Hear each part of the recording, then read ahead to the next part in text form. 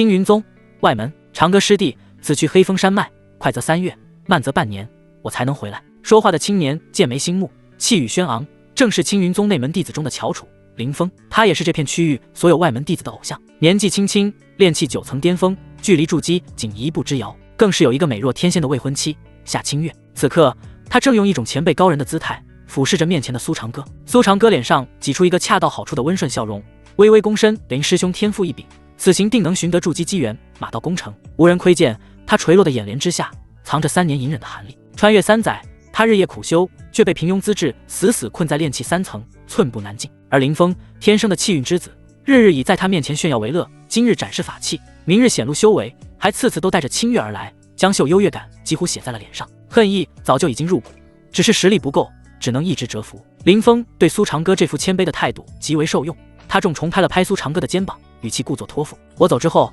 清月一个人在宗门，我有些不放心，你我相交莫逆，还请师弟务必帮我多多照看他，若有人敢欺负他，一定要第一时间用此符告知我。说着，他将一枚传音符瑟到苏长歌手中。相交莫逆，苏长歌心中冷笑不止，此人不过是看他修为低微，性格懦弱，对其毫无威胁，才将未婚妻当作累赘甩来，让他做个看门的傀儡罢了。他双手郑重接过，面上眼足，受宠若惊。师兄放心，清月师妹有我在，绝不让她受半分欺辱。好，有你这句话，我就放心了。林峰放声大笑，只觉自己选了个最稳妥的工具人。他转头看向身侧倩影，目光瞬间柔腻如水。夏清月一身淡青长裙，身段玲珑，肤光胜雪，静立之处清冷孤绝，宛若一世独立的谪仙，与这喧嚣外门格格不入。清月，我走了。林峰柔声许诺，你在宗门要好好修炼，等我回来为你取来筑基丹。夏清月雪白的下颌微微一点，声音如碎玉，听不出情绪。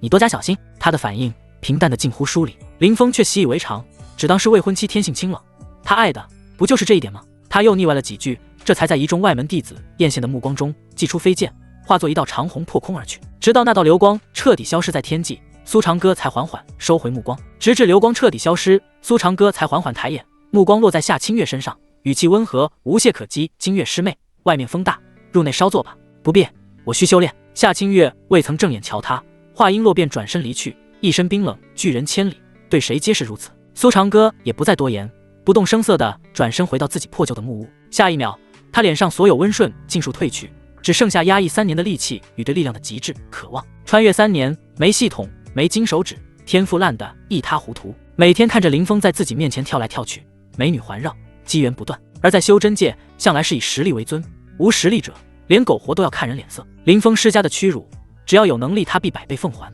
他比任何人都渴望力量，而就在他心中怨念与渴望攀升到顶点的刹那，一道冰冷毫无感情的机械音在他脑海深处轰然炸响。叮！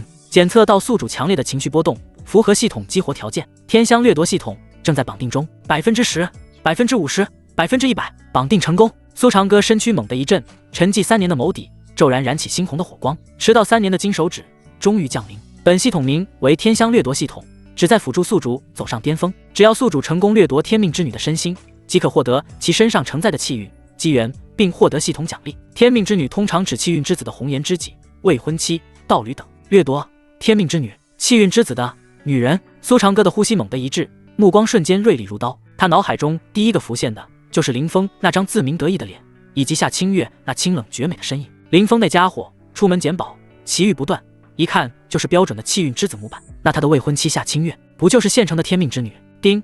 检测到附近天命之女。叮！新手任务发布，天命之女的托付。任务目标：初步攻略天命之女夏清月，获得她的信任。任务奖励：新手大礼包1份。系统提示：可查看目标人物信息，查看夏清月信息。下一秒，一个淡蓝色的虚拟面板出现在他眼前。人物：夏清月，身份：青云宗内门弟子，气运之子林峰的未婚妻，修为：炼气8层，体质：玄阴之体，未觉醒，功法：青云诀、玄月凝霜功，残篇，气运值1500点，与林峰深度绑定。弱点：渴望身为玄阴之体，修炼玄月凝霜功，事半功倍，但因功法残缺，导致寒气郁结体内，修为停滞不前，近期有走火入魔的风险。其内心深处极度渴望快速提升实力，超越林峰，将命运掌握在自己手中。看完信息，苏长歌嘴角缓缓勾起一抹残忍而势在必得的笑意。林峰啊林峰，你把未婚妻托付给我，真是你这辈子做过的最正确的决定。师兄，你放心去吧，你的未婚妻师弟我一定会好好照顾。眼中闪过一丝火热，苏长歌整理了一下衣衫，推开木门，径直朝着夏清月的居所走去。夜幕低垂，月色如钩。夏清月的居所在半山腰一座独立小院，环境清幽，灵气也比苏长歌那外门弟子的破木屋浓郁了数倍不止。不愧是内门弟子的待遇。苏长歌刚一靠近院外，就感觉到一股刺骨的寒意从院落深处渗透出来，空气的温度骤然下降，连呼吸都带上了白雾。系统的信息完全正确，夏清月正在强行修炼那部残缺功法，而且已经到了失控的边缘。苏长歌的嘴角勾起一抹弧度，他没有敲门，在这种生死关头，任何打扰都可能加速对方的死亡，而礼貌是最没用的东西。他径直推开虚掩的院门，脚步无声地穿过前院。主屋的房门紧闭，但那股混乱狂暴的寒气正从门缝中疯狂溢出，在门框上凝结出了一层白霜，走火入魔的前兆。清月师妹，林师兄托我照顾你，我观此地灵气紊乱，特来探望。苏长歌的声音温和醇厚，不大不小，刚好能穿透门扉。屋内死寂，没有任何回应。苏长歌眼神一沉，不再废话，他伸出手掌贴在冰冷的门板上，微微用力，直接推开了房门。吱呀，房门刚被推开，一股恐怖的寒流瞬间扑面，刮得他脸颊生疼，让他这个炼气3层的修士血液都仿佛要冻结。房间内的陈设雅致而简单，一道身影盘坐在中央的蒲团上，正是夏清月。此刻的他，那张清冷绝美的脸蛋上没有一丝血色，眉心处凝结着一点嫣红的血珠，像是雪地里绽开的梅花。他的青丝与长长的睫毛上都挂着一层细密的冰晶，肉眼可见的白色寒气在他周身缭绕冲撞，如同一条条失控的冰蛇。他的气息已经紊乱到了极点，身体不住地颤抖，显然在承受着非人的痛苦。再过最多一炷香，他就会被自己修炼出的寒气冰封经脉，神仙难救。清月师妹，苏长歌故作关切地低唤一声，缓步走近。听到这声音，夏清月紧闭的眼睫剧烈颤动，艰难地掀开一道缝隙。当他看清来人是苏长歌时，那双漂亮的凤眸里闪过一丝错愕和羞愤。自己最狼狈最虚弱的样子，竟然被这个他从未正眼瞧过的外门师弟看见了。你怎么进来的？出去！他咬着牙从牙缝里挤出几个字：滚出去！他从牙缝里挤出几个字，声音因极度的虚弱和愤怒而嘶哑。师妹，你体内的灵力已经失控，正在冲击子府，再不止损，后果不堪设想。苏长歌一脸正色，语气凝重地说道：不用你管。夏清月倔强地说道，试图重新掌控灵力，但换来的却是更加剧烈的反噬。噗！一口滚烫的鲜血喷出，在半空中就凝结成了细碎的冰晶，散落一地。他的气息瞬间萎靡下去，脸色灰败如死。完了，这一次真的要完了。无尽的不甘瞬间淹没了他的心海。凭什么林峰可以意气风发，机缘不断，轻易走在所有人前面？凭什么自己身负玄阴之体，却要因为一部残缺功法而止步不前，甚至沦为废人？他不服，他恨。苏长歌静静地看着他眼中那几乎要溢出的不甘与绝望，知道时机到了。他蹲下身，与他苍白的脸庞平视，声音不高，却如一道惊雷在他脑海中炸响。玄月凝霜功修炼至第3层了吧？夏清月身体巨震，瞳孔猛地收缩，难以置信地死死盯着苏长歌。你怎么会知道？这个名字是他此生最大的秘密，连林峰都不知道。这个苏长歌，这个只有炼气3层，平日里对林峰卑躬屈膝的外门弟子，怎么可能知道？苏长歌没有回答，他只是用一种洞悉一切的目光看着他，继续用平淡的语气说出让他灵魂都在站立的话：此功法至阴至寒，与你的玄阴之体乃是绝配，只可惜你得到的只是残篇。功法在第3层凝霜之后便断了后续，你强行推演，导致寒气逆行，郁结于神庭、气海2穴。现在寒气已经开始冰封你的经脉，最终会冻结你的子府，让你仙路断绝，生机尽失。他每说一个字，夏清月的脸色就更惨白一分。苏长歌所说的与他身体内的情况分毫不差，甚至连他卡在哪个穴位都一清二楚。前所未有的恐惧瞬间捏住了他的心脏。他为什么什么都知道？在这样足以看穿他所有秘密的神秘面前，他那点内门弟子的骄傲，那份拒人千里的清冷，被击得粉碎，不堪一击。你能救我？他声音颤抖，那双冰冷的凤眸里第一次浮现出哀求与一丝希望。定，任务成功。定，新手大礼包已开启，恭喜宿主获得神级双修功法阴阳合欢大道。此功法可无视修为差距，完美调和阴阳，掠夺气运本源，且具备极致的疗伤与破镜之效。好，本来没办法，现在有了。系统还是太贴心了，能只一个字却重若千钧。不过他话锋一转，让夏清月刚升起希望的心又悬了起来。你体内寒气已成气后，寻常丹药外力，治标不治本，唯一的办法是以阳克阴，阴阳调和。我恰好通晓一门上古秘法，可以通过阴阳本源的交融，将你体内暴走的至阴寒气引导炼化，最终化为最精纯的玄阴本源，非但能救你性命，更能助你冲破桎梏，修为大进。阴阳本源交融，夏清月不是不通人事的傻瓜，他瞬间明白了这8个字背后的含义。他的脸唰的一下从苍白转为血红，连带着雪白的脖颈都染上了一层动人的粉色。他和林峰虽有婚约，却始终发乎情止乎礼，连手都未曾牵过。现在这个平时唯唯诺诺的家伙，竟然要和自己双休？不行，绝对不行！我是林峰的未婚妻。他像是被踩到尾巴的猫，下意识的尖声拒绝，眼神慌乱无比。林峰，苏长歌的笑声很轻，带着一丝愤怒和一丝不易察觉的冰冷。他此刻远在万里之外的黑风山脉，就算他现在得到了筑基丹，也救不了你一炷香之后的经脉寸断。等你沦为废人，你猜他这位天之骄子还会不会要你这个拖油瓶未婚妻？或者师妹，你甘心吗？苏长歌的声音陡然变得极具蛊惑力。甘心一身天赋就此埋没，从此只能仰望他的背影，甘心成为他光环下的一个点缀，一个依附于他的花瓶。他的话如同一柄柄淬毒的尖刀，精准地扎进了夏清月内心最骄傲也最脆弱的地方。是啊，我甘心吗？当然不甘心。他想要的是与他并驾齐驱，甚至超越他。他要将命运掌握在自己手里。看着夏清月脸上剧烈挣扎、痛苦不堪的神色，苏长歌知道他的防线只剩下最后一层薄纸。他伸出手，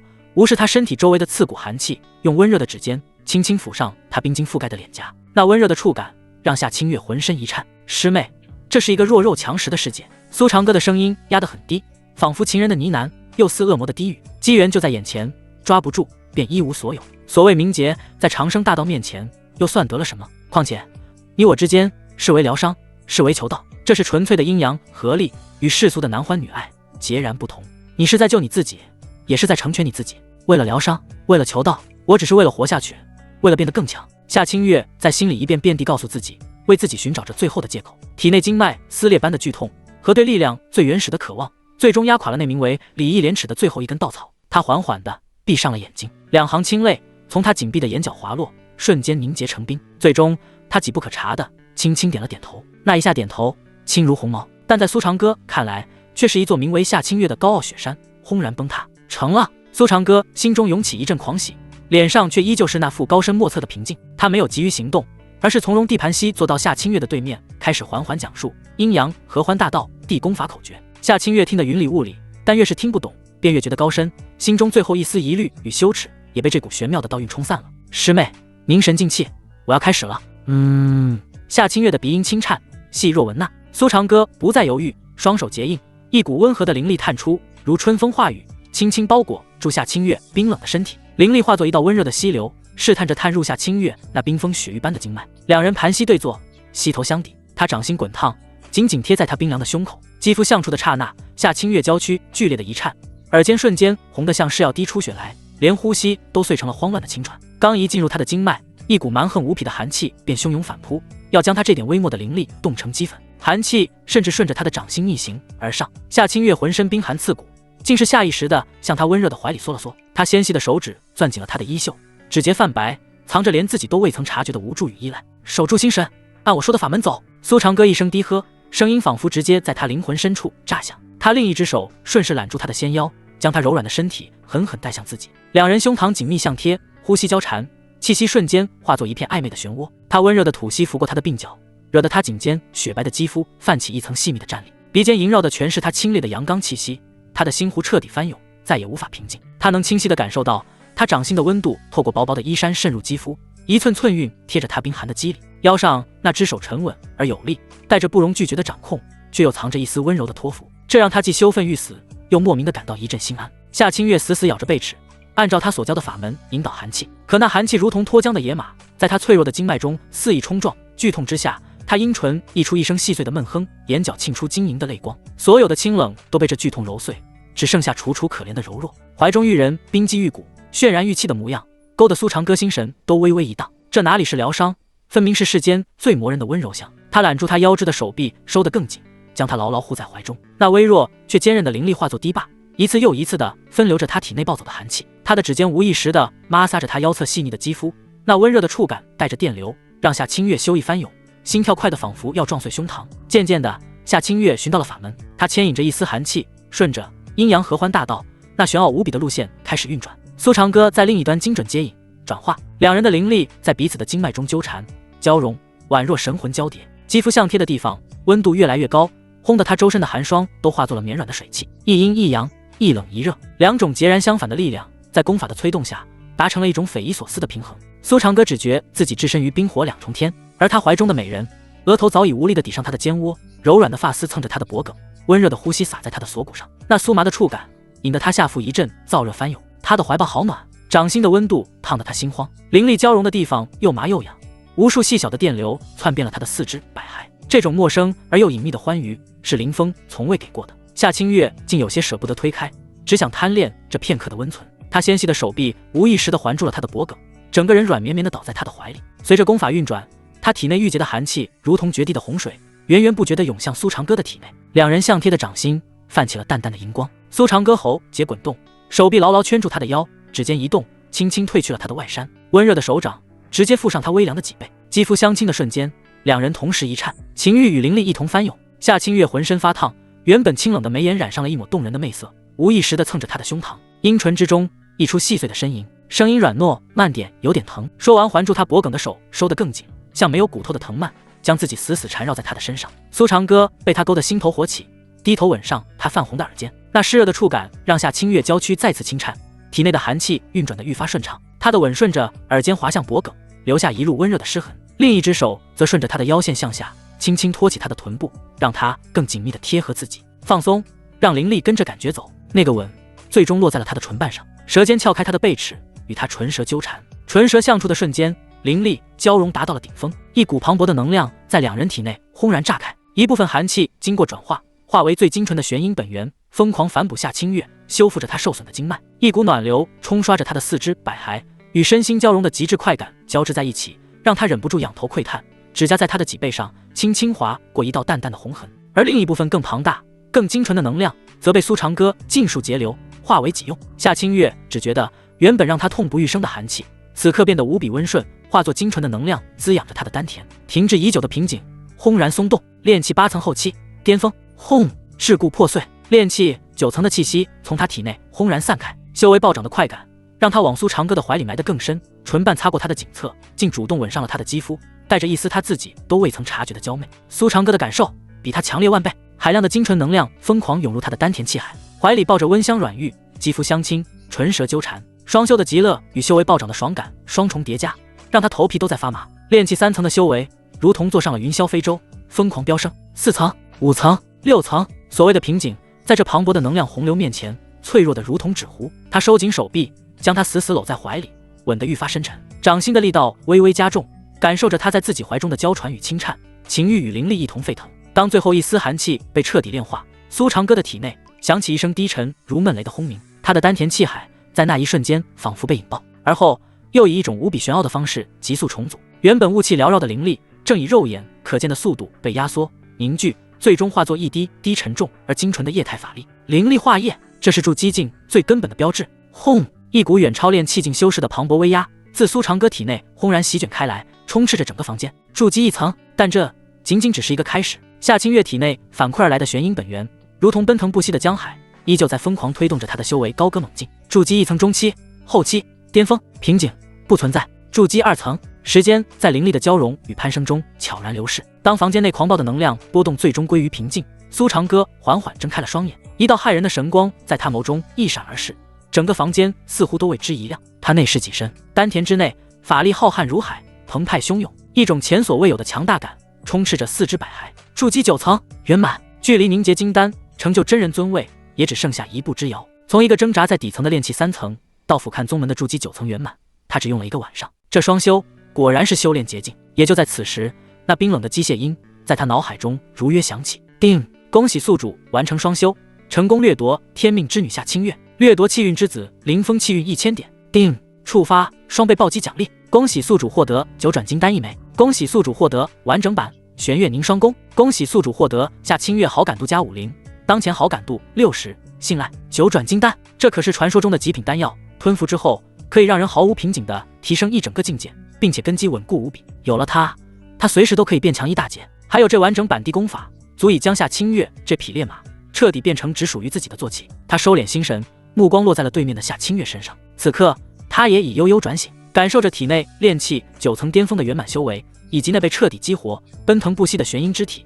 夏清月整个人都陷入了一种如梦似幻的恍惚之中。他看着苏长歌那双清冷的凤眸里盛满了惊涛骇浪，有震惊，有感激，有无法言说的羞涩，更有一丝连他自己都未曾察觉的沉沦。是这个男人在他坠入深渊的至暗时刻将他捞了上来，并给了他一片崭新的天空。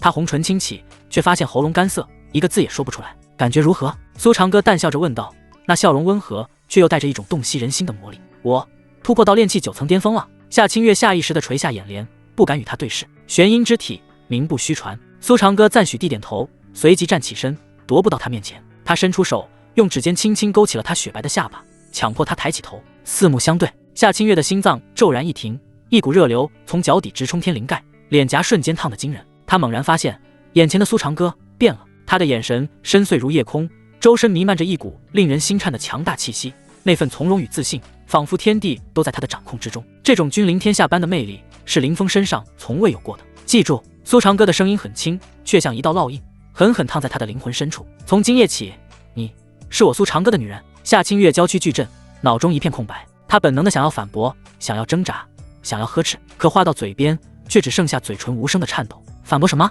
自己的清白之身，自己最深的秘密，自己未来的道途，都已与这个男人紧紧捆绑在了一起。这份恩情是救命之恩，是再造之恩，他拿什么还？更可怕的是，他发现自己内心深处竟不反感这男人的霸道，甚至在那份羞愤之下，还藏着一丝让他自己都感到恐惧的窃喜与臣服。他好像真的陷进去了。就在他心乱如麻，不知所措之际，院外一道熟悉的不能再熟悉的声音，带着压抑不住的惊喜，由远及近，破空而来。清月，我回来了，你看我给你带了什么好东西？是林峰，他竟然提前回来了。夏清月的脸色唰的一下，血色尽退，惨白如纸。林峰的声音炸响，震得夏清月魂飞魄散。他怎么会回来？他不是说快则3月，慢则半年，这才过去多久？1个晚上都不到。夏清月彻底慌了，心乱如麻，本能的就想从苏长歌身边挣脱。然而苏长歌的手指却如铁钳，稳稳扣着他的下巴，让他动弹不得分毫。怕什么？苏长歌凝视着他慌乱的眼眸，嘴角反而勾起一抹玩味的弧度。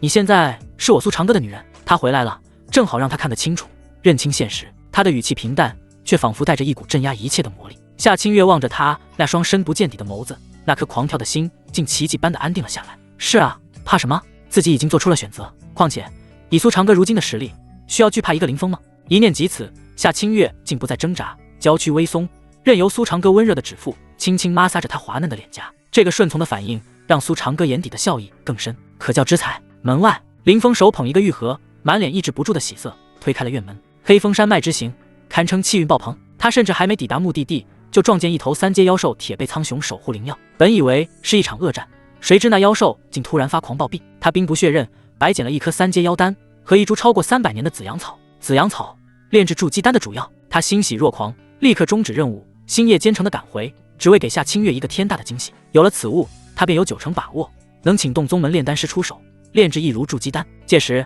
他与清月双双筑基，必将成为宗门内人人称羡的神仙眷侣。清月，你在吗？林峰踏入庭院，却发现院内空寂无人。他扬声呼唤，依旧没有得到回应。奇怪，这么晚了，会去哪儿？林峰心头泛起一丝疑惑，迈步走向主屋。可当他走到门口时，脚步却猛地一僵。房门虚掩着，一丝若有若无的怪异气息从门缝里飘散出来，那是一种男女欢愉过后尚未散尽的靡靡之气。林峰的脸色瞬间变了。不可能，清月冰清玉洁，绝不是那种人，一定是自己感觉错了。他如此安慰自己，心脏却不受控制的往下沉，一股强烈的不安攥紧了他的喉咙。他屏住呼吸，一步一步走向那扇门，每一步都像是踩在自己的心尖上。那股气息越来越清晰，越来越刺鼻。当他最终立于门口，目光穿过门缝看清房内景象的刹那，林峰的大脑一片空白，整个世界轰然崩塌。他看到了什么？他看见自己那冰清玉洁，发誓要用一生去守护的未婚妻夏清月，正与一个男人亲密的依偎在一起。那个男人的手还放肆地挑着她的下巴，姿态轻佻而暧昧。而夏清月非但没有半分反抗，反而俏脸绯红，眼神迷离，一副任君采撷的娇羞模样。更让他理智崩断的是，那个男人他认识，正是那个他一直以为忠厚老实、修为低微，对他构不成任何威胁的外门师弟。苏长歌，你们！林峰的嘴唇剧烈哆嗦，全身的血液仿佛在这一刻尽数冲上头顶，烧得他眼前发黑。啪嗒，他手中的玉盒滑落，那株珍贵无比的紫阳草滚落在尘埃里，他却浑然不觉。他的双眼瞬间赤红，无数血丝如蛛网般疯狂爬满眼球。羞辱、背叛、愤怒，无穷的烈焰在他胸膛中轰然引爆。他做梦都想不到，自己前脚刚走，后脚自己的未婚妻就和自己最信赖的师弟滚到了一起。看这副光景，绝不止一次。屋内，苏长歌缓缓松开夏清月，转过身，脸上挂着一丝淡笑。哦，林师兄回来了，真是神速。他这副从容的姿态，像是一把烧红的烙铁，狠狠烫在林峰的神经上。苏长哥！林峰从牙缝里挤出3个字，声音嘶哑扭曲，如同恶鬼的咆哮：你这卑鄙无耻的狗贼，我待你不薄，你竟敢染指我的女人，我要你的命！轰！炼气9层巅峰的气势毫无保留的爆发，狂风席卷，吹得房内桌椅震颤。林峰状若疯魔，飞剑法器化作一道夺命寒光，直取苏长歌的脖颈。他已彻底失控，脑中只剩一个念头：杀了这对狗男女。然而面对这蕴含着无尽怒火的一剑，苏长歌甚至连眼皮都未曾抬一下，他只是静静站着，连一个防御的架势都懒得摆。夏清月下意识地发出一声短促的惊呼，但目光触及苏长歌那平静淡漠的侧脸时，又将所有担忧硬生生咽了回去。电光石火之间，剑刃已至喉前，苏长歌动了，他只是抬起手，随意地伸出了2根手指，食指与中指。下一瞬，在林峰和夏清月骇然欲绝的目光中，他用那2根修长的手指轻飘飘的一夹，枪！一声刺耳的金属锐鸣，那柄高速斩来的上品飞剑，剑尖距离苏长歌的脖颈不足半寸，却被死死定格在空中，再也无法前进分毫。时间仿佛在这一刻凝固，林峰脸上那疯狂狰狞的表情瞬间僵住，被无尽的惊骇与荒谬所取代。这怎么可能？他失声尖叫，声音都变了调。这可是他的上品法器，配合他炼气9层巅峰的全力一击，就算是筑基初期的修士，也绝不敢如此托大硬剑。可苏长歌，他不是只有炼气3层吗？他怎么可能用2根手指就夹住了自己的本命飞剑？幻觉，这一定是自己怒火攻心产生的幻觉。炼气9层巅峰，就这点力气？林师兄，忘了告诉你，你的未婚妻真的很润。苏长歌的声音悠悠响起，带着一种爽后的愉悦。他夹着剑刃的手指微微发力，咔嚓一声清脆到令人牙酸的碎裂声，那柄坚不可摧的上品法器飞剑，竟然被他用2根手指硬生生掰断了。噗！本命法器被毁，心神牵连的林峰如遭雷噬，猛地喷出一大口鲜血，脸色惨白如纸。他踉跄暴退，用一种看待鬼神的眼神死死盯着苏长歌。你的修为筑基？不，你到底是谁？眼前的苏长歌根本不是他所认识的那个废物，能在举手投足间碾碎他的反抗，这至少是筑基后期的恐怖实力。他为什么要伪装成一个外门弟子？苏长歌随手扔掉那截断剑，如同丢弃一件垃圾，一步步朝林峰走去。我是谁不重要，重要的是从现在起，夏清月现在是我的女人了，你和她再无任何关系。他的声音很平淡，却像一柄柄巨锤，狠狠砸在林峰破碎的心脏上。不可能，清月是我的，她是我的未婚妻。林峰疯狂的嘶吼，无法接受这个毁灭性的事实。他猛地转头，用最后一丝希望哀求地望向夏清月。清月，你告诉他你是爱我的，你一定是被他逼的，对不对？然而夏清月接下来的举动却让他彻底心碎。只见夏清月看都未曾看他一眼，径直走到苏长歌的身侧，主动地亲昵地挽住了苏长歌的胳膊，将自己柔软的娇躯轻轻贴了上去。他的声音一如既往的清冷：林峰，你我之间到此为止，从今以后，我夏清月与你再无瓜葛。夏清月的话每一个字都将林峰残存的幻想与尊严碾成齑粉。他呆立原地，目光死死粘在那个女人身上。曾几何时，他对她巧笑倩兮，此刻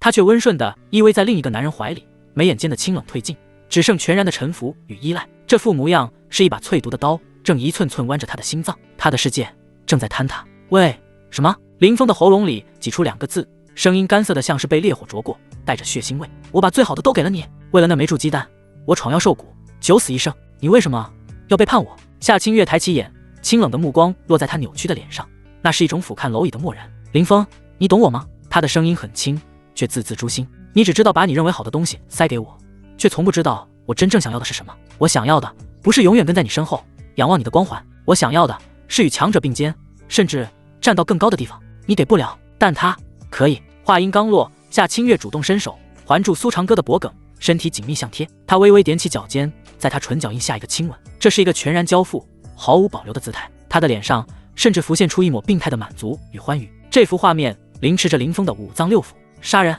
还要诛心。苏长歌不仅要夺走他的女人，更要在他面前将他的一切骄傲与执念彻底碾碎。啊呀呀呀！林峰再也无法承受，仰头发出一声不似人声的凄厉咆哮，理智被焚烧殆尽，一股暴力、疯狂、歇斯底里的气息轰然炸开。我要你们死！他双目赤红，放弃所有防御，悍然催动秘法，燃烧精血。炼气9层巅峰的灵力尽数汇于双拳，整个人化作一道血色流星，裹挟着同归于尽的决绝，撞向苏长歌与夏清月。萤火之光。苏长歌冷哼，语气尽是不屑。面对林峰赌上一切的搏命，他甚至连脚步都未移动分毫。筑基9层圆满的磅礴法力随他意念而动，化作一只无形巨手凭空显现，后发先至，一把就将冲到半途的林峰死死攥住。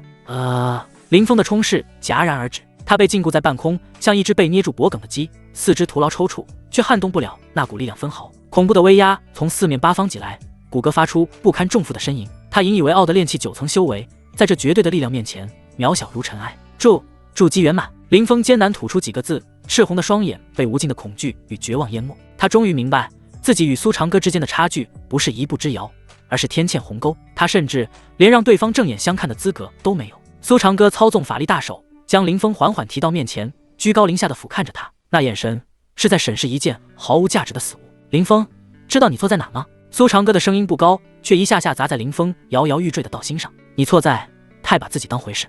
你以为你是天命所归，这方天地都该围着你转。你所珍视的一切，在绝对的力量面前，随时可以碾碎。他顿了顿，目光下移，落在怀中的夏清月身上，嘴角勾起一抹玩味而放肆的笑意。接着，他做出了一个让林峰魂飞魄散的动作。苏长歌揽住夏清月的腰，微微用力，将她抱得更紧，指尖划过她的脸颊，带着露骨的占有欲。然后，他低头，精准地吻上了她的唇，没有丝毫避讳，就在林峰的眼皮底下。夏清月身体微颤，却没有抗拒，反而主动迎合，眉眼间的魅意尽情展现，唇齿相依的画面清晰地映入林峰的眼中。林峰的大脑一片空白，耳边只剩下自己心脏碎裂的声音，咔嚓一声又一声。他看着自己爱入骨髓的未婚妻，在另一个男人的怀里与他亲密无间，那副娇媚的模样，他从未见过。这还不够，苏长歌的手缓缓下移，隔着衣衫抚上他的脊背，动作暧昧而大胆。夏清月发出一声轻吟，身体软化，整个人彻底靠在苏长歌怀里，眼底只剩浓得化不开的情意。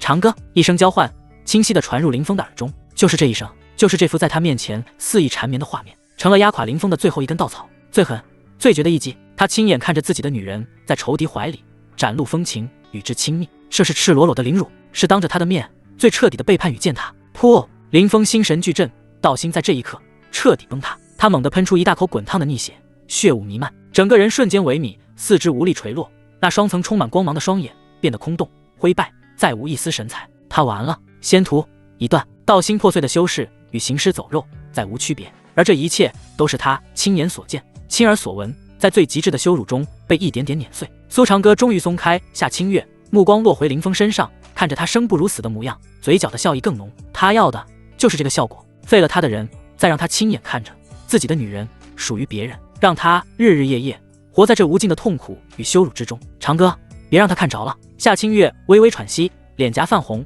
靠在苏长歌怀里，轻声开口，语气里没有丝毫怜悯，只有对强者的绝对顺从。留着他，碍眼。苏长歌颔首，觉得有理。念及此，他心念微动，那只攥着林峰的法力大手猛然发力，咔嚓几声脆响，林峰的经脉被寸寸震断，他的修为从炼气9层巅峰一路跌落，最终停在了炼气初3层。做完这一切，苏长歌手臂一甩，砰！林峰的身体被狠狠抛出院外，砸在远处的石板路上，当场昏死。那柄断成2截的飞剑落在他的身边，狼狈不堪。苏长歌拍了拍手，做了一件微不足道的小事。他转头看向怀中的夏清月，目光温柔了几分。他走了，我们继续。声音低沉，带着蛊惑。夏清月的脸颊更红，羞赧地将头埋进他的胸膛，发出一声嘤咛。苏长歌拦腰将他抱起，大步走入房内，房门轻轻带上。院内、房内传来阵阵旖旎之声，院外只剩一具昏死过去如同死狗的身体。次日清晨，林峰被路过的弟子发现，他衣衫不整，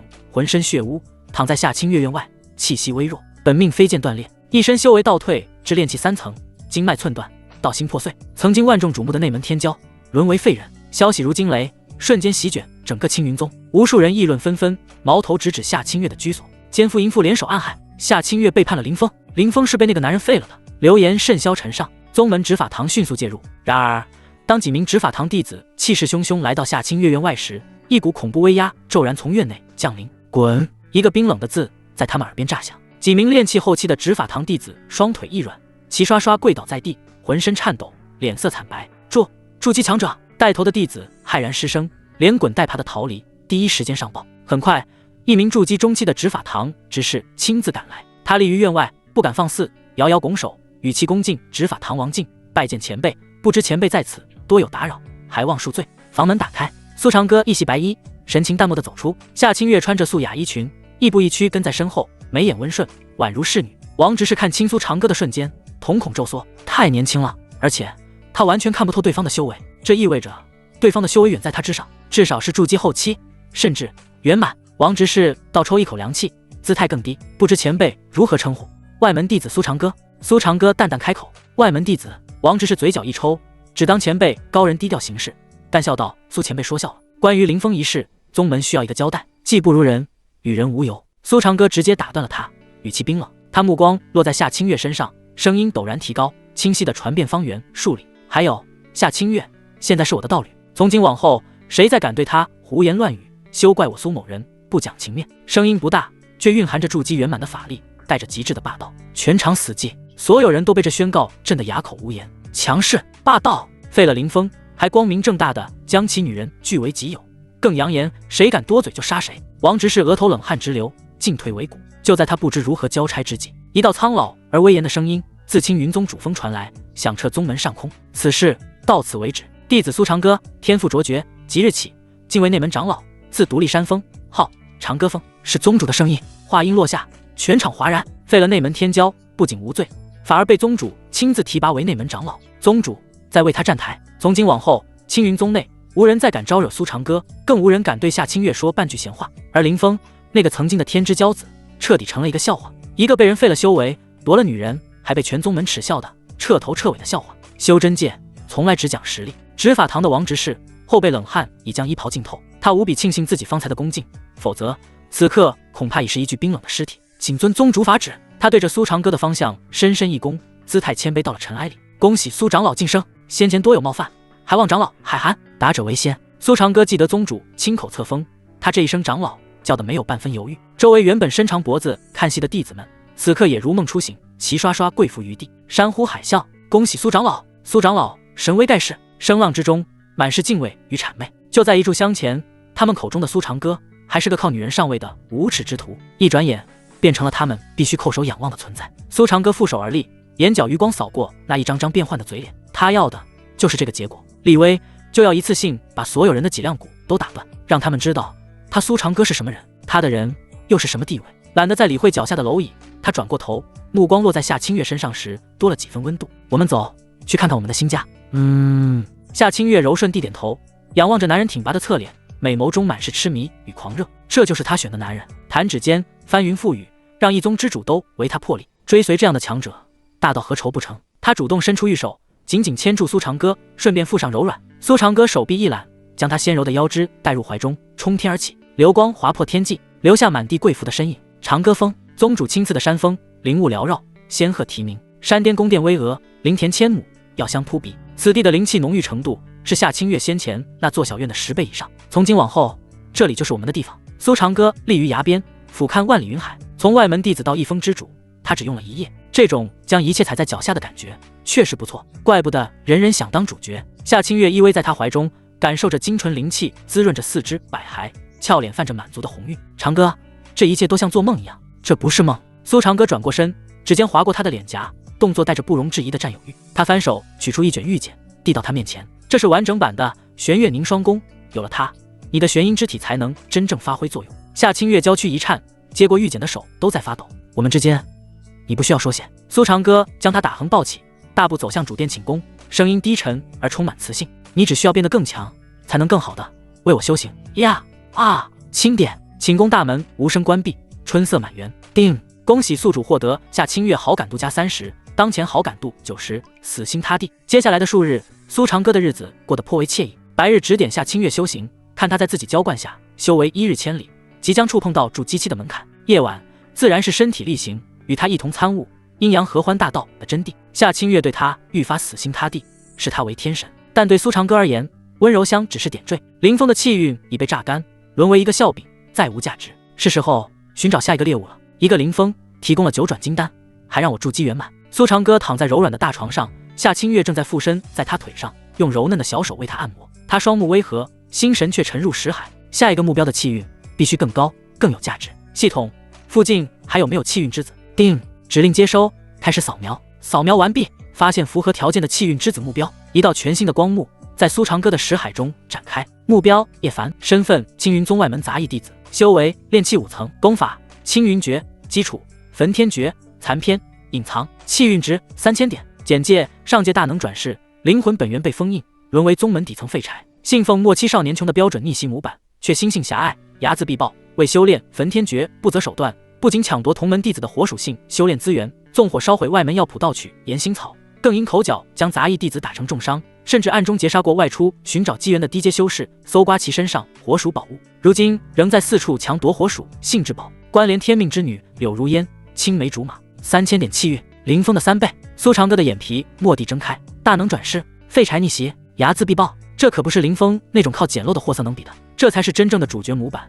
一旦让他得到机缘，便会一飞冲天。而这种主角，其机缘、气运、女人，往往也都是最顶级的。查看柳如烟，他心中默念：人物柳如烟，身份青云宗外门弟子，叶凡青梅竹马，修为炼气4层，体质离火之体，未觉醒，气运值3000点，与叶凡深度绑定。弱点渴望身为极致的火属性体质，却在修炼水系基础功法青云诀，导致修为停滞不前，备受嘲笑。与叶凡相互扶持，但内心极度渴望摆脱废物体质的困扰，渴望变强。离火之体，苏长歌看完，嘴角的弧度越来越大，最后化为无声的冷笑。一个为寻找火属性至宝而发愁，一个身怀最顶级的火属性神体，却因修炼错误地功法而痛苦不堪，多么美妙的信息差！叶凡还在苦苦寻找开挂的钥匙，却不知道钥匙就在他身边，而且这把钥匙自己也快生锈了。他需要火，而柳如烟就是那最完美的火。叶凡啊叶凡，苏长歌的脑海中一个远比对付林峰时更加完美的计划瞬间成型。你看你这么坏，那你的外挂和你的小青梅我就笑纳了。他坐起身，惊得夏清月停下了按摩。长歌，清月，陪我出去一趟。苏长歌披上外衣，眼中闪烁着猎人发现极品猎物时的兴奋与残忍。去哪儿？外门。夏清月虽有不解，但还是乖巧的起身为他整理衣衫。青云宗外门杂役处，此地是宗门的阴沟暗区，空气里廉价丹药的苦涩，汗液的酸腐，今年不见光的霉味，混杂成一种令人作呕的浑浊气息，沉甸甸地压在每个人的口鼻间。柳如烟攥紧了刚领到的3块下品灵石，冰凉的石头硌着掌心，却压不住心底翻涌的惶恐。他穿着一身洗到泛白的粗布衣衫，布料粗糙，却根本藏不住那异常惹眼的身段。腰肢纤细，肩颈的线条优美的如同天鹅，但最要命的是那与他纤弱身形不符的惊人饱满，将洗得松垮的衣衫撑起一道惊心动魄的弧度，走步时微微晃动，透着一股与他怯懦气质截然不同的丰腴风情。脸蛋也是清秀绝伦，眉如远山寒带，眼似秋水横波，肌肤是冷白中透着一丝淡淡的粉晕，哪怕素面朝天也难掩绝色。这副身段虽美，但在这肮脏污浊的杂役处，不是恩赐，而是原罪。此刻那双本该清澈的眼眸里却盛满了怯懦，长长的睫毛颤抖着，只想把头埋得更低，快点逃离这片充满贪婪目光的是非之地。可他越是想躲，那随着步伐微微晃动的弧度就越是引人注目，哪怕刻意佝偻着背，也依旧让周围不少杂役弟子投来贪婪的目光。柳师妹，走这么快做什么？一个油腻的声音拦住了他的去路。赵虎舔着肚子，带着2个跟班，斜斜堵在巷口，目光像是长了钩子，死死粘在他胸前，脸上是毫不掩饰的淫邪与占有欲。炼气6层的修为，在这杂役处就是土皇帝。赵师兄，柳如烟的声音细微的几乎听不见，攥着灵石的手下意识藏到身后，身体控制不住的瑟缩了一下。这个细微的动作让他胸前的衣料绷得更紧，像一只受惊的小鹿，轻轻一颤，让赵虎的眼神更加灼热。还是这么怕我？赵虎目光肆无忌惮地在他身上游走，从那张清秀的脸蛋滑到脖颈，再到那道诱人的弧度，喉结不自觉地滚动了一下。那个叫叶凡的废物，自己都快饿死了，还能给你什么？赵虎的语气满是鄙夷，每个字都像针一样扎人。你看看你这身段，这脸蛋，跟着他就是明珠投案，白白糟蹋了。跟了老子，丹药管够，灵石不愁，不比守着一个废物强。身后的跟班立刻发出刺耳的哄笑，目光在他身上来回扫荡，嘴里喷着不堪入耳的污言秽语。叶凡哥哥不是废物。提到那个名字，柳如烟苍白的脸颊骤然涨红，终于鼓起全身的勇气抬头反驳。那倔强的神情是他在这冰冷之地唯一的执念。还敢顶嘴？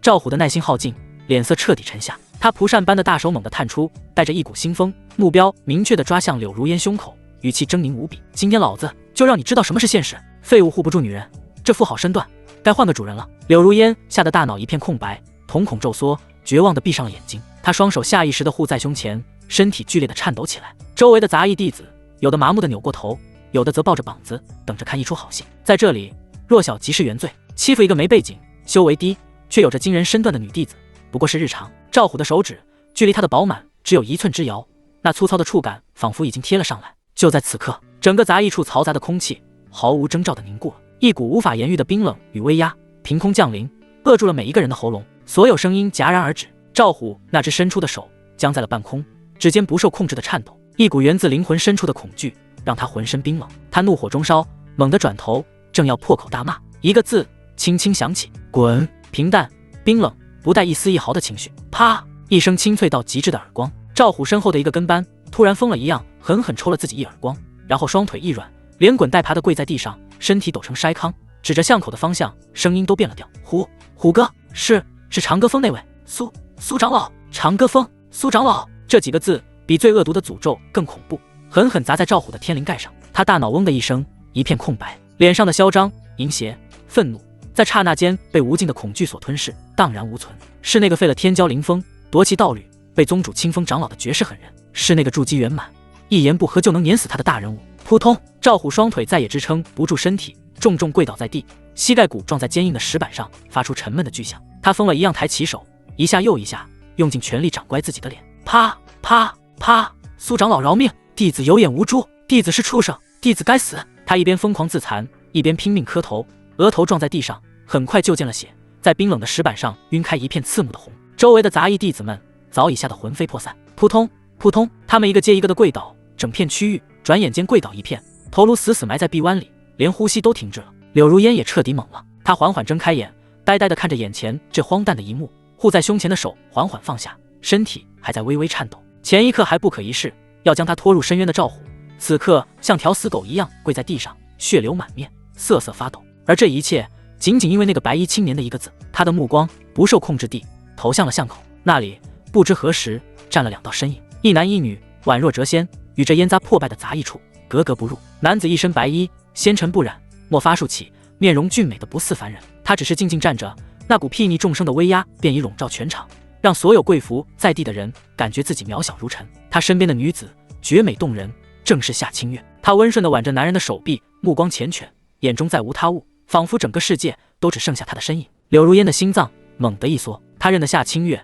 曾经高高在上的内门女神，天骄灵峰的道侣。此刻这位女神却像一株柔弱的菟丝花，将自己的一切都系于那个白衣男子身上。柳如烟的脸颊莫名发烫，下意识地挺直了1.几倍，这个细微的动作却让她那过分饱满的身姿显得愈发惹眼。苏长歌并未理会地上如同死狗般的赵虎，甚至连一个眼神都懒得施舍，他的目光穿过跪倒的人群，精准地落在了柳如烟身上，视线先是扫过她那张清秀却难掩角色的脸蛋，随即微微下移，落在了她被粗布衣衫紧紧包裹的饱满弧度上，那目光深邃，带着洞悉一切的穿透力。柳如烟瞬间屏住了呼吸，心头狂跳，双手又不自觉地拢衣衫，透着一股少女的惊慌与羞涩。苏长歌迈步走来，他停在柳如烟面前，微微俯身，脸上竟浮现出一丝温和的笑意，冲淡了周身的冰冷威压。你没事吧？他的声音很轻，却瞬间驱散了柳如烟心底的恐惧与寒意。他紧绷的身体不由自主地微微一松。柳如烟抬起头，怔怔地看着他那张近在咫尺的俊美面容，剑眉星目，鼻梁高挺，那双眸子深不见底，藏着摄人心魄的力量。距离如此之近，他甚至能闻到他身上淡淡的清冷的草木香气，与这杂役处的浑浊恶臭判若云泥。心脏像是被一只无形的手攥住，失控地猛跳了一下，滚烫的热意瞬间从耳根蔓延到脖颈。他的目光慌乱地躲闪，不敢与他对视，最终落在自己的脚尖上，胸前因为急促的呼吸而微微起伏，勾勒出惊人的曲线。我没事，多谢长老。他结结巴巴地开口，声音细弱，指尖紧张地绞着衣角。举手之劳。苏长歌淡淡一笑，目光再次在他身上缓缓扫过，这一次不再是随意一瞥，而是带着审视的精准的打量。从他眉心那一点几乎不可见的淡红印记，到他冷白中透着粉晕的肌肤，再到他那赋予孱弱气质不符的饱满身姿。片刻后，他眉头轻轻一挑，发出一声意味深长的轻昵：“你的身体很特殊。”柳如烟猛地抬头，眼中满是茫然。特殊？他只是一个资质平庸、修为停滞的杂役弟子，身体孱弱，唯一的不同或许就是这过分饱满的身段。可这算什么特殊？苏长歌看穿了他的疑惑，缓缓开口，声音平静，却字字如针，直刺核心。修炼青云诀时，是否总感觉灵力晦涩，如陷泥沼，无论如何努力都寸步难行？柳如烟瞳孔一缩，每到深夜子时，四肢百骸是否会有一股无名灶火悄然燃起，从丹田蔓延至全身，灼烧你的经脉，让你痛苦不堪？他的身体开始微微发颤，那股灶火是否会让你胸前尤为滚烫，浑身肌肤泛红，难以自控？轰！这最后一个问题精准地戳中了他最隐秘、最羞于启齿的痛苦。他说对了，全都说对了，这些是他压在心底多年的噩梦。修炼青云诀，他的灵力永远滞涩，炼气3层卡了整整3年。每到深夜，那股灶火便会准时出现，灼烧他的经脉，连胸前都会跟着滚烫，让他既痛苦又羞耻，常常在梦中惊醒，浑身被冷汗浸透。就连他最亲近的叶凡哥哥，也只以为他是体质孱弱，只会劝他多休息，从未真正探究过他痛苦的根源。可眼前这个第一次见面的男人，这个高高在上的长歌峰长老，却将他的秘密，连最羞于启齿的细节都一语道破。柳如烟的身体不受控制的剧烈颤抖起来，她的脸红得快要滴血，一半是羞赧，一半是极致的激动。她看着苏长歌的眼神彻底变了，从最初的怯懦、感激、震惊，迅速化为一种极致的难以置信，最后凝聚成一种近乎狂热的仰望与崇拜。他怎么会知道？他怎么会如此清楚？长老，您怎么会？他的声音因极致的激动而颤抖，泪水不受控制的在眼眶里打转。苏长歌没有回答，只是用一种带着怜悯与惋惜的眼神看着他，缓缓道出了那句足以改变他一生的话语。他的目光落在他眉心那一点淡红印记上，声音平静，却带着审判般的重量。你天生离火之体，乃万中无一的火道神态。这副饱满身段并非寻常，而是神体外显，是先天离火滋养肉身所致。可你修炼的青云诀却是水行功法，水火相克。你每修炼一天，都是在用毒药浇灌自己的身体，长此以往，灵根尽毁，仙路断绝，最终只会被体内离火反噬，爆体而亡，死路一条。最后4个字如同4把冰冷的尖刀，狠狠刺入柳如烟的心脏。她如遭雷噬，浑身猛地一僵，血液仿佛在瞬间冻结，脸色以肉眼可见的速度变得煞白如纸。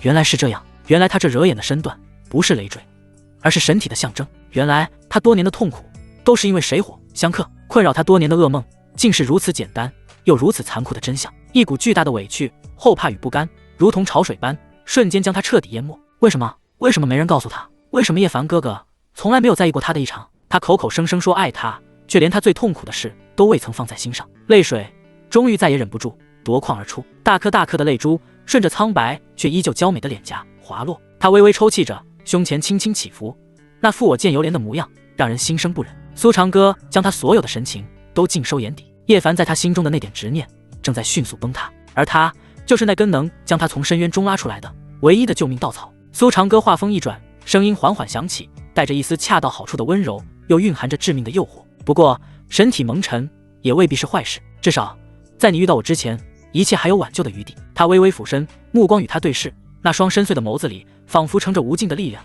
让柳如烟下意识的想要去依赖。我恰好通晓一门上古秘法，可为你修复神体，激活你体内的先天离火，让你这副神体的潜力彻底爆发。他顿了顿，看着柳如烟那双被泪水模糊却重新燃起炽热希望的眸子，缓缓问道：只是不知你是否愿意？柳如烟的呼吸骤然急促，心脏疯狂地跳动着，仿佛要撞出胸腔。他抬起头，泪眼婆娑地看着苏长歌。眼前的男人看穿了他的秘密，点破了他的困境，如今又给了他唯一的生路。他仿佛看到一扇通往强者之路的大门正在他的面前缓缓打开，门后是光明，是力量，是他从未敢奢望过的未来。而推开这扇门的钥匙就在眼前这个男人的手中。叶凡，那个连他的痛苦都无法察觉，给不了他任何保护的男人，在这一刻仿佛已经变得一文不值。柳如烟死死咬着嘴唇，直到尝到一丝血腥味，才用尽全身的力气抬起头，目光灼灼地看着苏长歌，眼中满是决绝、渴求与全然的信任。他的声音带着泪水的沙哑，却异常坚定，一字一句叩击着人心。长老，我愿意，无论您让我做什么，我都愿意，只求您救我。说完，他猛地低下头，对着苏长歌深深鞠了一躬。那纤弱的腰肢弯成一道谦卑的弧线，胸前的饱满也随之低垂，露出白皙修长的脖颈和那片深邃的雪白。苏长歌的目光从柳如烟的胸口上移开，落在那群还跪伏在地的臭虫身上，眼神里没有一丝温度。滚！一个字，轻飘飘的，却带着天线般的威严。赵虎等人像是听到了世间最美妙的仙音，浑身剧烈一颤，如蒙大圣。谢苏长老！他们甚至不敢抬头再看一眼，手脚并用，连滚带爬的消失在巷道的尽头，生怕慢了一步就会化为齑粉。整个世界瞬间清静了。苏长歌这才重新看向柳如烟，声音恢复了温和：此地污浊，不是说话的地方，跟我来。没有询问，只是陈述。说完，他负手转身，白衣飘飘，径直向外走去。夏清月自然地挽住他的手臂，看都未看柳如烟一眼，仿佛那只是路边一株不起眼的野草。柳如烟 C 自然没有丝毫犹豫，他攥紧拳头，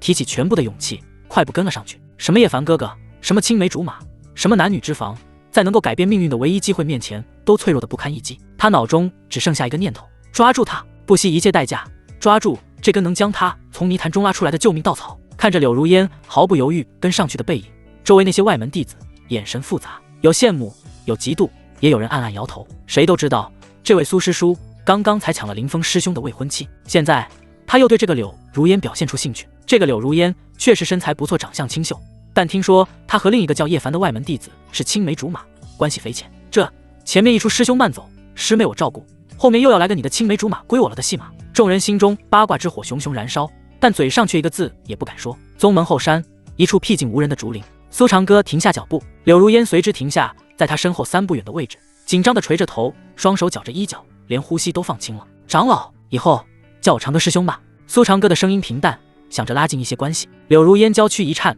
猛地抬头，脸颊瞬间红透。师兄这2个字比任何亲密的称呼都更让他心慌意乱。苏长歌看着他这副娇羞的模样，心中暗笑，这种未经人事的小姑娘实在是太好拿捏了。他没有继续这个话题，而是直入核心。我之秘法乃是无上神功，不可轻传。我若传你，你愿意付出什么代价？柳如烟闻言，娇躯一颤。她知道天底下没有免费的午餐，想要得到就必须付出。可是她一个无权无势的外门弟子，能付出什么呢？零食，她1个月只有3块；法宝，她一件都没有。她唯一拥有的，似乎只有她自己了。想到这里，她的脸颊烫得几乎要滴出血来。她咬了咬嘴唇，鼓起平生最大的勇气，抬起头看着苏长歌，声音细如蚊呐：“只要师兄肯救我，如烟什么都愿意。”哦，什么都愿意。苏长歌的嘴角勾起一抹玩味的弧度，他上前一步，伸出手，轻轻捏住了柳如烟小巧的下巴。柳如烟的身体瞬间僵住，紧张的连呼吸都忘了。他能清晰地闻到从苏长歌身上传来的那股好闻的男子气息，让他一阵心慌意乱。看着我的眼睛，苏长歌的声音带着一丝不容置疑的命令。柳如烟下意识地抬起头，迎上了那双深邃如海的眸子。我要的不是你的身体。苏长歌缓缓开口，一句话让柳如烟愣住了。不是身体，那他想要什么？只听苏长歌继续说道：“我要的是你的忠诚。从今往后，你柳如烟奉我为主，我让你做什么你就做什么，不得有丝毫违逆。你能做到吗？”奉他为主。柳如烟的心神受到了巨大的冲击，这比要了他的身子还要严重。这意味着他将彻底失去自我，成为苏长歌的附庸，甚至是奴仆。可是他看了一眼苏长歌那张完美无瑕的脸，和他那双仿佛能掌控一切的眼睛，成为这样一位强者的附庸，似乎也不是一件难以接受的事情，至少比他现在这样任人欺凌，看不到未来的日子要好上10000倍。而且他没有像赵虎那样上来就要自己的身子，反而要的是自己的忠诚。这说明他是一个真正看重内在的强者，而不是一个被欲望支配的凡夫俗子。想到这里，柳如烟心中最后一丝犹豫也消失了。他缓缓跪下，对着苏长歌无比郑重地磕了一个头。如烟拜见主人。这一声主人叫得无比顺从，无比虔诚。很好，不过在外还是称呼我长歌师兄吧。苏长歌满意地点了点头。那么说正事，想要激活离火之体，必先破而后立。你体内的水行灵力是浇灌神体的毒药，必须尽数散去，一丝不留。柳如烟闻言，脸色一白。散尽修为，那他岂不是会变成一个手无缚鸡之力的凡人？苏长歌看穿了他的恐惧。怎么怕了？你现在这点修为留着又有何用？不过是让你在泥潭里多挣扎几天罢了。散尽旧力，方可迎接新生。当你体内再无一丝青云诀的灵力时，再来长歌峰寻我，届时我将亲自传你秘法，为你开启神体。他顿了顿，目光落在他微微起伏的胸口，语气意味深长。记住，这是你唯一的机会。你的身体他不懂，我懂。最后6个字如同一道惊雷，彻底击溃了柳如烟心中最后一丝犹豫。是啊，叶凡哥哥不懂，他只知道让他忍耐，却从未看穿他痛苦的根源。而眼前的男人却洞悉了他的一切。信任的天平在这一刻发生了无可挽回的倾斜。他深吸一口气，像是做出了人生中最重要的决定。他再次俯身，在那双白衣胜雪的男子面前低下了头颅，衣摆在地面铺开，宛若一朵盛开的莲花。如烟，明白了。他的声音带着一丝颤抖，却无比清晰。如烟，谢过长歌师兄。很好。苏长歌的眼神中流露出一丝满意的神色，他享受这种将天命之女彻底掌控在手中的感觉。就在他准备让柳如烟起身时，一声压抑着滔天怒火的暴喝从林外炸响。苏长歌！只见一个身穿杂役服饰的少年，双目赤红，面容坚毅，正死死地盯着这边，像一头被触碰了逆鳞的幼兽。正是叶凡。他刚才在外面做任务回来，就听到有人议论，说苏长歌在杂役处救了柳如烟，还把他带走了。叶凡当时心里就咯噔一下，苏长歌是什么人？那是刚抢了林峰未婚妻的狠人，他找上柳如烟能有什么好事？叶凡心急如焚，立刻就找了过来，正好看到柳如烟跪在苏长歌面前那一幕，他视若珍宝，连手指都舍不得碰一下的如烟，竟然跪在一个男人面前，他瞬间就炸了。柳如烟是他的逆鳞痉挛，他绝不允许任何人染指，哪怕对方是现在宗门里风头最盛的苏长歌也不行。苏长歌眼皮都未抬一下，仿佛听到的只是一阵无关紧要的风声。哟，正主来了，来得还挺快。他依旧看着跪在自己面前的柳如烟，声音平淡：“起来吧。”“是，长歌师兄。”柳如烟顺从地站起身，下意识地退到了苏长歌的身后半步。这个细微的动作让远处的叶凡心脏像是被狠狠攥住。“苏长歌，你对如烟做了什么？”叶凡几步冲到近前，双拳紧握，指节因为用力而发白。他一把就想去拉柳如烟。“苏长歌，我警告你，离如烟远一点，滚开！”然而他的手还没碰到柳如烟的衣角，苏长歌动了，他甚至没有转身，只是随意的屈指一弹，削，一道无形的劲风精准的抽在叶凡的脸上。啪！一声清脆的耳光响彻竹林，叶凡整个人被一股巨力抽得倒飞出去，狼狈的摔在7、8米开外，半边脸颊以肉眼可见的速度高高肿起，一个清晰的五指印符现在上面，嘴角渗出了刺目的血丝。叶凡懵了，他捂着脸，难以置信地看着苏长歌的背影。柳如烟也惊呆了，他没想到苏长歌会如此直接，如此霸道。“叶凡哥哥！”他下意识地惊呼出声。然而他这声关切听在叶凡耳中，却不如他刚才那句“是长歌师兄”来的刺耳。“如烟，你……”叶凡挣扎着爬起来，看着柳如烟，眼中满是痛苦与不解。苏长歌此刻才缓缓转过身，居高临下地俯视着他，眼神像是看着一只聒噪的蝼蚁。“叶凡是吧？”苏长歌淡淡的开口，“我和如烟师妹探讨一下修炼上的问题，与你何干？”“探讨修炼？”叶凡气笑了，“你一个高高在上的长老，会找一个外门弟子探讨修炼？你骗鬼呢！”“叶凡哥哥，你误会了。”他身后的柳如烟终于反应了过来，走到叶凡面前，连忙开口解释：“长歌师兄他确实是在指点我修行。”他下意识的就用了长歌师兄这个称呼，本来是想解释不让叶凡误会，但这声长歌师兄听在叶凡耳朵里却更加刺耳。这才多久就叫上师兄了？如烟，你别怕，别被他骗了。叶凡一把抓住柳如烟的肩膀，激动地说道：“这家伙不是什么好人，他就是个专门抢别人未婚妻的混蛋，你离他远一点。”“叶凡，你放手，弄疼我了。”柳如烟被他抓得生疼，用力挣扎起来，秀眉紧蹙。他发现自己心中竟然对叶凡产生了一丝厌烦。为什么叶凡哥哥就是不相信我？为什么他要用这种粗暴的方式对我？长歌师兄那么温柔，那么强大，他怎么可能是坏人？反倒是叶凡，现在这副不问青红皂白就乱发脾气的样子，让他感觉很陌生，很讨厌。苏长歌看着眼前这一幕，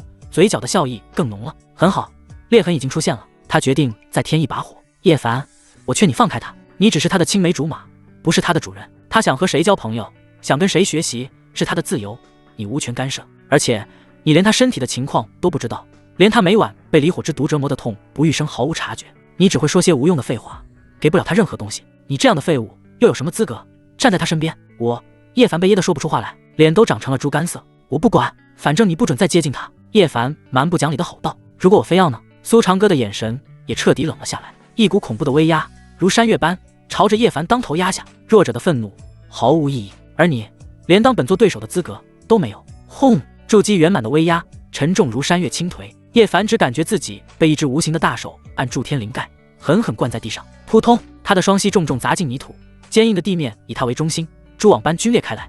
呀！叶凡喉咙里挤出野兽般的低吼，全身骨骼都在发出不堪重负的呻吟。他想要站起来，他必须站起来，可那股力量却如天威，死死地镇压着他，让他连抬起一根手指都成了奢望。脸上的青筋一根根粉起，双目充血赤红，死死瞪着那个白衣胜雪的背影。屈辱，前所未有的屈辱，像烧红的铁水浇遍他的灵魂。他叶凡前世是焚天炎地，俯瞰万界，言出法随，何曾受过这等跪地之辱？若非转世重来，虎落平阳，区区一个筑基蝼蚁，他只需一个念头便能将其神魂碾成飞灰。放开叶凡哥哥！柳如烟凄楚的惊呼声响起，他看到叶凡那痛苦扭曲的面容，心底最柔软的地方被狠狠刺痛。那毕竟是与他相伴长大的男人。他快步跑到苏长歌面前，攥住他冰凉的衣袖，声音带着哭腔哀求道：“长歌师兄，求求你放过他吧，他只是一时冲动，他不是故意的。”苏长歌垂眸瞥了一眼柳如烟，他的确在为叶凡求情，但他的身体却下意识地与叶凡跪倒的方向保持着一个清晰的不可逾越的距离。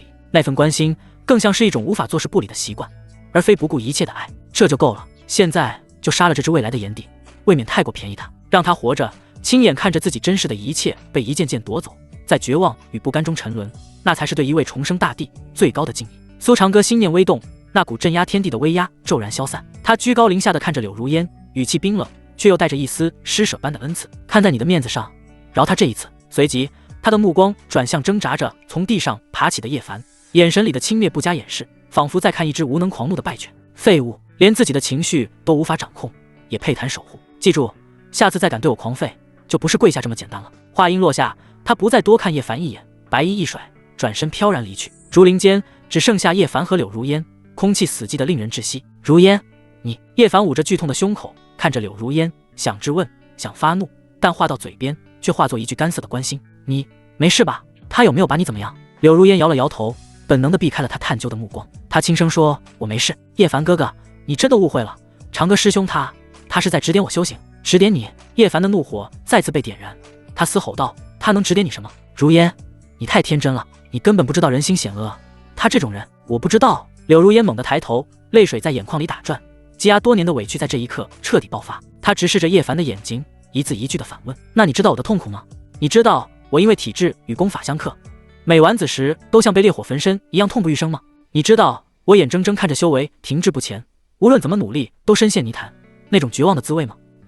叶凡所有的话都被堵在了喉咙里。他确实不知道，他只以为他天赋平平，修炼懈怠，却从未想过，在那柔弱的外表下，他竟夜夜承受着这等煎熬。你不知道，你什么都不知道。柳如烟的情绪彻底失控，泪水决堤而下。你只想着你自己，只想着寻找什么火属性灵物，去修炼你那本谁也不知道的功法。你何曾真正关心过我？长歌师兄，他只见了我一面，就洞悉了我所有的隐秘，就点出了我痛苦的根源，还愿意传我无上秘法，为我改易命格。你说他是坏人，那谁才是好人？他泣不成声，每一个字都像一把刀，狠狠扎在叶凡心上。说完，他再也无法面对叶凡，捂着脸哭着转身跑开，只留下叶凡一个人呆立在原地，脑中一片空白。原来是这样，原来如烟他一直都在承受着他难以想象的痛苦，而他这个口口声声要守护他一生的人，竟然一无所知。剧烈的自责与悔恨几乎将他吞噬，但紧随其后的是焚尽天地的愤怒与杀意。苏长歌，一切都是因为他，是他故意揭开了如烟的伤疤，是他用这种歹毒的方式离间了自己和如烟的感情，然后趁虚而入。好深的心计，好恶毒的手段。苏长歌，叶凡没有再嘶吼，他只是缓缓握紧了拳头，眼神中的火焰从狂怒一点点凝固成深不见底的怨毒与冰冷。我与你不共戴天。第二日，长歌峰山巅洞府，苏长歌正在闭目调息，随即他睁开双眼，嘴角勾起一抹弧度。来了。洞府外，一道纤弱的身影正静静伫立，神情忐忑，却又带着一丝破釜沉舟的决绝。正是柳如烟。他散去了体内最后一丝水行灵力，此刻的他比凡人还要孱弱，却也像一张等待作画的白纸。进来。淡漠的声音传来。柳如烟走进洞府，恭敬地行了一礼。长歌师兄。苏长歌神识一扫，满意地点了点头。不错，破而后立，当有大机缘。我将传你的秘法，名为阴阳合欢大道。此法可补全你的神体根基，彻底激活你的离火神胎，让你一步登天，彻底觉醒。柳如烟的呼吸骤然急促，眼中燃起炽热的渴望。不错。苏长歌缓缓起身，走到他的面前，声音低沉，带着致命的诱惑。不过神体觉醒需阴阳相济，水火交融，至于方法，他没有说下去，只是用那双洞悉一切的眸子静静地看着他。柳如烟的身体微不可察的一僵，那张苍白的俏脸瞬间被红霞染透，一直蔓延到雪白的脖颈深处。他当然懂，他想到了叶凡，想到了那份青梅竹马的情谊，可脑海中浮现的却是叶凡那张茫然无知的脸和苏长歌那句你的身体他不懂我懂，一边是无知的爱，一边是掌控他命运的力量。犹豫只持续了一瞬，他缓缓跪下，将头颅深深埋下，那姿态是全然的，毫无保留的顺从与交付。他的声音细若文瑞，却无比清晰，一切全凭主人做主。很好。苏长歌淡然一笑，他享受的就是这最终的抉择。他弯腰将那具微微颤抖的娇躯拦腰抱起，朝着寝宫深处走去。寝宫之内灵气氤氲成雾，金红光晕缠上床入，将两人笼罩其中。苏长歌将柳如烟轻放于云锦床榻，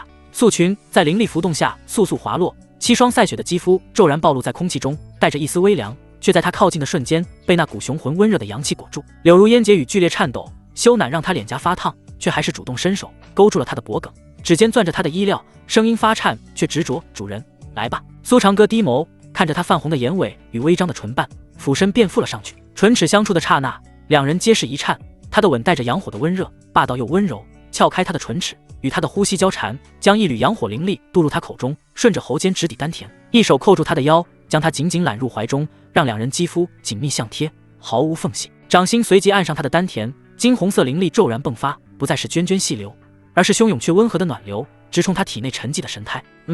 柳如烟闷哼一声，手臂用力缠上他的腰，将他抱得更紧。身体的贴合让阴阳二气瞬间相融，无需刻意引导，他的阴柔本源便顺着经脉涌出，与他的阳火灵力缠缠绵绵，撞向丹田深处。苏长歌的手掌在他身上游走，从腰腹到脊背，再到肩头，每一处触碰都带着灼热的温度，既在引导灵力，又在肆意描摹他的轮廓。他能清晰感受到他身体的轻颤，感受到他体内阴息与自己阳火的完美契合。唇瓣从他的唇上移开，吻过他的下颌，咬上他泛红的耳尖，低哑的声音贴着他的耳廓，放松，随我来。柳如烟早已失了心神，只剩本能的迎合。他的指尖划过他的后背，感受着他身上的力量，身体随着灵力的翻涌轻轻起伏，细碎的轻吟溢出唇角，与两人的心跳灵力碰撞的嗡鸣交织在一起，在寝宫内格外暧昧。丹田处，离火神胎在阴阳二气的猛烈滋养下骤然发出赤红光芒，阳火燎原，却被阴息温柔牵引，裹住神胎。阴息凝冰，在阳火中消融成甘泉，一点点浸透神胎。每一次灵力交融，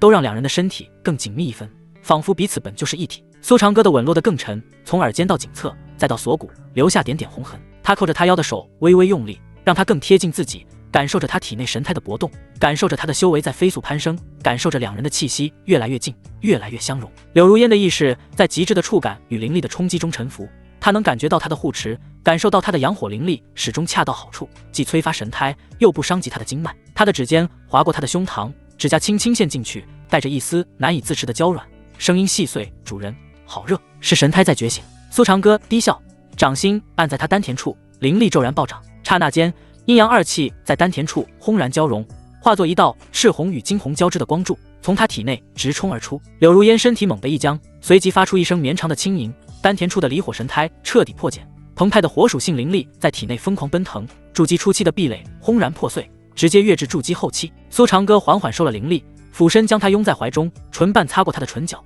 呼吸灼热。柳如烟靠在他胸膛，浑身发软，肌肤泛着莹润的绯色，眸中水雾朦胧，却清晰地映着他的身影。他抬手轻轻抚上他的脸，指尖划过他的下颌，眼底再无羞赧，只剩全然的依赖与炽热的情愫。主人，他轻声唤着，声音软糯，带着一丝缠绵。苏长歌握住他的手，贴在自己心口，低眸看着他，眼底满是占有。以后你是我的。柳如烟用力点头，主动凑上去吻上他的唇。此生唯主人是从。寝宫内灵气渐渐平复，却依旧萦绕着两人交缠的气息。那道阴阳相济的羁绊，在亲密与交融中刻入骨髓，再也无法分离。冰冷而又恢宏的系统提示音在苏长歌的脑海中轰然炸响。叮！恭喜宿主完成关键剧情，彻底掠夺天命之女柳如烟，成功斩断天命之子叶凡关键情缘，其道心出现巨大裂痕，掠夺气运之子叶凡气运值2000点。叮！触发100倍暴击奖励。恭喜宿主获得地阶无上功法焚天炎地点。恭喜宿主获得柳如烟好感度加70，当前好感度70。心动地精竟然直接爆出了叶凡未来赖以正道的本命地精。苏长歌的眼中闪过一丝极致的玩味。叶凡啊叶凡，你的路还没开始就已经断了。地精凌驾于圣贤功法之上的无上传承，每一步都代表着一位曾经登临绝巅、俯瞰万古的无上大帝所留下的完整道统。放眼诸天，这都是足以让不朽道统拼上底蕴、血战星河的至高神物。苏长歌也没料到，仅仅是彻底掠夺了柳如烟，系统竟能爆出这种级别的奖励。100倍暴击果然名不虚传。他压下心头的波澜，心神沉入脑海，一卷浩瀚磅礴的金色古经缓缓展开。焚天炎地点，如何掌控世间万火，熔炼天地，最终以火正道登临地位。其法理之霸道，奥义之玄妙，远超他之前所得的任何功法。更关键的是，此法若利用柳如烟的离火之体来修行，简直如虎添翼，一日千里。叶凡啊叶凡，你可真是我的送宝童子。苏长歌唇角溢出一丝冷笑，未来的焚天炎地道途还未真正开启，其正道之机便已落入自己手中。不知他日后若是知晓真相，脸上会是何等神情？想必会很精彩。苏长歌收回思绪，看了一眼身侧，云榻之上，柳如烟睡得正沉，气息悠长平稳，绝美的俏脸染着欢愉后的酡红，眉宇间再无往日的愁苦，只剩一片安然与满足。3日的阴阳交融，他的离火神胎已然彻底觉醒，修为更是一步登天，从一个无法修行的凡人直接跃升至筑基3层。这座火箭般的飞跃，让他在极致的疲惫与欢愉中沉睡去。苏长歌指尖轻划过他光洁的脸颊，为他拢好云背，随即起身开始参悟这部新鲜出炉的地经。与此同时，青云宗外门一间阴暗破旧的柴房，叶凡盘膝而坐，脸色铁青，周身散发着压抑不住的戾气。半个月了，整整半个月，他再未见过柳如烟一面。他去寻过几次，换来的只有紧闭的院门和冰冷的拒绝。他能清晰地感觉到柳如烟对他的态度正在变得冷漠、疏远，甚至厌恶。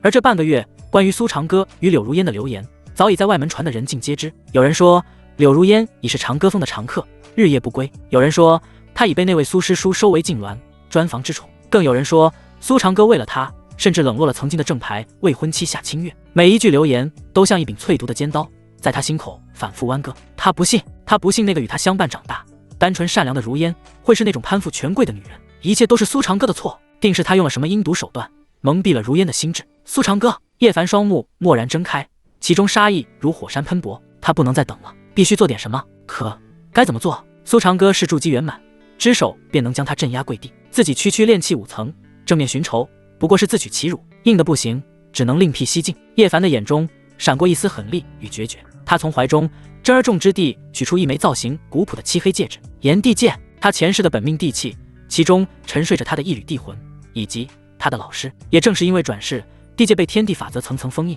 他如今能动用的力量微乎其微。师尊，弟子无能，只能请您出手了。叶凡对着戒指声音嘶哑的低语，戒指幽光一闪，一道身姿曼妙的灵魂体缓缓从中浮现，正是叶凡前世的护道人，被誉为女药圣的古老存在。小凡，何事如此惊惶？药圣的残魂有些飘忽，声音带着一丝疲惫。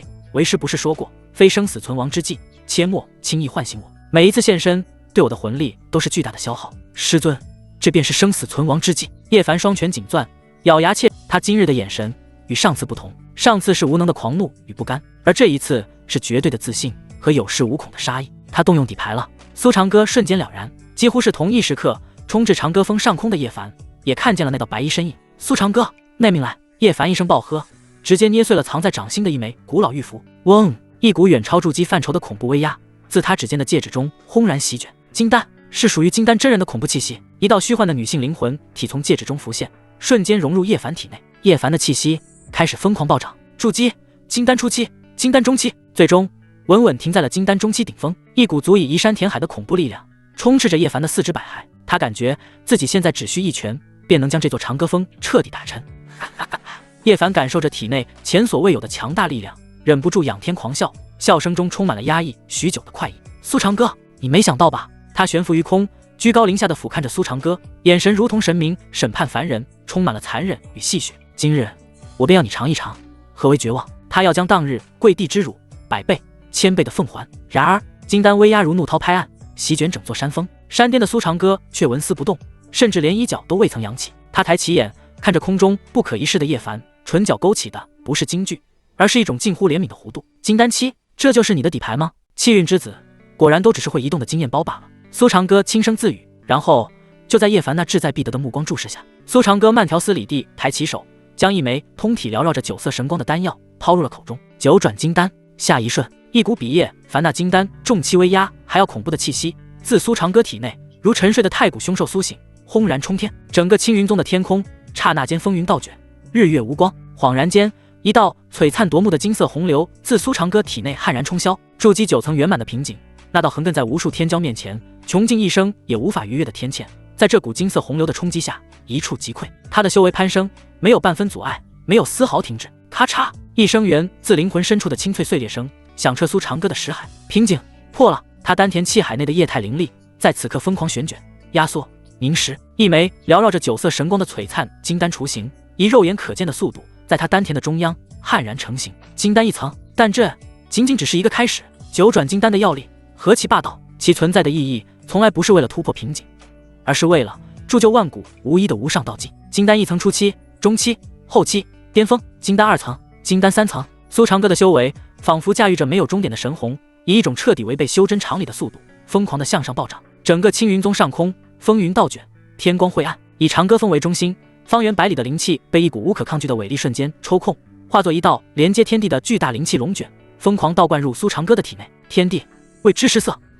这是叶凡脸上那志在必得的狂笑瞬间凝固，他眼中的戏谑与残忍在刹那间被无尽的惊骇与荒谬所取代。他感觉到了什么？他感觉到自己那足以移山填海的金丹中期威压，在苏长歌此刻爆发出的气息面前，渺小的宛如尘埃，可笑的如同蝼蚁撼树。这不可能，这绝对不可能！他怎么可能也是金丹？而且这股气息还在以一种让他灵魂都在站立的速度疯狂攀升。金丹初期不对，金丹中期不对，金丹后期。叶凡的大脑一片空白，他引以为傲的底牌，他赖以翻盘的全部希望，在这一刻竟成了一个天大的笑话。不，这是幻觉，一定是幻觉！叶凡失声尖叫，声音凄厉扭曲，他无法接受这个足以将他道心彻底碾碎的事实。而山巅之上，苏长歌睁开了双眼，2道宛如实质的9色神光自他眸中迸射而出，径直洞穿了虚空，留下2道深不见底的漆黑轨迹。他内视己身，丹田之内，一枚滴溜溜旋转的九彩金丹悬于气海中央，散发着永恒不朽般的无上道域。修为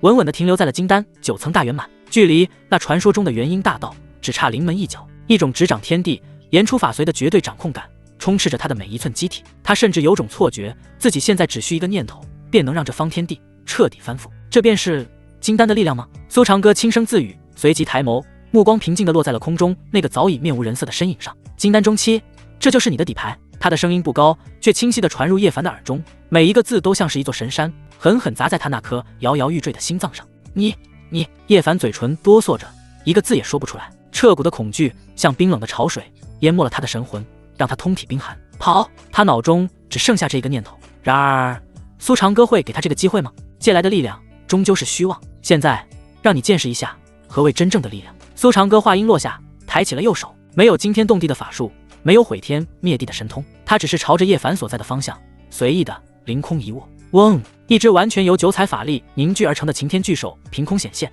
遮天蔽日。那巨手之上，道纹流转，神光缭绕，散发出的威压让整片空间都发出了不堪重负的呻吟。后发先至，在叶凡刚刚生出逃跑念头的瞬间，那只巨手便一把将他连同他周身那片空间死死攥住。叶凡只感觉自己被一座太古神月正面撞中，浑身的骨头瞬间碎裂了大半。那借来的金丹中期力量，在这只九彩巨手面前，脆弱的如同泡影，被瞬间捏爆，溃散一空。噗！一口滚烫的鲜血喷出，叶凡的气息瞬间萎靡到了极点。他被禁锢在巨手之中，像一只被掐住7寸的蛇，连动弹一下都做不到。不，师尊救我！叶凡在心中发出了绝望的嘶吼。戒指中那道女妖圣的残魂，此刻也是骇然欲绝。金丹圆满，这个苏长歌竟然是金丹圆满，而且这股法力的精纯与霸道，远超他生平所见过的任何同阶修士。这哪里是什么天骄，这分明是一头披着人皮的太古凶兽。他失算了，大错特错！小凡，撑住！为师这就带你走。女妖圣的声音带着前所未有的凝重，她不惜燃烧本源魂力，催动了炎帝界中最后一道保命神通混沌之术。嗡！一道虚无缥缈的魂光从戒指中射出，包裹住叶凡的身体，就要强行破开空间遁走。想走？我让你们走了吗？苏长歌的眼中闪过一丝冰冷的嘲弄，他攥着叶凡的九彩巨手，五指猛然发力，咔嚓！那道刚刚亮起的魂光，连同叶凡周围的空间被硬生生捏爆。噗！戒指中的女妖圣如遭雷噬，发出一声凄厉的惨叫，残魂瞬间变得暗淡透明，几乎要当场溃散。而叶凡更是凄惨，他全身的骨骼经脉在这一握之下被尽数碾成了齑粉，一身修为被彻底废掉。苏长歌操纵着巨手，将已然变成一滩烂泥的叶凡提到自己面前，居高临下的俯瞰着他，那眼神是在审视一件毫无价值的垃圾。你的底牌不错。苏长歌的嘴角勾起一抹残忍的弧度，现在他归我了。说完，他伸出另一只手，轻飘飘的摘下了叶凡手指上那枚平平无奇的漆黑戒指。炎帝不过是只败犬。炎帝戒离体的那一瞬间，叶凡浑身剧震，那双本已暗淡无光的眸子骤然爆发出无尽的怨毒与疯狂。不，还给我！把戒指还给我！他发出野兽般的嘶吼，声音嘶哑扭曲，充满了绝望。那不仅仅是一枚戒指，那是他前世的本命地契，是他最大的依仗，更是他师尊的栖身之所。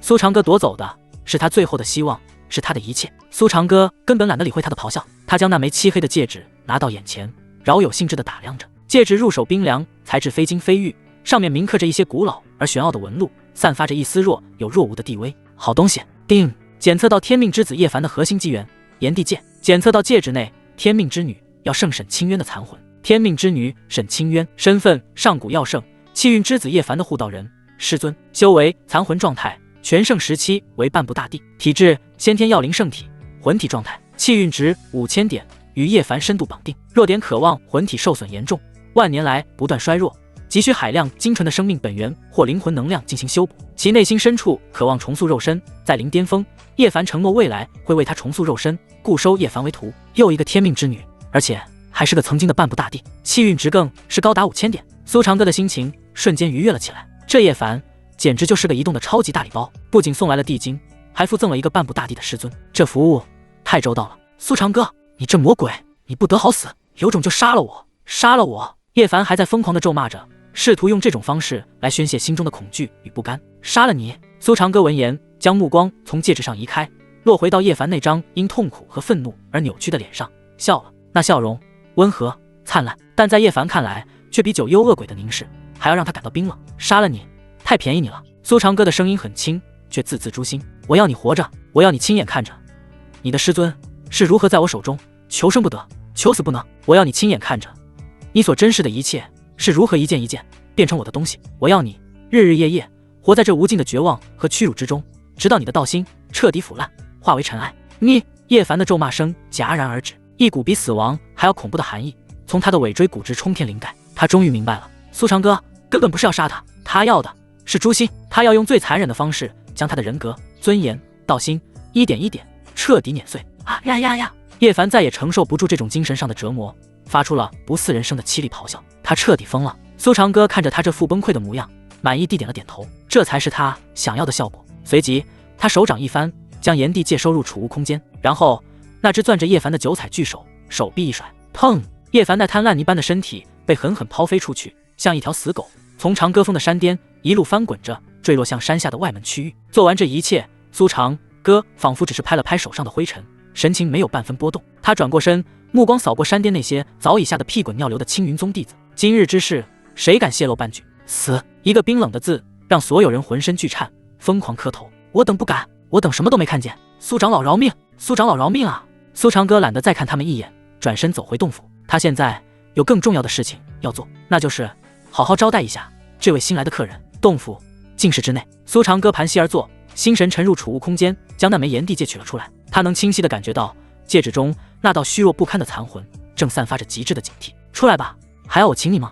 女妖圣大人。苏长歌的声音直接在戒指内部的空间响起。戒指内一片混沌，一道身穿素白长裙、身姿曼妙、容颜绝世的女子虚影正蜷缩在角落，瑟瑟发抖。正是女妖圣沈清渊。刚才苏长歌那致命一握，不仅废了叶凡，更是将他的本源魂力都差点震散。现在的他比之前还要虚弱数倍，连维持完整的 H 魂体都有些困难。听到苏长歌的声音，他那张苍白透明的俏脸上写满了屈辱与愤怒。想他沈清渊纵横上古，被誉为万古第一女妖圣，何曾受过这等奇耻大辱？被一个后辈小子像抓小鸡一样，连同自己的本命地气一同擒获。你想做什么？他不怕死。作为一缕残魂，苟延残喘了万年，死亡对他而言或许是一种解脱，但他怕的是苏长歌用他来威胁叶凡。叶凡是他唯一的牵挂，毕竟是他选定的传人，他绝不能因为自己而毁了叶凡的道途。做什么？苏长歌的轻笑声在混沌空间中回荡，带着一丝猫戏老鼠般的玩味。当然是和你谈谈心。你费尽心机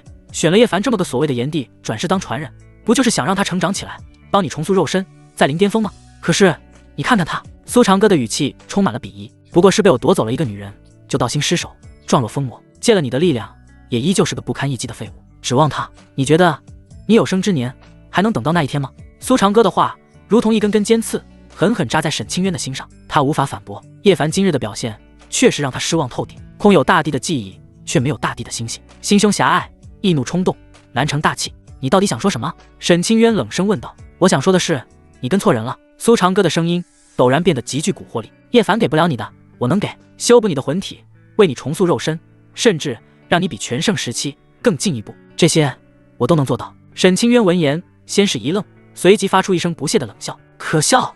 你以为你是谁？大帝吗？凭你一个区区金丹也敢口出狂言？我是不是在口出狂言，你很快就会知道。苏长歌也不动怒，声音依旧平淡。既然无法归顺，那就彻底征服。现在我给你两个选择：一，臣服于我，奉我为主，我保你魂体不灭，大道有望；二，拒绝，然后我会将你的这缕残魂一寸寸的炼化，让你尝尽忘火焚魂之苦，最终神魂俱灭，彻底消失在这方天地之间。你选一个吧。苏长歌的话如两柄无形的地冰抵在了沈清渊的魂核之上，没有第三条路，要么臣服，要么魂飞魄散，连轮回的资格都被彻底抹去。沈清渊的魂体剧烈一颤，一半是源自半部大地尊严被践踏的怒火，一半是面对绝对力量时灵魂最深处的战力。他堂堂上古要圣，俯瞰过万古沉浮，竟被一个后辈逼入如此绝境。你休想！他咬着牙，一字一句皆是万古冰霜。我沈清渊便是神魂俱灭，也绝不像你这等魔头屈膝，是吗？苏长歌的语气听不出半分波澜，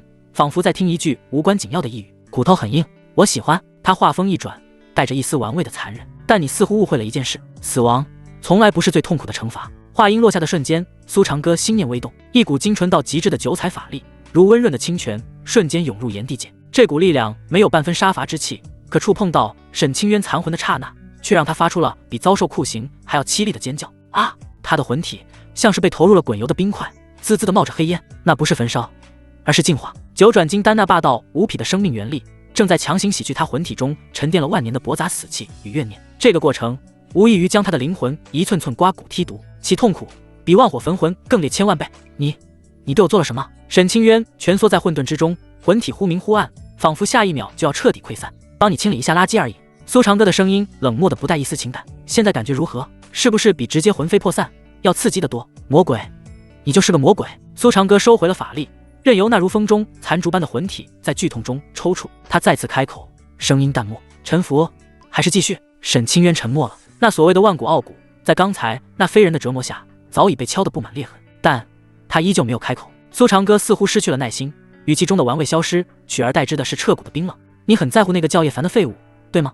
若我当着你的面将他削成人质，敲碎他每一寸神魂，再用魂火日夜熬炼他的残魂，让他永生永世在哀嚎中沉沦，你说那个场面会不会很精彩？不，你不能！沈清渊猛地抬起头，那双暗淡的眸子里终于被无尽的惊恐与哀求所填满。叶凡是他哭泣万年岁月中唯一的寄托，是他重见天日的全部希望。我为什么不能？苏长歌的声音霸道至极，如同天线。他的命攥在我的手里，而你连自保都做不到，你拿什么来阻止我？残酷的现实如一柄重锤，狠狠砸下。沈清渊坚守了万年的道心，那最后的壁垒轰然崩塌，两行清澈的魂泪无声滑落。他喉咙里终于挤出了两个沙哑、干涩却重如泰山的字：我臣服。定！天命之女沈清渊道心彻底破碎，选择臣服。恭喜宿主，核心掠夺成功，掠夺气运之子叶凡气运值1000点，获得奖励神魂秘术种魂魔印。种魂魔印的凝聚宿主神魂之力，化为实体锁链，捆缚一切神魂、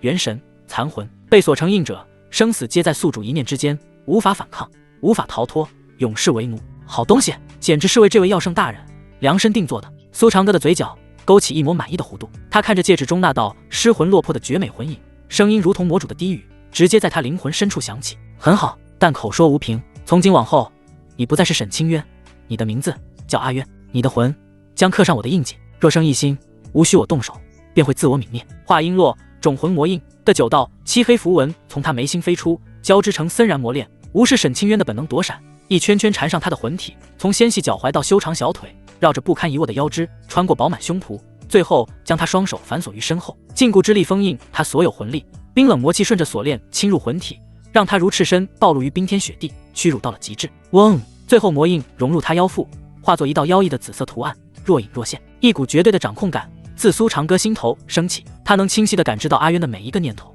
他的生死只在他一念之间。够了吧？不带一丝感情的声音从戒指中传出。曾经的药圣死了，很好。苏长歌明白，口头的臣服不过是权宜之计，他要的是身与心的双重烙印，是让他从灵魂深处认知到谁才是他唯一的主宰，这样才能将气运之子的根基彻底挖断，掠夺他的一切。心念一动，苏长歌将阿渊的魂体从炎帝界中射出，魔印所身，魂力被封，沈清渊连一丝挣扎的力气都无，只能任由苏长歌将他从戒指中取出，置于一间铺满寒玉的炼药室中。他抬手一挥，数道魂力凝成的锁链凭空显现，扣住他魂体的皓腕与脚踝，锁链的另一端死死定在冰冷的炼药案前。跪下！苏长歌的声音不带一丝温度，为我炼药，这是你身为药奴的第一份差事。外界的光芒让虚弱的魂体微微一颤，沈清渊浑身僵硬，但在魔印那不容抗拒的禁制牵引下，他还是屈辱地弯下了膝盖。双膝触碰到寒玉的瞬间，一股刺骨的冰冷穿透魂体，他跪伏于案前，魂体手腕因锁链的拉扯泛起淡淡的红痕。苏长歌缓步走近，修长的手指戏谑地抚过那抹红痕，触感微凉的魂体猛地一颤，他死死咬住下唇，不肯发出半分声响。他见状，指尖微微用力，钳住他的下颌，强迫那张曾经俯瞰众生的脸庞抬起，四目相对，他的眸中是无尽的屈辱与燃烧的恨意。他却笑了，上古药圣，半步大帝，如今跪在我面前，为奴为仆，这滋味如何？他松开手，沈清渊的下颌传来一阵酸麻，他狼狈地低下头，唇角不慎沾到岸上的药粉，刚想抬手拭去，苏长歌的指腹已先一步凑来，轻轻擦去那点药渍，温热的指腹故意在他冰凉的唇角流连。药奴的身子连这点小事都要主人代劳。沈清渊猛地闭上眼，忍下心头翻涌的屈辱，开始抬手炼药。因为魂力孱弱，他的动作滞涩无比，炼出的丹药成色也远不如从前。苏长歌眉峰微蹙，他抬手一弹，一枚通体绯红的丹药精准地没入他的魂体。药都炼不好，留你何用？此为催情软骨，不解此骨，你将永世承受秦朝缠骨之苦，魂体酥麻，再无半分力气。骨丹入体，一股难以言喻的燥热瞬间席卷全身。沈清渊的魂体泛起淡淡的绯红，四肢百骸都开始酥麻，连抬手的力气都在飞速流逝，唯有神智依旧清明，让他清晰地感受着这份屈辱的燥热。他身子一晃，险些栽倒。苏长歌顺势伸手，将他柔软无力的腰肢揽入怀中，他的魂体被迫紧紧贴着他的胸膛，能清晰地感受到他身上那霸道的男子气息。他浑身颤栗，却被他牢牢禁锢，无法挣脱分毫。想解骨。苏长歌的声音贴在他耳边，温热的气息拂过他敏感的耳廓，同时催动一丝法力，撩拨着他的魂体，让那股酥麻与燥热更甚。只需唤我一声主人，我便解你蛊毒，并饶那叶凡一命。沈清渊死死咬着牙，齿间溢出细碎的闷哼。秦朝翻涌，傲骨却仍在做最后的抵抗。他紧攥着拳，指甲几乎要嵌进魂体的掌心，就是不肯吐出那2个字。苏长歌也不急，就这般揽着他，任由软骨在他体内肆虐。他欣赏着他在秦朝与傲骨间的反复挣扎，看着他泛红的眼尾，看着他强忍颤栗的倔强模样，眼中满是玩味。这般折磨了数日，软骨之苦日夜缠骨，沈清渊的魂体愈发虚弱，那丝残存的倔强也如风中残烛。苏长歌终于失去了耐心，他抬手凝出一面水镜，置于炼药室中，又取来一枚沾染了特制媚药的银针，递到他面前，亲手用它为自己施针，刺入魂海药穴。若敢不从，我现在便去取叶凡的一条手臂。沈清渊的身子猛地一颤，他抬头看向水镜，镜中映出他此刻的模样，魂体绯红，眼尾湿润，腕间怀间缠着漆黑的磨链，满是狼狈与屈辱。他接过银针，指尖颤抖，迟迟无法落下。苏长歌从身后缓步靠近，双臂环住他的腰，双手附上他的手背。他操控着他握针的手，缓缓刺向他自己的魂海药穴。他的胸膛紧贴着他的后背，声音低沉而蛊惑，在他耳边响起：你看，镜中的你多么狼狈！你的医术曾救死扶伤，冠绝天下，如今却只能握着沾满媚药的银针，亲手刺向自己。你的身体，你的魂魄，你的一切都由不得你。告诉我，你坚守的那些傲骨，那些道心，还有什么用？银针刺入魂海药穴的刹那，媚药与软骨的药力轰然交织，一股极致的酥麻与燥热席卷全身。沈清渊再也忍不住，发出一声破碎的呻吟，身子彻底瘫软在苏长歌怀中。镜中他残存的倔强与傲骨，在这一刻被碾得粉碎。苏长歌握着他的手，将银针拔出，指尖轻抚过他魂海的针孔，轻笑出声：这才是我听话的好药奴。记住，从今往后，你的一切皆归我所有，你的医术，你的魂体，你的心，都只能属于我苏长歌一人。沈清渊靠在他怀中，魂体微微颤栗，再也没了半分反抗的力气，眼中的恨意与屈辱渐渐被一片死寂的麻木所取代。是主人，他是阿渊，是苏长歌的专属药奴，永世为奴，不得解脱，征服女帝。今夜神魂刻我名。那习素白长裙已成残片，破碎的布料遮不住起伏的曲线，肌肤上凝结着一层冰冷的魔气，像是复古的寒霜。漆黑的磨链深陷于皮肉，勒出的红痕狰狞刺目，是永不褪色的烙印，曾让万古沉浮的绝代风华，如今只是他可以肆意摆弄的私产。苏长歌的视线在他身上缓缓移动，不带任何温度，却比刀锋更具侵略性。那不是欣赏，而是屠夫在检视祭品，君王在清点自己的战利品。抬头，他开口，声音不高，却让整个静室的温度骤降。沈清渊死死垂着头，散乱的青丝遮住了他的脸，攥紧的指节因过度用力而发白，这是他万年道心残存的最后壁垒。下一瞬，缠绕在他魂体上的魔链猛然收紧，刺骨的魔气瞬间贯穿魂体，仿佛有无数根冰冷的毒针在啃噬他的神魂，骨骼发出不堪重负的轻响。一声压抑到极致的痛哼，终于从他唇间泄出，剧痛迫使他仰起头，那张脸苍白的没有一丝血色，唯有眼底翻涌着焚尽9天的恨意。一滴魂泪滑落，砸在漆黑的磨链上，瞬间碎裂。半步大地最后的尊严，换来的只是他一声轻描淡写的嗤笑。这才对。苏长歌踱步上前，脚尖直接挑起了他的下颌，动作充满了不容抗拒的蛮横。他就是要看这副模样，看那云端的神女坠入泥潭，看那不屈的傲骨被一寸寸碾断。他的恨意越是浓烈，他心中的快意就越是翻腾。更何况他还是那个天命之子叶凡的师尊，夺其气运，辱其道师，双倍的愉悦感在他四肢百骸中激荡。定，天命之女沈清渊道心震裂，魂体被迫臣服，核心掠夺成功，掠夺叶凡气运4000点，10倍暴击触发，获得神级炼丹术，丹道仙点，获得3000焰炎火，又升体。沈清渊好感度20，当前120不死不休。系统提示因适时响起，苏长歌的嘴角勾起一抹残忍的弧度。丹道仙点，3000焰炎火，这才是他身为上古药圣最大的价值。至于那120的恨意，不过是这道主菜最完美的调味品。他要的从来不是什么心悦诚服，他要他的身，他的魂，他的一切。他要将这缕曾俯瞰万古的高傲残魂，彻底炼成连神魂深处都刻满他名字的专属药奴。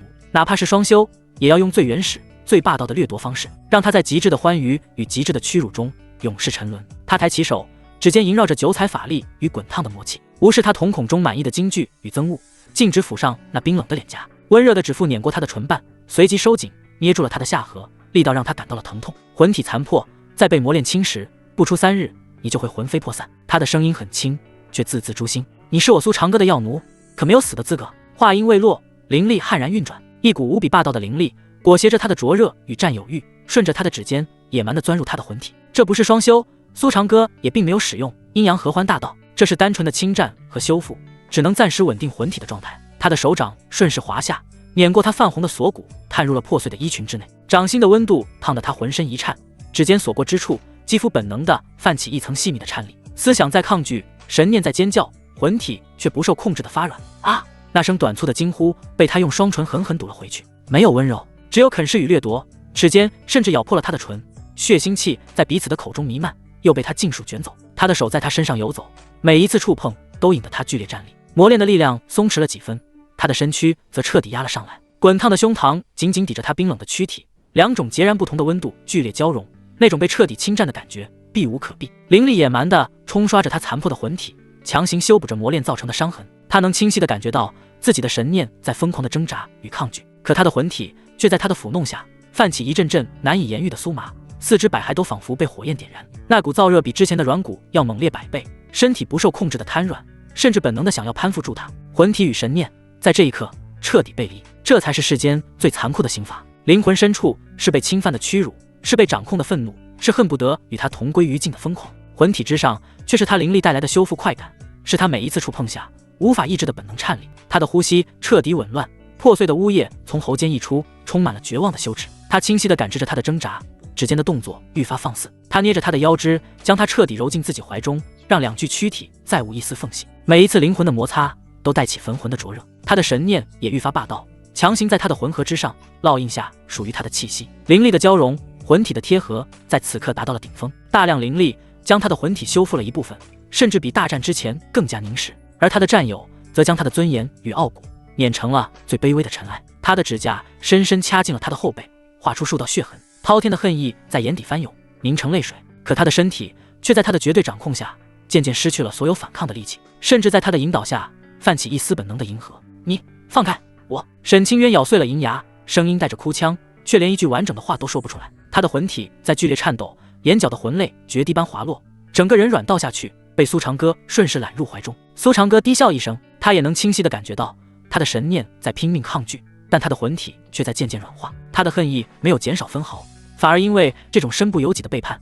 变得更加浓烈，更加绝望。很好，他要的就是这种效果。他要他清醒地看着自己的身体如何沉沦，清醒地感受着自己的意志如何被一点点磨灭。定，沈清渊的恨意已达顶点，对宿主的恐惧亦深入魂髓，彻底沦为药奴之身。终于，苏长歌收回了灵力，松开了手。沈清渊的魂体如同一件被抽去骨架的精美瓷器，无力地跪倒在他脚边，魂体莹润光洁，再无半分伤痕，却比之前更加死寂。苏长歌居高临下地俯瞰着他，用指尖拭去他脸颊上的泪痕，声音平淡：现在还恨我吗？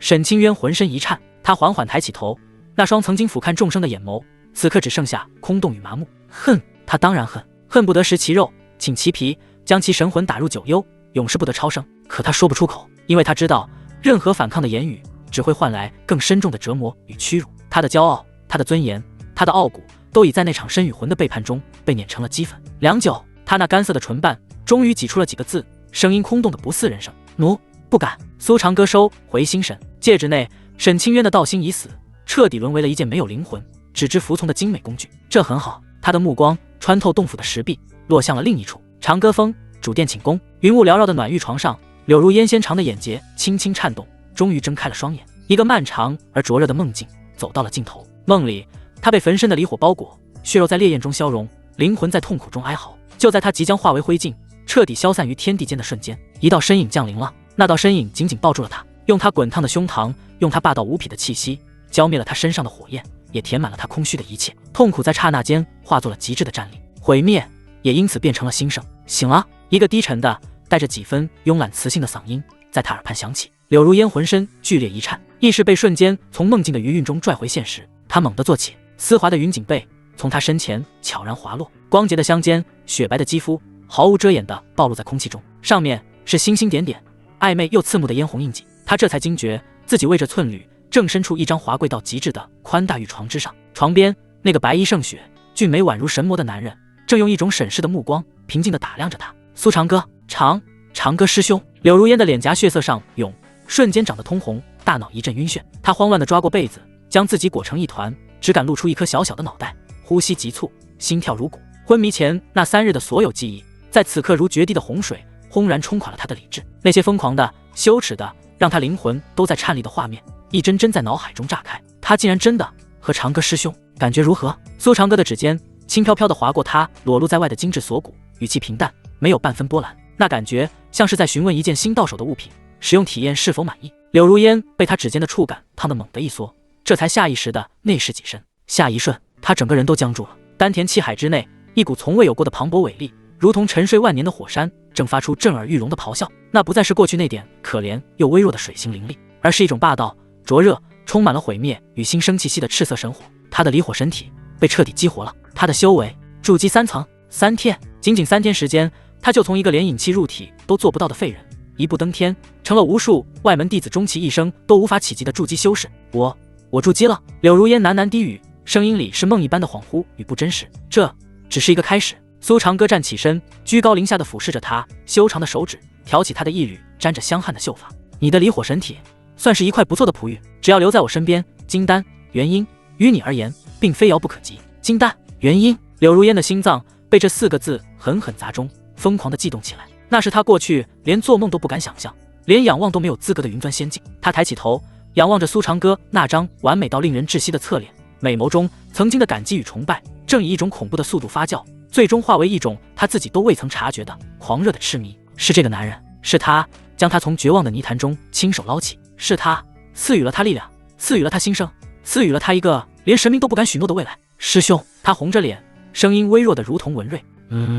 我以后可以一直伺候您吗？他鼓足了此生最大的勇气，用最卑微的姿态献上了自己的全部。苏长歌笑了，他俯下身，在那光洁饱满的额头上落下了一个冰冷的吻，不带任何情欲，只是一个主人在自己的所有物上烙下永不磨灭的印记。当然，你的一切早已是我的东西。柳如烟的身体在这句话中彻底软化，一股前所未有的幸福感与归属感将他完全淹没。他知道，从这一刻起，他的身、他的心、他的灵魂都将彻彻底底刻上眼前这个男人的名字。至于那个叫叶凡的是谁？哦，对了，是那个在他最绝望、最需要帮助时只会说些无用空话的废物，一个可笑的早已被他遗忘在记忆角落里的名字罢了。叮！恭喜宿主获得柳如烟好感度加20，当前好感度90，死心塌地。就在柳如烟彻底沉浸在这种绝对的归属感中时，洞府之外忽然响起一道急促的传音，声音因极度的惊恐而剧烈颤抖。启禀苏长老，外门出大事了！那个被您废掉修为的叶凡，不知用了什么妖法，竟引动了青云宗，9声钟鸣，惊动了闭关的太上长老。太上长老，他这个新晋长老位置还没坐热，宗门里最古老的存在就亲自下场了。叶凡这个天命之子，果然总能带来些惊喜。知道了。苏长歌的声音听不出情绪，淡淡传出。门外的通报弟子如蒙大赦，恭敬应声后，气息便消失得无影无踪。师兄，太上长老。柳如烟裹着云锦被，只露出一张绯红的小脸，美眸里满是藏不住的担忧。在他看来，苏长歌废天骄、伤叶凡，桩桩件件都足以惊动宗门高层，引来责罚。麻烦。苏长歌笑了，那笑容却不带温度。在这方世界，麻烦只是弱者无能的托词。他修长的手指划过柳如烟光洁的脸颊，触感细腻。当你的力量足以制定规则时，你的一切行为便都是真理。他拍了拍他的脸蛋，安心巩固修为，我去就回。柳如烟乖巧地点头，痴痴地目送着那道白衣胜雪的背影消失在殿门口。青云宗主峰之巅，一座仿佛从亘古时代就悬浮于此的古老殿堂，在云海中若隐若现。青云殿，宗门的绝对权力核心。苏长歌身影落下，2名气息深沉的守殿童子便躬身相迎。苏长老，太上长老已在殿内等候。苏长歌颔首，一步踏入殿门，在他身后无声关闭，隔绝了外界一切光与声。殿内是极致的空旷与死寂，光线被某种无形的力量扭曲，显得灰暗不明，连浮尘都静止在半空。唯一的焦点是高台王座上那道被浓郁混沌气包裹的身影，看不清面容，甚至感知不到生命气息，只能感觉到一种源自神魂最深处的战力，仿佛凡人仰望宇宙星海，渺小的随时会被吞噬。化神后期，弟子苏长歌拜见太上长老。苏长歌微微躬身，姿态是礼节，脊梁却挺得笔直。苏长歌，高台上传来的声音清冷如月华，悦耳如天籁，却偏偏蕴含着冻结神魂的无上威严，竟是个女人的声音。你可知罪？没有寒暄，没有铺垫，开口便是审判。恐怖的威压如天河倒灌，瞬间充斥大殿每个角落，足以将寻常金丹修士的神魂直接碾成齑粉。苏长歌却像是置身于春风之中，面色没有半分变化。弟子不知，何罪之有？他揣着明白装糊涂，嘴角甚至噙着一抹若有若无的笑意。哼！混沌气中的身影发出一声轻笑，那笑声明明动听，却让整个大殿的温度骤然降至冰点。废内门天骄凌风，断其道途，如外门弟子叶凡，夺其师尊。你这几日将我青云宗的脸面踩在脚下，搅得天翻地覆，这还不够定你的罪吗？威压陡然增强，苏长歌的衣袍被压得紧贴身体，猎猎作响，但他脸上的笑意反而更深了。太上长老说笑了，他抬起头，目光直视那团混沌气，锋芒毕露。修真界何曾有过脸面之说？只有强弱，只论生死。林峰占据天骄之名，却挡不住我一招。此等废物，留着只会浪费宗门气运。我废他是在为宗门清理门户。至于叶凡，一个连自身机缘都守不住的蝼蚁，也配挑衅于我？我没取他性命，已是看在同门情分上，法外开恩。他的师尊，他的戒指，既然他无福消受，那便是有能者居之。苏长歌的声音在大殿中回荡，字字诛心，霸道绝伦。弟子自认能力尚可，好一个有能者居之，好一个为宗门清理门户。混沌器具裂翻涌，那清冷的声音里终于带上了一丝饶有兴致的玩味。照你这么说，本座坐拥宗门万千资源，若有一日护不住，你是否也要来取而代之？这诛心之问如同一柄无形利剑，直指苏长歌的道心。苏长歌闻言不退反进，向前踏出一步。太上长老若有令，弟子自当为您扫平八荒，让这东域唯我青云独尊。但若有一日长老心有倦怠，无法再带领宗门走向辉煌。他顿了顿，抬眼，笑容森然。弟子亦会接过您的担子，完成您的夙愿。此言一出，整个大殿的威压瞬间消失，陷入了一片死寂。良久，那笼罩王座的混沌气如同被一只无形玉手拨开的轻纱，缓缓散去。一道绝美的身影出现在王座之上，青丝如瀑，鲜艳绝世。一袭素白宫裙勾勒出惊心动魄的曲线，慵懒的斜倚在王座之上。她凤眸微挑，眼波流转间，仿佛能吞噬星辰，颠倒众生，美得令人窒息，却又危险的让人神魂战栗。定检测到天命女主青瑶仙子，关联气运值10000点，身份青云宗太上长老，存活数百载的活化石，天命之子叶凡中期最大靠山之一。苏长歌的眼底闪过一丝灼热的占有欲。有意思，这青云宗最古老的存在竟是这般绝色尤物。很好，这个猎物他预定了。咯，青瑶仙子忽然娇笑起来，笑声如银铃摇曳，却带着让万古冰封的寒意。她饶有兴致地打量着苏长歌，仿佛在欣赏一件有趣的玩具。好一个苏长歌，我青云宗立派数千年，你是第一个敢对本座说这番话的男人。他玉手一翻，一枚通体由紫金铸就，刻满古老道纹的令牌悬浮于他掌心。此为太上令，见此令如见本座，可调动宗门除我之外的一切资源。从今日起，你便是青云宗的代宗主。本座只有一个要求。他凤眸凝视着苏长歌，红唇轻启，100年之内，我要看到青云宗的旗帜插遍东域每一寸土地。你敢接吗？他将整个宗门的未来当成了一场豪赌的筹码，全部压在了这个胆大包天的男人身上。苏长歌看着那枚令牌，心中了然。宗主如此信我，弟子若再推辞，岂非显得无能？苏长歌上前，从容地接过了那枚上带着他体温的太上令。100年太久，他握紧令牌，声音平淡，却蕴含着让天地都为之失色的狂傲。10年足矣。好，青瑶仙子抚掌，心中一块大石终于落地。他相信自己的眼光绝对不会错，这个叫苏长歌的年轻人必将带领青云宗走向前所未有的辉煌。刚出殿门，只见叶凡浑身是伤，单膝跪在冰冷的玄铁地板上，脊梁却挺得笔直，眼神如受伤的狼崽，死死盯着面前的戒律堂长老。他本以为苏长歌废黜同门，强抢宝物，桩桩件件都是触犯门规的大罪，只要上报太上长老，宗门必会还他一个公道。可他等来的却是一场冰冷的审判。外门弟子叶凡无凭无据，以下犯上，恶意诬告代宗主苏长歌长老，罪大恶极。戒律堂长老的声音不带一丝感情，如同宣读一张废纸。代宗主？叶凡猛地抬头，眼中满是难以置信。他什么时候成了代宗主？放肆！戒律堂长老冷喝一声，苏长老的太上长老清风，代掌宗门，太上长老之下第一人，身份尊崇，岂容你这小小外门弟子污蔑？太上长老清风，叶凡如遭雷击，脑中一片空白，他最后的希望被彻底击得粉碎。太上长老连宗门最古老的存在都站在了苏长歌那边，为什么？这个世界为什么如此不公？本长老宣判，废去叶凡外门弟子身份，贬为杂役，发配北山镇魔矿洞，劳役10年，以儆效尤。冰冷的判决如同利剑，将叶凡最后一丝尊严刺得千疮百孔。我不服！叶凡双目赤红，发出野兽般的咆哮。就在这时，一个淡漠而熟悉的声音从一旁悠悠传来：“哦，你不服什么？”伴随着话音，一道白衣胜雪的身影如闲庭信步般走至眼前，正是苏长歌。他身后跟着噤若寒蝉的戒律堂弟子，无人敢与他对视。苏长歌，叶凡咬牙切齿，每一个字都像是从牙缝里挤出来的。是我。苏长歌走到他面前，居高临下的俯视着他，嘴角挂着一抹玩味的笑意。听说你来告我，勇气可嘉，只可惜你告错地方了。他微微弯腰，声音轻的只有2人能听见。现在的青云宗，我说了算。你所谓的公道，不过是我嘴里的一句话而已。你这个魔鬼！叶凡气血攻心，一口鲜血喷了出来。魔鬼！苏长歌笑了，用手指轻轻擦去溅到自己靴子上的血迹，眼神却骤然变冷。看来你还没明白自己的处境。他只起身，声音恢复了淡漠，把他带下去，立刻行刑。是，带宗主。2名执法弟子立刻上前，如抓小鸡般架起叶凡。苏长歌，你给我等着！被拖拽着向外走的叶凡用尽全身力气嘶吼：30年河东，30年河西，莫欺少年穷。今日之辱，我叶凡他日必将100倍奉还。这经典的誓言让苏长歌脸上的笑意更浓了。他缓缓踱步，跟在叶凡身后，在那双怨毒的目光注视下，再次俯身，用恶魔般的低语说道：我很期待，不过在去矿洞之前，我有个好消息要告诉你。你的那位师尊沈清渊，现在可比你听话多了。那种曾经高高在上的药圣，跪在我面前，像条狗一样摇尾乞怜的模样，真是美妙极了。轰！这番话比任何酷刑都更加残忍，瞬间摧毁了叶凡最后一道心理防线。啊呀呀呀！叶凡发出了不似人声的凄厉惨叫，双眼流下血泪，神魂仿佛被活生生撕裂。他拼命挣扎，却被执法弟子死死按住，最终被无情地拖出了大殿，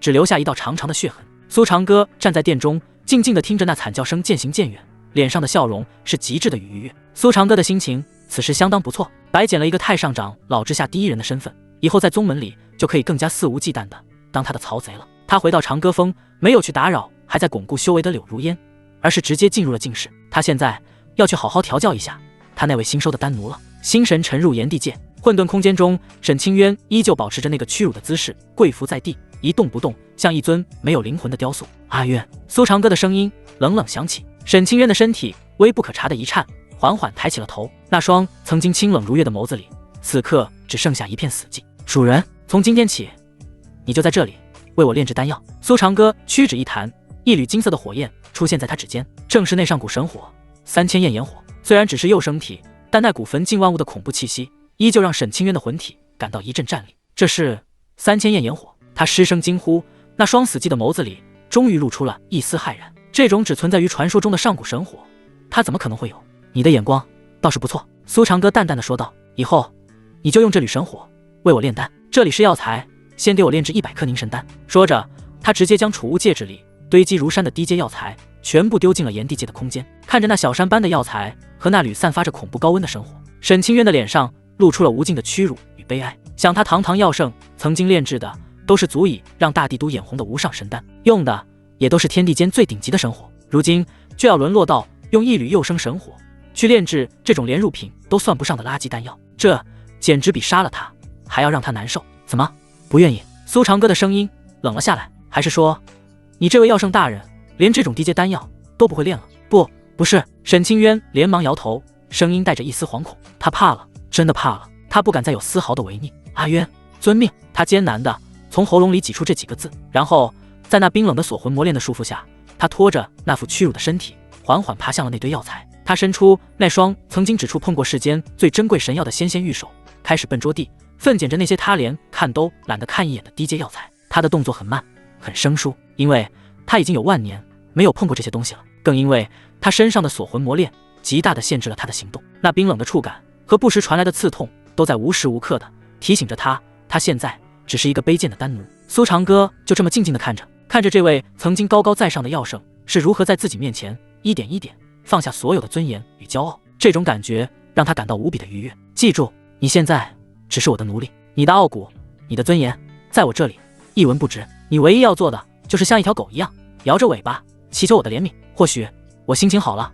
会赏你一根骨头。苏长歌的声音如同魔鬼的低语，在沈清渊的耳边反复回响，将他最后的一丝心气也彻底碾碎。炎帝界内，时间失去了意义。沈清渊不知自己究竟被困了多久，10天，1个月，他只知道神念在日复一日的炼丹中逐渐分化，走向麻木。锁魂魔炼死死缠绕着他的魂体，每一次催动魂力，钻心的刺痛便会炸开，魔气森冷，肤骨噬魂。曾经的药圣早已被磨灭了所有光芒，他成了一具麻木的、机械的，只为苟延残喘的木偶。刚炼完最后一炉丹药，他正要蜷缩回角落，一个淡漠的声音毫无征兆地响起：“阿渊，过来。”沈清渊的魂体骤然僵住，空洞的眼底深处，一丝残存的恐惧被瞬间唤醒。他拖着冰冷的锁链，艰难地爬到混沌空间的中央，屈辱地跪伏下去。主人，声音沙哑，不带一丝活气。苏长歌的身影在他面前凝聚，目光不带任何温度，只是在审视一件即将被赋予新用途的物品。这段时间表现尚可。苏长歌的语气听不出赞许，只有陈述。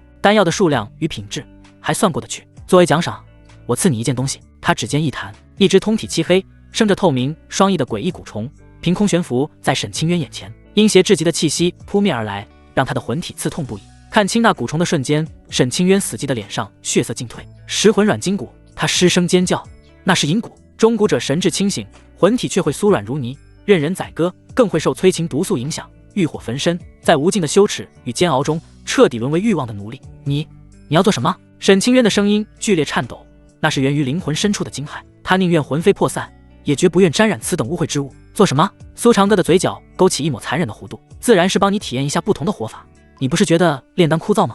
我帮你调剂调剂。话音未落，他不给沈清渊任何反应的时间，指尖轻弹，那只蛊虫瞬间化作一道黑光，射入他的眉心。不！绝望的尖叫戛然而止。蛊虫入体，瞬间融入他的魂核。下一瞬，一股难以形容的酥麻感从魂体最深处炸开，席卷四肢百骸。他魂体内的所有骨骼仿佛都被瞬间抽离，整个人彻底软倒在地，连动一根指头的力气都已失去。紧接着，一团汹涌的邪火自小腹轰然升起，火焰迅速蔓延至全身，疯狂灼烧着他的理智，蛮横地撩拨着他最原始的欲望。他的身体开始不受控制的扭动，苍白绝美的脸颊泛起一层妖异的潮红，清冷的眼眸蒙上了一层迷离的水雾。好热！细碎的呻吟从喉间无意识地溢出，双手不受控制地在自己被锁链捆缚的身体上抚摸，试图驱散那股让他快要疯掉的燥热。那副堕落沉沦的模样诱惑到了极致。苏长歌静静欣赏着，眼中的玩味愈发浓郁。他缓缓蹲下，冰凉的指尖划过他滚烫的脸颊，感觉如何？是不是比炼丹有趣多了？你魔鬼！沈清渊咬碎银牙，用尽最后一丝清明咒骂，可那声音软糯无力，听在耳中反倒成了情人间的娇嗔。我还可以让你更有趣一些。苏长歌的手指顺着他的脸颊下滑，划过修长的脖颈、精致的锁骨，最终落在那被磨练紧勒的饱满之上。隔着薄薄的魂衣，那惊人的弹性和滚烫的温度清晰传来。沈清渊魂体剧颤，一声压抑不住的娇吟脱口而出，一股强烈10倍的快感如电流般窜遍全身，让他大脑瞬间空白。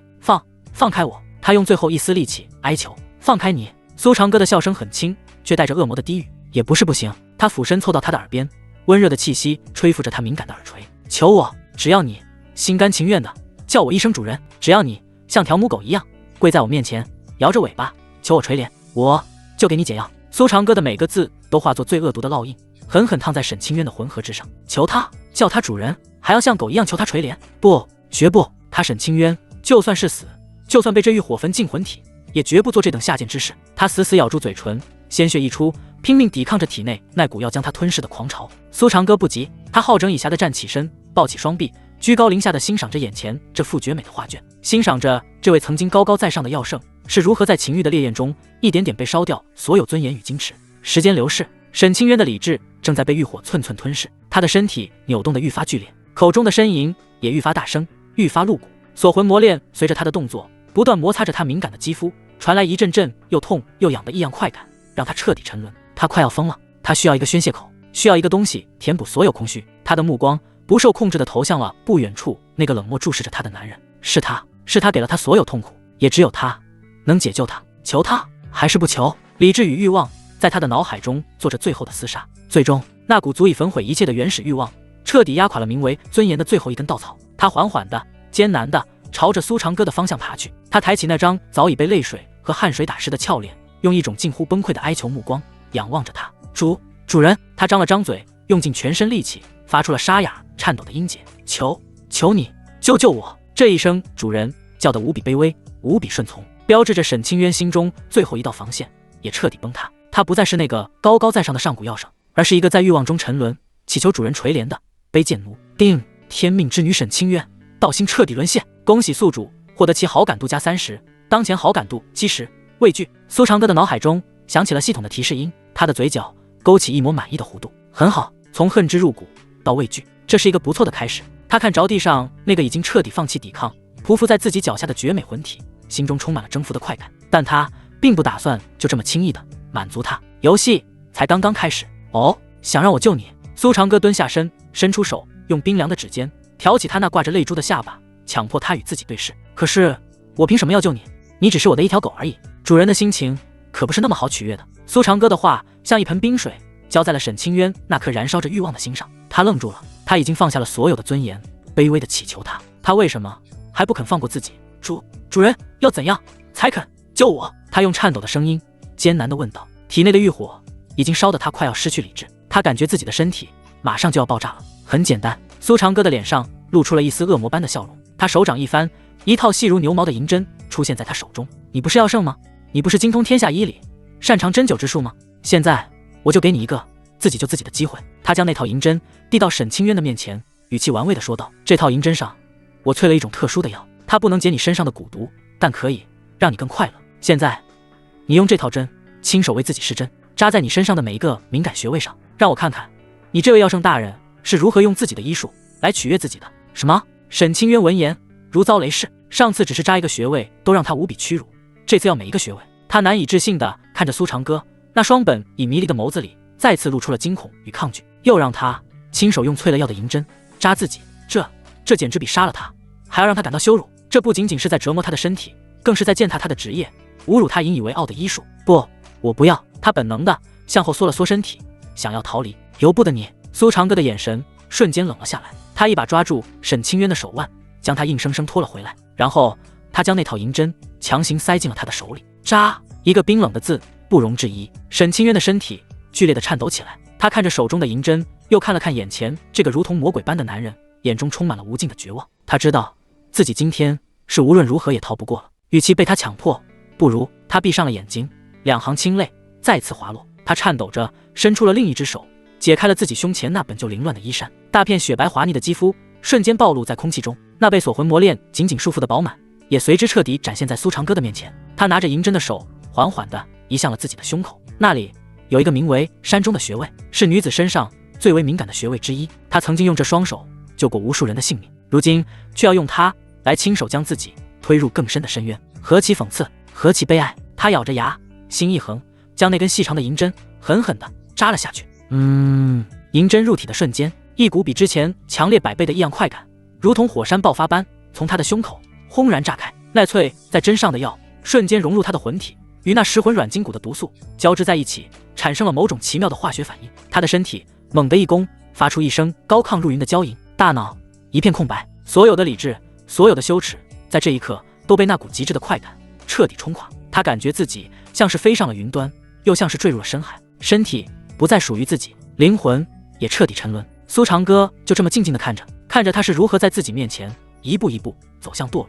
继续，他冷冷地开口。沈清渊此刻早已失去了自我，他像一个提线木偶，机械地遵从着主人的命令。他拿起第2根银针，扎向了小腹处的气海穴，第3根扎向了大腿内侧的血海穴，每一针下去都会引来他一阵剧烈的颤抖和一声声压抑不住的娇吟。他的身体早已被汗水打湿，像一条刚从水里捞出来的美人鱼，充满了堕落的美感。那张绝美的脸上也早已被情欲所占据，清冷的眼眸中只剩下迷离的春色。就在他准备拿起最后一根银针扎向自己最隐秘的穴位时，苏长歌阻止了他。他从身后缓缓地抱住了他，他那温热的胸膛紧紧地贴着他冰凉的脊背。他握住他那只拿着银针的手，将他整个人都圈在了自己的怀里。这个穴位还是我来帮你吧。他的声音在他耳边低沉地响起，像恶魔的低语。他控制着他的手，将那根闪烁着寒光的银针缓缓地刺向了他灵魂最深处的境地。不要！沈清渊的脑海中闪过最后一丝清明，他本能的想要挣扎，但他的身体早已被苏长歌牢牢控制住，动弹不得分毫，只能眼睁睁地看着那根代表着彻底沉沦的银针在自己的手中一寸一寸地没入自己的身体。啊呀！一声响彻整个混沌空间的高亢，沈清渊的身体猛地绷直，像一张拉满的弓，随即又软了下去，彻底瘫倒在苏长歌的怀里。他的双眼失去了所有的焦距，变得空洞迷茫，他彻底坏掉了。苏长歌感受着怀中那具瘫软如泥的娇躯，脸上露出了胜利者的笑容。上古药圣早已彻彻底底沦为他一个人的专属玩物。他低下头，在那张沾满泪痕的俏脸上轻轻吻了一下，然后将他拦腰抱起，朝着那张由他法力凝聚而成的云床缓缓走去。现在才是真正救你的时候。云床之上灵气氤氲，苏长歌放下沈清渊，他的魂体轻得像一捧即将散去的尘埃，瘫软如泥，身上的锁魂魔链已悄然隐去，但那一道道深红勒痕烙在雪白魂肤上，与点点针孔交织，构成一幅凄美又充满凌虐感的画卷。他躺着，双目空洞，像一个被彻底玩坏的精致人偶，再无半分生气。苏长歌很清楚，方才那一连串的手段已经将他身为药圣的意志碾成了齑粉，但这还不够，他要的不是一个屈服的奴隶，而是一个能为他创造价值的完美的工具。现在就是重塑这件工具的最佳时机。阿奴，苏长歌盘膝坐在他身侧，声音平淡。沈清渊空洞的眼珠极轻微地动了一下，算作回应。你恨我，这不是疑问，而是陈述。恨我夺你尊严，践踏你的骄傲，但你有没有想过，这一切的根源是什么？苏长歌的声音不高，却带着直指神魂的魔力。是你太弱，弱到连自己的命运都无法主宰，弱到只能把希望寄托在一个比你更弱的废物身上。你视叶凡为救命稻草，结果呢？他非但救不了你，反而亲手把你推入了更深的深渊。你这万年的等待，从头到尾就是一个笑话，每一个字都像一根针，精准地刺入沈清渊心中最深的伤口。他那死灰般的眸子终于泛起了一丝痛苦的波澜。是啊，他恨苏长歌，可他更恨的是自己的无能为力，是叶凡的不堪一击。若他仍有半步大地的修为，何至于此？若叶凡真有乃是半分风骨，又怎会被人玩弄于股掌之间？归根结底，是他们太弱了。想要力量吗？苏长歌捕捉到他眼中的那一丝涟漪，时机已到，他抛出了那个他绝对无法拒绝的诱饵。想重塑肉身，再临巅峰吗？想不想有朝一日亲手将今天所受的屈辱100倍、1000倍抵，还给这个让你绝望的世界？沈清渊的呼吸猛然一滞，那双空洞的眸子深处燃起了一簇名为渴望的野火。力量，他比世间任何人都渴望力量。他无时无刻不想重塑肉身，回到那个属于他的时代，让药圣之名再次震慑万古。你能帮我？他的声音沙哑得如同残破的风箱。我当然能。苏长歌的语气自信到近乎傲慢，他指尖一挑，一缕蕴含着不朽神性的九彩法力盘旋而上，磅礴的生命本源气息让整个空间都为之震颤。我有一名为阴阳合欢大道，乃是天地间最顶级的双修法门，只要你心甘情愿与我双修，我便能为你修补魂体，滋养神魂。10年，我让你魂体恢复全盛；100年，我为你寻来无上神物，重塑一具远超你昔日先天要灵圣体的无垢道体。届时，你不仅能在临巅峰，甚至有机会去触碰那传说中的大地之境。苏长歌的话每一个字都砸在沈清渊的心上，让他彻底乱了。双修和这个刚刚用最残忍手段折磨自己的魔鬼进行最亲密的神魂交融，他的本能还在抗拒，可苏长歌为他描绘的未来却让他根本无法拒绝。10年、100年，大地之境，这是叶凡能给他的吗？不能。再给他10000年，他也做不到。眼前的男人是魔鬼，可他所展现出的实力与底蕴却让他不得不信，他真的能做到。一边是与魔鬼共舞，换取新生与辉煌，另一边是守着那份早已被碾碎的尊严，在无尽的折磨与绝望中彻底消亡。这还需要选吗？可是叶凡，沈清渊的脑中闪过叶凡那张不甘的脸。万年师徒终究存了一丝香火情。叶凡，苏长歌闻言发出一声极尽轻蔑的冷笑。你还在惦记那个废物？你信不信我此刻只要一个念头，他就会变成矿洞里一具无人问津的尸体？你信不信就算我放过他，被我碾碎了道心的他，这辈子也只能在泥潭里挣扎，永世不得翻身。苏长歌俯下身，眼神冰冷刺骨。你若臣服于我，或许我心情好了，还能留他一条狗命，让他庸庸碌碌了此残生。你若拒绝，他的声音顿了顿，森然的杀意几乎要将沈清渊的魂体冻结。我便让你亲眼看着我是如何将他千刀万剐，挫骨扬灰，然后再送你去陪他。臣服我，他活；拒绝我，你们一起死。现在用你的选择来决定他的生死。这番话彻底斩断了沈清渊心中最后那根名为幻想的弦。他终于明白，他没有任何退路。他和叶凡的命运从一开始就攥在这个男人的掌心。反抗是毁灭，顺从是唯一生机。他缓缓闭上眼，在睁开时，那双绝美的眸子里，所有的挣扎、痛苦、不甘尽数褪去，只剩下一种近乎麻木的绝对的清醒与顺从。他看着苏长歌，缓缓的、主动的伸出颤抖的双手，勾住了他的脖颈。他将自己冰凉的魂体紧紧贴向他温热的胸膛。他用这个动作做出了回答。苏长歌的脸上终于露出胜利者的笑容。他低下头，在那双冰凉的红唇上印下属于征服者的烙印。聪明的选择。寝宫之内，灵气如潮，再度翻涌。一场以灵魂为祭品的盛大双修正式拉开序幕。定，恭喜宿主与天命之女沈清渊达成双修协议。定，沈清渊好感度加60，当前好感度是顺从。双修成功将获得神级功法炼狱火莲。就在苏长歌与沈清渊的神魂在炎帝界内进行着一场深刻交流之时，青云宗北山镇魔矿洞废弃的角落里，一个散发着恶臭的人影蜷缩着，气息微弱。叶凡被废掉修为，扔进这暗无天日的矿洞，他活得比任何一条野狗都卑贱。意识在饥饿与绝望中沉浮。就在他即将彻底消亡之际，一个阴影笼罩了他。来人是林峰，那个同样被苏长歌夺走一切的前天骄。想报仇吗？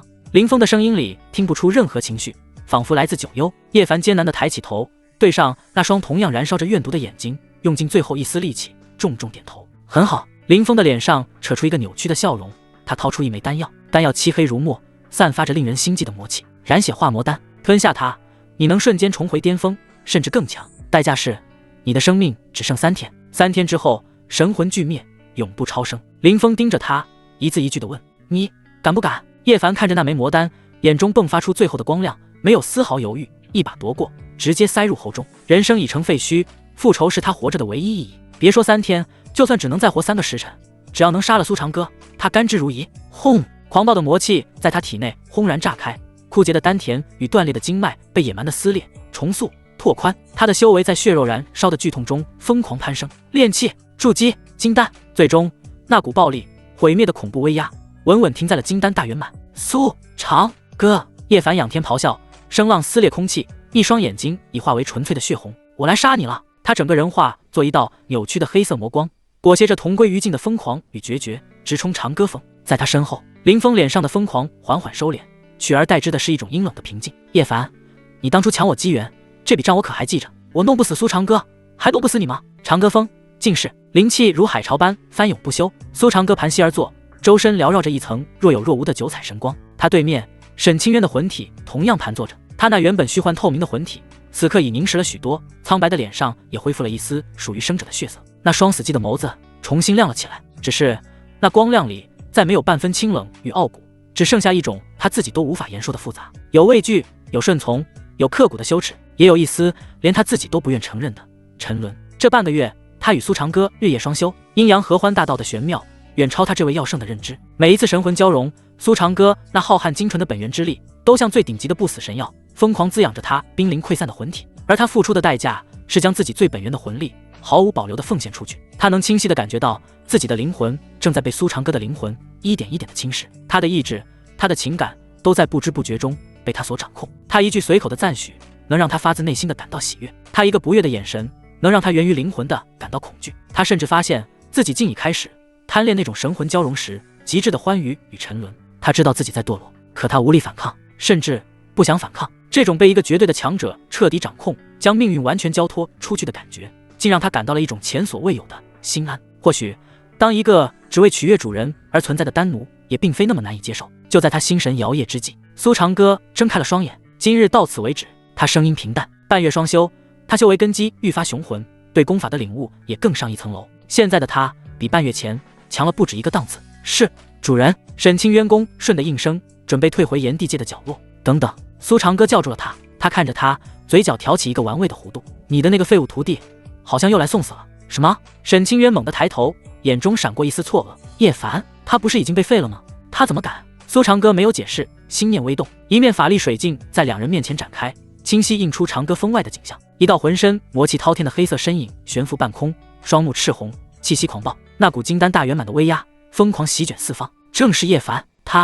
他怎么会？沈清渊看着水镜中那个既熟悉又陌生的身影，彻底呆住了。他能感觉到叶凡此刻的力量虽强，却根基虚浮，充满了暴力与死气，这是在燃烧生命。他疯了，看来他还是不死心。苏长歌轻笑一声，语气里全是懒散的不屑。也好，省得我再去找他，今日便当着你的面彻底了结了他，也让你彻底断了那最后一丝不该有的念想。话音落下，苏长歌站起身，一步踏出，身影消失在尽室。沈清渊独自一人呆呆看着水镜，心中翻江倒海。他知道今天过后，叶凡这个他曾寄予了全部希望的男人将从这个世界上彻底消失，而他也将彻彻底底沦为那个魔鬼的痉挛。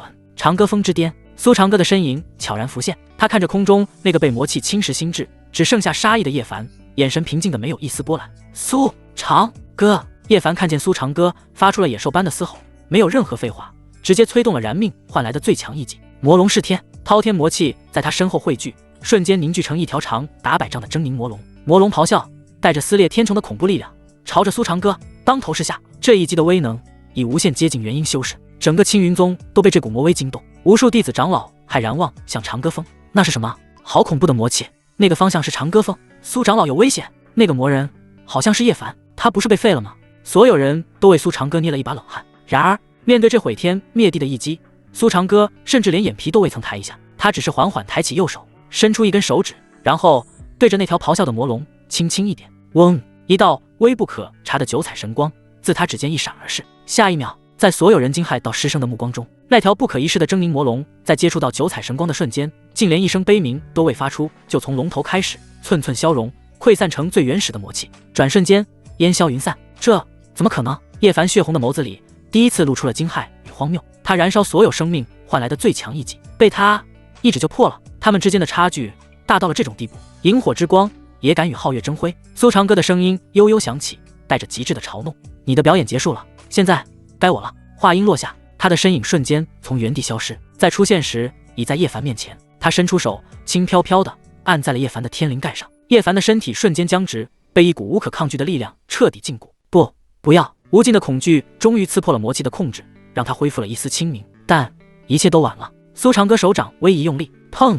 叶凡的身体像一个被戳破的血色气球，轰然炸开，漫天血雾与魔气飘散。这位曾经的天命之子，连一丝残魂都未曾留下，神魂俱灭。定！恭喜宿主击杀气运之子叶凡，奖励叶凡未来机缘之一——古药源遗迹信息。古药源遗迹，长歌峰上一片死寂，所有人都被这震撼的一幕惊得魂不附体。堪比金丹大圆满的魔道强者，被苏长老一指一掌秒杀了。这位苏长老到底恐怖到了何种地步？苏长歌拍了拍手，像掸去一点微不足道的灰尘。他转身准备返回洞府，一道身影却迎了上来。柳如烟，他目睹了这一切，看着地上那滩血迹，娇躯微颤，眼中闪过一丝复杂，有解脱，有轻松，也有一丝微弱的伤感，但也仅此而已。他抬起头，脸上绽放出最妩媚动人的笑容。他快步走到苏长歌身边，主动的、亲昵的挽住他的胳膊，将自己饱满柔软的娇躯紧紧贴了上去。长歌师兄，我们回去吧。他的声音甜美动人，仿佛刚才死去的只是一个无关紧要的陌生人。苏长歌看着他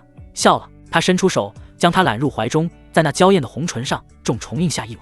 好，我们回去。两人相拥着走入洞府，将满地狼藉和无数震撼的目光抛在身后。这一幕通过水镜清晰地映入了炎帝界中沈清渊的眼中。他看着那个曾经单纯的女孩，如今温顺地依偎在仇人怀里，巧笑嫣然。他看着那个曾经与他青梅竹马的男人，如今化为一滩血水，死无全尸。他那颗早已麻木的心，在这一刻仿佛被什么东西狠狠刺了一下，一股难以言喻的悲凉涌上心头。他缓缓闭上眼，一行清澈的魂泪无声滑落。叶凡，结束了。叶凡的血雾尚未散尽，苏长歌已回到净室，柳如烟则被他打发去巩固修为了。他盘膝坐下，心念再次沉入炎帝界。混沌空间内云雾飘渺，沈清渊跪坐在水镜边，那双眸子死寂空洞，再无一丝神采。水镜中，叶凡最后一缕魔气消散，归于虚无。万年师徒情分，一招了断。还在想他？一个淡漠的声音在他身后响起。沈清渊魂体巨震，几乎是本能的跪伏于地。奴，不敢。他的声音轻如烟雾，仿佛灵魂都被抽空了。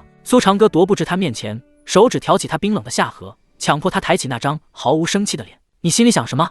我一清二楚。他的声音没有丝毫温度，却让沈清渊的魂体绷得更紧。叶凡死了，你也想随他去了，对不对？沈清渊的睫毛剧烈颤抖，并未否认。他早已放下，但此刻死或许是最好的解脱。主人说得对，声音轻不可闻。阿渊本是该死之人，若非主人，早已魂飞魄散。如今叶凡已死，阿渊活着，只是在浪费主人的灵气。苏长歌凝视着他那双绝望的眼，忽然笑了，那笑意里满是猫捉老鼠般的戏谑。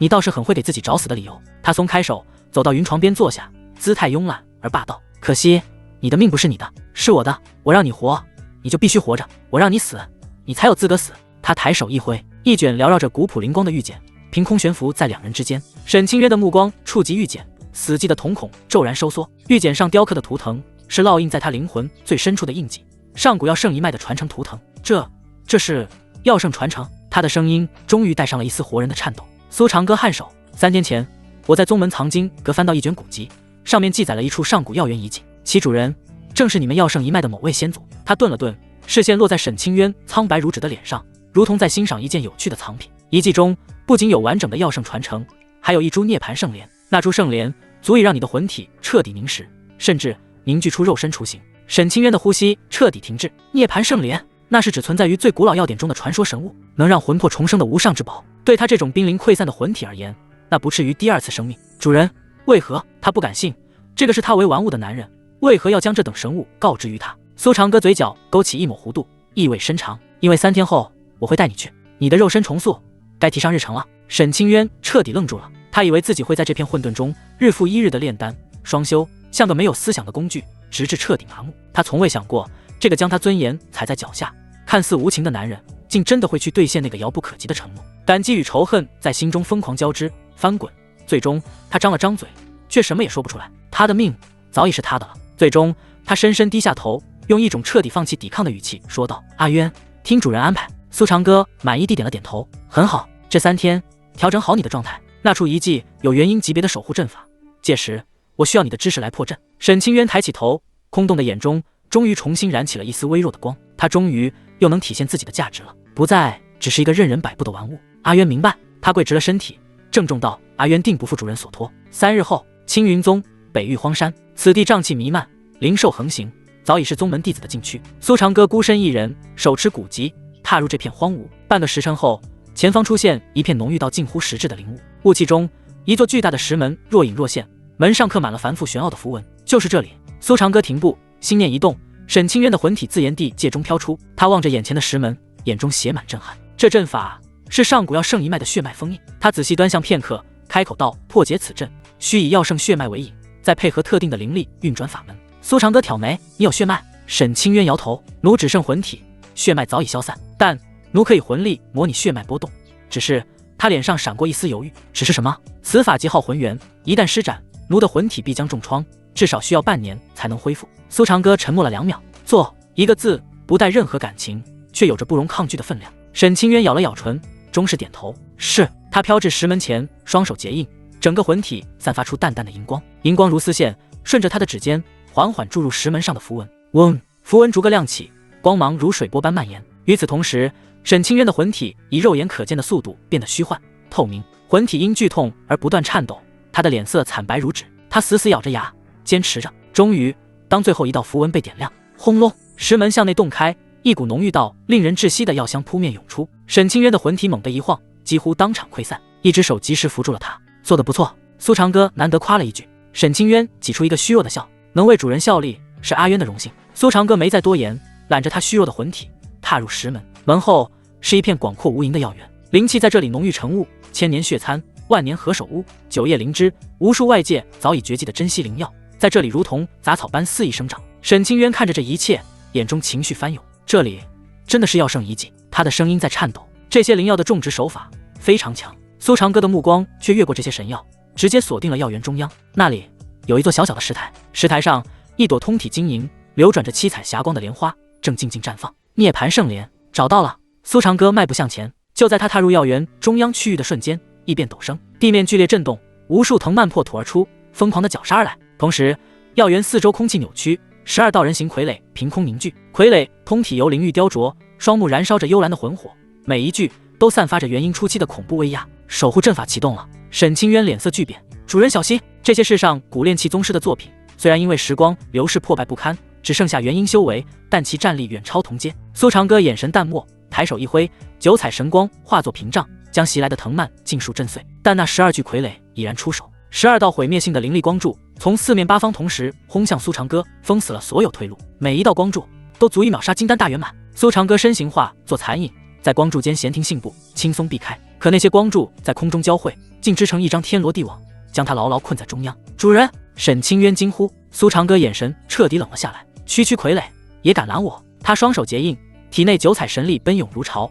火来！天穹之上，乌云汇聚，一道道水桶粗的火焰撕裂长空，精准地砸在12具傀儡身上。噼啪！傀儡体表的灵玉寸寸皲裂，碎片四溅，但他们毫无停滞，攻势反而更猛。主人，他们的核心在胸口。沈清渊急切的声音传来，只要击碎核心，他们就会彻底停下。苏长歌眼中寒光一闪，他身形暴起，如鬼魅般在12道毁灭光束的缝隙中穿梭，每一次出手都带着裂金碎石的巨力，精准地轰在傀儡胸膛。1具、2具、3具，转眼间7具傀儡的核心被他生生打爆，化为一地碎玉。但就在这时，剩下的5具傀儡突然放弃了对他的攻击，他们齐齐转身，幽蓝的魂火锁定了后方魂力耗尽、动弹不得的沈清渊。这些没有生命的傀儡竟然懂得声东击西，沈清渊也愣住了，他此刻连躲避的力气都没有。眼看武道足以让他魂飞魄散的灵力光柱即将临身，苏长歌的眼中没有惊慌，反而闪过一抹冰冷的算计。好机会，一个让他彻底归心的机会。下一瞬，一道身影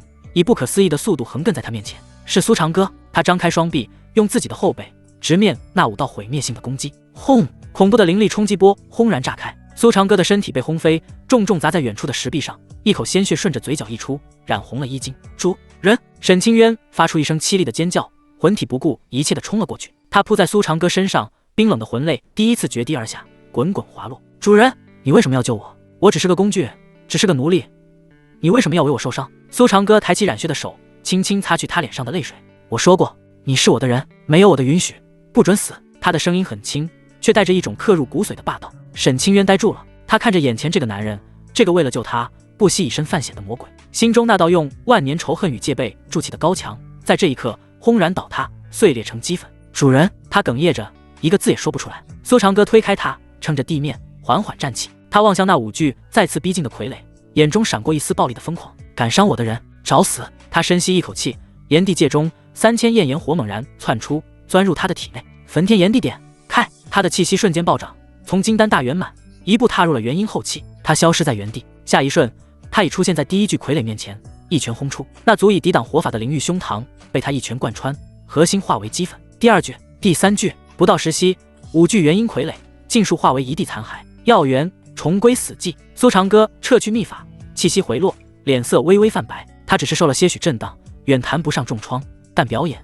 要做全套。主人，你没事吧？沈清渊立刻飘到他身边，想扶他，却发现自己只是魂体，根本触碰不到。他的声音里是他自己都未曾察觉的焦急与心疼。苏长歌摇了摇头，死不了。他抬起头，望向药园中央那朵流光溢彩的圣莲，去把它摘下来。沈清渊愣了愣，随即重重点头。他飘到石台前，小心翼翼地将那朵涅槃圣莲捧在手中。圣莲入手，一股磅礴无尽的生命之力瞬间涌入他的魂体。他那近乎溃散的魂体以一种不可思议的速度开始凝实修复。不仅如此，他的魂体表面竟开始浮现出一层淡淡的血肉纹理，那是肉身雏形。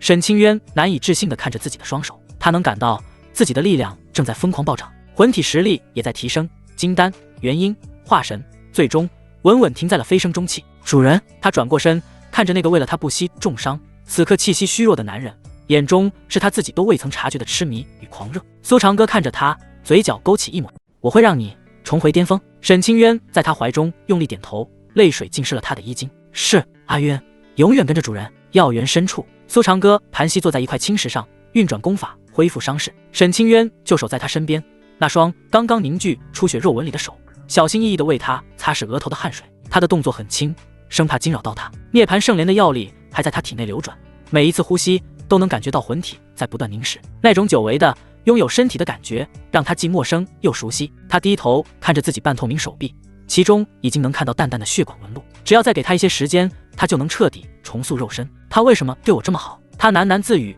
眼中闪过一丝迷茫。曾经他恨他入骨，恨他夺走他的尊严，践踏他的骄傲，将他变成一个只为取悦主人而存在的玩物。可现在，当他不顾自身安危救他的那一刻，他心中那堵名为仇恨的墙彻底崩塌了，取而代之的是一种他自己都无法理解的情感，依赖、感激，还是别的什么？他不知道，他只知道从今往后，他的命就是他的，他让他生，他就生；他让他死，他就死，再无二话。约莫1个时辰后，苏长歌睁开眼，吐出一口浊气，体内的伤势已经恢复了7、8成，灵力也补充了大半。感觉如何？他看向沈清渊，问道。沈清渊立刻跪下，恭敬地说道：回主人，阿渊的魂体已经稳固，实力恢复比较困难，目前只能维持在飞升中期，而且阿渊感觉到自己的肉身雏形已经凝聚，只要再有一些天材地宝滋养，最多3个月，阿渊就能彻底重塑肉身。苏长歌满意的点点头，很好，不过光有肉身还不够，你的实力也得尽快提升上去。他站起身，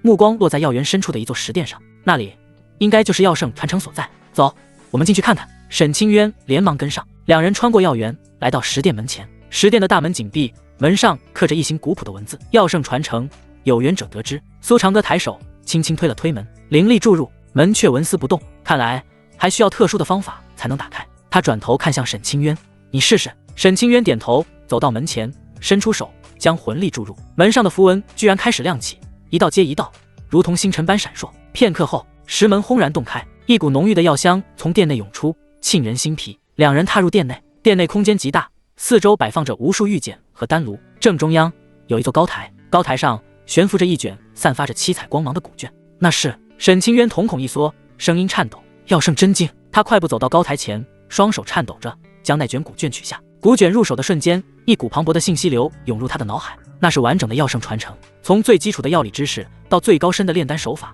应有尽有，甚至还有一些他前世都不曾掌握的秘术。这是完整的传承。沈清渊激动得浑身颤抖。他前世虽贵为药圣，但所学的传承并不完整。他转身想将这无上至宝献给赐予他新生的主人。主人，但苏长歌摆了摆手：“这是你的机缘，留着吧，以后你就是我的专属炼丹师，我要你炼出这世间最顶级的丹药。”沈清渊眼眶一红，重点头：“阿渊明白，阿渊定不负主人所托。”苏长歌满意的笑了。他转身，目光落在殿内其他地方，除了药圣真经，这里还有不少好东西，各种珍稀药材、上古丹方，甚至还有几件炼丹用的法宝，他一一收入储物戒中。就在他准备离开时，殿内角落一块不起眼的石碑引起了他的注意。石碑上刻着一行小字：“吾一生炼丹无数，却终究未能炼出那传说中的涅槃神丹，只因药材太过难寻，后世若有缘人的无传承，望能完成吾之遗愿。涅槃神丹的丹方吾已留于此处，但需2味主要9转还魂草、万年血菩提及其2味主要，方可炼制。”苏长歌看着石碑，眼中闪过一丝兴趣。涅槃神丹，光听名字就知道这丹药不简单。其余药材在外面已经到手，那2味主要，他沉吟片刻，将这件事记在心里。走吧，该回去了。他转身带着沈清渊离开石殿。长歌峰，苏长歌刚踏入洞府，一道香风便迎面扑来，柳如烟直接撞进他怀里，双臂紧紧环住他的腰，扬起那张妩媚动人的脸和饱满的胸脯。长歌师兄，你终于回来了。他的声音带着一丝不易察觉的委屈与埋怨。想我了？苏长歌捏住他的下巴，玩味地问。当然想。柳如烟踮起脚尖，在他唇上用力亲了一下，随即又邀功似的说道：“师兄不在的这几日，如烟已经突破到筑基后期了，而且前几日有2位真传弟子想来拜访您，都被我打发走了，没让他们扰了师兄的清静。”苏长歌眼底掠过一丝赞许，这个女人现在不只会撒娇，还懂得维护她的威严和清静。乖，他拦腰将她抱起，向静室走去。今晚好好表现。柳如烟的脸颊瞬间红透，将头埋在他胸口，声音细若文瑞：“如烟一定好好表现。”与此同时，炎帝界内，沈清渊盘膝坐在云床上，手中捧着那卷药圣真经，认真研读。他的脸上满是专注。自从得到完整传承，他就像变了个人，那种对炼丹的热爱再次被点燃。他恨不得立刻就开始炼丹，将脑海中的那些知识一一实践出来。主人对我这么好，我一定要炼出最好的丹药，报答主人。他喃喃自语，眼中满是坚定。就在这时，混沌空间突然震动了一下，沈清渊抬起头，感觉到外界传来一股熟悉的气息，那是双修的气息。他的脸瞬间红了，主人又在和那个女人。他咬了咬唇，心中居然涌起一股说不清道不明的情绪，是嫉妒还是羡慕？他摇了摇头，将这些乱七八糟的想法甩出脑海。我只是主人的丹奴，不该有这些想法。长歌峰，洞府静室，暖玉床上，春意正浓。柳如烟面色潮红，发丝被汗水浸湿，贴在鬓角，一身修为在苏长歌的灌注下，正以肉眼可见的速度攀升，距离筑基大圆满只差临门一脚。他媚眼如丝，正欲开口说些什么，突然苏长歌的动作停了，他眉头微皱，一丝不悦闪过。师兄，柳如烟察觉到异样，攀升的气息一滞，有些不解地睁开眼。苏长歌与夏清月双修时，曾在他神魂深处种下了一道灵力烙印，此刻那道烙印正发出尖锐的警报，像一根被疯狂拨动的琴弦。一股冰寒刺骨的灵力正在夏清月体内疯狂暴走，更要命的是，这股力量正迅速被另一股阴冷诡谲的精神力污染、吞噬，心魔入侵，而且是濒临失控的那种。坏了！苏长歌抽身而起，随手抓过一旁的外袍披上。柳如烟刚想说些什么，只觉怀中一空，眼前一花，男人冰冷的声音还在耳边回荡：“你自己稳固修为。”话音未落，他的身影已消失在门外，只留下一世旖旎和茫然的柳如烟。夏清月的修炼密室外，轰！坚固的禁制在苏长歌面前薄如蝉翼，被他一掌拍得粉碎。一股狂暴的寒流扑面而来，室内寒气凝结成无数锋利的冰锥，毫无规律的四处传射，将石壁刺得千疮百孔。夏清月盘膝于地，娇躯剧烈颤抖，七窍渗出丝丝血迹，在苍白如纸的脸上格外刺眼。他的眼神涣散，显然心神已完全失陷于识海之中，不自量力。苏长歌冷哼，一步踏出，直接盘坐在他身后。他眉心处一道凝若实质的金色神芒射出，精准无比的没入夏清月的后脑。神魂降临，下一秒，苏长歌的意识出现在一片灰白的冰原之上，这里是夏清月的识海。冰原中央，夏清月神魂所化的人影正跪在地上，被无数条象征着绝望与自我否定的黑色锁链捆缚，而在他面前站着另一个夏清月。那个夏清月神情倨傲，嘴角挂着毫不掩饰的嘲讽。看到了吗？你就是个天大的笑话。心魔夏清月的声音尖锐刺耳，你的骄傲，你的野心，在他眼里一文不值。你只是个随时可以被取代的炉鼎，比你听话的，比你妩媚的多的是。每一句话都像一柄重锤，狠狠砸在夏清月的道心上。他浑身颤抖，竟无法反驳。就在这时，苏长歌的身影在冰原上空凝聚，他缓缓降落，居高临下的看着跪在地上的夏清月，眼神淡漠的像是在看一件出了瑕疵的物品。他说的没错。冰冷的声音不大，却让夏清月身体猛地一僵，最后一丝血色从他脸上褪去，眼中只剩下彻底的死寂与绝望。道心即将崩碎，你的确是我的女人，也的确是我的附庸。苏长歌的声音依旧冰冷，却陡然多了一股不容抗拒的威严。但是谁给你的胆子来定义我的人？他猛然转向那正得意的心魔，眼中杀意沸腾。我苏长歌的女人是龙是凤，由我说了算。他的骄傲我来给，他的野心我来填。你算个什么东西，也配动摇他的道心？话音落下，苏长歌身形一闪，鬼魅般出现在心魔面前。他没有动用任何法术，也没有催动剑气，只是伸出手一把掐住了心魔的脖子。心魔脸上的得意凝固了，取而代之的是惊恐。记住，他是我的。苏长歌的声音宛如九幽之下的魔神低语，他的荣耀，他的罪孽，他的心魔，全都是我的。砰！五指发力，在夏清月震惊到失神的目光中，那不可一世的心魔被他活生生捏得粉碎。黑色的精神碎片漫天炸开，却在接触到苏长歌身上散发的金色神魂之光时，瞬间被净化蒸发，连一丝痕迹都没能留下。整个识海为之一清。苏长歌转身，一步步走到失魂落魄的夏清月面前。他蹲下身，动作粗暴地抬起他的下巴，强迫他看着自己。夏清月，听着，你的道心太弱，那就用我的意志来代替。你的野心不够大，那就跟着我看更高的风景。从今天起，别再想那些没用的东西。他俯身狠狠吻了上去，这个吻没有半点温柔，只有不容抗拒的掠夺与占有，仿佛要将他的意志、他的霸道、他的一切全部烙进他的灵魂最深处。良久，唇分。苏长歌盯着他泪水连连，却又重新燃起一丝微光的眼眸，一字一句道：你只需要记住一件事，你是我的。夏清月的眼泪决堤而下，但这一次不是痛苦，不是绝望，而是被彻底填满的灵魂都在站立的释然与归属。是啊，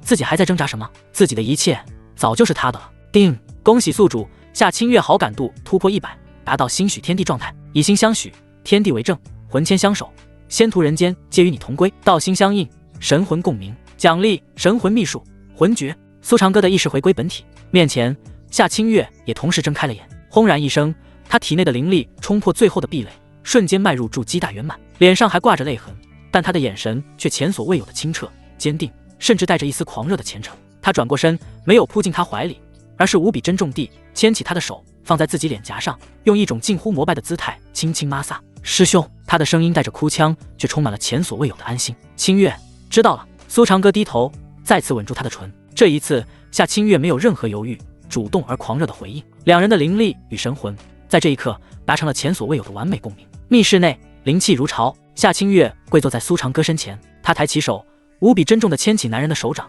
贴在自己上有泪痕的脸颊上。他的眼神清澈的近乎透明，却又倒映着一种近乎疯魔的狂热。师兄，声音很轻，却字字烙印。清月以后只为师兄一人而活。苏长歌垂眸看他，指尖拂过他眼角的湿润。夏清月身体一颤，下意识地将脸颊贴紧他的掌心，像是在汲取唯一的信仰。起来。苏长歌的声音听不出喜怒。筑基大圆满了，准备冲击金丹。是。夏清月乖顺起身，却没有拉开距离，反而主动依偎过来，将头轻轻靠在他肩上。师兄，清月想一直这样。他的声音里带着一丝过去那个清冷孤傲的内门第一师姐绝不会有的娇憨。苏长歌没有推开他，手臂顺势揽住他柔软的腰肢。会有那一天。夏清月唇角勾起一抹心满意足的弧度，沉浸在这份独属于他的快乐。他也享受着这种绝对的掌控感。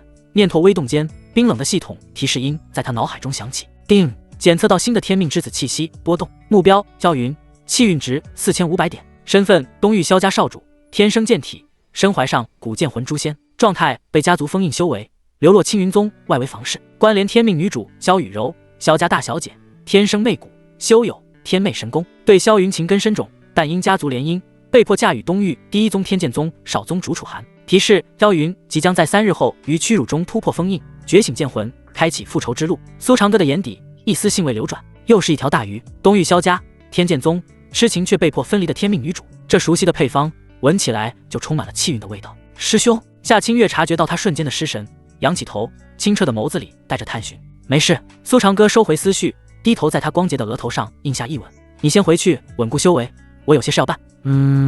夏清月纵有万般不舍，还是乖巧地点头。临走前，他踮起脚尖，主动而热烈地吻上了他的唇，带着飞蛾扑火般的决绝与依恋，直到他双腿发软，眼中水光潋滟，才被苏长歌放开。看着他几乎站不稳的背影，苏长歌嘴角勾起一抹弧度。这个女人从神魂到肉身都已刻满了她的名字。长歌峰主殿，苏长歌盘膝而坐，心神沉入炎帝界。界内空间药香氤氲，沈清渊正跪坐在炼丹炉前，专注地操控着炉火。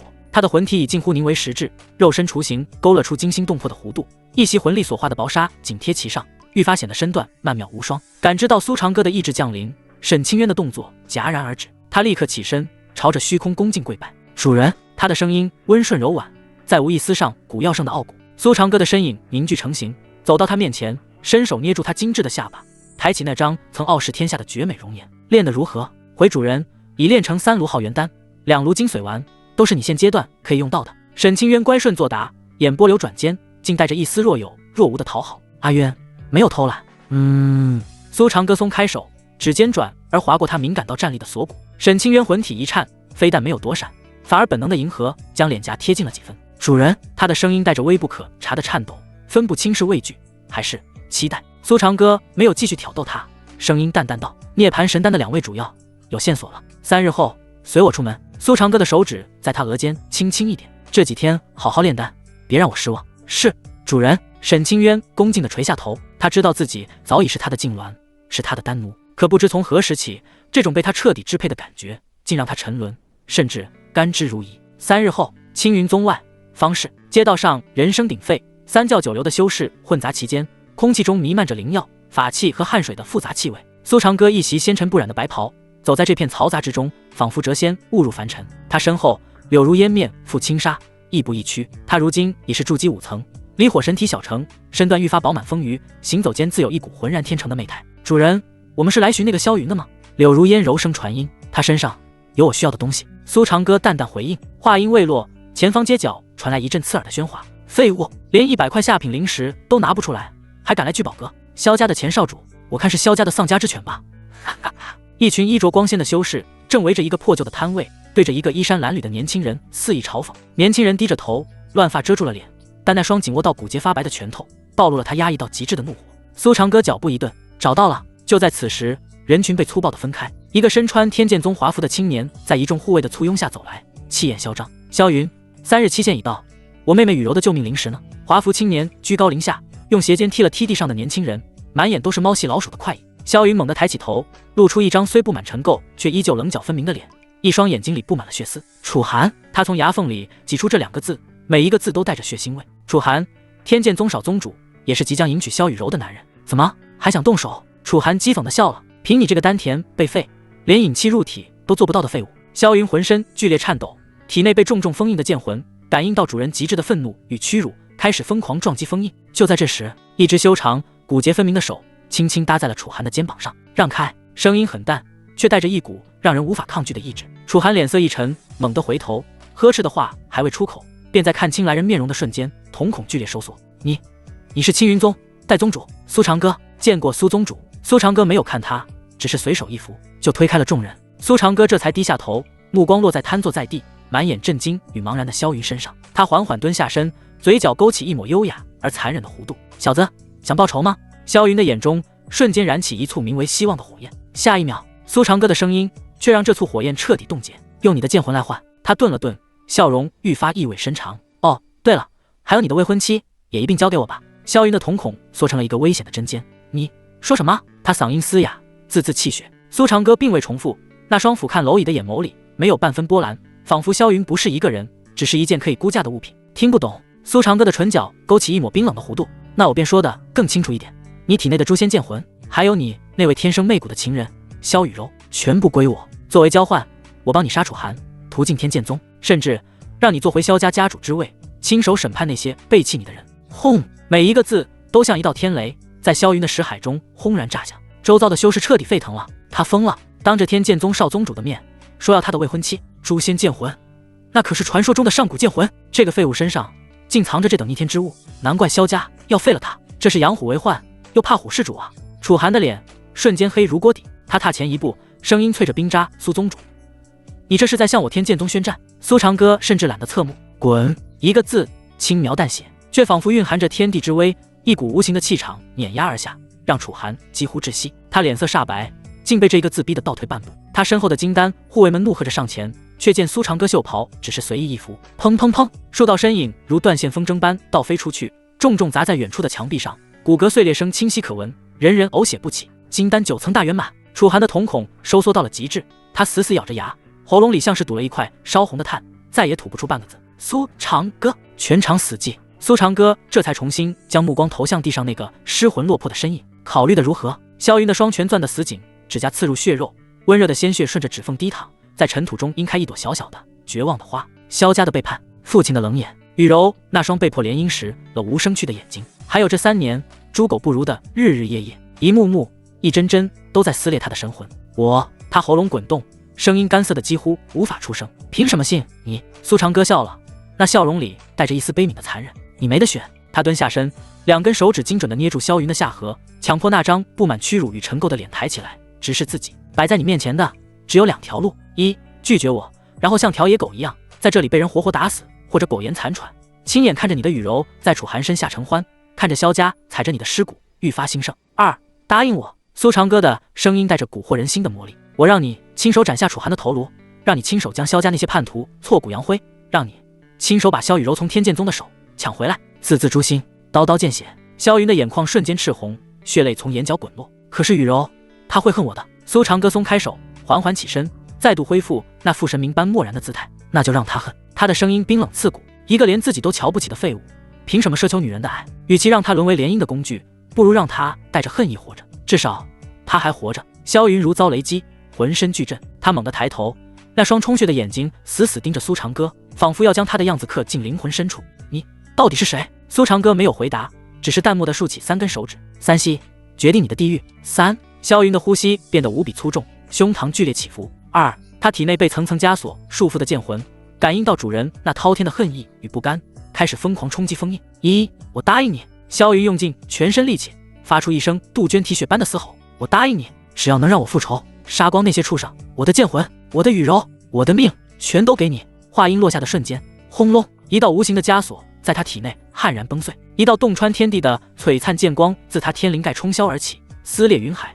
煌煌剑威震慑全场。诛仙剑魂于此刻觉醒。苏长歌的唇角终于勾起一抹满意的弧度。定，检测到天命之子萧云主动献祭剑魂与天命女主，掠夺成功，获得诛仙剑魂，封印中气运值加3000，触发100倍暴击，获得上古第一杀阵诛仙剑阵。恰在此时，一道凄惶又急切的女声穿透人群：萧云，萧云，你在哪里？人群被蛮横地推开，一名身着红裙的绝美女子跌跌撞撞地冲了进来，她脸上泪痕未干，眼眸红肿，却依旧难掩那股浑然天成的媚骨风情，正是萧雨柔。当她看到瘫软在地浑身浴血的萧云时，眼泪瞬间决堤。萧云，你怎么样？你……她的话戛然而止，因为她看见了那个站在萧云身前宛如神魔般的白衣男人，以及男人身后脸色铁青的楚寒。雨柔，萧云的声音痛苦到扭曲。萧雨柔哭着扑过去，颤抖着伸出手，却被萧云用尽全力猛地一把推开。别碰我！萧云低吼着，眼中血丝密布，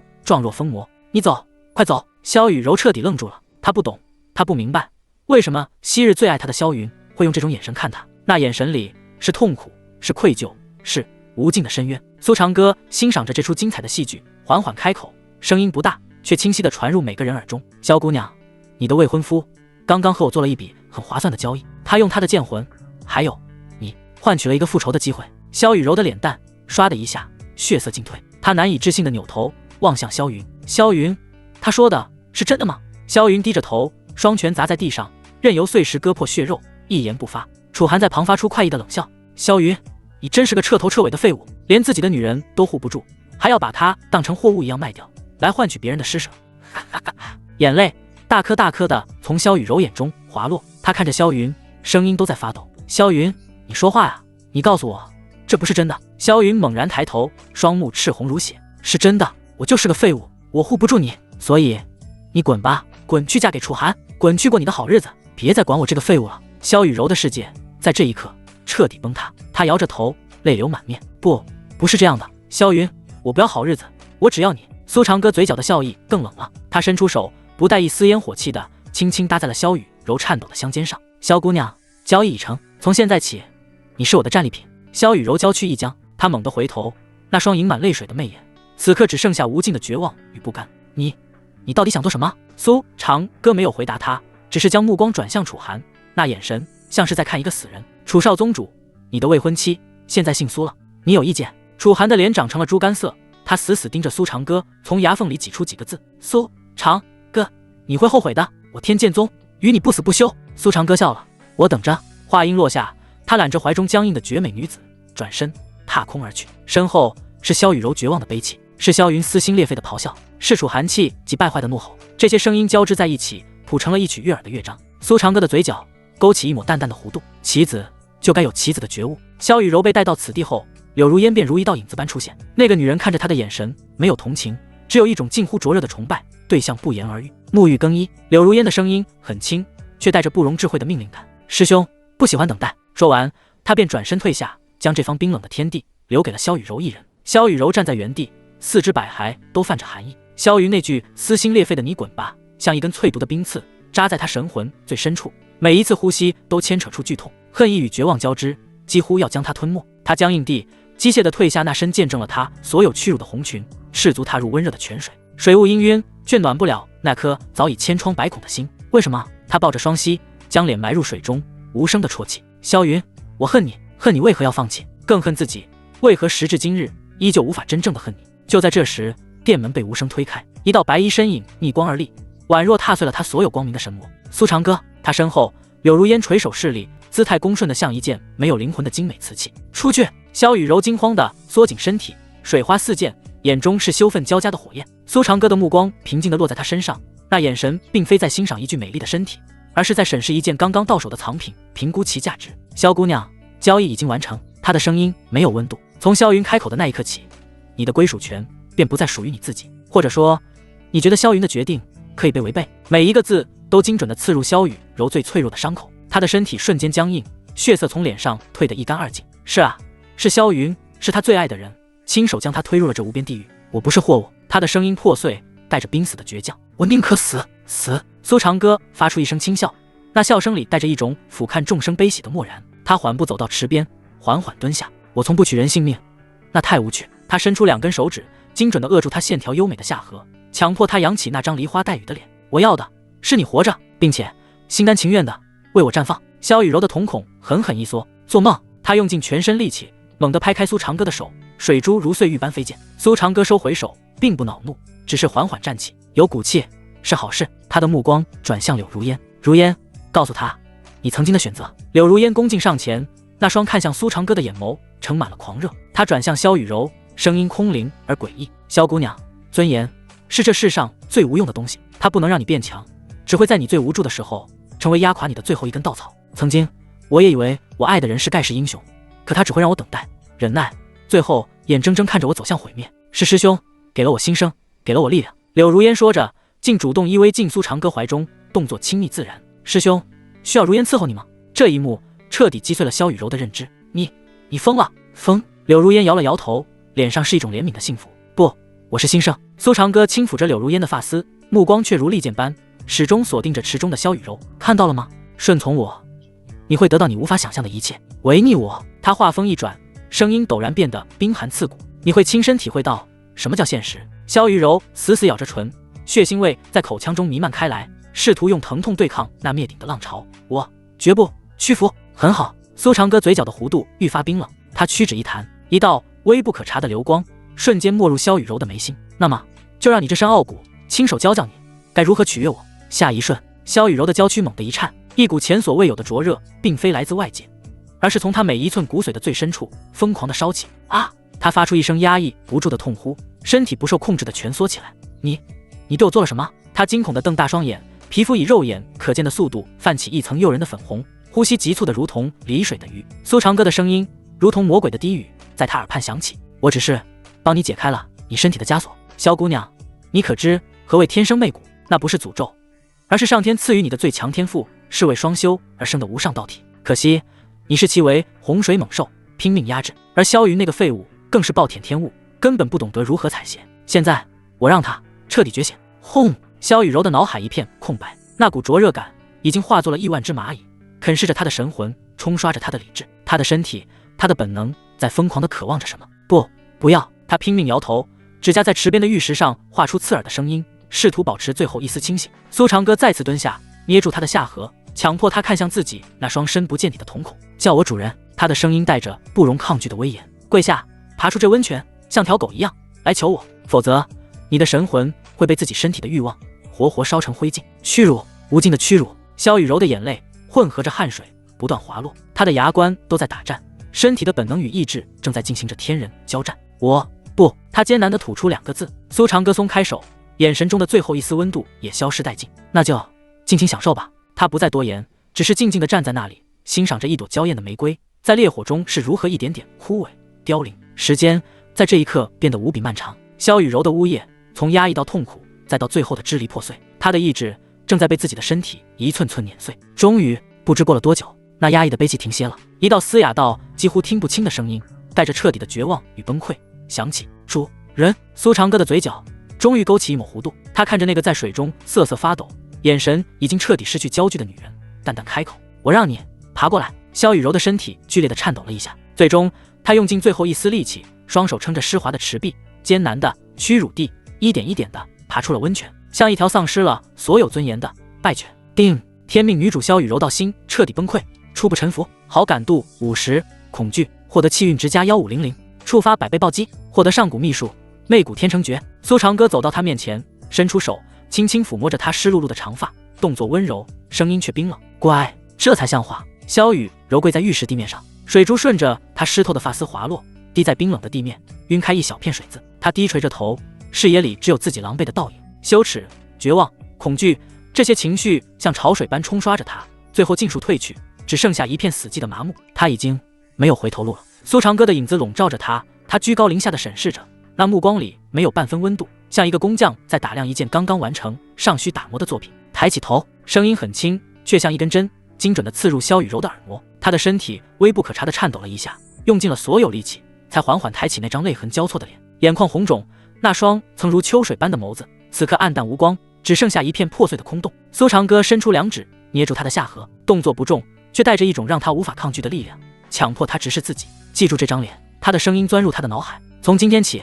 你的身体，你的神魂，你的一切都只属于我。他唇角挑起一个微小的弧度，带着纯粹的恶意。萧云连自己都护不住，凭什么拥有你？萧雨柔的瞳孔骤然收缩，嘴唇翕动，却一个字都说不出来。他无法反驳，因为他说的是事实，是萧云亲手将他推下了深渊，是萧云用他交换了那虚无缥缈的复仇机会。我恨他。他的声音嘶哑破碎，像是从喉咙深处硬生生挤出来的。我恨他。苏长歌松开手，仿佛掸去什么微不足道的灰尘。他转身踱步走向殿中央那张宽大的云床。恨，很好。他的背影淡漠而孤高，那就让这份恨意成为你活下去的养料。爬过来。最后3个字轻飘飘的，却重如山岳，狠狠砸在萧雨柔的尊严之上。他的身体剧烈的颤抖起来，牙齿死死咬住下唇，直到尝到一丝血腥味。指甲在光滑的玉石地面上刮擦，发出尖锐刺耳的声响。最终，那点可怜的骨气还是被彻底碾碎。他屈辱的一点一点地朝着那张云床爬去，每移动一寸，他的世界就崩塌一分。当他终于爬到苏长歌的脚边时，整个人像一滩烂泥，彻底瘫软在地，再也动弹不得。苏长歌低头看着，眼神里流露出一丝赞许。不错。他弯腰毫不怜惜地将他从地上拎起，扔到了柔软的云床上。萧雨柔惊恐地想要蜷缩身体，却发现4肢百骸都不听使唤。那股熟悉的灼热感再次从骨髓最深处燃起，烧尽了他最后一丝力气。你又对我做了什么？他带着哭腔，声音微弱。苏长歌没有回答，他抬手一挥，一道流光自他掌心飞出，在半空中化作一枚古朴的玉简，静静悬浮。媚骨天成诀。萧姑娘，天生媚骨不是诅咒，是恩赐。苏长歌的声音仿佛带着奇特的韵律，敲打着他脆弱的神魂。修炼它，你的修为将1日千里。元婴化神，并非遥不可及。代价。他停顿了一下，唇边的笑意变得残忍。是你的身体，此生此世只能接纳我一人。若有违背，你的神魂会被这媚骨之力反噬，求生不得，求死不能。萧雨柔的脸瞬间血色尽退。你好狠。狠。苏长歌轻笑一声，不，我是在成全你。萧云只会让你沦为联姻的牺牲品，一个工具，而我会让你成为真正的强者，让你拥有俯瞰他的力量。他伸出手，食指点在萧雨柔的眉心，下一瞬，那眉骨天成诀，欲简化作漫天光点，野蛮地，粗暴地，悉数灌入他的识海。啊！萧雨柔发出一声痛苦的低吟，无数陌生的符文与口诀在他脑海中炸开，像无数把烧红的刻刀，在他的神魂上烙下印记。与此同时，他体内的媚骨被彻底引爆，一股他从未感受过的磅礴力量，如决堤的洪水，在他干涸的经脉中疯狂冲刷。筑基初期的瓶颈应声而碎，轰！他的修为气息开始失控般的暴涨。筑基2层，筑基3层，筑基4层，筑基5层，这摧枯拉朽般的力量提升，没有给他带来一丝一毫的喜悦。他只感到自己的神魂深处被套上了一道无形的枷锁，而枷锁的另一端正牢牢握在眼前这个男人的手中。感受到了吗？苏长歌的声音宛如恶魔的低语在他耳畔响起。从此刻起，你的命，你的修为，你的一切都由我掌控。你若背叛，我只需一个念头，你就会魂飞魄散。萧雨柔的眼泪再次汹涌而出，她知道自己完了，彻底沦为了这个男人的痉挛，一件会呼吸的私有物，再无逃脱的可能。就在这时，殿外一道急促的传音破空而来：启禀代宗主，天剑宗少宗主楚寒已率3名金丹长老兵临山门，扬言若不交出萧雨柔，便要血洗我青云宗。苏长歌的眼底掠过一抹冰冷的玩味，他低下头看着怀中香汗淋漓、瑟瑟发抖的萧雨柔，唇角勾起一抹残忍的弧度。看来你的未婚夫来接你了，要不要让他进来，亲眼看看你现在的模样？萧雨柔的瞳孔狠狠一缩，脸上写满了惊恐，疯了似的摇头：不要，求你！苏长歌对他的哀求置若罔闻，只是抬手一挥，一道水镜凭空出现在半空中，镜中正是青云宗山门外的景象。楚寒一袭白衣，神情倨傲，身后3位金丹长老气焰滔天。苏长歌，滚出来！楚寒的声音裹挟着凌厉，响彻云霄，带着无尽的怒火。交出雨柔，否则今日就是你青云宗的末日。苏长歌欣赏着镜中楚寒那副暴怒的嘴脸，眼中的兴味更浓。他低头凑到萧雨柔耳边，声音轻柔却冰冷：听见了吗？你的救星来了，要不要？真的不要我把你送还给他？萧雨柔的身体剧烈的颤抖着，她想说要，她做梦都想逃离这个魔窟，可她知道回不去了。她体内的媚骨已经被彻底激活，神魂烙印更是让她无法离开苏长歌。回去就是死，我不回去。她的声音带着浓重的鼻音，充满了绝望的呜咽。我是主人的。苏长歌满意的笑了，很好。他站起身，慢条斯理地整理了一下衣袍，姿态优雅，眼神却冷得像冰。那我就去告诉他，他的未婚妻已经换了新主人。话音落下，他转身大步流星地走出偏殿，身后萧雨柔瘫软在云床上，眼神空洞地望着殿顶，泪水无声地浸湿了枕巾。他的人生从这一刻起彻底毁了，而亲手将他推向这一切的是萧云。青云宗山门之外，罡风呼啸，楚寒一袭白衣，凌空而立，一张俊脸铁青，血气翻涌。他身后3名天剑宗金丹长老气息外放，凌压如山崩海啸，朝着青云宗的山门狠狠压下。守山的青云宗弟子们在这股威压下个个脸色惨白，双腿战战，几乎要跪倒在地。苏长歌，楚寒的声音灌注了雄浑凌厉，炸响在云端：交出雨柔，否则今日你青云宗鸡犬不留。话音落下，山门深处一道懒洋洋的笑声悠然传来：鸡犬不留。苏长歌的身影由远及近，一步踏出便已至山门之前。他白衣胜雪，负手而立，那双深邃的眼眸扫过楚寒，再到他身后的3位金丹长老，平静的宛若在看几只聒噪的夏虫。就凭你们！楚寒眼皮剧烈一跳，明明对方的气息内敛如渊，他这个金丹后期的天之骄子，竟从心底深处不受控制的生出一丝寒意。苏长歌，雨柔是我天剑宗板上钉钉的少宗主夫人。楚寒强行压下那份不安，色厉内荏的喝道：你强抢人妻，是想与我整个天剑宗不死不休吗？苏长歌唇角挑起一个讥诮的弧度：少宗主夫人。他忽然抬手对着虚空轻轻一抹，一道水镜凭空而生，镜中光影流转，清晰地映照出偏殿之内那张凌乱的云床。萧雨柔蜷缩在床角，发丝湿润，眼神空洞，雪白的肌肤上遍布着惹人遐想的暧昧红痕。你！楚寒的呼吸瞬间停滞，双目暴睁，血丝瞬间爬满眼球。我什么？苏长歌的声音冷了下来，打断了他。萧雨柔是萧云亲手卖给我的，交易早已完成，现在的他是我苏长歌的私有物。他顿了顿，唇边的笑意变得残忍而玩味。不信，我让他亲口告诉你。话音未落，苏长歌屈指一弹，一道微不可察的流光没入水镜之中。镜中的萧雨柔娇躯猛地一颤，仿佛被无形的丝线操控，艰难地抬起头，那双曾经盛满秋水的眸子，此刻只剩下惊恐、屈辱以及一片死灰。雨柔！楚寒失声嘶吼，声音都变了调。萧雨柔的嘴唇翕动着，像是用尽了最后一丝力气，最终她缓缓闭上了眼，两行清泪无声滑落。一道破碎而嘶哑的声音从水镜中传出，清晰地响彻在每个人耳边：楚寒，你不要来打扰我了，我已经是主人的人了。轰！这几个字像是一柄无形的重锤，狠狠砸碎了楚寒所有的骄傲和理智。他的脸色由红转白，又由白转青，身体剧烈的颤抖起来。不可能，雨柔，你在胡说什么？是他逼你的，对不对？楚寒状若疯魔的咆哮。苏长歌发出一声轻蔑的冷笑，逼！他再次挥手，水镜中的画面一转，清晰地映照出萧雨柔体内的灵力波动。那磅礴的灵力，赫然是筑基5层。看清楚！苏长歌的声音带着一丝恶意的玩味。3天，从一个废物到筑基5层，这是我给他的造化。而你，楚寒，你能给他什么？一个沦为联姻工具的身份。楚寒的瞳孔狠狠一缩，他身后的3位金丹长老更是倒吸一口冷气，彼此对视一眼，尽是骇然。3天，筑基5层，这是何等通天的手段！这简直是神迹！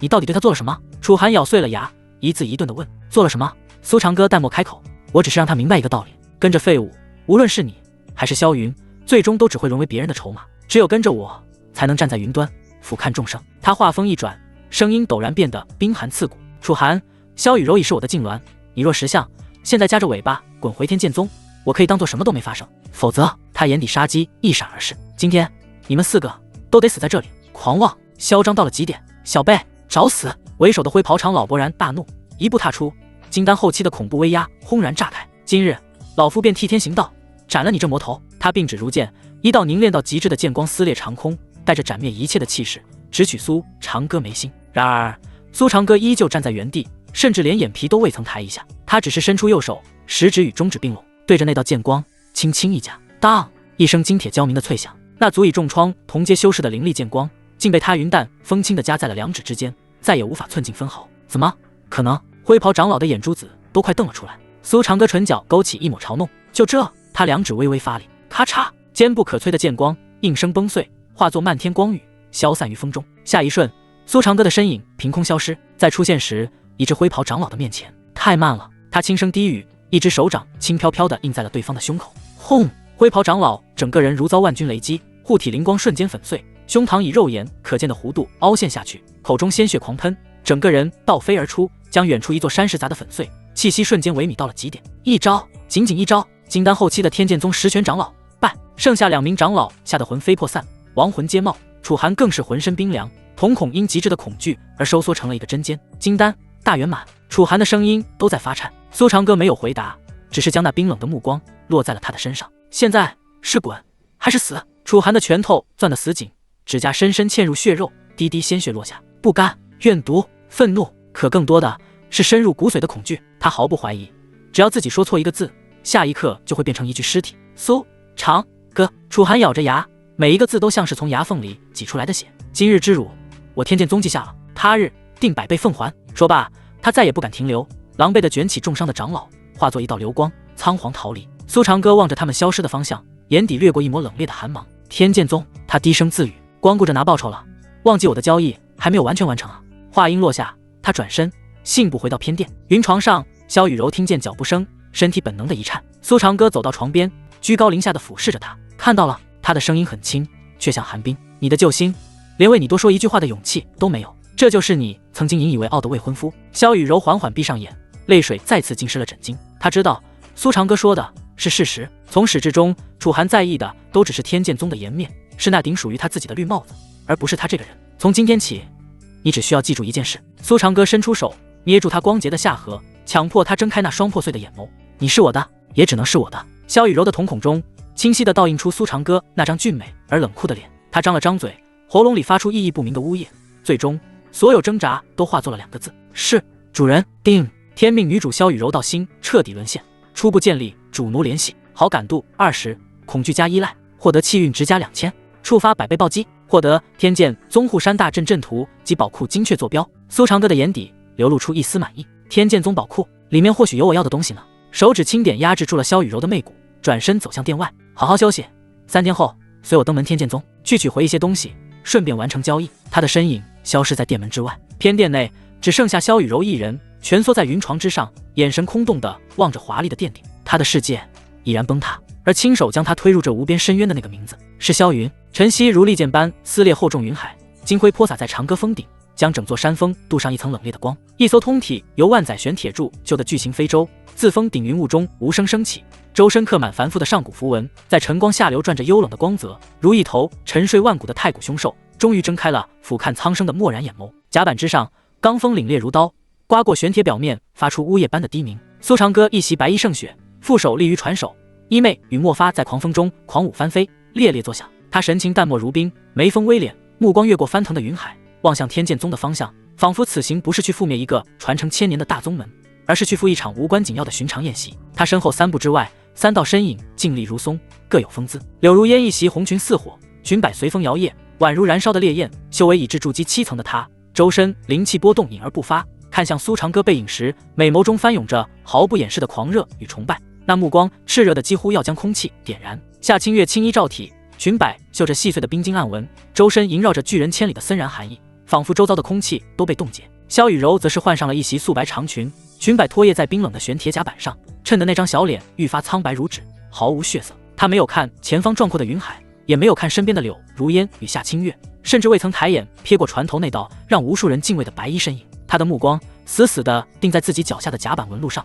那交错的玄铁纹路深邃而冰冷，仿佛那里就是他的整个世界，隔绝了外界所有的光与声。整个人安静得像一尊没有灵魂的玉雕，纤长的手指无意识地蜷缩着，指甲几乎要嵌进掌心，若不是胸口那微弱到几乎不可察觉的起伏，几乎让人以为他早已香消玉殒。出发。苏长歌的声音很轻，如同风中低语，却带着一种不容置疑的威严，清晰地传入每一个人耳中，穿透了凛冽的罡风。非洲发出一声低沉的嗡鸣，周身符文骤然亮起，光芒夺目，瞬间化作一道流光，撕裂天际，留下一道长长的残影，朝着天剑宗的方向疾驰而去，速度快得突破了音障，空气都被划出尖锐的呼啸。随着距离渐近，天剑宗那标志性的万仞剑山轮廓越来越清晰，一座座山峰如利剑擎天，剑气纵横交错，隐约可见山间云雾缭绕，亭台楼阁错落有致。而此刻，萧雨柔的身体开始出现微不可察的战栗，那战栗从指尖蔓延至四肢百骸，细微的几乎难以察觉，却泄露了他内心深处压抑的情绪。谁能想到，亲手将他送上这座覆灭宗门的刑场，将他推入万劫不复之地的，竟是他曾经最信任、最依赖的人——萧云。天剑宗山门之外，当那艘散发着恐怖威压的玄铁飞舟如泰山压顶般降临，周身弥漫的上古凶煞之气与苏长歌的磅礴灵压交织在一起，笼罩了整个山门时，整个天剑宗都被惊动了。当当当，警钟长鸣，声音凄厉而急促，响彻整个山谷，穿透了云霄，让每一位天剑宗弟子都心头一紧。敌袭，有强敌来犯！守山弟子的嘶吼声带着绝望的颤抖，响彻山谷之间，此起彼伏。下一刻，一道身影快如闪电，化作一道青色流光，第一个从山门内冲出，正是天剑宗少宗主楚寒。他身着月白剑袍，腰间佩剑，寒星发出嗡嗡的剑鸣，周身剑气冲霄，气势如虹。他身后数十名气息强横的长老与核心弟子紧随而至，一个个神色凝重，灵力运转到极致，剑气纵横交错，汇聚成一片剑之天幕，严阵以待。然而，当楚寒的目光穿透非洲周围的灵气波动，落在甲板上，看到苏长歌身后那个熟悉又陌生的白色身影时，他所有的愤怒，所有的气势，所有的杀意都在一瞬间凝固了。他的身体僵在原地，如遭雷击，周身翻腾的剑气都变得滞涩起来。雨柔，楚寒的声音干涩发颤，带着一丝他自己都未曾察觉的祈求与难以置信，目光死死地锁住那道白裙身影，仿佛不敢相信自己的眼睛。听到这个刻骨铭心的声音，萧雨柔那死寂的身体终于有了一丝微弱的反应，她缓缓地用尽了全身的力气，像是挣脱了无形的枷锁一般，一点点抬起了头。那双曾如秋水寒烟、清澈动人的眸子，此刻只剩下一片深不见底的麻木与死灰，没有丝毫光彩，仿佛两颗蒙尘的黑曜石。他看着楚寒那张写满震惊、痛苦与难以置信的脸，嘴唇轻轻翕动了一下，没有任何多余的表情，没有眼泪滑落，也没有歇斯底里的控诉，更没有半分重逢的喜悦，只有2个字，轻飘飘的，却又重如山岳，带着无尽的悲凉与决绝，狠狠砸在楚寒的心上。对不起。轰！楚寒脑中一片空白，血气瞬间直冲头顶，经脉中的灵力不受控制的暴走，让他俊朗的面容瞬间扭曲狰狞，双目赤红如血，周身剑气狂暴的几乎要撕裂空气。苏长歌，他发出一声不似人声的咆哮，声音中充满了无尽的恨意与痛苦，震得周围的山峰都在微微颤抖。今日我必将你碎尸万段，挫骨扬灰。面对这滔天怒火与狂暴的剑气，苏长歌的表情没有丝毫变化，仿佛只是听到了一只蝼蚁的叫嚣。他甚至连眼皮都懒得抬一下，只是唇角勾起一抹近乎残忍的讥讽，眼神淡漠的如同在看一个死人。是吗？他淡淡吐出2个字，声音里带着一丝玩味与不屑，随即抬手对着身后的虚空随意的一挥，嗡！空间泛起一阵剧烈的涟漪，如同被石子打破的湖面，一道漆黑的裂缝骤然显现，一个浑身浴血、衣衫褴褛的人影被他从一处随身洞天中粗暴地扔了出来，重重地摔在冰冷的悬铁甲板上，发出沉闷的响声，狼狈不堪。那人影挣扎着想要抬起头，四肢却被4根漆黑的锁链洞穿，锁链上布满了噬灵符文，不断吸食着他体内的灵力与生机，让他每动一下都痛不欲生。他艰难地抬起头，露出一张布满血污、伤痕累累却依旧能辨认的脸，眼中充满了绝望与痛苦。正是萧云。当他看到对面山门前那道熟悉的青色身影，又看到苏长歌身旁那如提线木偶般面无表情的妹妹时，整个人如遭9天神雷轰顶，身体剧烈地颤抖起来，喉咙里发出呵呵的怪响。雨柔，萧云的声音嘶哑得如同破锣，带着血沫，眼中瞬间涌出血泪，顺着脸颊滚落，混合着血污，显得格外凄惨。萧雨柔缓缓转过头，目光落在了萧云那凄惨无比的模样上。在看到萧云四肢被锁、满身血污的瞬间，他那死灰色的瞳孔中终于闪过了一丝极其复杂的情绪，如同投入湖面的石子，激起微不可察的涟漪。有恨，恨他的背叛与算计；有怨，怨他将自己推入深渊；有悲凉，悲凉自己曾经的信任如此可笑。但最终，这一切都如同潮水般迅速退去，化作了比冰雪更冷、比寒铁更硬的漠然，仿佛眼前的人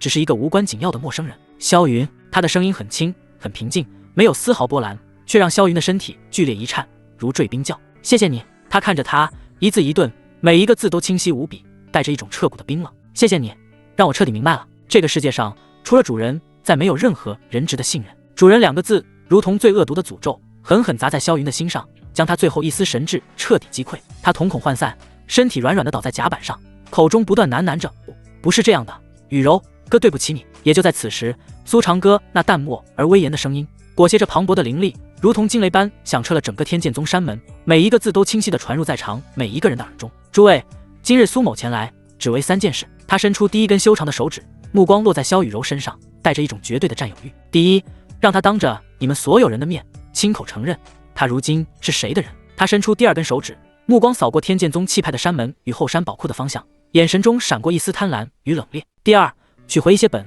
就该属于我的东西。最后，他的目光缓缓落在了满脸狰狞、怒火中烧的楚寒和面如死灰、彻底崩溃的萧云身上，唇角的弧度冰冷而嗜血，带着一种毁灭一切的疯狂。他缓缓伸出了第3根手指，声音冰冷刺骨。至于第3，自然是完成我和萧云的交易。血洗天剑宗5个字，如同无柄无形的利剑，狠狠插入天剑宗众人的心中，让整个山门陷入一片死寂，只剩下狂风呼啸于井中的余音。非洲之上，死寂无声。苏长歌那5个字，字字如山岳倾颓，砸在天剑宗所有人的心头，压得他们神魂颤栗。血洗天剑宗山门前，以楚寒为首的数十名天剑宗高手，脸上血色瞬间褪尽。他们不是没见过狂徒，但狂到这般地步，当着一个千年大宗的山门，直接宣告要将其从世间抹去的生平警戒。疯子，他是个彻头彻尾的疯子。一名金丹长老嘴唇颤抖，竟下意识地后退了半步。这不是挑衅，这是灭门的宣战。楚寒的身体因极致的愤怒而剧烈站立，他死死瞪着苏长歌，赤红的眼眶几乎要裂开滴血。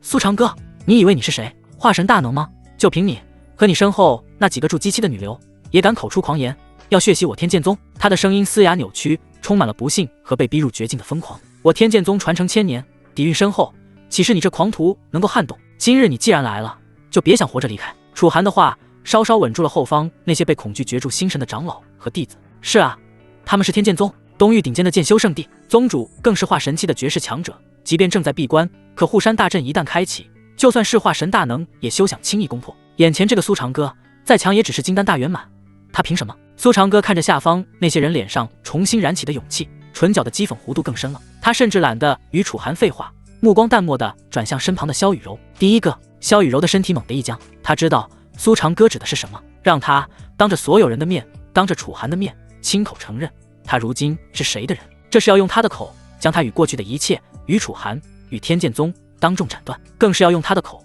狠狠地抽楚寒的脸，抽整个天剑宗的脸。指甲刺入掌心的剧痛传来，却远不及他心死的麻木。他能感觉到下方楚寒那双交织着痛苦、祈求与愤怒的眼睛正死死地盯着他。他在等他的否认，等他哪怕一丝一毫的反抗。可是他能反抗吗？识海中那让他生不如死的媚骨天成诀，这个男人魔鬼般的手段早已抽干了他所有的力气和尊严。反抗的下场只会是比死亡更黑暗的折磨。他没有选择了。雨柔，你告诉他，告诉所有人，你是被他逼的，你是我楚寒的未婚妻，永远都是。楚寒看到萧雨柔的迟疑，像是溺水者抓住了最后的稻草，疯狂地嘶吼起来。苏长歌没有阻止，他只是饶有兴致地欣赏着这出闹剧，那眼神仿佛在看一只蝼蚁在绝望中挣扎。他越是这样，萧雨柔的心就越是下沉。这个男人就是要让他在楚寒燃起希望的瞬间，再由他亲手将这希望彻底碾成粉末。他缓缓的、艰难的向前走了一步。非洲边缘，罡风吹动他的白裙，他俯视着下方那一张张熟悉又陌生的脸，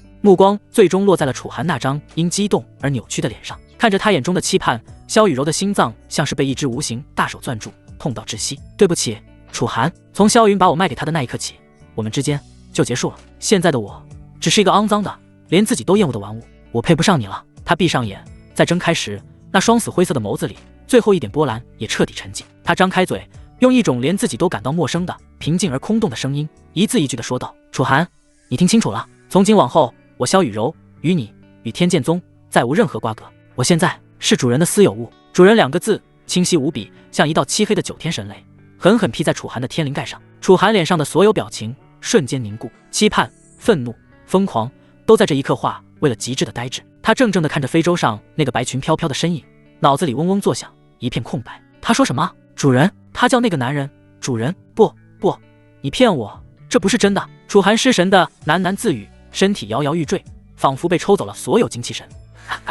听到了吗？楚寒。苏长歌终于发出畅快的笑声，笑声中满是胜利者的得意与残忍。你的未婚妻现在是我的了，彻头彻尾，从身到心都是我的。他一边说着，一边伸出手，轻飘地揽住萧雨柔的腰肢，将她带入怀中。萧雨柔的身体僵硬了一下，终究还是顺从地靠在他胸膛上，像一个没有灵魂的精美娃娃。这一幕灼痛了楚寒的双眼。啊呀呀呀呀！楚寒猛地仰天发出一声凄厉到不似人声的咆哮，双目瞬间血丝满布，一股狂暴到极点的剑意冲天而起，搅乱风云。苏长歌，我要杀了你，我要将你碎尸万段！他彻底疯了。然而苏长歌只是低头玩味地看着怀中面无表情的萧雨柔，淡淡说道：你看多么廉价的愤怒，除了无能狂吠，他什么也做不了。说完，他松开萧雨柔，目光转向甲板上那个瘫在地上气息奄奄的萧云。该第2件了。他的声音不大，却让所有人的心脏都提到了嗓子眼。第2件，取回本该属于他的东西。什么东西？在所有人疑惑的目光中，苏长歌一指点向天剑宗的后山。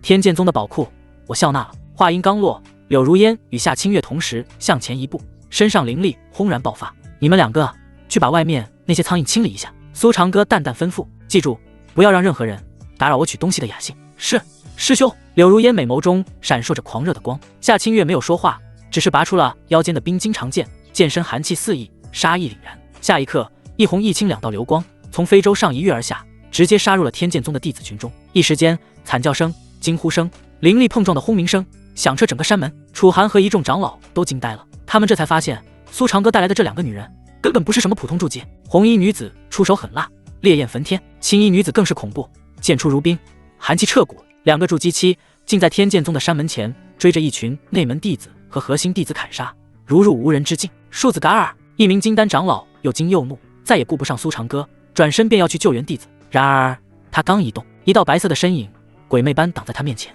是苏长歌，你的对手是我。苏长歌的声音冰冷，那名长老甚至没能反应过来，苏长歌便以一掌拍出。那一掌看似轻飘飘，不带一丝烟火气。长老大骇，仓促间举剑格挡，咔嚓，他手中的上品灵剑寸寸断裂。紧接着，那只手掌落在了他的胸口。噗！金丹长老一口鲜血狂喷而出，身体如断线风筝般倒飞出去，将山门后的石壁都撞出了一个巨大的凹陷，生死不知。一掌重创金丹，全场死寂。所有人都用一种看待神魔般的眼神看着苏长歌，这真的是金丹大圆满能拥有的实力。现在还有谁想拦我？苏长歌环视四周，目光所及，天剑宗的弟子长老无不骇然后退，眼神里只剩下纯粹的恐惧。他的目光最终落在了已经彻底呆住的楚寒身上。哦，对了，苏长歌的嘴角勾起一抹嗜血的弧度，他一步步走向楚寒，每一步都像是踩在所有人的心脏上。还有第3件事，那就是完成我和萧云的交易。血洗天剑宗，他伸出手指，遥遥指向楚寒，就从你开始吧。苏长歌的话音像针一样扎进每个人的耳膜，一股磅礴杀意化作实质的寒流，劈头盖脸的浇在楚寒身上。楚寒一个机灵，从撕心裂肺的痛苦中被强行拽回现实。他看着闲庭信步走来的苏长歌，那双赤红的眼球里疯狂的恨意几乎要凝成实质的血焰。苏长歌，杀了我，有种你就杀了我！楚寒嘶吼着，周身剑气再度沸腾。只要我楚寒还有一口气，就绝对不会放过你，杀了你！苏长歌走到他面前，微微俯身，用一种看蝼蚁的眼神垂视着他。他笑了，笑意讥诮，仿佛听见了世间最荒谬的蠢话。不，忽然觉得杀了你也太便宜你了。他摇了摇头，似乎对这个想法感到极其乏味。多没意思！苏长歌的视线越过楚寒，扫向他身后那些脸色煞白、身体僵硬的天剑宗长老和弟子，直接杀掉，总感觉缺了点观赏性。他慢条斯理地转身，踱步回到非洲之上，最终停在萧雨柔面前。所有人的目光都像被无形的线牵引，死死地跟随着他，心脏随着他的脚步声被一下下攥紧。这个魔鬼又想做什么？主人，萧雨柔看着他，声音细得像风中的游丝，身体筛糠般抖动起来。别怕。苏长歌伸出手，指尖轻柔地划过他的脸颊，动作温柔得像是在抚摸一件绝世珍品。我只是想让他们看看我把你调教的有多好。这几个字让萧雨柔的脸瞬间血色尽退，白得透明。过来。苏长歌对着甲板上瘫软如烂泥的萧云随意地勾了勾手指，一股无形之力瞬间将萧云射了过去，重重地摔在地上，正好跪在萧雨柔的脚边。萧云抬起那张血污纵横的脸，看着眼前这张既熟悉又陌生的面孔，血泪再次夺眶而出。雨柔，对不起，我对不起你。萧雨柔看着他这妇人不人鬼不鬼的惨状，眼神里翻涌着复杂的情绪，最终却什么也没说，只剩一片死寂。你看，他还对你抱着不切实际的幻想呢。苏长歌轻笑一声，对萧雨柔下令：现在我要你当着他的面，当着你前未婚夫的面，当着这天剑宗上上下下所有人的面，展示一下，展示你修炼媚骨天成诀的成果。他的声音压低，带着一丝愉悦，用你最动人的姿态来取悦我。轰！这句话比之前任何一句都要恶毒万倍。这不只是杀人，这是诛心，这是要把萧雨柔、萧云、楚寒三个人活生生钉在耻辱柱上，永世不得翻身。不要，雨柔，不要听他的。楚寒目眦欲裂，疯了般想冲过来，却被苏长歌身上散发出的灵压死定在原地，连一根手指都动弹不得。妹妹，不要啊！杀了我，求你杀了我吧！萧云发出野兽般的哀嚎，他宁愿立刻神魂俱灭，也不想亲眼看着自己的妹妹遭受这般奇耻大辱。萧雨柔的身体剧烈的颤抖，泪水终于冲垮了堤防，沿着苍白的脸颊无声滑落。她抬起头，用尽全身力气看向苏长歌，那双美丽的眼睛里第一次充满了哀求。求求你，主人，不要！苏长歌的眼神骤然转冷，抚摸他脸颊的手指微微收紧，力道像是铁钳。你在违抗我的命令！一股刺骨的寒意顺着他的指尖直接侵入萧雨柔的识海，那被种下的媚骨天成诀烙印瞬间被点燃，开始疯狂灼烧他的神魂。啊！萧雨柔发出一声短促的痛哼，身体一软，险些栽倒。看来你还是没学乖。苏长歌的声音里再无一丝温度，冰冷的像是万载玄冰。要么现在取悦我，要么我现在就让你尝尝神魂被魅火灼烧3天3夜，求生不得，求死不能的滋味。你自己选。神魂被撕裂般的剧痛和苏长歌那不带任何感情的话语，彻底碾碎了萧雨柔最后一丝反抗的意志。他很清楚自己根本没有选择的权利。泪水模糊了视线，他看着下方楚寒那张痛苦到扭曲的脸，看着面前萧云那绝望到崩溃的眼神，心中最后一丝火苗也彻底熄灭了。结束了，所有的一切都结束了，尊严、骄傲、未来全都没了。他缓缓地用一种近乎自我毁灭的麻木从地上爬了起来，然后当着所有人的面，他抬起颤抖的手，解开了自己素白长裙的腰带。长裙如凋零的花瓣，无声滑落，里面是一件薄如蝉翼的粉色纱衣，纱衣之下那具因修炼了媚骨天成诀而愈发曲线精心、媚态天成的身体若隐若现。不！楚寒发出一声撕心裂肺的咆哮，双眼血红，竟是硬生生逼出一口精血，燃烧自身，试图冲破苏长歌的灵压。破！他才刚刚站起，便被一股更恐怖的威压狠狠拍在地上，五脏六腑都错了位，只能像挑死狗一样趴着，眼睁睁地看着。萧雨柔闭上了眼睛，她不敢去看任何人的表情，她依照那刻入灵魂的法诀催动了灵力，一缕缕粉色的雾气自她每一寸肌肤的毛孔中渗出，她的肌肤在雾气缭绕下泛着一层勾魂夺魄的光泽，她的眼神开始涣散，蒙上了一层水汽，她的身体开始不受控制的做出各种撩人心弦的姿态，每一个动作，每一个眼神都散发着致命的诱惑，能轻易点燃男人心底最原始的火焰。这就是媚骨天成诀的霸道，一旦施展，便是行走的春药，能让所有看见他的男人道心崩溃，为之疯狂。山门前，那些天剑宗的弟子修为稍弱的已经眼神迷离，呼吸粗重，脸上浮现出猪哥般的痴迷。该死，都闭上眼，稳住心神！一名金丹长老厉声暴喝，声音里却带着一丝他自己都未曾察觉的干涩和颤抖。他自己也不敢再多看一眼，生怕道心失手，当众出丑。此刻最痛苦的无疑是楚寒和萧云。萧云跪在地上，看着自己的亲妹妹在仇人面前做出如此羞耻下贱的动作，他的心像是被一柄钝刀来回切割，痛得他几欲昏死。啊！他喉咙里挤出野兽般的嘶吼，双手疯狂地撕扯着自己的头发，精神彻底滑向了崩溃的深渊。楚寒更是趴在地上，双拳一下下的死命捶打着地面，坚硬的青石板被他砸出一个个血坑，指节寸寸爆裂，血肉模糊，深可见骨。他却浑然不觉，他只能看着自己曾经视若珍宝，连碰一下都怕唐突了的未婚妻，如今却像个最下贱的舞姬，在仇人面前展露着他最诱人的一面。这种痛苦比将他千刀万剐还要残忍10000倍。苏长歌很满意，他要的就是这个效果，他就是要用这种最残忍、最直观的方式，告诉这两个所谓的天命之子，他们所珍视、所守护的一切，在他苏长歌面前是何等的不堪一击。他伸出手勾起萧雨柔的下巴，强迫她迷离的眼睛看着自己。很好，继续。他俯下身，用只有2人能听到的气音在他耳边轻语：现在吻我。萧雨柔的身体狠狠一颤，死灰般的眸子里闪过最后一丝抗拒。苏长歌的眼神瞬间变得比深渊还要冰冷，他不敢再有丝毫犹豫。他踮起脚尖，笨拙而生涩地将自己冰冷的唇印在了苏长歌的嘴唇上。轰！这一幕如同一道黑色的末日惊雷，彻底击溃了萧云的理智。啊呀呀呀呀！萧云猛地仰天，发出一声凄厉到不似人声的长啸，一股漆黑如墨、充满了毁灭与不祥气息的恐怖剑气骤然从他体内爆发出来。这股剑气暴虐、疯狂，充满了毁灭一切的意志，与他之前修炼的任何剑意都截然不同。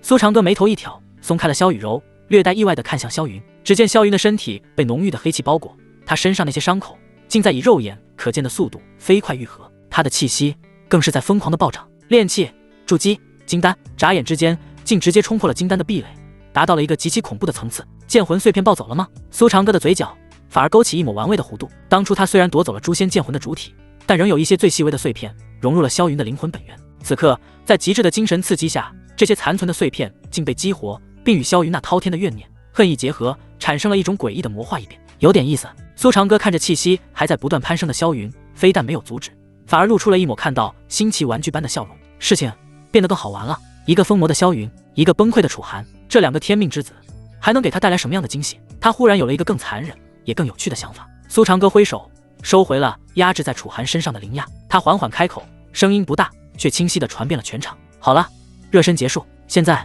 我们来玩个游戏。他的目光在状若疯魔的萧云和双目赤红的楚寒之间来回扫视，像是在挑选祭品。你们2个进行一场生死决斗，胜者……他顿了顿，伸手将身段绵软的萧雨柔揽入怀中，轻佻地拍了拍她的脸蛋，用一种宣布赏赐的口吻说道：可以带走他。苏长歌的话像是一颗投入死水潭的巨石，激起了千层浪。生死决斗，胜者可以带走萧雨柔。这个突如其来的提议让所有人都愣住了。趴在地上的楚寒猛地抬起头，那双被血丝和恨意填满的眼睛里闪过一丝难以置信。他不敢相信自己的耳朵，这个魔鬼在玩什么把戏？他会这么好心？而另一边被黑气包裹的萧云，攀升的气息也为之一顿。他那双已经失去理智，只剩下暴虐与疯狂的眸子，死死地盯住了苏长歌，仿佛在确认这句话的真伪。带走雨柔，这个念头像是一道闪电，劈开了他混乱的脑海，让他那即将被魔念彻底吞噬的神智恢复了一丝清明。你此话当真？楚寒的声音沙哑的厉害，他挣扎着从地上爬起来，死死地盯着苏长歌。不知道啊。苏长歌摊了摊手，一脸的无所谓。当然，你们也可以选择不玩，那我就只能亲手把你们2个都宰了，然后当着你们的尸体继续和我的小女奴玩乐。他的话语轻飘飘的，却带着一种让人无法怀疑的笃定，因为他根本不在乎这2个人在他眼里不过是2只稍微强壮一点的蚂蚁，是踩死还是看着他们互咬，对他来说只是选择一种更有趣的消遣方式而已。楚寒的胸膛剧烈的起伏着，理智告诉他这绝对是一个陷阱。苏长歌这种人不可能有任何信誉可言，但是万一呢？万一这是真的呢？这是他唯一的机会，唯一一个能够救回雨柔，一个挽回所有的机会，哪怕这个希望只有1/1000，他也必须抓住。好，我跟你赌。楚寒咬着牙，几乎是从牙缝里挤出这几个字。他的目光转向了不远处的萧云，眼中迸发出滔天的杀意。萧云，你这个出卖雨柔妹妹的畜生，今天我就先宰了你，清理门户。在楚寒看来，萧云和苏长歌一样，都是不可饶恕的罪人。如果不是萧云的背叛，雨柔怎么会落到今天这个地步？而被他怒视的萧云，此刻的状态却很奇怪，他身上的黑气时而翻涌，时而收敛，那双眸子也在清明与疯狂之间不断切换。剑魂碎片带来的强大力量和他对妹妹的愧疚、对苏长歌的仇恨以及对楚寒的敌意交织在一起，让他的精神处于一种极其不稳定的状态。带走雨柔，他口中喃喃自语，目光痴痴地看着不远处那个白裙身影。我要带雨柔回家，就凭你！楚寒怒吼一声，手中长剑一震，一道凌厉的剑光便朝着萧云当头劈下。他已经等不及了。然而就在剑光即将劈中萧云的瞬间，萧云猛地抬起头，眼中疯狂之色大盛。吼！他发出一声不似人声的咆哮，不闪不避，竟然直接用手抓向了那道剑光。吃了！剑光劈在他的手臂上，带起一串血花，但只是留下了一道浅浅的伤口，便被他手上缭绕的黑气给磨灭了。什么？楚寒大吃一惊，他这一剑虽然不是全力，但也是金丹期的寒怒一击，竟然只是给他造成了这点皮外伤。此刻的萧云肉身强度已经达到了一个匪夷所思的地步。杀了你就能带走雨柔？萧云的喉咙里发出呵呵的怪响，他看着楚寒，就像看着一个抢夺他宝物的敌人。下一刻，他脚下猛地一蹬，整个人化作一道黑色残影，瞬间冲到了楚寒面前，一拳轰出。这一拳没有丝毫技巧可言，纯粹是力量的爆发，拳风呼啸，带着一股浓郁的腥臭和暴虐气息。楚寒脸色一变，不敢应接，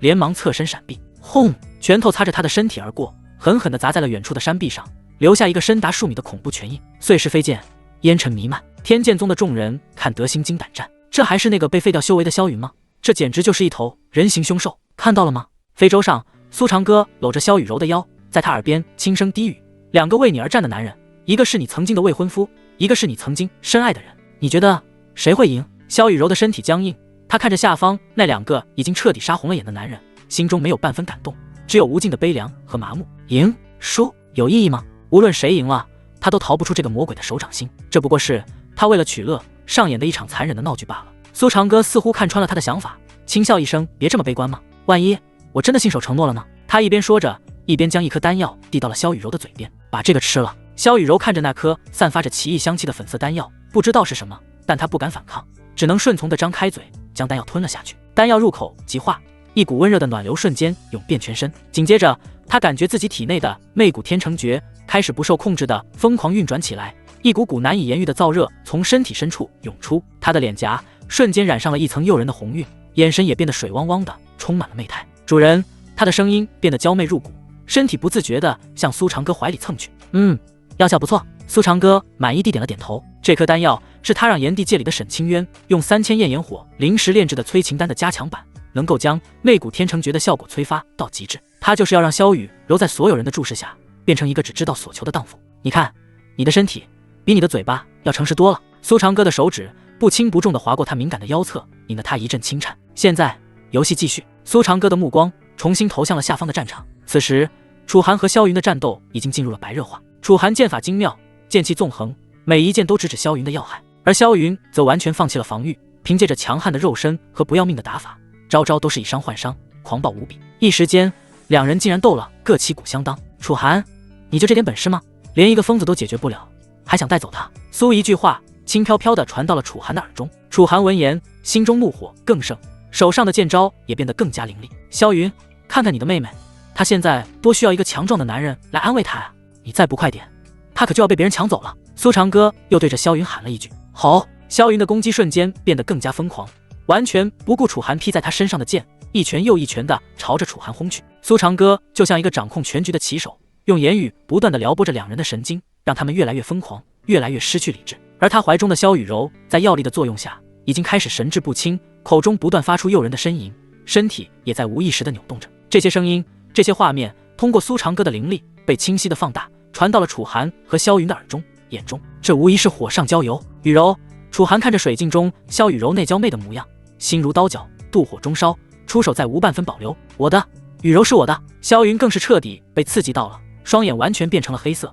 身上的魔气冲天而起，战斗瞬间升级。苏长歌看着这一切，嘴角的笑意越来越浓。他要的就是这种效果，让希望和绝望交织，让爱与恨混杂，将这两个天命之子彻底玩弄于股掌之间。他忽然觉得只是这样还不够刺激，他低下头，在萧雨柔耳边轻声说了一句什么。只见萧雨柔的身体一僵，随即在所有人惊骇的目光中，他竟然伸出丁香小舌，轻轻舔了一下苏长歌的脸颊。这个动作充满了极致的诱惑与顺从。噗！楚寒看到这一幕，再也压制不住翻涌的气血，猛地喷出了一口鲜血，心神大乱，剑招出现了一丝破绽。死！萧云抓住了这个千载难逢的机会，咆哮着用尽全身的力量，一拳狠狠地轰在了楚寒的胸口。咔嚓！骨骼碎裂的声音清晰可闻。楚寒的身体如同断了线的风筝，倒飞出去，重重地摔在地上，胸口塌陷下去一个恐怖的弧度，眼看是活不成了。萧云惨胜！咳！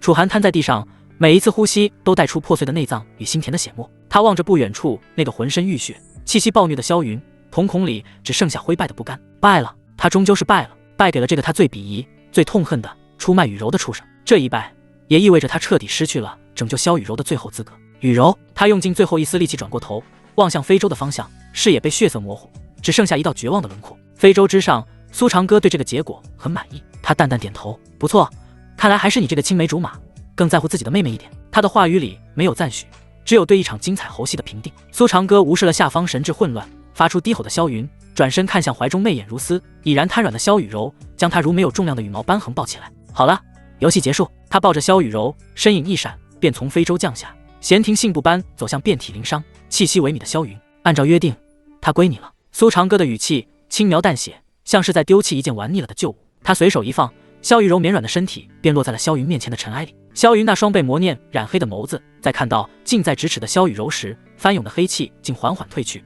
恢复了一丝属于人的清明。雨柔，他伸出布满裂痕不住颤抖的手，想要去抚摸将雨柔苍白的脸颊。他的雨柔，他终于把她赢回来了。哪怕身体濒临崩溃，哪怕神智被魔念永久侵蚀，但只要能带她走，带她离开这个魔鬼，一切都值得。然而他的指尖在距离萧雨柔的肌肤还有1寸时，却被一道无形的壁障死死挡住，再也无法前进分毫。萧云动作一僵，一道带着笑意的声音，宛如九幽深渊吹来的寒风，在他耳畔响起。哦，忘了告诉你一件事，他的身上被我种下了魅骨印记，这印记与我的神魂相连，他可以待在我身边，享受无尽的荣宠与力量。苏长歌的声音顿了顿，饶有兴致地欣赏着萧云脸上那由死灰复燃，再到惊愕，最后化为极致恐惧的表情变化。但是他不能离开我太远，一旦超过距离，印记便会发作，魅火会从他的神魂本源燃起，一寸寸的灼烧，直到他魂飞魄散，永世不得超生。所以苏长歌摊开手，脸上的笑容灿烂的如同恶魔的冠冕，残忍无比。我把它给你了，你现在就可以带他走，但是一会可能就变尸体了。轰！最后一句，每一个字都像一颗砸碎天穹的陨石，狠狠轰在萧云的心脏上，将他用性命与尊严换来的那一丝微光砸得粉身碎骨。不能离开太远，否则就会魂飞魄散。这算什么赢？这算什么把他还给自己？这不是希望，这是比地狱最深处还要黑暗10000倍的绝望。他赢了决斗，却发现自己从始至终都只是在苏长歌划定的舞台上卖力表演的一个小丑。他所做的一切，他拼上一切换来的胜利，到头来只是一个荒谬到极点的笑话啊！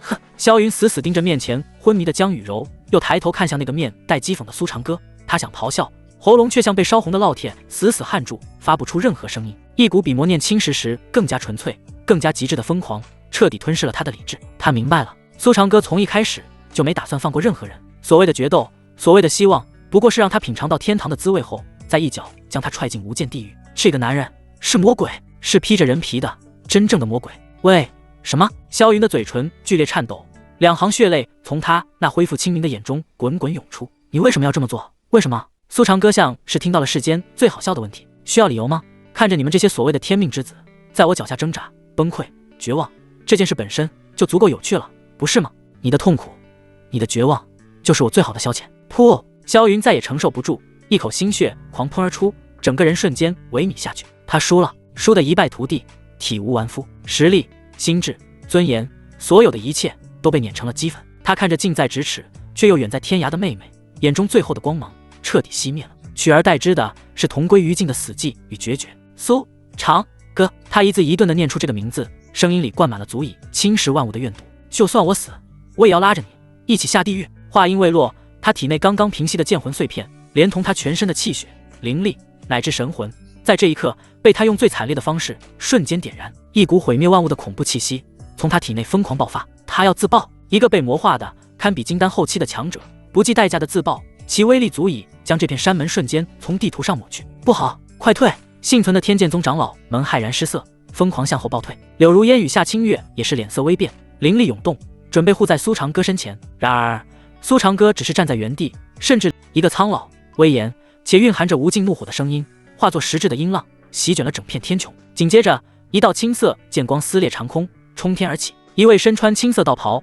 须发皆白的老者凭空出现在半空之中，他周身剑意环绕，引得空间都泛起涟漪，仿佛他本身就是一柄镇压天地的绝世神剑。化神期强者，天剑宗必死关的宗主剑无尘，他竟然提前出关了。剑无尘的目光瞬间扫过狼藉的山门，看到血泊中生死不知的楚寒，看到沦为废人的萧云，看到被杀得七零八落的弟子们，最后他的视线如2柄绝世天剑，死死锁定在了抱着萧雨柔、神情淡漠的苏长歌身上。一股焚天逐海的杀意轰然爆发。庶子，内命来！剑无尘怒吼一声，并指成剑，对着苏长歌遥遥一斩。一道100丈长的恐怖剑气撕裂虚空，带着斩灭法则的威势，当头劈下。化神期强者含怒一击，天地为之失色。面对这毁天灭地的一剑，苏长歌甚至连眼皮都未曾抬一下，他只是对着手中的炎帝戒心念一动，淡然开口：“阿渊，出来活动活动筋骨，把这只老苍蝇给我拍死。”话音落下，全场死寂。阿渊，拍死老苍蝇？他们听到了什么？那是一位化神，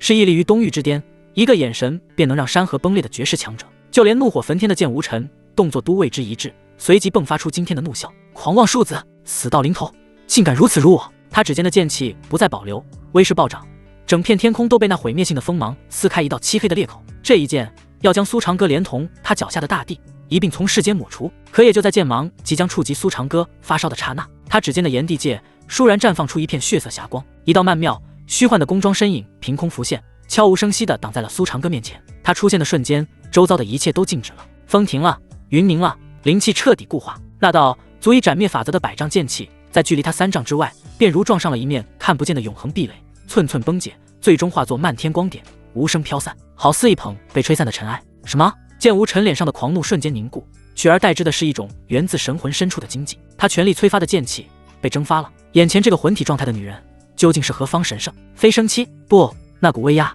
远超他认知中的飞升期。你究竟是何人？剑无尘的声音干涩发颤，第一次感觉到了死亡的冰冷。那道绝美的红色身影并未理会他，他缓缓转身，朝着身后的苏长歌脸日而拜，姿态谦卑到了尘埃里，声音空灵又虔诚：“是主人。”轰！主人二字比刚才那道毁天灭地的剑气更具杀伤力，狠狠炸碎了在场所有人的认知。剑无尘眼球暴突，几乎要从眼眶里裂开。一尊实力深不可测、飞升境的恐怖魂体，竟称呼一个金丹期的小子为主人。这荒谬的景象彻底颠覆了他的世界观。柳如烟和夏清月亦是娇躯巨震，他们仰望着苏长歌的背影，眼神中除了崇拜，更多了一种近乎神明的敬畏。他们知道主人深不可测，却从未想过他的底牌竟是如此恐怖。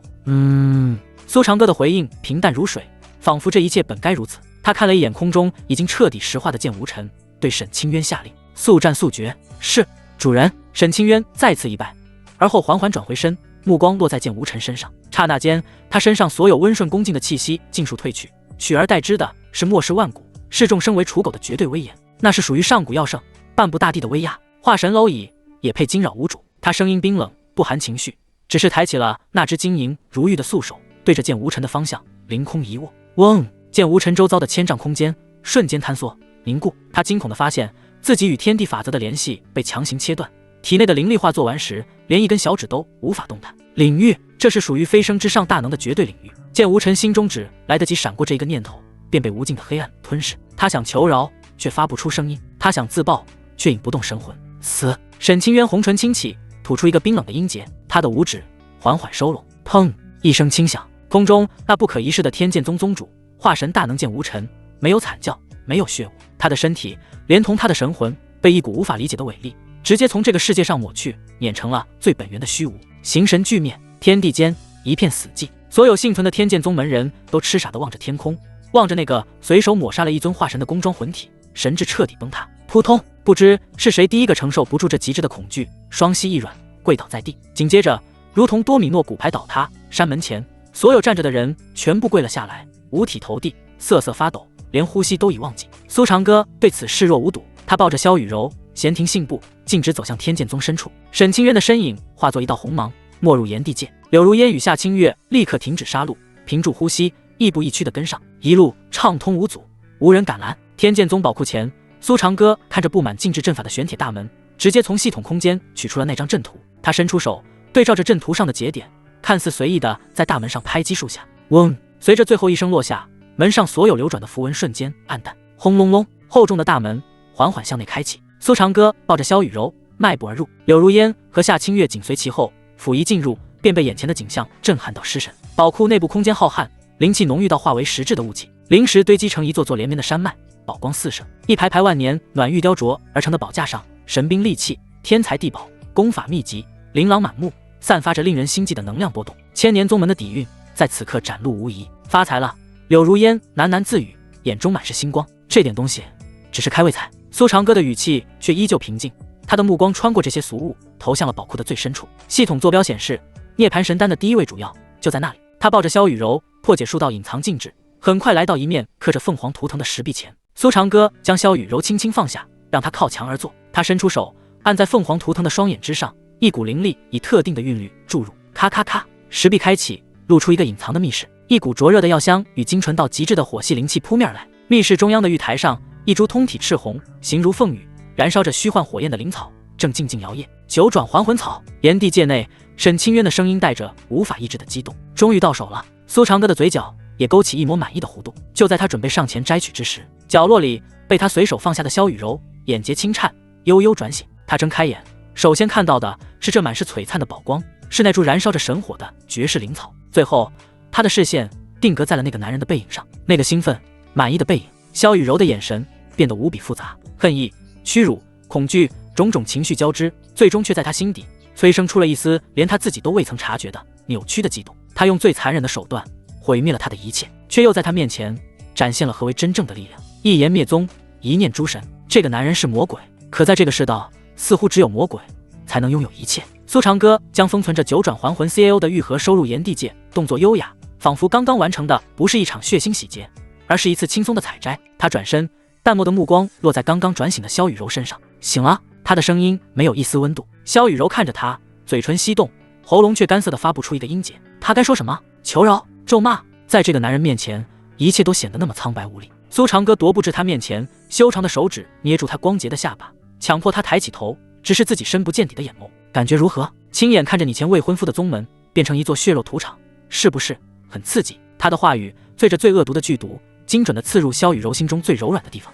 雾气瞬间在萧雨柔的眼眶中凝聚，他死死咬住下唇，用疼痛来抵抗即将崩溃的情绪。恨我吗？苏长歌的嘴角勾起一抹玩味的弧度，如同欣赏着猎物最绝望的挣扎。或者你更恨那个为了力量亲手把你推入深渊的好哥哥？这个问题像一道催命符，击溃了萧雨柔最后的心理防线。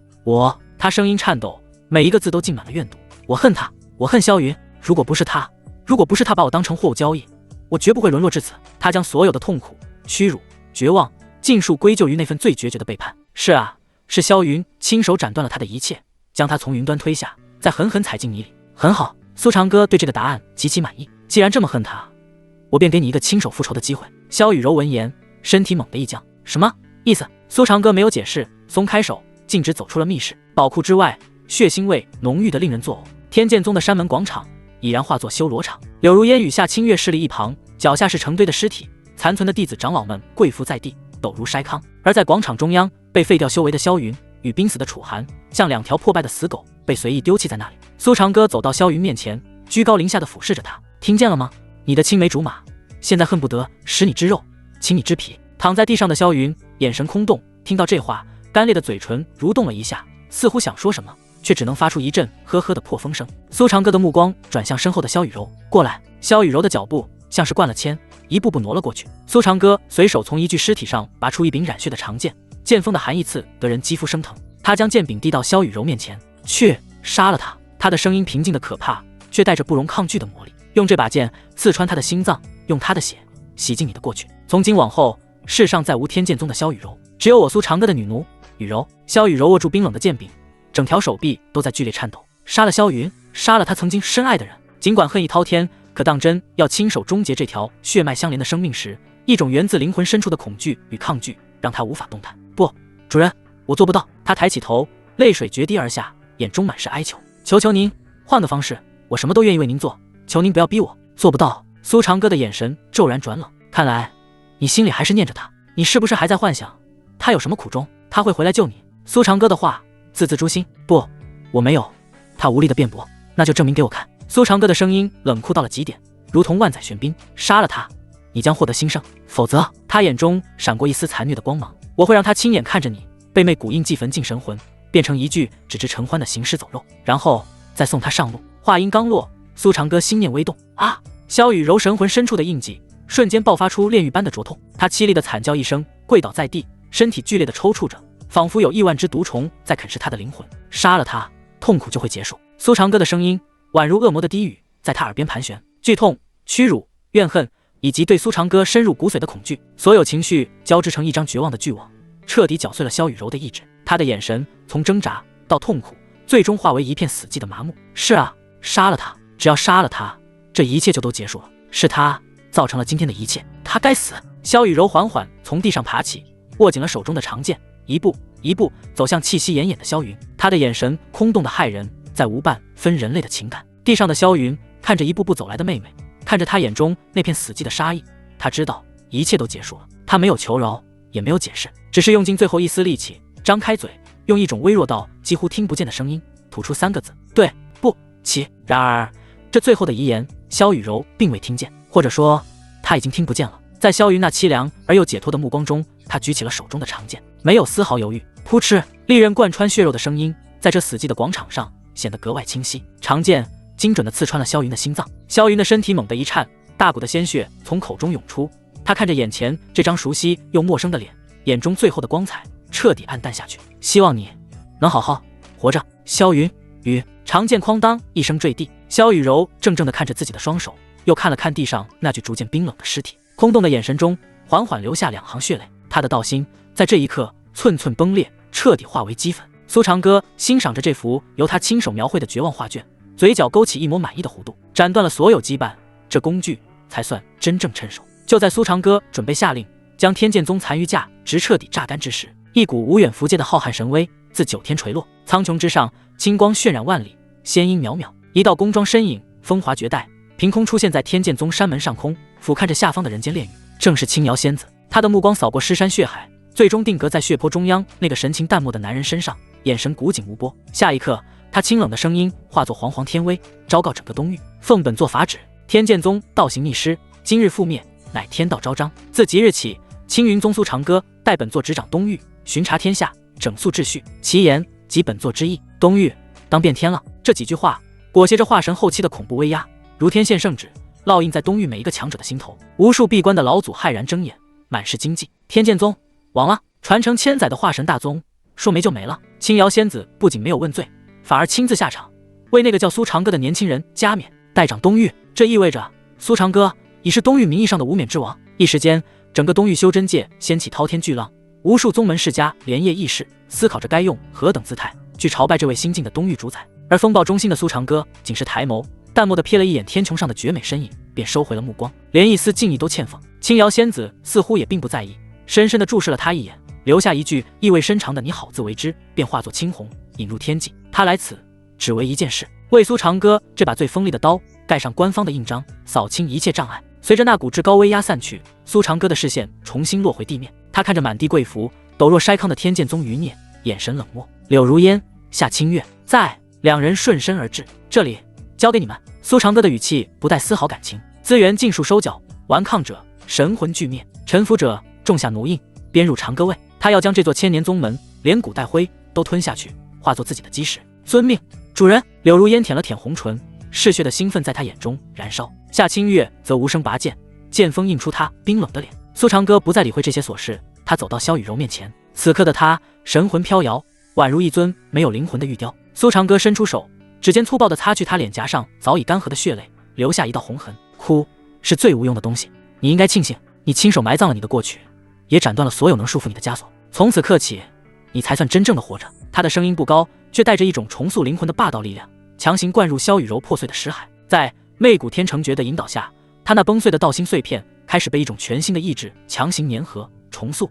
恨、怨、爱、恋，所有冗余的情感被尽数碾碎，最终只剩下一块纯粹的名为苏长歌的信仰烙印，填满了所有空白。他空洞的眼神从死寂到迷茫，最终汇聚成一点极致的狂热，那是神指望向信徒的光。是，主人。他低声回应，声音干涩，却再无半分挣扎。雨柔，谢主人赐我新生。定。天命女主萧雨柔道心彻底重塑，信仰归一，好感度提升至85。恭喜宿主彻底降服天命女主，获得100倍暴击奖励，天阶上品功法太上忘情剑诀。系统提示应适时响起。苏长歌眼神平静，太上忘情剑诀斩断情丝，以无情正道，正适合此刻的萧雨柔。很好，一柄趁手的杀伐之剑已经铸成。苏长歌屈指一弹，将功法与体质感悟尽数打入萧雨柔的识海。回非洲修炼。他命令道：我不养无用的废物。是，主人。萧雨柔恭敬行礼，转身走向玄铁非洲。他的背影依旧单薄，却透着一股斩断尘寰的冰冷剑意。处理完萧雨柔，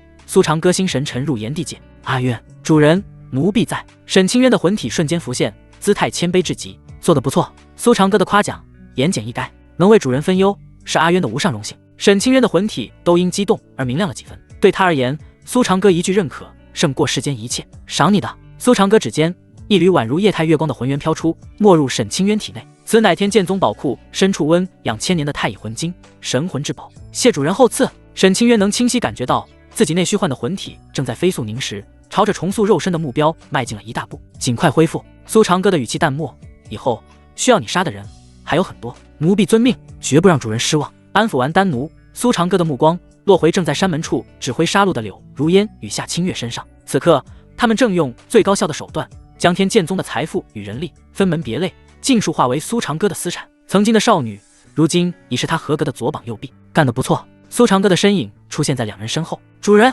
二女立刻停下动作，恭敬行礼。苏长歌随手抛出2枚储物剑，天剑宗的剑道传承和秘药自行分配，3月之内我要你们踏入金丹。谢主人。柳如烟喜笑颜开，毫不客气地带上。夏清月也默默收下，清冷的眼眸中感激一闪而逝。论功行赏完毕，苏长歌立于天剑宗主峰之巅，俯瞰着这片正在被自己彻底吞噬的疆土，心绪毫无波澜。区区天剑宗只是他征途上的一块垫脚石，他的猎场在更远的地方。系统搜索下一个高气运目标，定正在锁定新的天命之子，锁定成功。一道虚拟光幕只在他眼前展开。天命之子灵岩，命格炎帝，成长中，修为筑基1层，气运值8000点，金手指古灵冷火，异火榜第11，焚诀天阶功法，可进化。背景中州林家废墟，遭宿敌暗算，修为尽毁，被流放至东域，于绝境中获得焚诀，融合异火，重踏仙路。近期机缘3日后，于黑角域地下拍卖会，竟夺炼制复灵子丹的主要紫血藤，将与中州丹王殿少主结下死仇。弱点复仇之心极重，对曾退婚的未婚妻纳兰月执念深重。炎帝异火焚诀。苏长歌看着光幕上的信息，嘴角缓缓勾起一抹冰冷的弧度。又是一个经典的模板，但高达8000点的气运值，证明了这块璞玉的价值远超之前的叶凡与萧云。这是一条等待被收割的真龙。黑角域丹王殿。苏长歌的指尖轻轻敲击着扶手，眼中是猎人锁定猎物时的极致冷静与兴奋。东域这个小池塘已经无法满足他的胃口了，更广阔的中州，更多的天命之子正在等着他。传我命令。苏长歌的声音传遍整个山脉。3日之后，集结长歌卫，兵发黑角域。3日后，玄铁非洲的甲板上，罡风凛冽。新组建的千人长歌卫正由一名被种下奴印的金丹长老操练，队列森然，杀气渐凝。柳如烟倚在船舷，感受着体内即将冲破壁垒的金丹气息，美眸中异彩连连。夏清月在角落静静擦拭着长剑，剑意比3日前更加纯粹冰冷。得到太上忘情剑诀的萧雨柔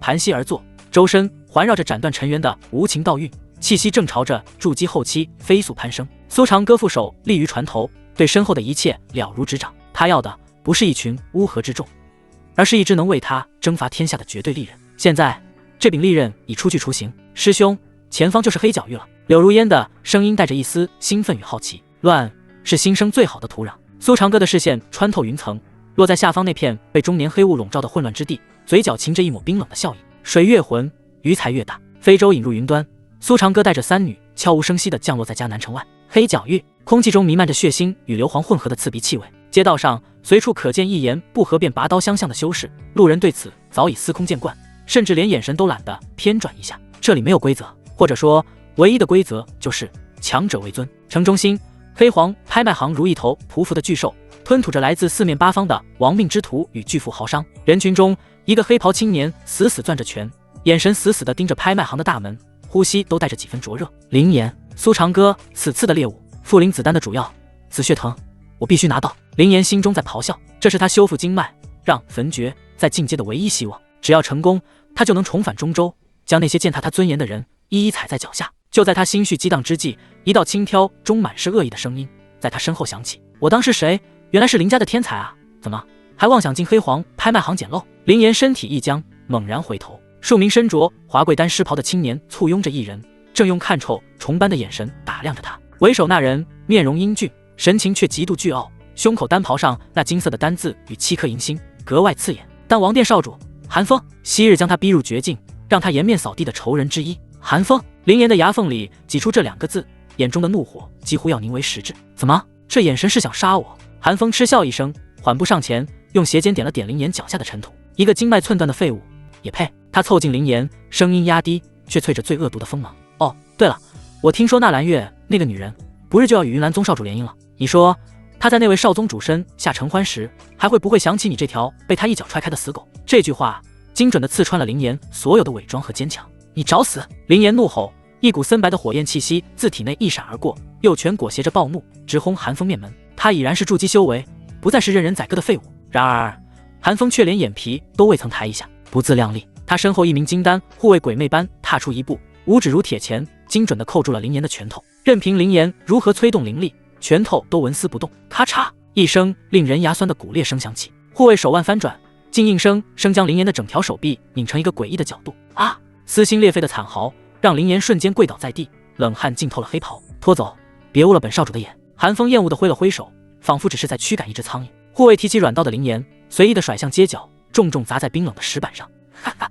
一行人簇拥着韩风，在肆无忌惮的嘲笑声中走进了拍卖行。周围的目光或怜悯，或幸灾乐祸，却无一人上前。弱小便是原罪。韩风，丹王殿。林岩趴在地上，断臂的剧痛与路人冰冷的目光，将他心中的恨意催生到了极致。他发誓，今日之辱，他日必将千百倍奉还。他用完好的左手撑地，艰难地想要爬起。一双纤尘不染的云纹黑靴毫无征兆地出现在他的视野中。林岩艰难抬头，一名白衣青年正静静地看着他，神情淡漠，俊美的不似尘世中人。在他身后，3位风华各异的绝色女子，如同最忠诚的影卫，垂手侍立。这4人的出现与周遭混乱血腥的环境格格不入，仿佛不是一个世界的存在。需要帮忙吗？苏长歌开口，声音平淡，却带着一种奇异的魔力，让周围的嘈杂都安静了刹那。林岩的瞳孔骤然收缩，充满了警惕。黑角域从没有无缘无故的善意。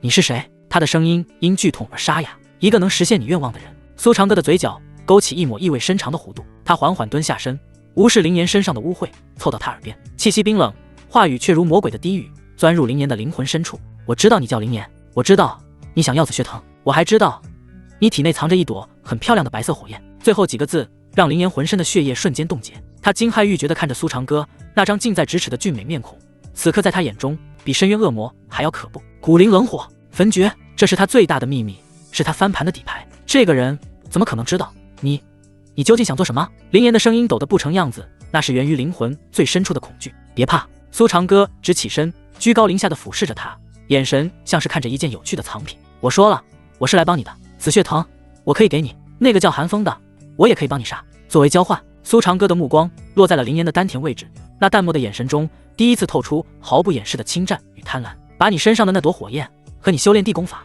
给我。苏长歌的话很轻，却让林岩如坠冰窟，浑身血液都仿佛被冻结。果然，这个世界上从来没有无缘无故的善意，尤其是在黑角域这种地方。这个看似神旨般的男人，一开口就要掏走他的心脏，抽走他的脊梁。古灵冷火与焚诀是他从废物的泥潭中爬出来的唯一依仗，是他向整个中州复仇的根本。交出去，这比直接杀了他还要残忍10000倍。不可能！林岩几乎是耗尽全身力气，从牙缝里挤出这3个字，这是他仅存的，也是最后的尊严。哦，苏长歌似乎完全没将他的拒绝放在心上，甚至连表情都没有一丝变化。他优雅地蹲下身，视线与趴在地上狼狈不堪的林岩齐平，那双幽深的眸子不带任何情绪地审视着他，像是在欣赏一件即将破碎的艺术品。别急着回答，我们不如算一笔账。苏长歌的声音平淡，却精准地撕开林岩血淋淋的伤口。你筑基1层，刚刚断了一条手臂，你的仇人寒风金丹3层，身后是丹王殿这种庞然大物，告诉我，你凭什么复仇？就算你今日侥幸不死，侥幸得到了紫血藤，侥幸修复了经脉，然后呢？你修炼需要海量的资源，谁给你？你孤身一人，拿什么去撼动一个传承1000年的顶尖势力？苏长歌的每一句话都像一记无情的重锤，狠狠砸在林岩的心头。林岩的脸色一寸寸变得惨白。是啊，他只想着复仇的快意，却刻意忽略了这其中无法逾越的鸿沟。现实远比他想象的要残酷，而我能给你想要的一切。苏长歌的声音仿佛带着魔力，在他耳边编织出一副让他无法抗拒的未来。只要你把东西给我，寒风的命，我现在就能取来给你当见面礼。丹王殿，我可以帮你踏平，我会给你用之不尽的修炼资源，让你在最短的时间内重回巅峰，甚至超越巅峰。苏长歌的语调微微上扬，带着一丝蛊惑人心的笑意。想象一下，当你以君临天下的姿态重返中州，回到林家，回到那个当众撕毁婚约的纳兰家门前，那些曾经践踏你尊严的人匍匐在你脚下，瑟瑟发抖。那个叫纳兰月的女人，她那张惊恐、悔恨、绝望的脸，会是何等美妙的风景。这番话精准地攫住了林岩内心最深处的渴望与执念。他仿佛已经看到了那些仇人跪地求饶的丑态，看到了纳兰月那张充满悔恨的俏脸。他的呼吸瞬间变得无比粗重。我凭什么信你？林岩的声音在颤抖，他的防线已然开始崩塌。凭这个，苏长歌随意的打了个响指，他身后那道如冰山般冷冽的绝美身影夏清月向前踏出了一步，没有惊天动地的威压，仅仅是他身上那一缕若有若无的剑意泄露出来，就让林岩感觉自己的神魂仿佛要被冻结撕裂。那股气息远比寒风身边的金丹护卫要恐怖100倍、1000倍。金丹大圆满，绝对是金丹大圆满的至强者，而这等级别的存在，竟只是那个白衣男人身后3名侍女之一。那这个男人，他自己又该是何等恐怖的修为？元婴化神。林岩被自己的猜测害得头皮发麻。现在够吗？苏长歌的声音将他从惊骇中拉回现实。林岩沉默了，他不得不承认，对方拥有的力量已经超出了他的认知范畴。若能得到此人的帮助，他的复仇之路将是一片坦途。可代价是他的全部，他真的甘心吗？似乎是看穿了他最后的犹豫，苏长歌抛出了压垮骆驼的最后一根稻草。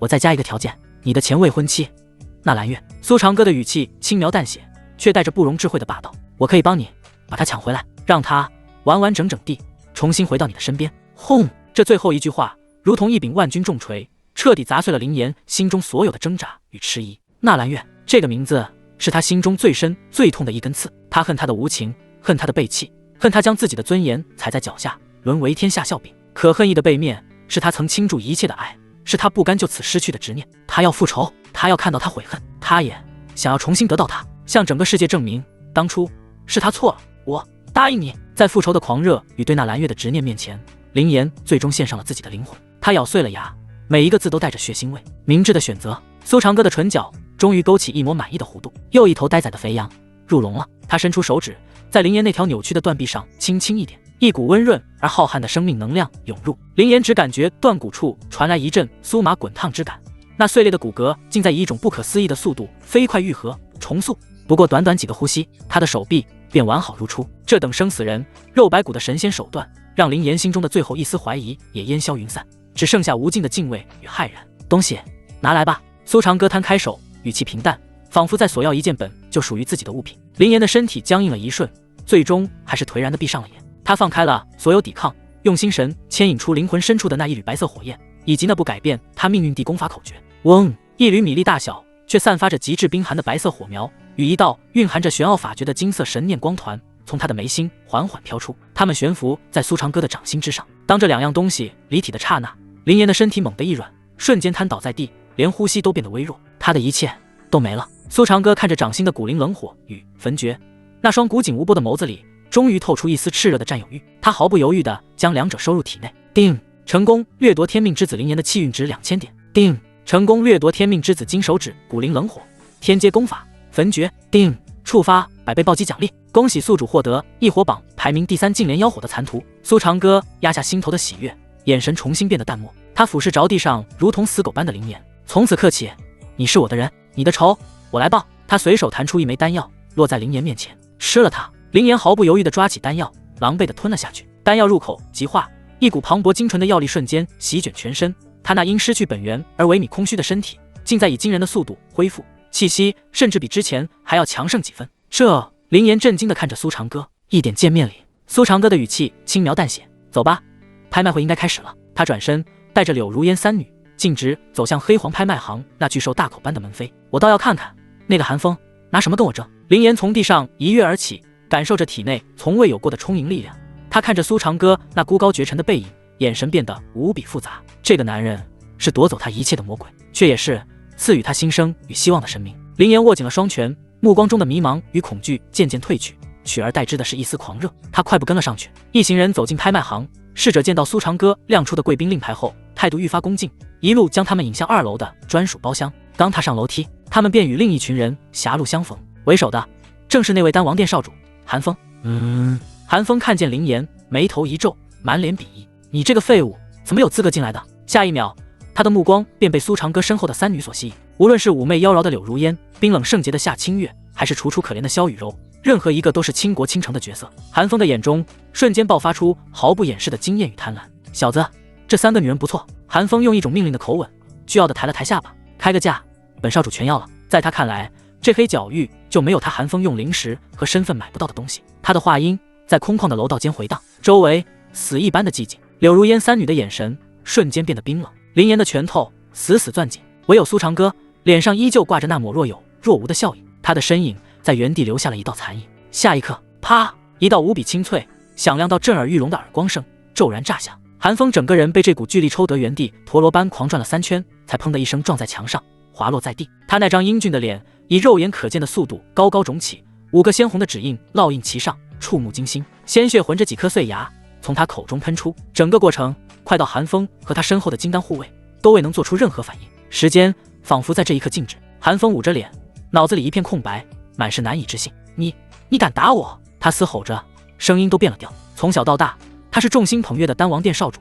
何曾受过这等奇耻大辱？苏长歌缓缓收回手，甚至还优雅地拂了拂衣袖上不存在的灰尘。他看着地上疯狂咆哮的韩风，脸上的笑意愈发温和，甚至称得上是亲切。他轻轻摇了摇头，不，2个字清晰地传入每个人的耳中。在韩风惊疑不定的目光中，苏长歌的声音带着一丝仿佛在陈述事实的平淡，再度响起：“我是来杀你的。”苏长歌的声音很轻：“我是来杀你的。”这几个字不带任何杀气，却比世间最恶毒的诅咒更能点燃一个人的理智。韩风的尊严在这一刻被彻底引爆。杀我！他笑了，脸上的肌肉因剧痛而抽搐，笑容癫狂而狰狞。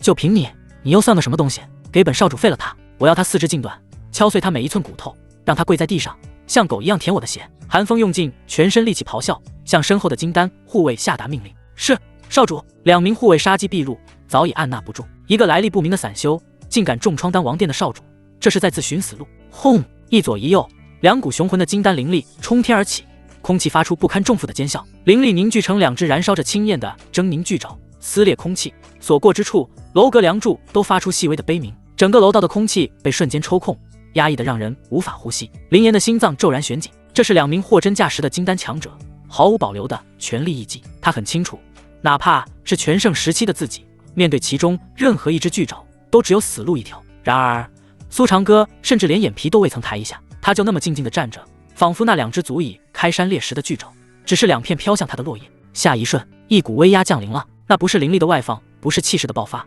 而是一种更高层次的力量，属于元婴尽大能的神魂领域。深渊洞开，无形的黑暗吞噬了一切光与声，空间凝固，时间滞涩。那2只气势汹汹的青焰巨爪在距离苏长歌3尺之外突兀的停滞，而后寸寸崩解，没有爆炸，没有轰鸣，就那么悄无声息地化作漫天光点，归于虚无。扑通扑通，2声闷响，2名金丹护卫的双膝重重砸在地上，坚硬的黑曜石地板被他们的膝盖砸出2个深坑，蛛网般的裂痕疯狂蔓延。他们的头颅被一股无法抗拒的力量死死压下，紧贴着冰冷的地面，全身骨骼都在发出碎裂前的呻吟。别说反抗，他们连动弹一根手指的念头都无法升起。神魂在战栗，体内奔腾的金丹灵力彻底凝固，瑟瑟发抖。元婴，这个白衣青年竟是一位元婴老怪。这个念头浮现的瞬间，就被无尽的绝望所吞噬。他们撞上的不是铁板，而是一座无法撼动的不周神山。而首当其冲的韩风下场更为凄惨，他甚至没有跪下的资格，整个人被那股威压死死按在墙壁上，双脚离地，四肢以诡异的姿态扭曲着。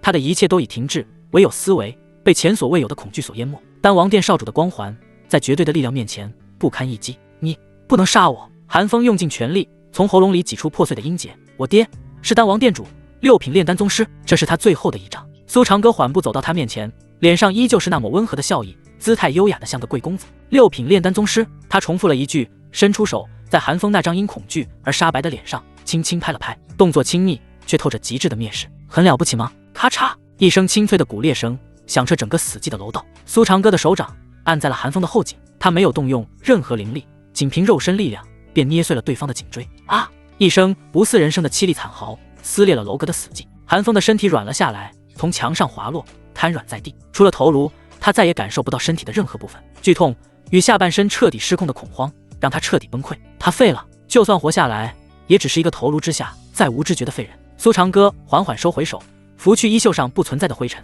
他居高临下的俯视着地上抽搐的韩风，神情淡漠，仿佛只是随手碾死了一只聒噪的蚂蚁。整个楼道死寂一片。林岩、柳如烟3女，乃至远处那些被惊动却不敢靠近的修士，全都骇然地看着这一幕。一言不合便废了丹王殿的少主，何等的霸道，何等的疯狂！林岩的身体微微颤抖，那不是恐惧，而是极致的兴奋与狂热。他看着苏长歌的背影，那是一种仰望神魔的目光。这才是真正的强者，快意恩仇，无所顾忌。自己曾经追求的复仇，在这等存在面前渺小的可笑。苏长歌抬起脚，准备彻底终结韩风的性命。就在这时，道友，手下留情！一道苍老雄浑的嗓音自楼阁深处传来。话音未落，一名身着黑黄商会服饰的灰袍老者已出现在场中。老者身上同样散发着元婴境的强大气息。黑黄拍卖行的总管钱三通，他看了一眼地上半死不活的韩风，又看了一眼那2名被压制的动弹不得的金丹护卫，眉头紧锁。道友，此乃我黑黄拍卖行的地盘。钱三通对着苏长歌拱手，语气不卑不亢。按照规矩，城内禁止私斗，何况是在我拍卖行内，还望道友能给我黑黄拍卖行一个薄面，此事就此作罢。苏长歌瞥了他一眼，面子？他轻笑一声，他要抢我的女人，还要废了我，现在你让我给你面子？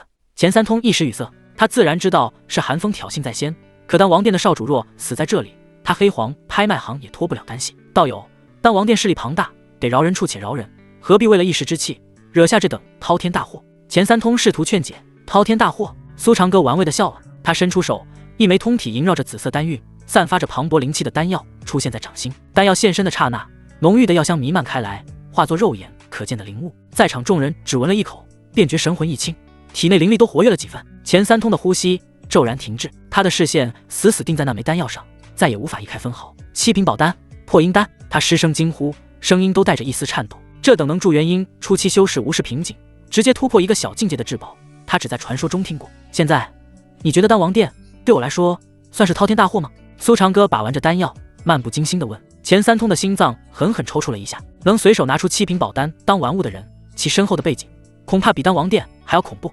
难道是中州某个隐士炼丹圣地的妖孽？冷汗从他的额角滑落。不过，你说的也对。苏长歌话锋一转，黑黄拍卖行的规矩不能不守，直接杀了他，确实脏了你们的地。钱三通闻言，心中稍稍松了口气。然而，苏长歌接下来的话却让他如坠冰窟。这样吧，苏长歌用脚尖踢了踢地上的韩风，把他连同他那2个护卫当成奴隶，就在你们这里拍卖。我想，一位金丹3层的炼丹师和2名金丹护卫，应该能卖个不错的价钱。所得的灵石一半归你们，算是赔偿。这个处理方式，你可还满意？钱三通彻底呆住了。拍卖丹王殿的少主，这比直接杀了他狠毒1万倍。这是要将丹王殿的脸面放在地上，用脚狠狠碾碎，再吐上一口唾沫。道友，这万万不可！钱三通的声音都在发颤，此举等同于向丹王殿宣战。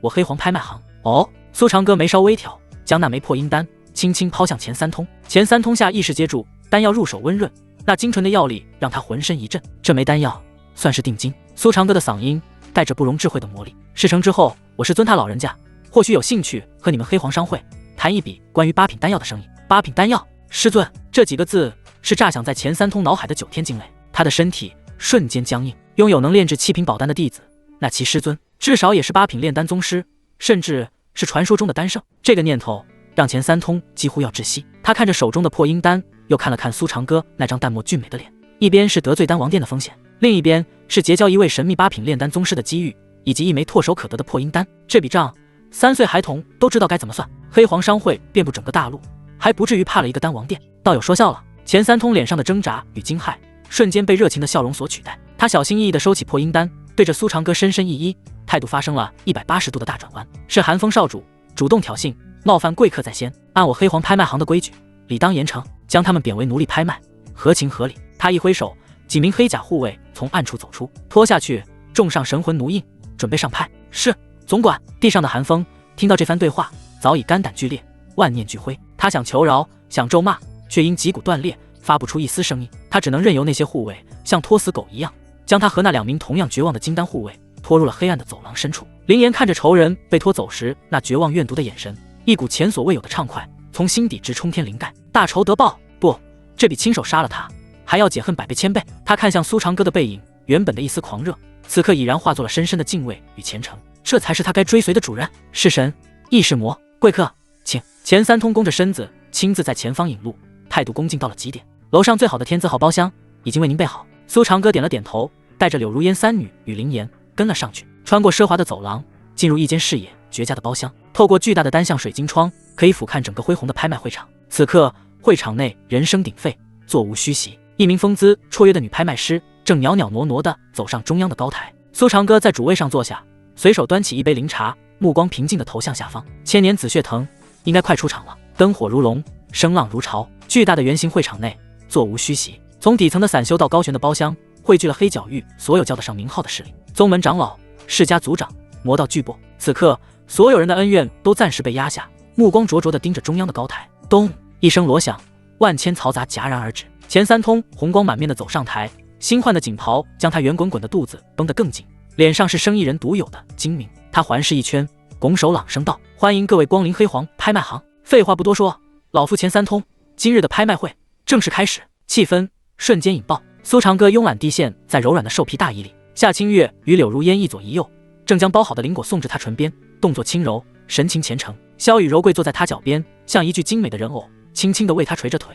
那张曾清冷绝艳的脸上没有任何波动。林岩则笔直地立在一旁，他的身体紧绷，呼吸压抑，双眼死死锁定着下方的拍卖台。经脉能否修复，复仇之路能否开启，全在此刻。苏长歌眼皮都未抬一下，声音淡漠：“急什么？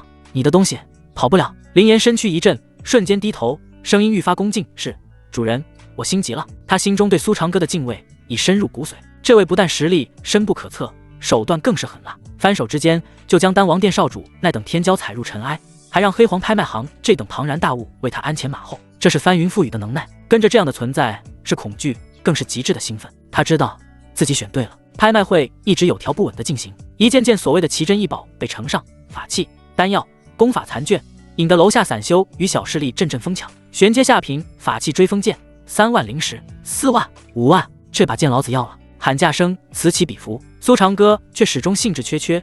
这些东西在他眼中与瓦砾无异。柳如烟将一颗晶莹的紫色灵果递到他嘴边，吐气如兰：“师兄，这些都入不了您的法眼吗？”苏长歌张口含住，顺势用嘴唇轻轻碰了下他的指尖。柳如烟俏脸飞霞，心如鹿撞，一堆破铜烂铁。苏长歌的声音平淡无波。时间流逝，会场气氛逐渐攀至顶峰。随着一件玄阶上品功法拍出30万灵石的天价，台上的钱三通笑得合不拢嘴。他清了清嗓子，声音陡然拔高，带着刻意营造的激动：“各位，接下来便是本次拍卖会的压轴宝物之一。”话音落下，两个魁梧护卫抬着一个蒙着红布的玉盒，重重地放在台上。全场呼吸一致，所有目光齐刷刷地聚焦于那方玉盒。林岩的拳头骤然攥紧，指节已然发白。来了！钱三通深吸一口气，猛地掀开红布。千年紫血藤，底价20万灵石，每次加价不得低于1万。竞拍开始！轰！会场瞬间沸腾。真是千年紫血藤，淬炼肉身、修复经脉的圣药。黑黄宗从哪搞来的这等之宝？20万底价，没我们的事了。议论声中，2楼、3楼的包厢里数股强大的气息同时锁定拍品。25万、30万，我血煞宗要了！哼，血煞宗算个屁！35万，价格疯狂飙升，转眼便破了50万大关。林岩看得心惊肉跳，手心全是冷汗。他倾家荡产也凑不出10万灵石，面对这等天价，只感到一阵无力。他紧张地望向苏长歌，生怕这位主人会改变主意。苏长歌依旧是那副姿态，仿佛下方争得头破血流的不是什么稀世珍宝，而是一株路边的野草。价格攀至80万时，场上的火药味才稍稍减弱，只剩下血煞宗和另一个神秘包厢还在对峙。85万！血煞宗长老咬牙切齿地喊出，这已逼近他们的极限。3楼包厢沉默了。就在所有人都以为紫血藤将归血煞宗所有时，一个平淡的声音从天字号包厢中悠悠传出：100万！没有情绪，没有起伏，仅仅3个字，却像一只无形的大手，瞬间扼住了整个会场所有人的喉咙。全场死寂，无数道目光惊骇、错愕、难以置信的投向那间自始至终都沉默无声，却代表着至高地位的天字号包厢。100万灵石，很多人穷尽一生都未曾见过如此巨款。血煞宗的长老脸色瞬间长成猪肝，刚要发作，就被身旁之人死死按住。那人指着包厢的天字标识，冷汗涔涔。钱三通激动的浑身肥肉都在颤抖，这才是真正的大主顾。天字号贵客出价100万，100万一次，还有没有更高的？他兴奋地嘶吼着，视线却下意识瞟向了其他几个有实力竞争的包厢。也就在这时，苏长歌的眉头几不可察地动了一下。他的感知中，会场3楼的另一个角落，一缕若有若无的气息引起了他的注意。那气息本身很弱，但源头却牵引着一丝熟悉的味道，是天命之女的味道。他的神识如无形的涟漪，悄然散开，轻易穿透了目标包厢的禁制。包厢内，一名身着淡青色长裙的少女正蹙眉而坐，容颜秀丽，却透着一股骨子里的高傲。她身旁是几位气息沉稳的中年护卫。少女的脸上写满了不耐与烦躁。苏长歌的嘴角缓缓勾起，弧度玩味，系统面板适时的在他眼前浮现。天命之女纳兰月，身份纳兰家族大小姐，林岩前未婚妻，修为筑基6层，当前状态已被家族作为筹码送往中州天星阁联姻，正由天星阁护卫护送，好感度0，素不相识。原来是他，林岩那个曾当众撕毁婚约让他受尽屈辱的前未婚妻，还真是巧了。苏长歌的目光仿佛穿透了墙壁，直接落在了纳兰月的身上。猎物自己送上门了。钱三通的声音在死寂的会场中激荡，带着刻意营造的亢奋。100万零食，天字号包厢的贵客出价100万，还有没有更高的价格？他的目光扫过全场，在血煞宗的包厢上多停留了一瞬，然而回应他的是一片死一样的沉默。100万，这个数字像一只无形的大手，扼住了场内所有人的喉咙，也碾碎了他们心中最后一丝妄想。血煞宗包厢内，玉桌被一只布满青筋的大手拍成了齑粉，欺人太甚！这是乃路神仙，半点面子都不给我血煞宗！长老息怒，身旁的弟子声音都在发抖。那是天字号丹王殿的寒风，刚刚就在那位面前，连人都做不成了。寒风2个字像一盆冰水，浇灭了暴怒长老的所有火焰，怒火退去，只剩下刺骨的寒意。是啊，丹王殿都成了一个笑话，他血煞宗又算个什么东西？哼，老夫倒要看看他还能拿出多少零食。长老嘴上不饶人，身体却很诚实地坐了回去，再也不敢开口。钱三通心中了然，笑容愈发灿烂。100万1次，100万2次，他拉长了音调，试图榨干最后一点价值。就在拍卖锤即将落下之际，3楼那个之前与血煞宗对峙的包厢悠悠传出一个苍老的声音：110万！哗！场内凝固的空气再次被搅动，无数人愕然，竟真的有不怕死的，敢从那尊神魔的嘴里抢东西。天字号包厢内，苏长歌甚至没有睁眼，他只是端起灵茶，任由那氤氲的雾气拂过他那张俊美到不似尘世该有的脸庞。林岩的心脏却提到了嗓子眼：主人。苏长歌没有回应，只是将茶杯凑到唇边，吐出2个字：看着。那声音很轻，却带着不容忤逆的质感。林岩瞬间晋升，头垂得更低。台上的钱三通眼睛大亮，声嘶力竭地吼道：110万！还有没有更高的？他的话音未落，苏长歌那平淡无波的声音清晰地降临在每个人耳中：1000万！世界安静了，所有人都懵了。那不是加价，那是一场蔑视，是宣告这场无聊的游戏该结束了。出价110万的那个包厢彻底死寂，仿佛从未有人存在过。这根本不是竞拍，这是用灵石堆砌的坟墓，能把任何敢于挑衅的人连同他的宗门活活埋葬。钱三通的肥肉在剧烈颤抖，整个人几乎要高潮。他主持拍卖会一生，从未见过如此神迹。1000万！天字号贵客出价1000万！他声带嘶哑，状若癫狂。还有没有？这一次再无人敢有任何杂念，所有人都被那个数字死死地定在了座位上。包厢内，柳如烟雨下清月的美眸中已经漾满了化不开的痴迷与崇拜。这就是他们的师兄，是金钱如粪土，是规则如无物。世间的一切在他眼中似乎都只是掌中的玩物。林岩的灵魂都在震颤。1000万，这个他穷尽一生都无法想象的数字，从主人嘴里说出来，竟像呼吸一样简单。他曾经那个所谓的天才之名，此刻听来就是一个天大的笑话。主人，这太贵重了。林岩的声音干涩，他觉得自己不配。苏长歌终于睁开了眼，放下茶杯，他瞥了林岩一眼，那眼神深邃如渊，仿佛能洞穿灵魂。贵重吗？他没有质问，也没有训斥，只是在平静地陈述一个事实：这株草何时属于过你？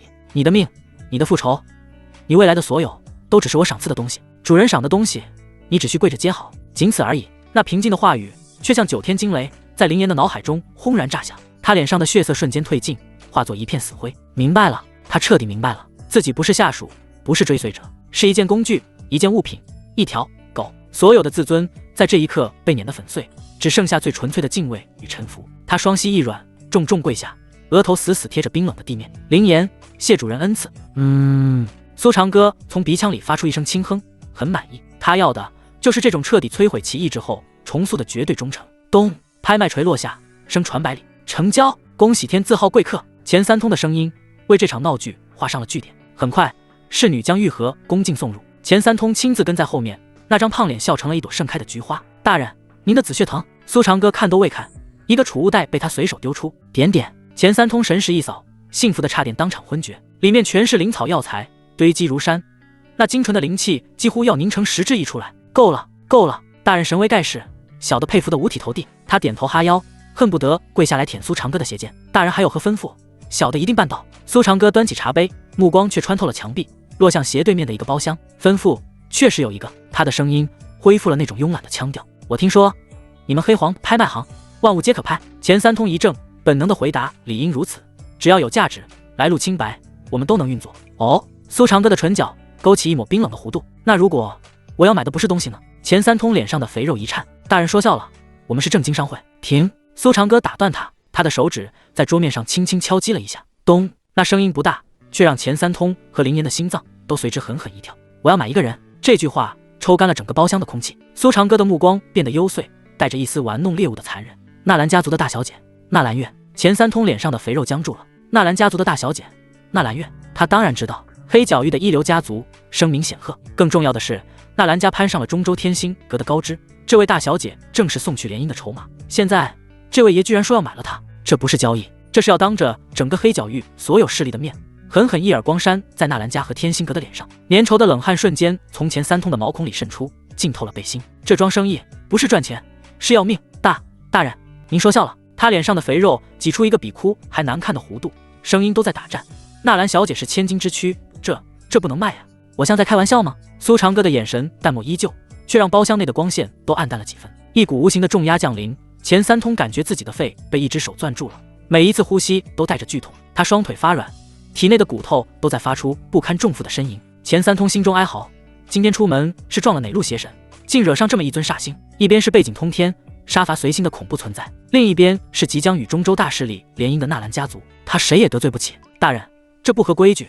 钱三通的声音细若蚊蝇，做着最后的挣扎。规矩？苏长歌嗤笑一声，那笑声里是不加掩饰的蔑视。在这黑角域，我的话就是规矩。他踱步到窗边，目光似乎穿透了墙壁，精准地锁定了斜对面那个挂着纳兰二字的包厢。我不仅要买它，我还要你们黑黄拍卖行当着全场人的面把它给我拍下来。苏长歌的声音很轻，每一个字却都像一柄千斤重锤，狠狠砸在钱三通的神魂之上。这是何等的霸道，这是何等的嚣张！钱三通的脸色青白交加，脑子里乱成一团浆糊。答应，立刻得罪纳兰家和天星阁；不答应，他毫不怀疑，眼前这个男人会先捏碎自己的喉咙，再将整个黑黄拍卖行夷为平地。就在他理智即将崩断的刹那，苏长歌的声音再次响起，像恶魔的低语，却抛出了一座无法拒绝的金山。办好这件事，我师尊可以欠你们飞黄宗一个人情。轰！钱三通的脑海里炸开一片空白，他瞪大了眼，呼吸骤停，心脏的泪动声响彻耳膜。一个至少是8品炼丹宗师的人情，那是什么？那是能让宗门屹立100年不到的护身符，是通往更高境界的神梯。别说一个纳兰家，就是把整个黑角域所有势力得罪个遍，也换不来这等逆天的机缘。一瞬间，他心中的天平轰然倒塌，所有的犹豫和恐惧被一扫而空，取而代之的是一种极致的狂热和坚定。大人放心，他猛地一躬到底，姿态卑微的如同尘埃。这件事包在小的身上，别说一个纳兰月，就是纳兰家的家主，您一句话，小的也给您绑上拍卖台。很好，苏长歌满意点头，去吧。是。钱三通连滚带爬的退了出去，整个人像是被注入了神魔之血，亢奋到站立。包厢内，灵颜已经呆滞。纳兰月这个名字是他心脏上的一道耻辱烙印，曾经他是他的骄傲，后来他成了他最大的羞辱，是那个当着全宗门的面将他尊严踩进泥里的女人。他做梦都想报复，做梦都想让他也尝尝被万人唾弃的滋味，可他从未想过复仇会以这种形式降临，买下他，当着全黑角域的面。灵颜的血液开始发烫，一种极致屈辱与病态快感交织的兴奋在他胸膛里疯狂冲撞。他望着苏长歌的背影，眼神中只剩下狂热的崇拜。这位主人是真正的魔鬼，一个将人心玩弄于股掌，视世间规则为无物的魔鬼。拍卖台上，钱三通重新登场，脸上的笑容灿烂到扭曲。他清了清嗓子，声音传遍全场：各位，千年紫血藤的拍卖虽已结束，但我们今天的盛会还未到终点。这话让所有人都愣住了。压轴的宝物都卖完了，还能有什么？接下来寿天字号包厢那位大人的委托，我们将进行一场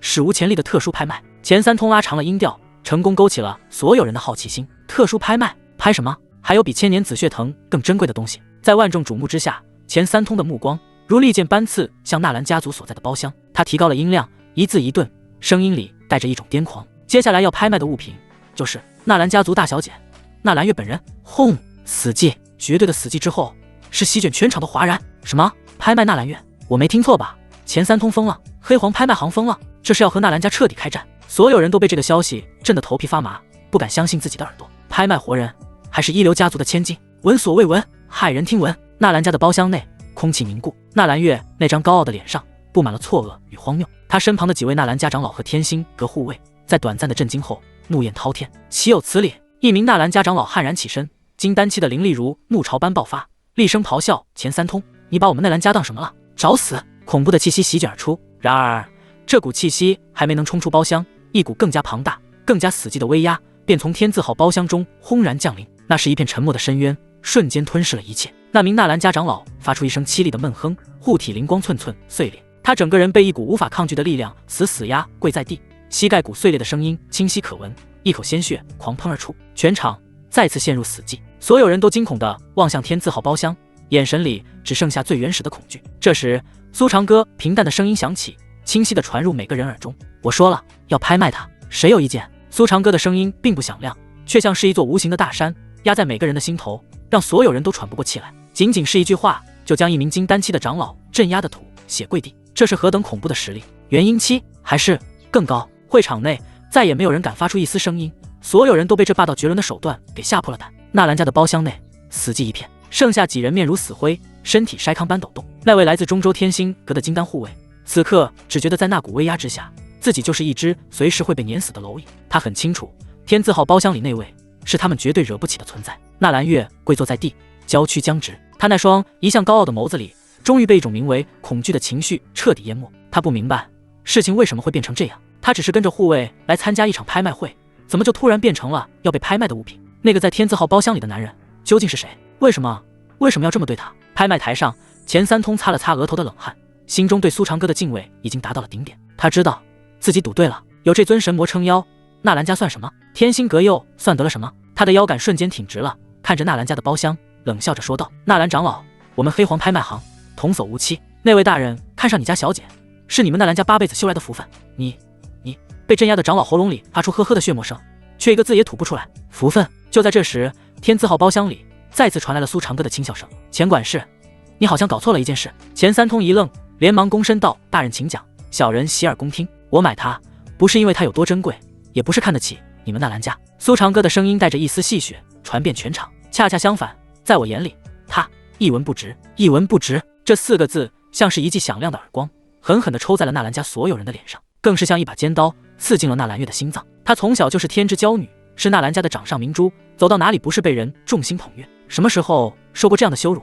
你到底是谁？我们纳兰家与你无冤无仇，你为何要如此羞辱我？纳兰月终于忍不住，鼓起勇气，冲着天字号包厢的方向尖声喊道，他的声音里充满了愤怒和委屈。无冤无仇？苏长歌笑了，你很快就知道了。他不再理会纳兰月，而是对钱三通说道：“开始吧，别浪费我的时间。”是，大人。钱三通立刻会意，拿起拍卖锤，重重一敲。现在拍卖正式开始。拍卖品：纳兰家族大小姐纳兰月。他顿了顿，然后用一种近乎残忍的语调高声宣布道：“起拍价1克0石。”死寂，整个会场死一般的寂静。如果说之前拍卖纳兰月是震惊，那么现在这个起拍价就是把所有人的三观都按在地上反复摩擦。1颗0石，这已经不是羞辱了，这是在把纳兰月，把整个纳兰家族的尊严彻底撕碎，然后扔在地上，用脚狠狠地践踏。1颗0石，连颗丹药买不到，现在却要用来拍卖一个一流家族的千金大小姐。所有人都感觉自己的脑子不够用了。他们看着台上意气风发的钱三通，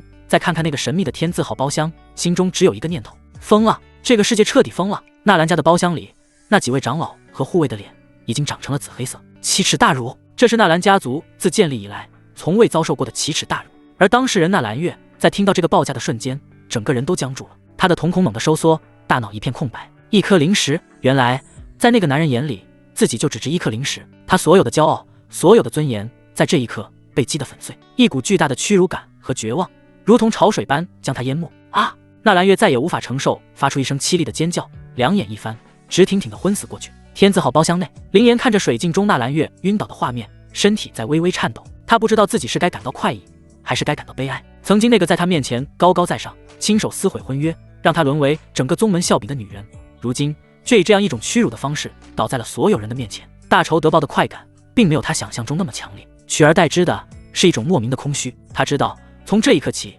他和纳兰月之间所有的恩怨纠葛都彻底结束了。那个曾经让他爱过、恨过的女人已经死了，活着的只是一个价值1颗0石的物品。他转过身，对着苏长歌深深地跪了下去，额头重重地磕在地上。多谢主人！这一拜是彻底的心悦诚服。苏长歌没有看他，只是淡淡的了一声，他的目光始终落在下方的拍卖台上。游戏才刚刚开始。钱三通看着晕倒的纳兰月，脸上没有丝毫同情，反而高声喊道：“纳兰小姐，看来是太激动了。1颗0石的起拍价，有没有人出价？这可是千载难逢的机会啊！买回去当个侍女也是极好的。”他的话语中充满了讽刺。然而全场依旧无人敢应声。开玩笑，谁敢跟天字号包厢里那位也抢东西？嫌命长了吗？钱三通等了片刻，见无人出价，便拿起拍卖锤，准备走个过场。1颗0石一次，1颗0石2次。就在他准备落下第3锤的时候，苏长歌那平淡的声音再次响起：“我出价2颗0石，2颗0石。”苏长歌的声音落下，整个拍卖场死寂无声，气氛诡异到了极点。所有人的目光汇聚于天字号包厢，眼神里写满了荒谬与不解。自己委托拍卖，自己下场竞价，还只加价1颗零食，这是何等闻所未闻的戏码！就连拍卖台上的钱三通，脸上的肥肉都僵硬了一瞬，随即才挤出一个扭曲的笑容。这位爷是真的在玩，他并非想要得到什么，他只是纯粹的享受将猎物尊严撕碎的过程。这是嫌羞辱的不够彻底，要亲手再补上一刀，在那纳兰家血淋淋的伤口上再撒上一把滚烫的盐。可钱三通用一声干咳掩饰自己的失态，而后扯着嗓子用尽全身力气高喊：天字号贵客，出价2颗零食，还有没有更高的价格？声音在空旷的会场里回荡，透着一股说不出的滑稽。回应他的只有一片死寂，再无人敢出声。这已无关财富，而是用性命去触碰一尊神魔的逆鳞。2颗零食1次，2颗零食2次，2颗零食3次。咚，木锤落下，声音沉闷，却像巨锤砸在纳兰家每个人的心上。一锤定音，成交！钱三通的声音都带着亢奋。恭喜天字号贵客以2颗零食的天价成功拍得纳兰月小姐。他刻意加重了天价2字，引得场下爆发出一阵阵压抑不住的窃笑。那笑声如同一根根淬毒的钢针，刺入纳兰家包厢内众人耳中。几位长老的面色已然化作猪肝，浑身都在剧烈颤抖。理智被名为死亡的恐惧死死扼住，让他们只能眼睁睁看着家族的明珠以如此不堪的方式沦为整个黑角域未来100年的笑柄。去，把货送上来。苏长歌淡漠的声音再度响起。是。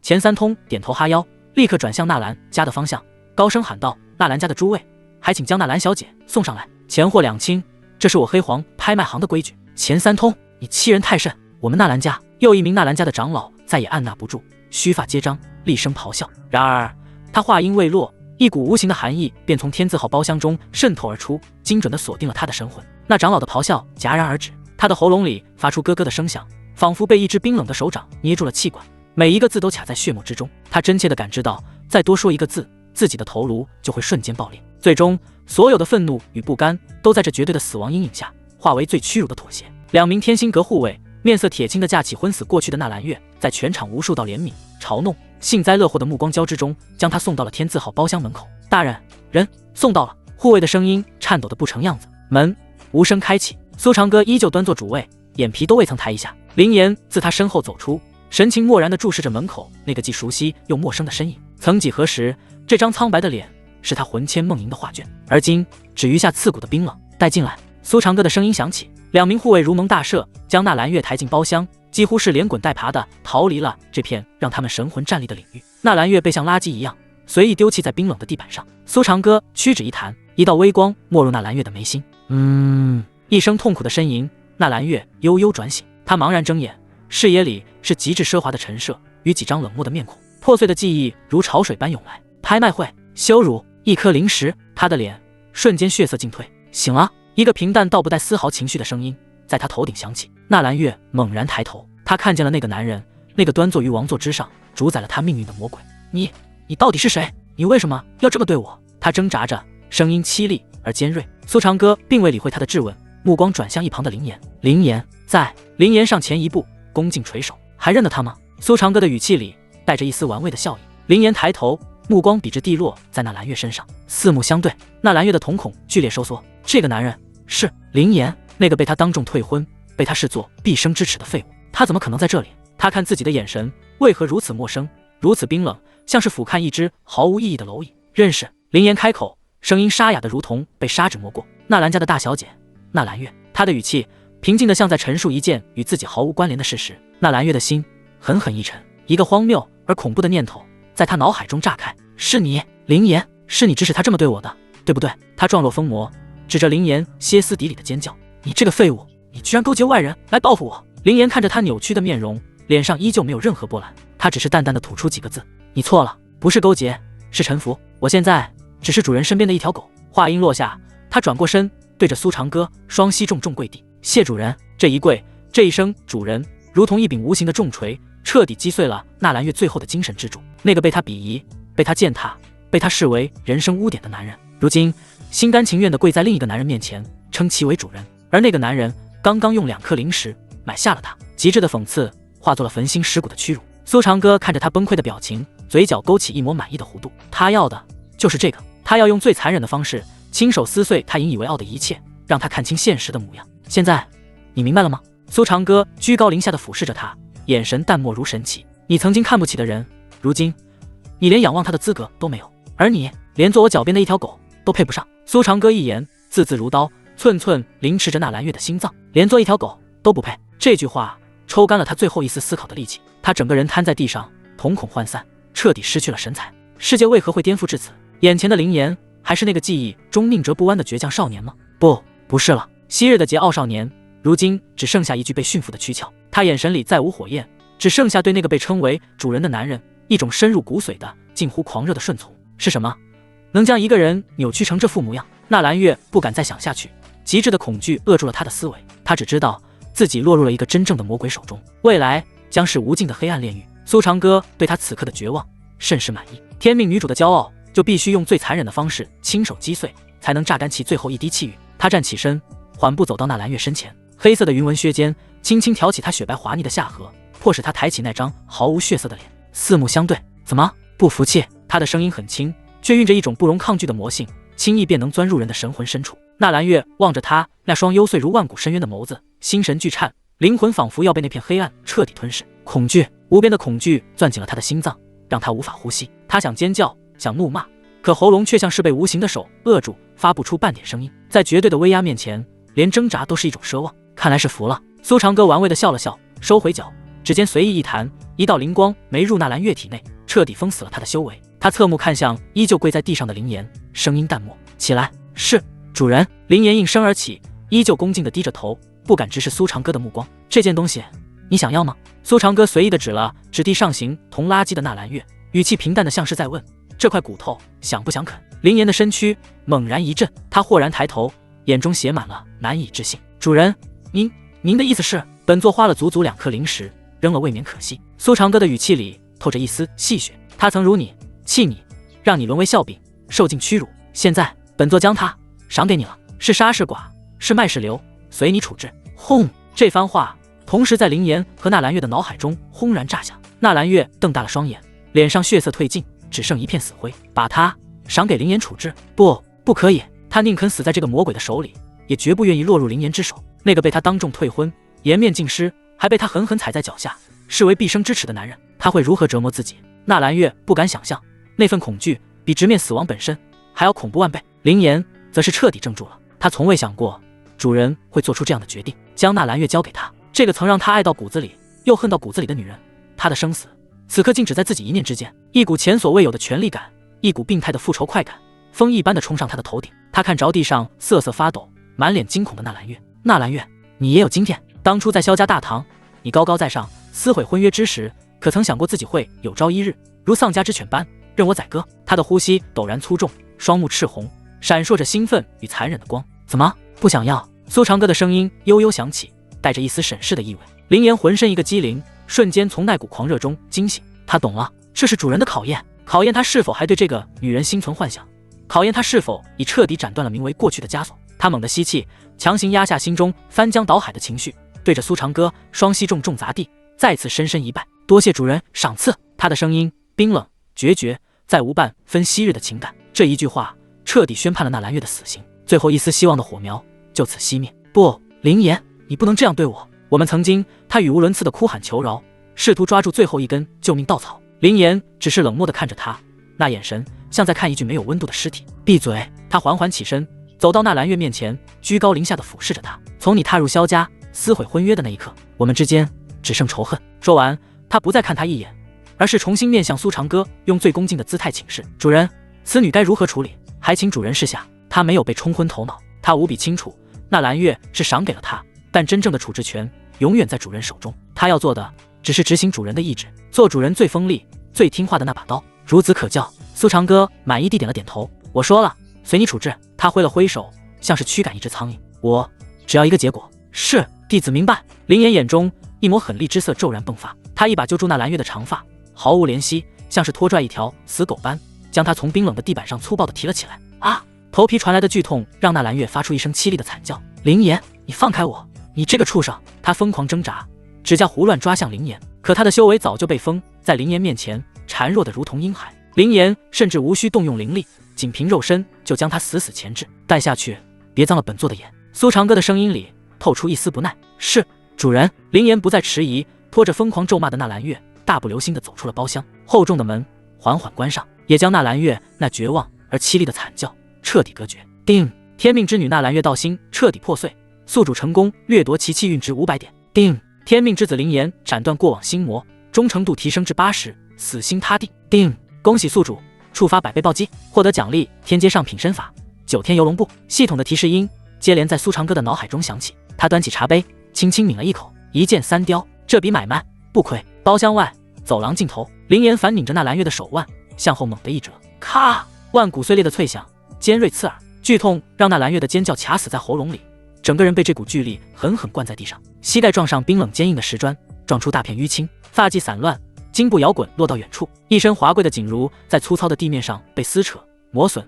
后肩蹭出翻红的血痕。曾经不可一世的纳兰大小姐，此刻狼狈如泥。灵岩，你敢这样对我，纳兰家必诛你9族！他喉间挤出嘶吼，但话都没说完，一只黑靴已狠狠踩在他的后颈，鞋跟碾着脖颈的软肉，将他的脸死死按向地面。冰冷的砖石混杂着灰尘与污垢的气味灌入他的口鼻，呼吸都变得困难，嘶吼化作了窒息的呜咽。诛我9族！灵岩俯下身，一把攥住他散乱的长发，狠狠一扯，头皮撕裂的剧痛让他眼前阵阵发黑。他强行将他的脸拽起，直接掐着他的下巴捏到变形，指腹狠狠抠进他嘴角的裂口，逼着他咽下浑着血沫的口水。当初你让家奴扒光我的衣服，泼我粪水，用盐水鞭抽我几背，让全城人看我笑话时，你在想什么？你父亲逼死我父亲时，纳兰家的刀可曾有过半分迟疑？话落，他抬手一记耳光，狠狠甩在他肿胀的脸上。啪！清脆的响声在空旷的走廊里回荡，纳兰月的头被打得偏向一侧，嘴角血沫飞溅。灵岩还不解气，反手又是数个巴掌，左右开弓，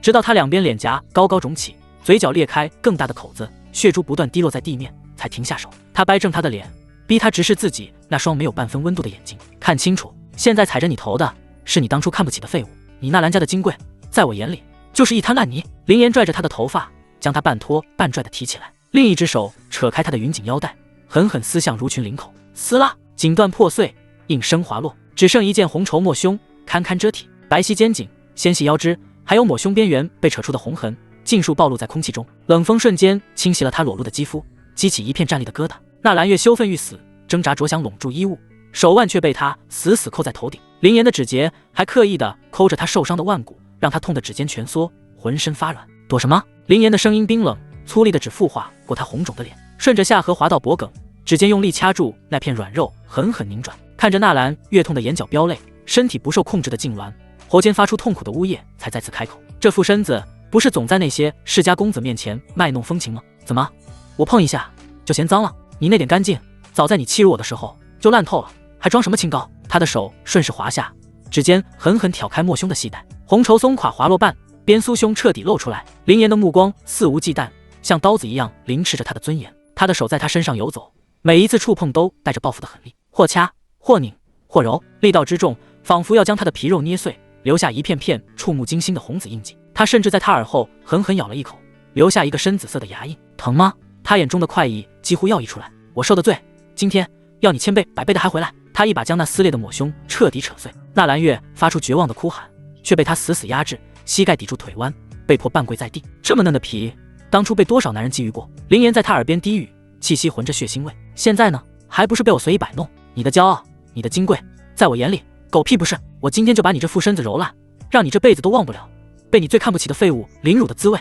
纳兰月意识都有些涣散，羞耻与剧痛让他濒临崩溃。他用尽最后一丝力气求饶，声音细弱文锐，求你放过我，我错了，给你钱，给你纳兰家的一切，我给你当牛做马，求你。错了。灵岩笑了，你的错一句对不起就能抹平？我爹被你爹逼死，我像野狗一样在街头乞讨，被人打骂的时候你在哪？你的错拿什么来还？他捡起地上的匕首，冰冷的刀背轻轻贴上他的脊背。纳兰月浑身一颤，下一刻刀背的棱角从他脖颈狠狠刮到腰际，一道浅浅的血痕浮现，钻心的疼让他尖叫出声。灵岩没有停手，刀背在他的肩头、腰侧、大腿上一道道刮过、碾过。肩头处他用刀背反复摩擦，直到血珠渗出。腰侧他用刀背轻轻挑弄着那道红紫指印，让疼意翻涌。大腿内侧刀背划过的瞬间，他整个人剧烈发抖，却被他死死按住，避无可避。杀你还是太便宜你了。灵岩的声音残忍无比，刀背挑起他的下巴，又是一道血痕。我要你活着，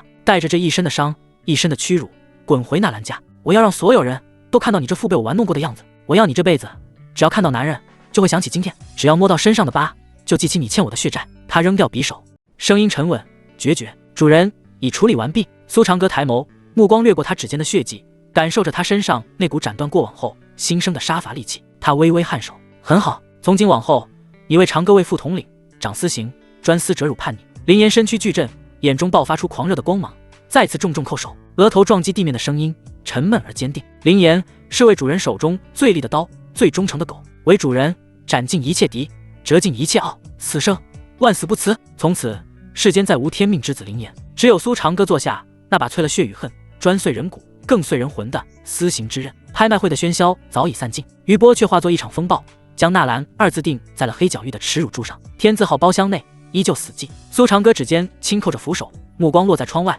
仿佛在欣赏一出早已写好剧本的戏剧。他在等人，或者说是在等一个识物者来主动献上自己的价值。果然，门外毕不一会就响起了叩门声，以及钱三通那谄媚到骨子里的声音：“大人，我们宗主想求见您。”进。苏长歌甚至没回头，只淡漠地吐出一个字：“门开了。”钱三通几乎是匍匐着，引着一个身着黑袍、气息雄浑的中年男人走入。黑皇宗宗主黄甫泰踏入包厢的瞬间，黄甫泰这位元婴后期的枭雄，全身的灵力都下意识地凝滞了一瞬。他看不透眼前那个年轻的背影，就像一座吞噬一切光线与神念的深渊，仅仅是存在着，就让这方空间变得粘稠而压抑。黄甫泰见状不敢有丝毫怠慢，主动上前，隔着数步便深深一躬：“黑皇宗黄甫泰，见过前辈。”他的姿态放得极低，甚至带着一丝朝圣般的谦卑。苏长歌终于缓缓转过座椅，他没有说话，只是用那双幽邃的眸子平静地注视着黄甫泰，没有威压，没有杀气，却让黄甫泰的额角渗出了一粒细微的冷汗。在这种目光下，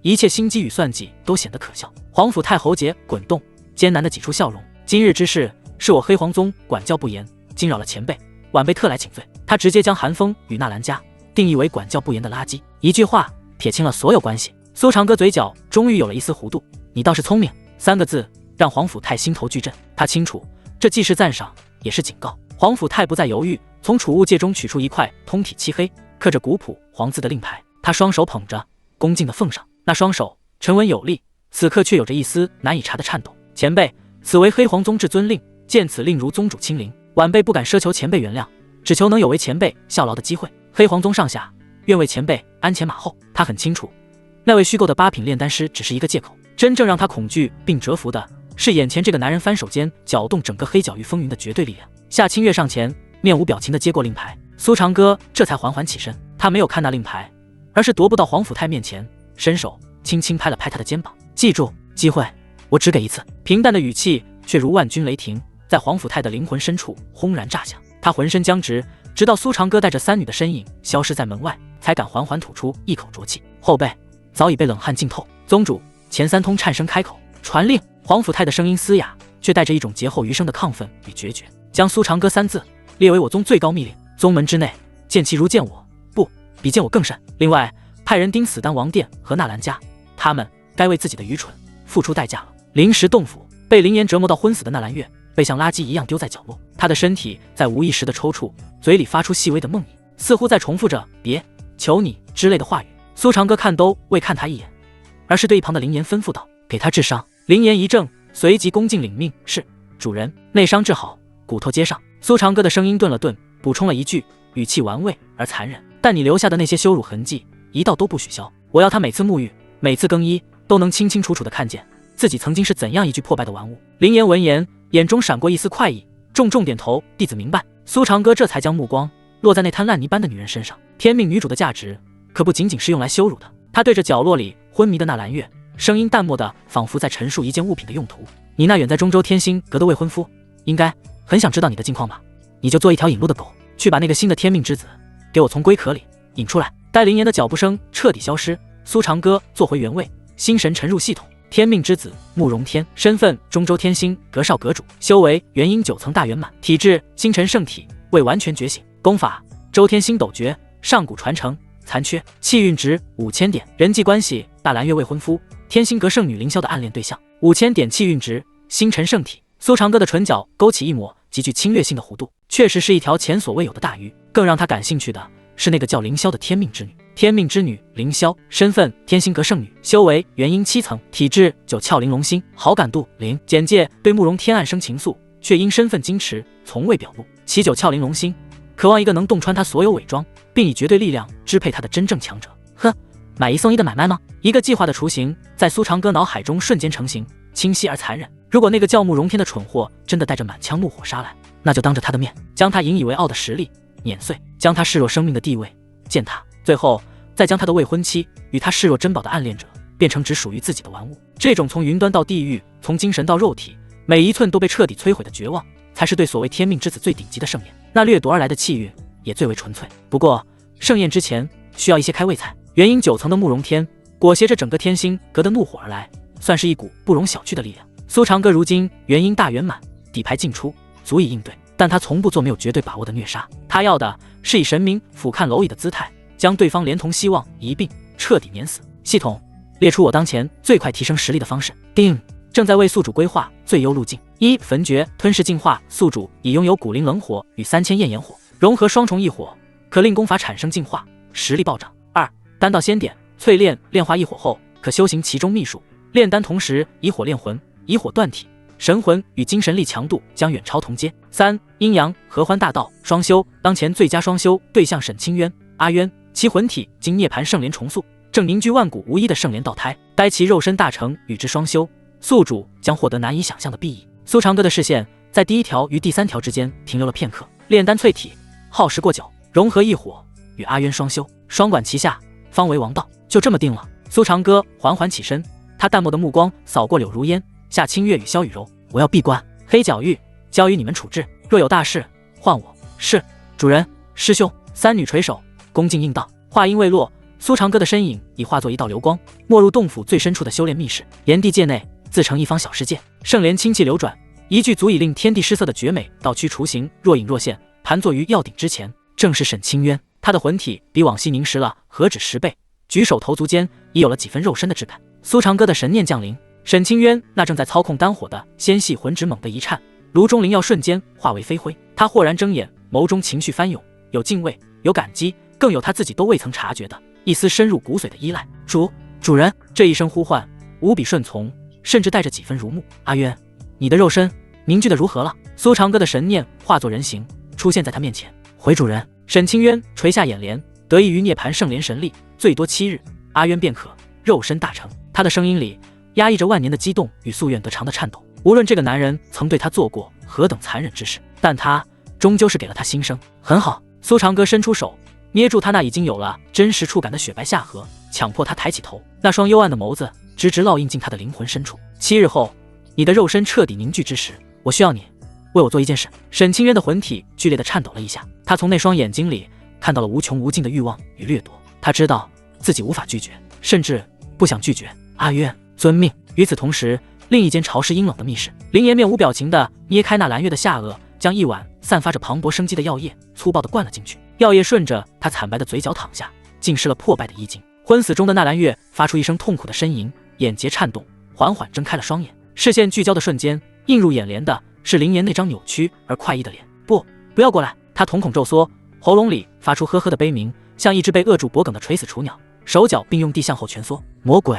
林颜一步步逼近，脸上的笑容愈发狰狞。这才只是一个开始，很快你就会明白什么才是真正的地狱。他蹲下身，凑到纳兰月耳边，声音轻得如同恶魔的私语。不过你也别太绝望，我的主人给了你一线生机，他让我告诉你，只要你能活着从这里爬出去，并且成功向你那位天骄未婚夫求救，你就自由了。真的。纳兰月死寂的眼中爆开一抹求生的光亮。我林颜从不骗人。林颜笑得残忍，他缓缓站起身，朝那扇沉重的石门走去。轰隆，石门缓缓闭合，将最后一丝光线吞噬。门外传来他冰冷刺骨的声音：去吧，向你的英雄求救。我的前未婚妻。密室重归死寂，无尽的黑暗与冰冷中，纳兰月蜷缩在角落，死死地抓住了那根名为慕容天的唯一的救命稻草。但他不知道，这根稻草只会将他拖向更深更无尽的绝望深渊。修炼室内，符文闪烁，层层禁制将空间与外界彻底隔绝。苏长歌盘膝坐于寒玉床之上，神情沉凝，深邃如渊，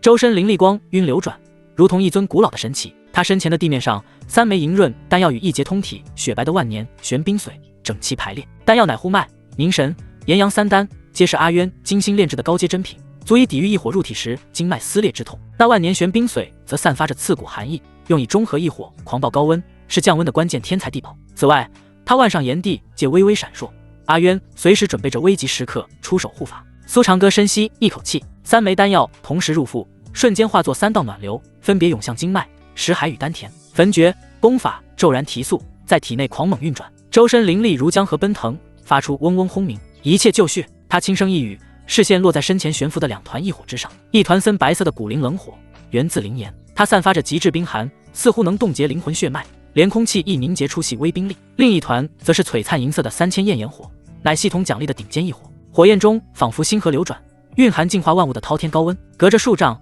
皮肤仍传来灼痛。这2种异火皆在天地异火榜上名列前茅，任何一种都足以让无数炼丹师与火属性修士为之疯狂。此刻，他们却安静地悬浮在苏长歌身前，静候吞噬融合。按照焚诀法门，他要将这2种性质截然相反的异火彻底纳入己身，融为一体。这无疑是场豪赌。异火本就狂暴无匹，2种属性相悖的异火相遇，更是水火不容，稍有不慎便会引发火焰暴走，轻则经脉尽断，修为尽废，重则直接魂飞魄灭。即便是创造焚诀的远古大能，每一次吞噬异火，亦是在生死边缘反复试探。但苏长歌眼中无惧，唯有绝对的自信与决绝。开始，低喝升起，他双手迅速掐诀，焚诀运转之下，掌心骤然涌现一股强大吸力，缓缓将2团异火朝着自己牵引而来。嘶嘶，刚一靠近，2股异火便爆发出剧烈排斥，森白寒气与银色烈焰疯狂碰撞，尖锐嘶鸣不绝。密室温度瞬息2级分化，墙壁上眨眼凝结厚冰霜，下一秒又被高温融化成水汽，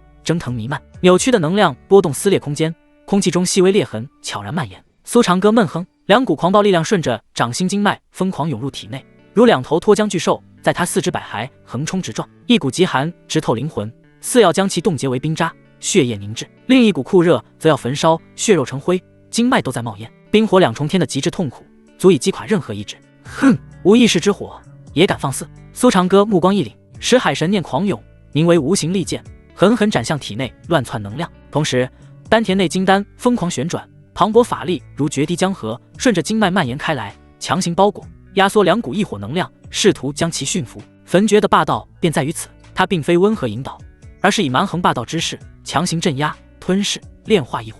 这是一场征服与被征服的较量。然而，异火的反抗远比想象中猛烈，被法力包裹的2股能量不断冲撞挣扎，欲冲破束缚。苏长歌经脉剧痛，似被生生撕扯，皮肤时雪白，时赤红如火炭，额头青筋暴起，豆大汗珠滚落，瞬息被体表高温蒸发。他咬紧牙关，再次取出1枚护脉丹服下，药力及时修复受损经脉，神念紧锁异火核心，不断劈砍、压制，硬扛反噬剧痛，痛苦深入骨髓，灵魂战栗不止。但苏长歌眼神始终坚定，过往经历的无数刁难嘲讽，早已将他的意志锤炼得坚不可摧。时间1分1秒的流逝，密室之外，柳如烟、夏清月、萧雨柔3女焦急守候。她们清晰感知密室中传出的恐怖能量波动，时而冰寒刺骨，时而炙热难当，连周围的天地灵气都变得紊乱不堪。师兄，可会无恙？柳如烟俏脸担忧，下意识紧攥双手。闭嘴！夏清月冷冷呵斥，眼底焦灼一闪，师兄的强大远非我们所能想象，他既然敢做，便有把握。我们唯一要做的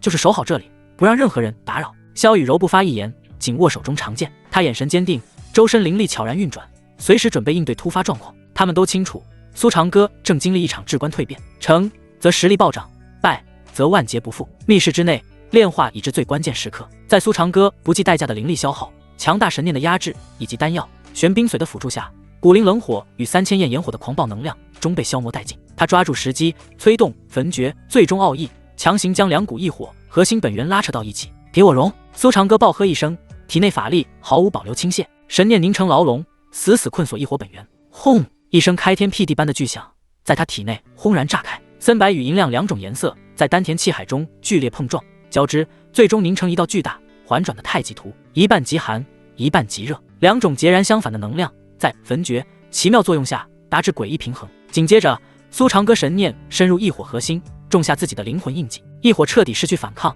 化为纯粹能量，在丹田快速交融，焚诀功法随之进化，运转速度骤然飙升，天地灵气疯狂涌入体内，淬炼着他的经脉、丹田与金丹。一股远超先前任何异火的全新恐怖气息自苏长歌周身爆发，那是融合极致冰寒与炽热的混沌之火。它呈现纯净蓝白色，火焰升腾间，空间被烧灼出一道道细微的黑色裂缝，散发出令人心悸的毁灭气息。成功了！苏长歌双眸骤然睁开，他眼中2朵蓝白火莲缓缓旋转，密室一蒙上一层神秘光晕。体内法力金星火焰淬炼，愈发精纯霸道，经脉亦拓宽数倍，韧性更胜往昔。修为未增，然真实战力却飙升何止1倍。如今他仅凭肉身力量便能碾压普通元婴大圆满修士，再加上这融合异火与净化焚诀，哪怕面对化神初期强者，亦有信心一拳打爆。这融合异火就叫冰炎吧。苏长歌心念微动，只见一朵小巧蓝白冰炎跳动，火焰微弱，却蕴含焚山逐海，冻结天地之威。他吐出浊气，其中夹杂淡淡火星。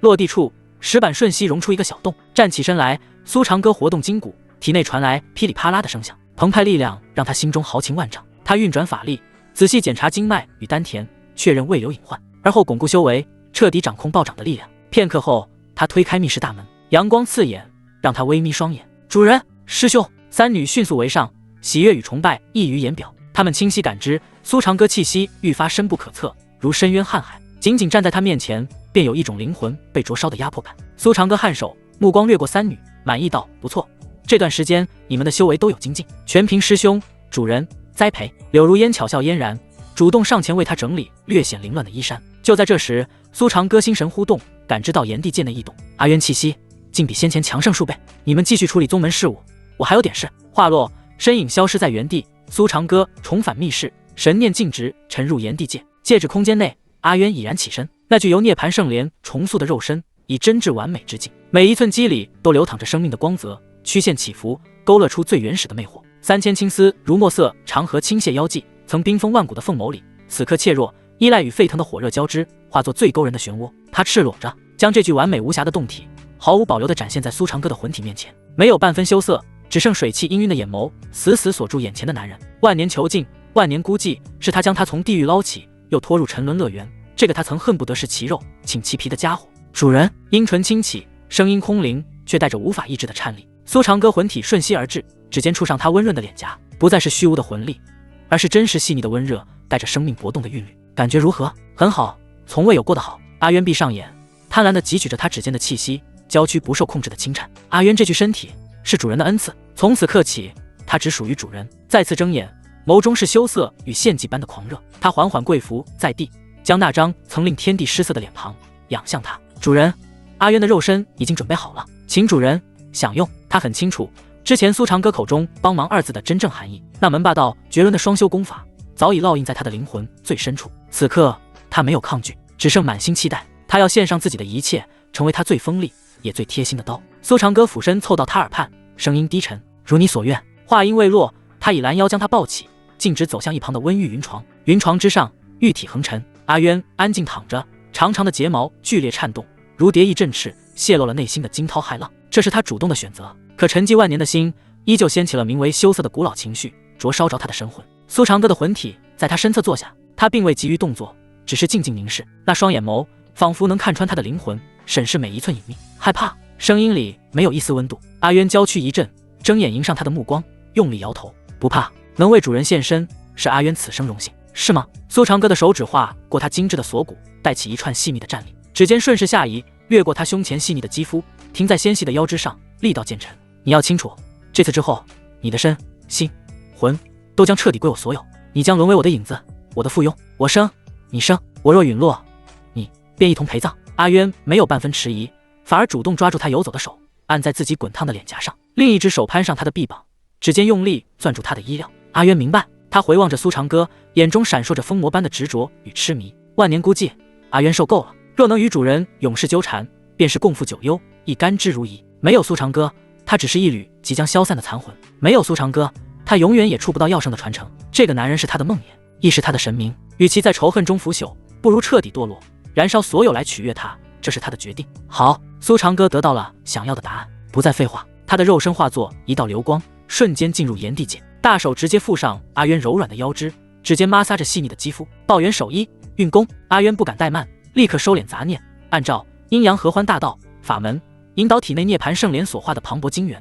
那是他肉身的根基，世间最精纯的生命能量，此刻化作连接两人的桥梁。苏长歌掌心紧贴他的腰腹，功法运转间，灼热的阳刚之力透过肌肤渗入，顺着他的经脉蔓延开来。同时他的指尖微微用力，将他的身体微微提起，让两人的气息贴得更近。阿渊浑身一僵，随即放松下来，主动迎合着他的动作，将胸膛贴近他的掌心，体内精元顺着接触点汹涌而出。苏长歌感受着那股清凉精纯的能量，喉结滚动，掌心猛地收紧，将他牢牢禁锢在怀中。阳刚之力如火山喷发，通过两人贴合的肌肤、纠缠的肢体，源源不断倒灌进阿渊体内。阴阳交汇的瞬间，阿渊发出一声痛苦的闷哼。初次交融并非极乐，而是撕裂般的剧痛。苏长歌的手掌在他背上看似轻柔的拍打，实则带着绝对的掌控力，迫使他的经脉不断张开，接纳那股狂暴的能量。他的血肉，他的细胞都在这冰火两重天的冲刷下被反复撕扯、碾碎，然后重塑。他下意识地抬手搂住苏长歌的脖颈，指甲深深嵌入他的皮肉，身体在剧痛中不住颤抖，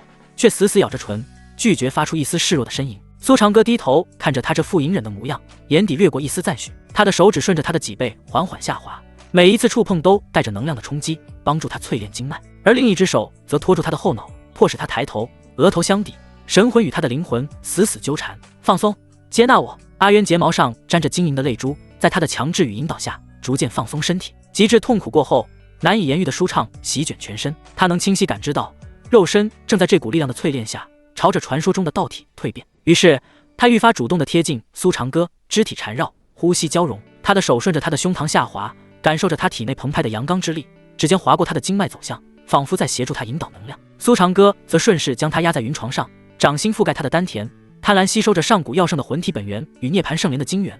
这是世间最顶级的神丹大药，一股股精纯玄阴本源通过功法运转，被他疯狂吸收炼化。他金丹9层大圆满的修为壁垒开始剧烈震动，丹田内的元阴隐隐发烫。阿渊在能量交融中逐渐沉沦，陌生的快感如潮水般一波高过一波，彻底冲垮了他的理智。他主动抬起脖颈，吻上苏长歌的唇，舌尖试探着撬开他的牙关，与他的气息交织。身体的本能彻底觉醒，腰肢主动扭动，迎合着他的动作，每一次贴合都让能量的交融更加深入。灵魂在欢愉中沉沦，肉身在交融中升华。苏长歌感受着他的迎合，动作愈发霸道。他一手按住他的肩，一手紧扣他的腰，将两人的身体彻底贴合，不留一丝缝隙。体内的元阴在能量的疯狂冲击下开始出现裂痕，咔嚓，清脆的碎裂声在丹田内回荡。苏长歌猛地收紧手臂，将阿渊死死搂在怀中，力道大的几乎要将他揉进自己的骨血里。给我碎！心念暴喝的瞬间，他低头咬住阿渊的肩头，力道带着掠夺。阿渊痛哼一声，体内精元瞬间爆发，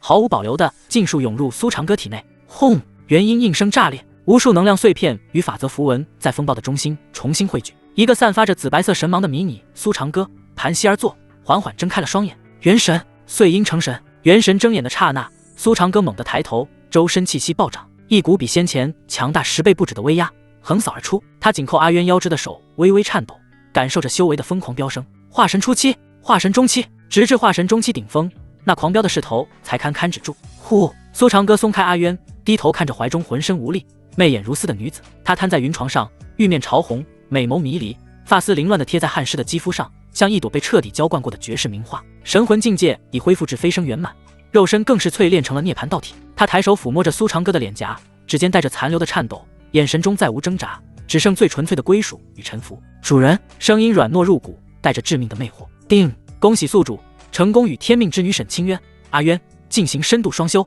沈清渊好感度提升至95，死心塌地。检测到宿主彻底征服上古药圣，斩断其与叶凡最后的因果，掠夺天命之子叶凡最终残留气域。恭喜宿主获得系统奖励神魂至宝炼魂塔。一连串系统提示音响起，苏长歌还未来得及查看奖励，一道急促的传音符已穿透静止，飞入密室。黄甫泰的声音带着惊慌与凝重。启禀主人，东域之外，大批不明修士正高速接近黑角域，为首者自称中州天心阁。苏长歌眼底寒芒一闪即逝，终于来了。他低头在他光洁的额间印下一吻。好好休息，等我回来。话音未落，他已抽身而起，心念一动，身形已经出现在炎帝界外，随手理了理衣衫，推开密室大门，刺眼阳光洒落在他身上。他迎着光，嘴角勾起一抹冰冷的弧度。传令，召集所有人手，准备迎客。黑角域的天说变就变，前一刻上晴空万里，后一刻已乌云密布，千云压城，一股浓郁的肃杀之气顷刻间笼罩大地。黑黄宗的山门前，黄甫泰和前三通面色凝重地站着，在他们身后是黑黄宗和长歌卫的所有精锐，一个个严阵以待。柳如烟、夏清月、萧雨柔三女气息锋锐，分列队伍最前方。苏长歌倾斜的资源和这段时间的苦修，让他们的修为以真金丹大圆满，实力今非昔比。更后方，林岩垂首，面上泛着一丝病态的兴奋与残忍。他早已完成了苏长歌交付的任务。纳兰月，那条可悲可怜的鱼儿，成功的将求救信号传递了出去。而此刻，咬钩的大鱼终于来了，所有人的视线齐齐投向远处的天际线，一道巨大的阴影正在迅速扩张。那是一艘通体由星辰玄铁铸就的巨型非洲，周身刻满繁复的星辰阵图，散发着摄人心魄的威压。非洲船头一面大旗迎风猎猎，上书3个龙飞凤舞的大字：天心阁，中州霸主天心阁。这3个字对于东域修士而言，就如同传说中的存在。如今这传说中的庞然大物竟亲临这片贫瘠混乱之地。非洲之上密密麻麻站满了身披星辰道袍的修士，他们气息沉凝，最低修为也是金丹期，其中元婴长老多达数十位，还有3名化神。如此阵容足以轻易横扫整个东域。非洲最前端，一男一女傲然而立，男子风神俊朗，身着紫色锦袍，头戴玉冠，眉宇间尽是与生俱来的高傲与霸道。他静立不动，周身自然散发的威势令下方空间都为之凝滞。此人正是天心阁少阁主慕容天，他身侧站着一位白衣胜雪的女子，女子容貌绝美，气质清冷如月宫仙子，不染尘埃。她望向慕容天的眸光深处，透着一丝难以掩饰的倾慕与担忧。她便是天心阁圣女凌霄。师兄，这黑角域乌烟瘴气，灵气稀薄，那个叫苏长歌的狂徒真的敢在这里等我们？凌霄轻声开口，语带清泉般的悦耳。慕容天鼻息间发出一声冷哼，眼中戾气涌动。一个东域土著，不知天高地厚，竟敢动我慕容天的人，他最好乖乖在此等死，否则就算他逃到天涯海角，我亦要将他揪出，碎尸万段。一想起纳兰月求救传音中那撕心裂肺的哭诉，慕容天心头的杀意便再也无法遏制。纳兰月是他的未婚妻，是他慕容天的脸面，动了纳兰月，便是公然打他慕容天的脸，这绝无可能容忍。传我命令！慕容天冰冷地喝道：非洲降临黑皇宗上空，给我将那座山门夷为平地。他要以最霸道最直接的方式宣告自己的莅临，让整个黑角域都知晓得罪他慕容天的下场。是，少阁主。身后长老齐声应和，即刻催动非洲。巨大的星辰非洲发出一声轰鸣，如同自天际坠落的巍峨山岳，携毁灭一切之势，直压黑皇宗山门。不好，他们要毁山门！皇甫太脸色煞白，结阵，开启护山大阵。黑皇宗弟子心虽惊惧，却仍在长老指挥下迅速结成战阵，将法力注入护山大阵阵眼。嗡！一道巨大光幕冲天而起，将黑皇宗完全笼罩。哼，米粒蜘蛛也敢放光华？慕容天审视着那层光幕，脸上尽是极致的轻蔑。他甚至懒得亲自动手，只是淡淡的对身旁长老说道：王长老，交给你了。遵命，少阁主。一名身材魁梧的元婴大圆满长老应声走出，面上带着狞笑。区区一个下等宗门的护山大阵，看老夫一拳破之！话音未落，他身上爆发恐怖法力波动，一只由灵力凝成的巨拳宛如流星般裹挟万钧之力，狠狠砸向下方光幕。轰隆一声震耳欲聋的巨响，天地摇颤，整个黑皇宗山脉都剧烈晃动。那号称能抵挡元婴修士全力一击的护山大阵，在这一拳下瞬间扭曲变形，光芒骤然暗淡大半，不堪重负的咔咔声清晰入耳。阵法之内，许多黑皇宗弟子被这股冲击力震得口吐鲜血，倒地不起。太强了！皇甫太眼中尽是绝望。仅仅是对方随手派出的一个长老，一拳之威便已恐怖如斯。天心阁的实力根本不是他们能够抗衡的。非洲之上，王长老一拳得手，脸上尽是得意。少阁主，待我再出一拳，便可彻底轰碎这龟壳。说罢，他便欲再次凝聚拳影。然而就在此时，一个平淡却又带着玩味的声音自黑皇宗深处悠悠传来：在我家门口这么大声，是生怕别人不知？你们是赶来投胎的吗？声音不大，却字字清晰，传入在场每个人耳中。天心阁的众人脸色一变，慕容天的眉头也瞬间皱了起来。他循声望去，只见黑皇宗主峰大殿门口，一道黑袍身影正负手而立，从容走出。青年面容俊美妖异，唇角挂着一丝若有若无的笑意。他一步步走来，身上未显丝毫惊人威势，却让所有注视他的人都感到一阵莫名的心悸。你就是苏长歌？慕容天双眸微凝，眸中寒芒爆闪。苏长歌并未理会他，他只是抬眸扫视悬浮半空的巨大非洲，以及周上一脸傲慢的天心阁众人。他轻轻摇头，仿佛带着些许失望，轻叹一声：我还以为中州天心阁能有多大阵仗，原来就这点人。他的声音不大，却充满了轻蔑、狂妄，找死！非洲上的天心阁众人勃然大怒，他们何曾受过这般轻视？尤其是那王长老，更是觉得自己当众蒙羞，怒吼一声：小子，羞得猖狂，看我先拆了你的骨头！他再次凝聚起恐怖拳影，这一次威力更甚，直指苏长歌。聒噪！苏长歌甚至连看都懒得看他一眼，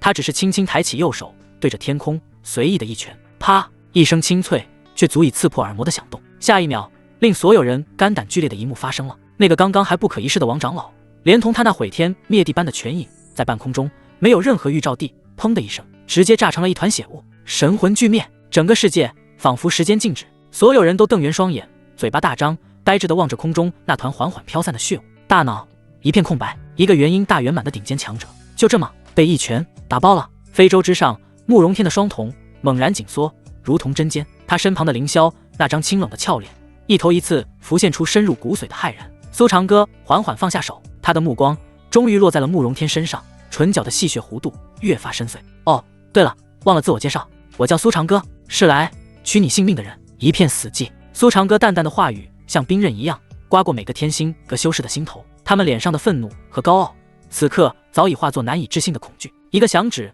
秒杀了元婴后期的长老，这是何等概念？如此恐怖的实力，已彻底超出大部分人的认知极限。就算是天心阁那高高在上的阁主，一位化神中期的老祖，也绝对做不到如此轻松写意。眼前这个青年究竟是什么怪物？慕容天的脸色此刻阴沉如铁，他死死盯着苏长歌，星辰圣体被催动至极致，周身星光流转，一股澎湃威压冲天而起，勉强抵挡着那股无形之力。你究竟是何人？莫非阁下来自？他的声音第一次带上了凝重。慕容天已然意识到自己这一次似乎踢到了难以想象的铁板，眼前这个东域土著根本不是什么蝼蚁，而是一头披着人皮的洪荒凶兽。我是何人不重要。苏长歌踏空而行，每一步都踏在所有人的心弦上。他缓缓升上半空，与星辰非洲上的慕容天遥遥相对。重要的是，你千不该万不该跑到我的地盘上来撒野。他的目光扫过慕容天身侧的凌霄，饶有兴致地停留片刻。确实是个极品，清冷如月的气质，绝美的容颜，还有那纯粹无瑕的九窍玲珑心，很不错。感受到苏长歌那毫无遮掩的审视，凌霄的娇躯轻微一颤，心中涌起一股陌生的屈辱和愤怒，但更多的却是深植骨髓的恐惧。这个男人的眼神太令人窒息，仿佛能洞悉他的一切，包括内心深处最隐秘的念头。放肆！慕容天察觉到苏长歌的目光，滔天怒火瞬间爆发。凌霄是他内定的道侣，虽然顾及身份并未挑明心意，但这可是他视若痉挛的存在，岂容他人如此亵渎？你找死！他怒吼一声，再也压抑不住心中杀意。周天星辰，听我号令！双手掐诀，他背后仿佛展开一片浩瀚无垠的星空，磅礴的星辰之力被他牵引而来，在他头顶凝聚成一柄百丈巨剑，星光流转，巨剑散发着斩灭一切的恐怖气息，下方空间甚至开始寸寸皲裂。这是阁主亲传的周天星斗剑诀，少阁主动真格了。天星阁众修士看到这一幕，精神为之一振，之前的恐惧也消退不少。这是天星阁的正派绝学之一，威力无可匹敌。他们坚信，在这一剑之下，无论对方是何方妖孽，都将化为齑粉。死吧！慕容天面目狰狞，对着苏长歌遥遥一指，那柄星光巨剑发出刺破苍穹的剑鸣，拖着长长尾焰，已无可阻挡之势，朝着苏长歌当头斩下。这一剑锁定苏长歌所有契机，避无可避。然而，面对这毁天灭地的一剑，苏长歌依旧神色从容，他甚至连动都懒得动一下，只是伸出了2根手指，食指和中指。随后，在所有人惊骇欲绝的目光中，他用这2根手指轻描淡写地夹住了那柄星光巨剑的剑尖。锵！一声刺耳的金铁交鸣震颤天地，那柄足以劈开山岳、斩断江河的星光巨剑，就那样被2根看似纤细的手指稳稳钳制。剑身上狂暴的星辰之力疯狂爆发，却再也无法向前推进分毫。这怎么可能？慕容天的瞳孔猛然紧缩，几乎要从眼眶中跳出。他引以为傲的绝招，他最强的一击，竟被2根手指轻易接下。这简直是对他尊严最无情的践踏，太弱了。苏长歌摇了摇头，语气中满是失望。就这点本事，也敢跑来送死？他夹住剑尖的2根手指，微微用力，咔嚓，清脆的裂响传来。那柄由无尽星辰之力凝聚而成的巨剑，竟从剑尖开始寸寸崩碎，最终砰的一声，彻底化作漫天星光，消散虚空。噗！慕容天气机剧烈震动，猛地喷出一大口鲜血，脸色瞬间惨白。他踉跄着后退2步，眼中满是不可置信。败了！自己竟然败得如此彻底，甚至连对方一片衣角都未曾伤到。不可能！我乃天星阁少阁主，身负星辰圣体，怎会败给你这种东域蝼蚁？慕容天状若疯魔，无法接受这个事实。他的道心在这一刻浮现出道道裂痕。蝼蚁！苏长歌闻言，唇角勾起一抹讥诮。他一步踏出，瞬间出现在慕容天面前，修长的指节紧扣，一把掐住慕容天的脖子，将他像拎小鸡般单手提了起来。现在，你告诉我，谁才是蝼蚁？苏长歌的声音低沉，带着一股令人毛骨悚然的寒意，清晰传入慕容天耳畔。慕容天拼命挣扎，体内法力疯狂涌动，却始终无法挣脱桎梏。在苏长歌那钢铁般的手掌面前，他的一切反抗都显得苍白无力。窒息感与死亡的恐惧瞬间笼罩了他的心头。放开少阁主，一起上！救少阁主！周围的天星阁长老们终于反应过来，一个个目眦欲裂，纷纷祭出法宝，欲冲上前围攻。谁敢妄动一下，他立刻就死。苏长歌声音平淡，掐着慕容天脖子的手微微收紧，慕容天的脸瞬间长成青紫色。那些正要冲上来的长老们动作戛然而止，投鼠忌器，脸色难看到了极点。苏长歌，慕容天喉咙艰难地挤出几个字：你到底想做什么？我想做什么？苏长歌轻笑，你不是为了未婚妻纳兰月才千里迢迢寻我而来吗？正好，关于她，我也有点事想跟你聊聊。苏长歌的目光扫过在场所有人，最终停留在凌霄那张布满震惊和担忧的俏脸上。他缓缓开口，字字诛心，瞬间将慕容天推入崩溃深渊。你的那个未婚妻纳兰月，说实话，姿色还算不错，可惜我不感兴趣，所以今日特地将你请来，是想当着你的面把她赏给我手下最忠心的一条狗。苏长歌的话音一落，整个天地仿佛都静止了。天心阁的所有修士，包括那些久经风浪的元婴长老，此刻都瞪大了眼睛，他们张着嘴，大脑一片空白。赏给狗？堂堂纳兰家大小姐慕容天的未婚妻，竟然要被当众赏给一条狗，这是何等的耻辱！你敢！慕容天被扼住喉咙，双眼瞬间布满血丝，整张脸长成了猪肝色。他拼命挣扎，体内星辰圣体疯狂运转，试图挣脱苏长歌的钳制。然而那只看起来纤细的手掌，此刻却如同天地间最坚固的枷锁，任他如何催动法力，都无法撼动分毫。苏长歌，你若敢动他分毫，天心阁必倾尽全力让你死无葬身之地！慕容天嘶吼着，声音嘶哑，像是磨过砂石。苏长歌轻笑一声，眼中掠过一丝玩味。死无葬身之地？他微微侧头看着慕容天那张因愤怒而扭曲的脸，语调平淡：你现在自身难保，还有闲心威胁我？话音未落，他抬手打了个响指，一声清脆在死寂的空气中格外刺耳。灵颜，把人带上来。是，主人。灵颜眼中闪过病态的兴奋，他恭敬的躬身应是，随即转身走向非洲后方。片刻后，两名长歌卫拖着一个遍体鳞伤、衣衫褴褛的女子缓缓走上非洲甲板。那女子披头散发，身上随处可见青紫的伤痕和鞭笞的印记，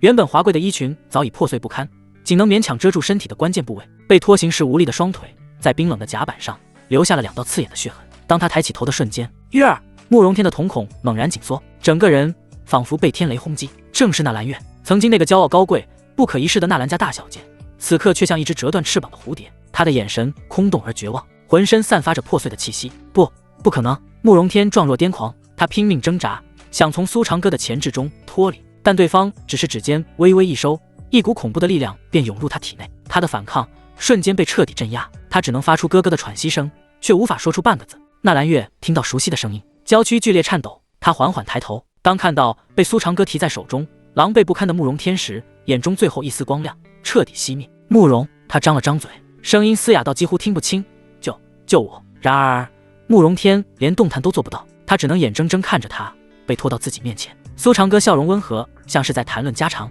他看向慕容天，慕容少阁主，别来无恙啊，你的未婚妻这些天在我这里过得可舒服了。他松开手指，让慕容天勉强能够说话，要不要让他亲口告诉你都经历了些什么？慕容天喘着粗气，眼眶通红，死死盯着纳兰月。月儿，他们对你做了什么？纳兰月张了张嘴，却发不出任何声音，他的眼泪无声滑落，整个人瘫软在地，浑身颤抖不已。苏长歌见状，他转头看向灵颜，既然他羞于启齿，那就由你来替他说吧，把这些天你是如何照顾他的，1五1十讲给慕容少阁主听听。他顿了顿，补充道：记住，要详细。灵颜眼中闪过残忍的快意，他走到纳兰月身边，居高临下的俯视着他，随后转向慕容天，声音冰冷：遵命，主人。他开始缓缓讲述如何放他出去通风报信，又如何抓回来继续折磨，如何在他身上留下一道鞭痕，如何折断他的手指让他求饶，如何在他绝望哀求时撕碎他最后的尊严。每一个细节都像钝刀割肉。慕容天的脸色越来越苍白，眼中的血丝越来越密集，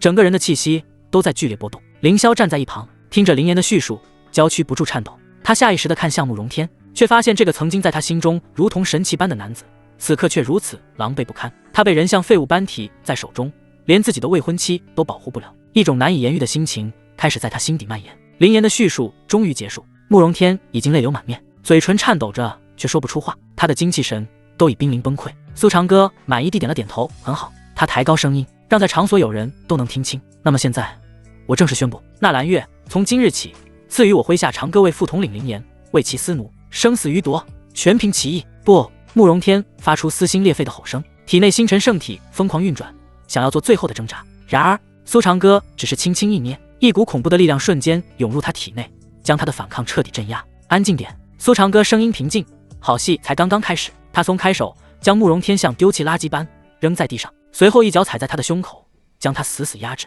慕容天拼命挣扎，却连抬起手指都做不到。苏长歌居高临下的俯视着他，嘴角勾起残忍的弧度。林言，既然他已经是你的奴了，那就当着他未婚夫的面，好好疼爱他一番吧。他顿了顿，补充道，让慕容少阁主看看他的女人是如何在别人胯下承欢的。林言眼中闪过疯狂的兴奋，他一把抓住纳兰月的头发，将她拖到慕容天面前。纳兰月拼命摇头，嘴里发出破碎的哀求，不要，慕容，救我。然而慕容天被苏长歌踩在脚下，连动弹都做不到。他只能眼睁睁看着林言撕扯纳兰月仅剩的衣物，看着他在绝望中挣扎，看着他最后的尊严被彻底践踏。凌霄别过头去，不忍再看。然而耳边传来的纳兰月绝望哭喊声和慕容天痛苦嘶吼声却如魔咒般让他无法逃避。他的心脏剧烈跳动，一种复杂的情绪在心底翻涌，对慕容天的失望，对苏长歌的恐惧，以及某种说不清道不明的战栗感。时间仿佛凝固，当一切终于结束时，纳兰月已经彻底昏死过去，慕容天的眼神也彻底空洞，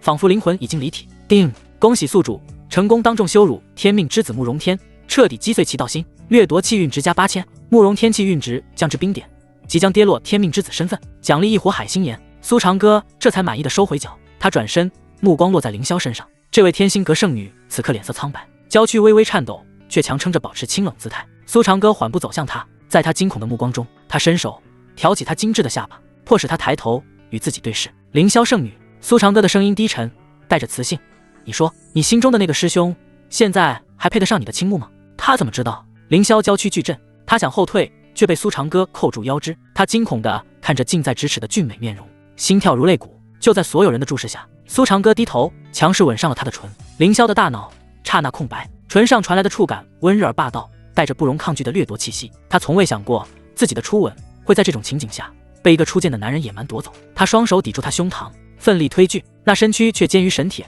纹丝不动。更让他惊骇的是，他体内的九窍玲珑心此刻竟不受控制的疯狂跳动起来，一股前所未有的异样悸动自心底最深处涌起，瞬间流遍四肢百骸。那不是屈辱，而是一种源于生命本能的战栗与臣服。不！凌霄喉间溢出破碎的呜咽，苏长歌却根本不给他任何挣脱的机会，手臂如钢箍锁死他纤细的腰肢，另一只手扣住他的后脑。这个吻是纯粹的侵略，是征服的宣告，正一寸寸碾碎他身为天心阁圣女的所有骄傲。躺在地上的慕容天亲眼目睹这一幕，眼中最后的光芒彻底暗灭。他想嘶吼，想爬起，想将那个男人撕成碎片，但他的手指只能在冰冷的甲板上徒劳的抓挠，抠出道道血痕，身体却沉重的不听使唤。凌霄，他喉咙里挤出2个字，沙哑的不似人声，充满了无尽的绝望。那是他仰望了多年的皎洁月光，是他心中不可亵渎的唯一神圣，此刻却在他眼前被另一个男人肆意踩亵。天心阁的长老们个个面如死灰，却无一人敢动。苏长歌那碾碎一切的力量已在他们心中种下最深的恐惧，他们只能看着自家的圣女在那个魔神般的男人怀中，从挣扎到渐渐无力，最终化作绝望的颤动。许久，苏长歌才终于松开了他。他低头欣赏着凌霄那张血色尽退、羞愤与恐惧交织的绝美脸庞，唇角的弧度带着毫不掩饰的占有欲。味道不错，九窍玲珑心果然是世间极品。凌霄浑身剧颤，泪水不受控制的滑落，却发不出半个字。他的世界在这一刻彻底崩塌了。天之娇女，天心阁圣女，无数天骄的追捧，此刻都成了一个笑话。他被人当众强吻，像战利品一样被审视，而他曾经倾慕甚至视为信仰的那个男人，正像一条断了脊梁的狗，躺在不远处，连保护他的念头都成了奢望。苏长歌松开他，踱步至慕容天身前，他垂眸俯视，声音平淡却残忍：慕容天，现在你告诉我，你的未婚妻我赏给了我的狗，你暗恋的女人我刚刚亲过，你这个所谓的天心阁少阁主，告诉我你还剩下什么？慕容天的眼神彻底涣散，瞳孔中映不出任何焦距，他嘴里只是无意识的喃喃：为什么？为什么？道心在这诛心的话语中寸寸崩裂，他体内的星辰圣体轰然紊乱，磅礴的法力如开闸的洪水般疯狂外泄。元婴后期，元婴中期，元婴初期，短短数息之间，他的境界一泻千里，竟直接跌回了金丹境。一个天骄就此沦为废人。叮！恭喜宿主成功摧毁天命之子慕容天的道心，检测到慕容天修为崩跌，气运溃散。恭喜宿主成功掠夺天命之子慕容天气运。恭喜宿主获得奖励神魂秘术搜魂大法。一连串的系统提示音是这场盛宴最美妙的尾声。苏长歌满意的收回脚，不再看地上的废物一眼，他转身走向瘫软在地的凌霄，修长的手指再次挑起他精致的下巴，迫使他与自己对视。凌霄圣女，现在你有2个选择，第一，陪着这个废物一起从这里消失，苏长歌的声音低沉，带着致命的魔力；第二，留在我身边，做我的女人。凌霄娇躯巨震，她难以置信地看着眼前这张俊美到邪异的面容，又下意识地将目光飘向慕容天，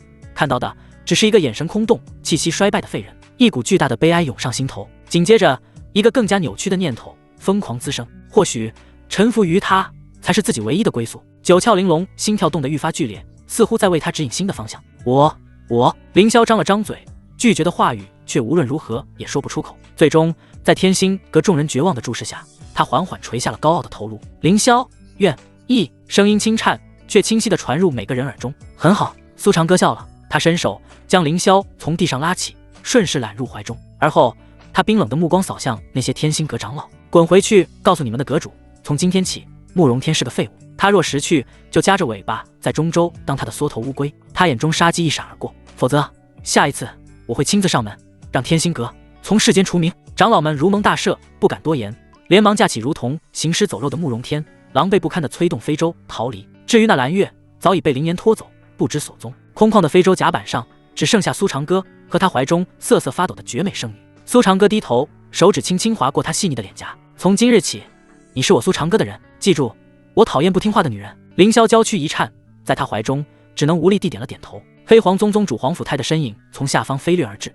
恭敬地落在甲板上，单膝跪地。他全程目睹了这场碾压，此刻心中只剩下无尽的敬畏。启禀主人，刚刚接到东域圣地传来的紧急密报。皇甫泰的声音带着一丝激动与凝重。沉寂千年的天道金榜即将再现世间。皇甫泰话音刚落，天地间一切声音似乎都消失了。一道贯穿万古的金色光柱自中州方向冲霄而起，将9天10地尽数染成一片神圣的金色。天道金榜显化于世。主人，这就是天道金榜。皇甫泰重跪伏在地，这位黑角域的霸主此刻激动的声音都在发颤。万年一现，3日后开榜，凡上榜者皆得天道垂青，气运加深。苏长歌负手而立，黑袍在烈烈罡风中翻飞，他只是静静看着，那双深渊般的眸子里不起丝毫波澜。定，检测到天道金榜显化，系统已自动屏蔽宿主一切信息，天道无法探查，建议宿主静待猎物登台。苏长歌的嘴角终于有了一丝若有似无的弧度。这世人眼中的无上荣耀，于他而言不过是圈定祭品的名单，名单越长，他的盛宴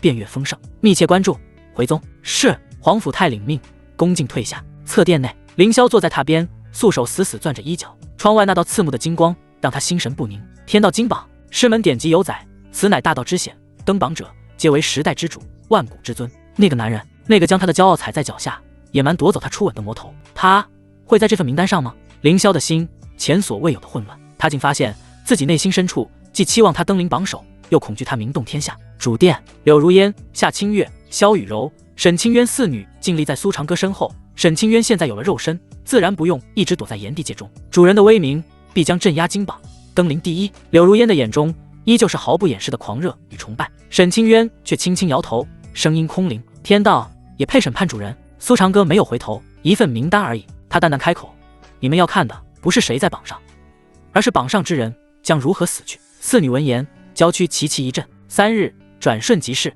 中州之上，天道金榜神光暴涨，第一榜正式公布。神体榜，金字流动，天地共鸣。第10名北荒妖子，吞天魔体。好，北荒之地，一尊万丈魔影仰天咆哮，气吞日月。第9名西域佛子，金刚不坏体。嗡，西域佛国，万丈金光普照，梵音响彻云霄，一个个威震天下的名字接连浮现，每一次都引动一方天地震荡，整个修真界彻底沸腾。黑皇宗之巅，苏长歌能清晰感知到那些上榜者的气运正在以恐怖的速度攀升。天道为什么会把气运分下来？在催肥吗？很好，榜单飞速滚动。第3名，第2名，终于轮到榜首。轰隆，一道无匹的剑气自中州核心之地冲霄而起，仿佛要将整片天穹都斩为两半。亿万剑鸣响彻寰宇，金榜之上，2个镇压万古的金色大字轰然显现：萧晨，不灭剑骨。金榜之上，一道白衣身影显化，他风神如玉，眉宇间却带着睥睨众生的孤傲。仅仅一道虚影，那股凌厉的剑意便让无数修士神魂刺痛，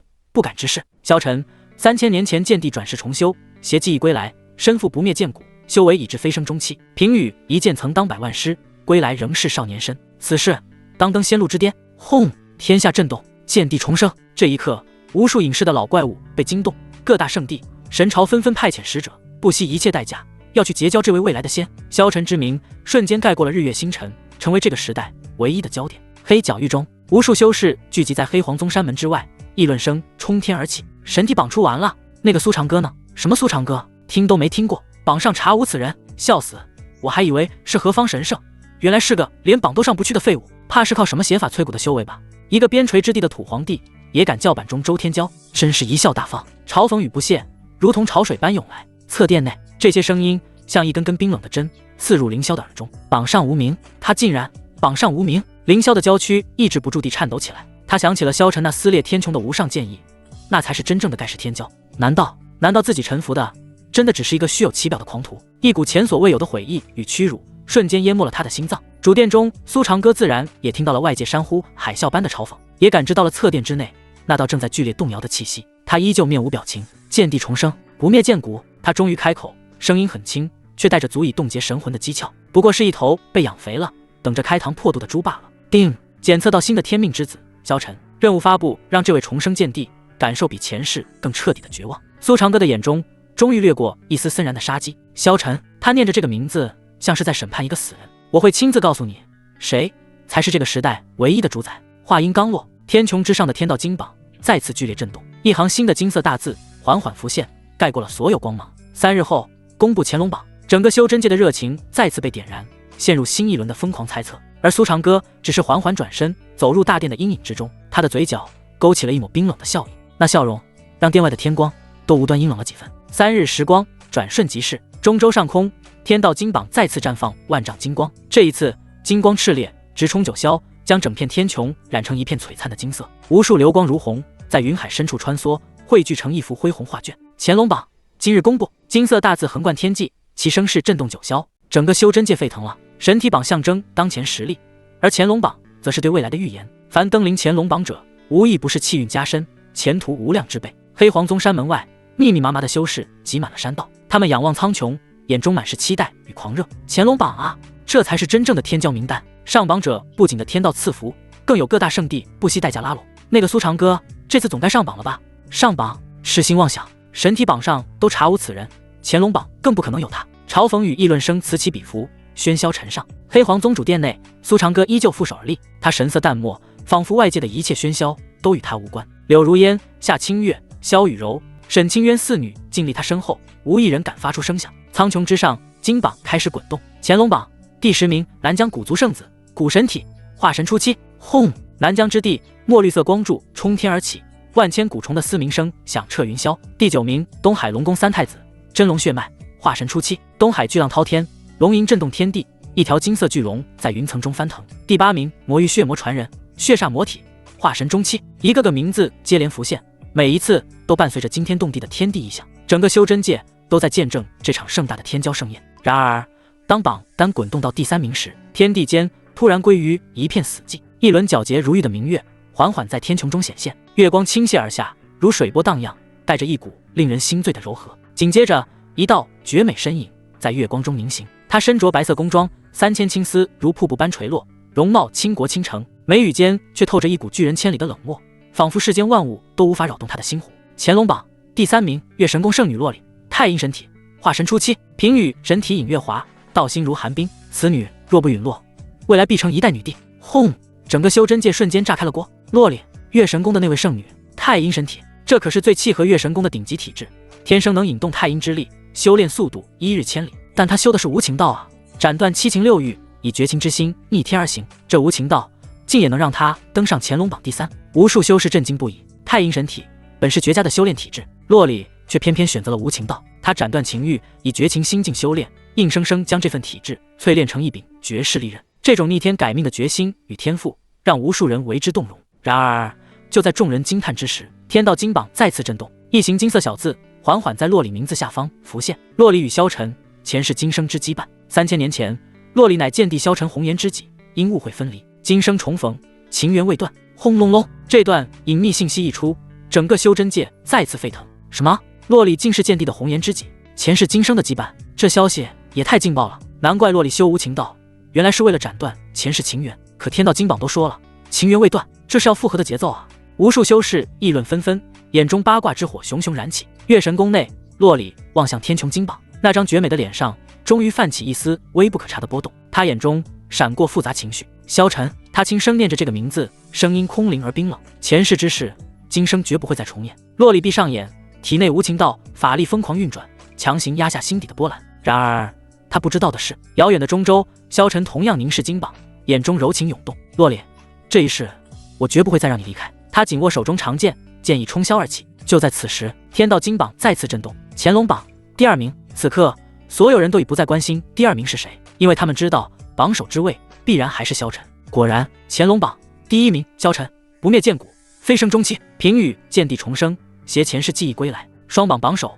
气运之子中的气运之子，此事必登仙路之巅。轰隆隆，一道撕裂天穹的剑气再次冲霄，这一次剑意更加凌厉，更加恐怖，仿佛要将整个天地都斩为2半。无数修士跪伏在地，不敢直视那道耀眼剑光。双榜榜首萧晨，果然是这个时代的主宰，追随他，我等必能飞黄腾达。整个修真界陷入疯狂，无数势力派遣使者，不惜一切代价要去结交这位未来的仙。然而黑黄宗山门外，嘲笑声再次泛滥。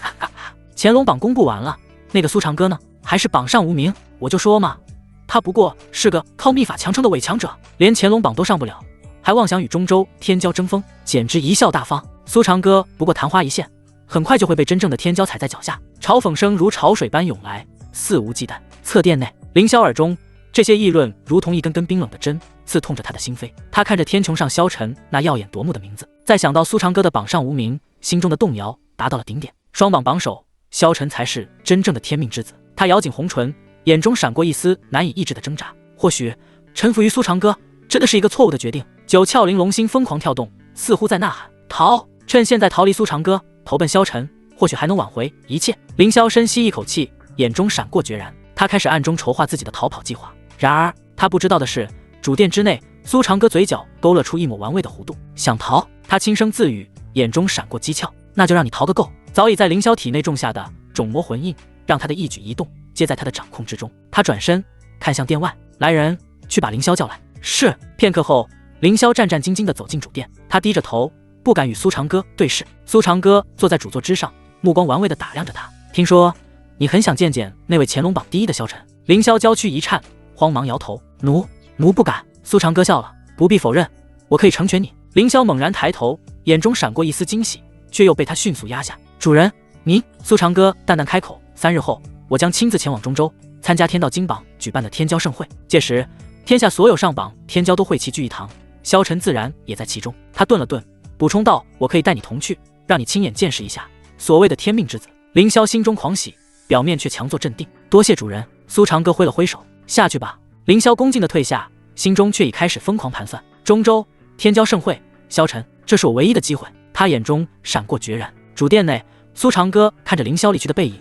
嘴角的笑容愈发玩味。定，检测到天命之女洛里体质特殊，建议宿主将其一并收入囊中，掠夺洛里与萧晨的气运，可获得海量奖励。苏长歌眼中闪过兴奋。洛里天生媚骨，却修无情道，有意思。他站起身，负手而立。中州之行看来会很精彩。窗外，天道金榜的金光依旧耀眼，而苏长歌的眼中却只有冰冷而深邃的玩味。萧晨、洛里，你们的契约我收下了。3日后，中州边境，云海翻腾如怒涛，一艘漆黑如墨的飞舟正无声地撕开云层，周身镌刻的魔纹在天光下流转着幽暗的光华，散发出的威压让下方云海都为之沉降。苏长歌负手立于船首，衣袂与黑发在罡风中狂舞，眼神平静的宛如万古深渊。他身后2道绝美的身影静立，沈清渊白衣胜雪，神情清灵，那双层蕴含着无尽傲骨的眼眸，此刻只倒映着苏长歌一人的背影。而一旁的凌霄则显得心事重重，他的食指紧紧绞着衣角，呼吸都带着几分颤抖。中州终于到了，那个双榜第1、光芒万丈的男人萧晨就在这片土地上。他忍不住偷偷抬眼，望向远处那片云雾缭绕的大陆轮廓，眼底深处一缕微光在闪烁。就在这一刻，轰！前方的虚空没有丝毫征兆，竟如同被重锤砸中的琉璃，瞬间布满了蛛网般的裂痕，轰然爆碎。数十道裹挟着冲天杀意的黑影自破碎的空间乱流中爆射而出，如同闻到血腥味的杀群，瞬间将非洲合围。杀！没有多余的废话，只有一个冰冷刺骨的字。杀意凝成实质，让周围的温度都骤然下降。这些人个个黑衣蒙面，气息沉凝，修为最低的都是元婴大圆满，为首那人身上的法力波动更是雄浑到了化神大圆满的地步。苏长歌，你的死期到了！那名化神圆满的首领厉声咆哮，手中长刀一震，一道凝练到极致的百丈刀芒横贯天际，带着斩碎山河的气势，直直劈向非洲的船首。这一刀足以将一座巨城一分为二。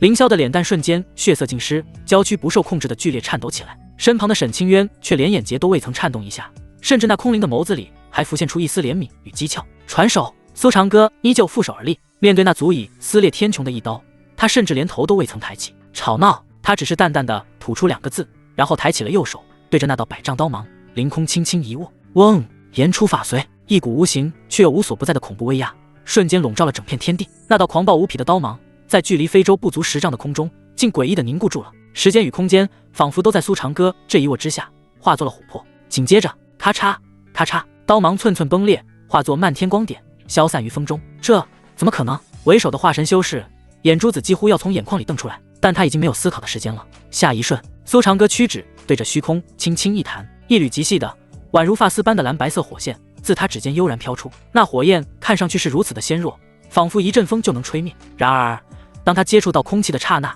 整片天空的温度骤然降至冰点。冰炎！轰！蓝白色的火海以一种违背常理的方式瞬间吞噬了方圆1000丈的虚空，将一切都化作了极寒与极热交织的炼狱。啊！不，这是什么鬼东西？我的灵力被冻住了，我的法宝在融化，不是在碎裂。凄厉到不似人声的惨叫仅仅响起了3息便戛然而止。那些不可一世的元婴后期修士在冰炎火海之中脆弱的如同暴露在烈日下的雪花，他们的护体灵力先是被冻成冰晶，随即又被焚烧成虚无。肉身、法宝、元婴，一切有形之物都在这诡异的火焰中化作了最原始的尘埃。火海散去，数10名强者连一粒骨灰都未曾留下，唯有那名化神圆满的首领凭借一面残破的金色盾牌勉强吊住了一口气，但他此刻的模样凄惨无比，浑身焦黑，气息萎靡到了极点。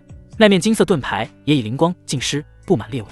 你的修为，你怎么会这么强？他用尽全身力气嘶吼，声音里充满了被碾碎认知的恐惧与崩溃。一个化神中期，弹指间秒杀了包括他在内的数10名精锐。这是怪物，是魔鬼！苏长歌的身形如鬼魅般出现在他面前，那张俊美无愁的脸上挂着一抹残忍的弧度。我自然是比你们强的。他伸出手，精准地扣住对方的脖颈，像是拎着一只死狗，将其提至半空。告诉我，是谁派你们来的？化神修士的脸上长成了猪肝色，他能感觉到自己体内残存的灵力被一股更为霸道的力量彻底禁锢。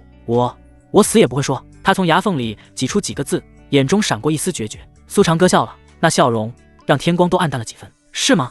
那你的记忆我自己来取。话音落下的瞬间，他双眸之中陡然有2道深不见底的黑色漩涡浮现。搜魂大法！啊呀呀呀！化神修士发出了比刚才在火海中还要凄厉100倍的惨嚎。他感觉自己的头颅像是被1万根烧红的钢针刺入，整个灵魂都被拖拽进了一座血腥的磨盘之中，被一寸寸的碾碎翻越。他的身体剧烈抽搐，七窍之中流淌出黑色的血液。片刻之后，苏长歌松开了手，扑通，那化神修士的身体软软的坠落在甲板上，双眼翻白，口吐白沫，已然变成了一具没有灵魂的空壳。原来是这样，苏长歌的眼中闪过一丝冰冷的玩味。天心阁，流云剑宗，萧晨。他缓缓转身，目光仿佛穿透了万里云海，落在了中州大陆的深处。真是有趣，我还没去找你，你倒先闻着味儿找上门了。萧晨。凌霄听到这个名字，娇躯狠狠一颤，失声惊呼：叶仙人是萧晨派来的。他的心在这一刻掀起了滔天巨浪。苏长歌瞥了他一眼，声音平淡的不带一丝波澜。慕容天被废，天心阁自然会向其上宗流云剑宗求援，而流云剑宗内负责处理这件事的，恰好就是那位高高在上的剑帝萧晨。他顿了顿，唇角扬起的弧度宛如一柄即将饮血的弯刀。他倒是果断，直接派人截杀，想在我踏足中州之前就将我扼杀在摇篮里。凌霄的心彻底乱了，他无法将眼前这残酷血腥的一幕与那个天道金榜上光芒万丈、宛如神奇的萧晨联系在一起。那个时代的主宰也会用这种见不得光的手段吗？这一瞬间，他心中的天平发生了剧烈的倾斜。苏长歌将他的神情变化尽收眼底，却毫不在意，他反而饶有兴致地开口：搜魂所得，萧晨为了冲击天骄盛会，正在闭关，不到盛会开启之日不会现身。他转过头看向始终沉默的沈清渊：阿渊，你说趁着主人不在家，我们先去他府上拜访一下，会不会很有趣？沈清渊那空灵的眸中终于泛起一丝动容。主人所想便是阿渊所向。苏长歌满意的颔首，他大袖一挥，漆黑的非洲在空中划过一道完美的弧线，周手调转，直指萧家所在的方位。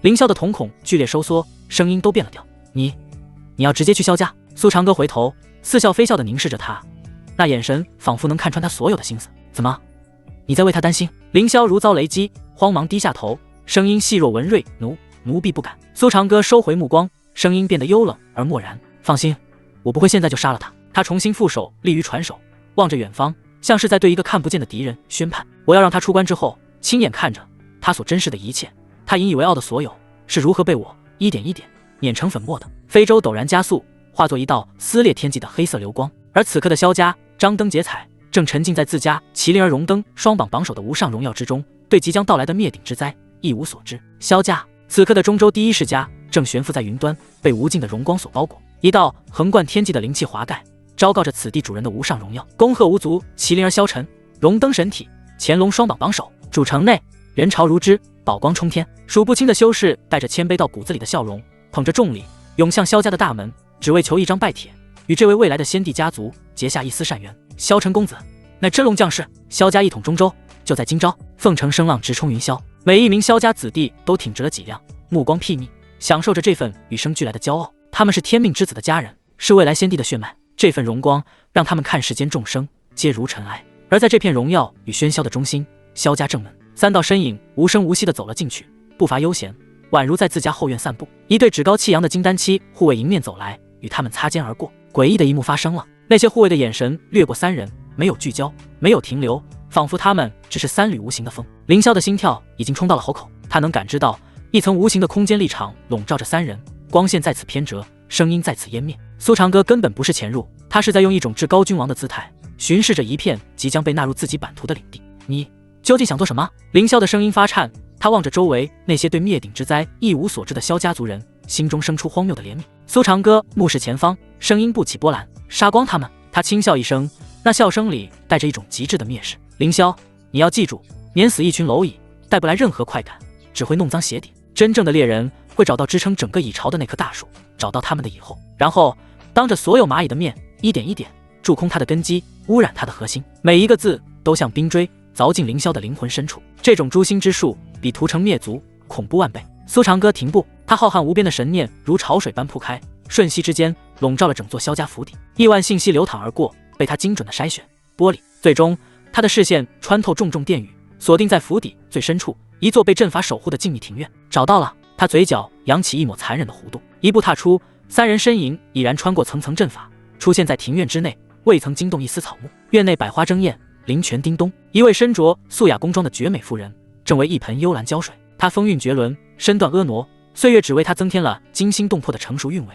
肌肤银白如玉，眉眼温润似水，整个人便如一颗熟透了的蟠桃，散发着致命的芬芳。萧晨之母温之瑜似是感知到了什么，温之宇的动作微微一顿，缓缓抬眸。当他看见院中凭空多出的三人时，那双秋水般的眸子闪过惊愕，但立刻被久居上位的镇定覆盖。三位不告而入，是否太失礼数？他的声音温润，听不出丝毫惊慌。苏长歌的目光却极具侵略性，在他玲珑起伏的曲线上肆意逡巡，最后定格在他那张绝美的脸庞上。定检测到天命女主温之瑜，体质玄阴宝体，此体质若与宿主双修，可极大滋养宿主神魂之力，气运值3000点。萧晨之母星系家族看重血脉，原来萧晨的不灭剑骨根源在你。他笑了，语气玩味。萧夫人不必惊慌，我并非恶客，是你儿子派人盛情相邀，我只好登门回访。温之宇的瞳孔骤然收缩，一瞬间他明白了来者的身份。苏长歌。苏长歌缓步上前，他的每一步都像是踩在温之宇的心脏上，无形的威压如天河倒灌，瞬间填满了整座庭院。温之宇只觉得一座太古魔山轰然压下，元婴期的修为在这股力量面前连一丝浪花都翻不起来。他脸色煞白，依旧强撑着最后的尊严。我儿与你的恩怨莫要牵连萧家，否则待他出关必将你挫骨扬灰。挫骨扬灰。苏长歌笑了，他已来到温之瑜面前，伸出手，指尖轻挑地勾起他光洁的下巴。夫人，你好像还没明白。他的声音低沉，带着一种蛊惑人心的魔性。我现在就可以让萧家从你丈夫到你刚出生的族孙，再到你脚边这条摇尾乞怜的狗，全部消失，你信吗？温之瑜娇躯剧颤，眼中终于被恐惧彻底侵占。他信，他毫不怀疑，眼前这个男人就是一头来自深渊的魔。你想怎样？苏长歌的指尖顺着他完美的下颌线缓缓滑到他修长脆弱的脖颈，那冰冷的触感让他浑身僵硬。很简单，他凑到他耳边，灼热的气息喷吐在他的耳廓，魔鬼的低语只让他一人听见。我要你！轰！温之宇的大脑一片空白。屈辱，这是比死亡，比灭族还要恶毒万倍的极致屈辱。你禽兽！滔天的恨意淹没了理智，他用尽全身力气，一巴掌朝苏长歌脸上扇去，手腕却在半空被铁钳般的大手攥住。苏长歌脸上的笑容未变，眼神却已经冷了下去。看来你选了另一条路。他话音落下，啊！一声凄厉的惨叫，毫无征兆的从庭院外传来。温之羽猛地回头，紧接着第二声、第三声此起彼伏的惨叫从萧家主城的四面八方响起。我的修为在溃散，救命！我的身体在融化。温之羽的脸色瞬间血色尽失。苏长歌没有动手，但他用一种更残忍的方式将神念与他连接。他能清晰地看到萧家演武场上，一个正在修炼的家族天骄，身体毫无征兆地化作流沙，随风飘散。议事大厅内，几位萧家长老和萧家家主在惊恐的注视下，肉身崩解成碎片。这不是屠杀，这是抹杀，从存在的层面上将萧家之人一个一个精准地删除。仅仅3息，外界所有的惨叫戛然而止，整个萧家陷入了永恒的死寂。温之羽瘫软在地，浑身冰冷，如坠冰窟。死了。那些与他血脉相连的气息，在短短瞬间就消失了大半。不！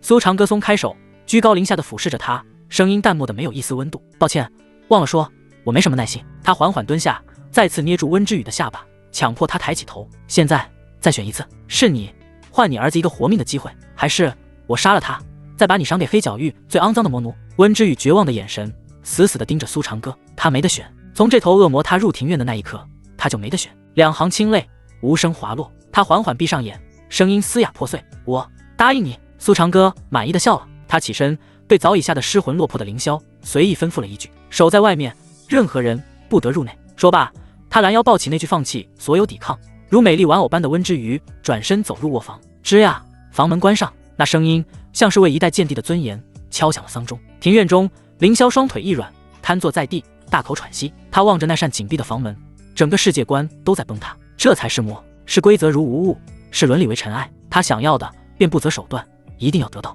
与他相比，那个只会在背后派人劫杀的萧晨，简直纯洁的像个孩童。凌霄嘴角泛起苦涩的笑，投奔萧晨。在这样一头真正的太古凶兽面前，双榜第一的天命之子又算什么？臣服是他唯一的活路。卧房之内，烛火昏沉，暖光朦胧，空气静得能听见彼此的心跳。苏长歌将他轻放在榻上，指尖非但没松，反而顺着他腰侧轻轻一扣，力道不大，却叫他半点督正不脱。她是萧晨的母亲，是恪守妇道数10年的人妇，此刻却在一个陌生男人的掌控之下，连抬头的勇气都没有。屈辱像冰冷的潮水，从脚底一路淹没头顶，让他几乎窒息。苏长歌俯身，阴影将他整个人笼罩。他指尖抬起，轻轻擦过他泛红的眼角，语气低沉残忍：你很清楚，从你落在我手里那一刻，你就没有选择。他的呼吸拂过他的耳畔，安分一点，我可以让你少受点罪。若是敢反抗，他轻笑一声，那笑意冷得让人心头发颤。我不介意，让你连做人的最后一点体面都彻底丢掉。温之羽唇瓣惨白，死死咬着牙，不让自己发出半点呜咽。他能感觉到他的手掌稳稳附在他的肩头，将他轻轻按住，动作算不上粗暴，却带着不容抗拒。肢体相触的温度透过衣料传来，烫得他浑身发颤。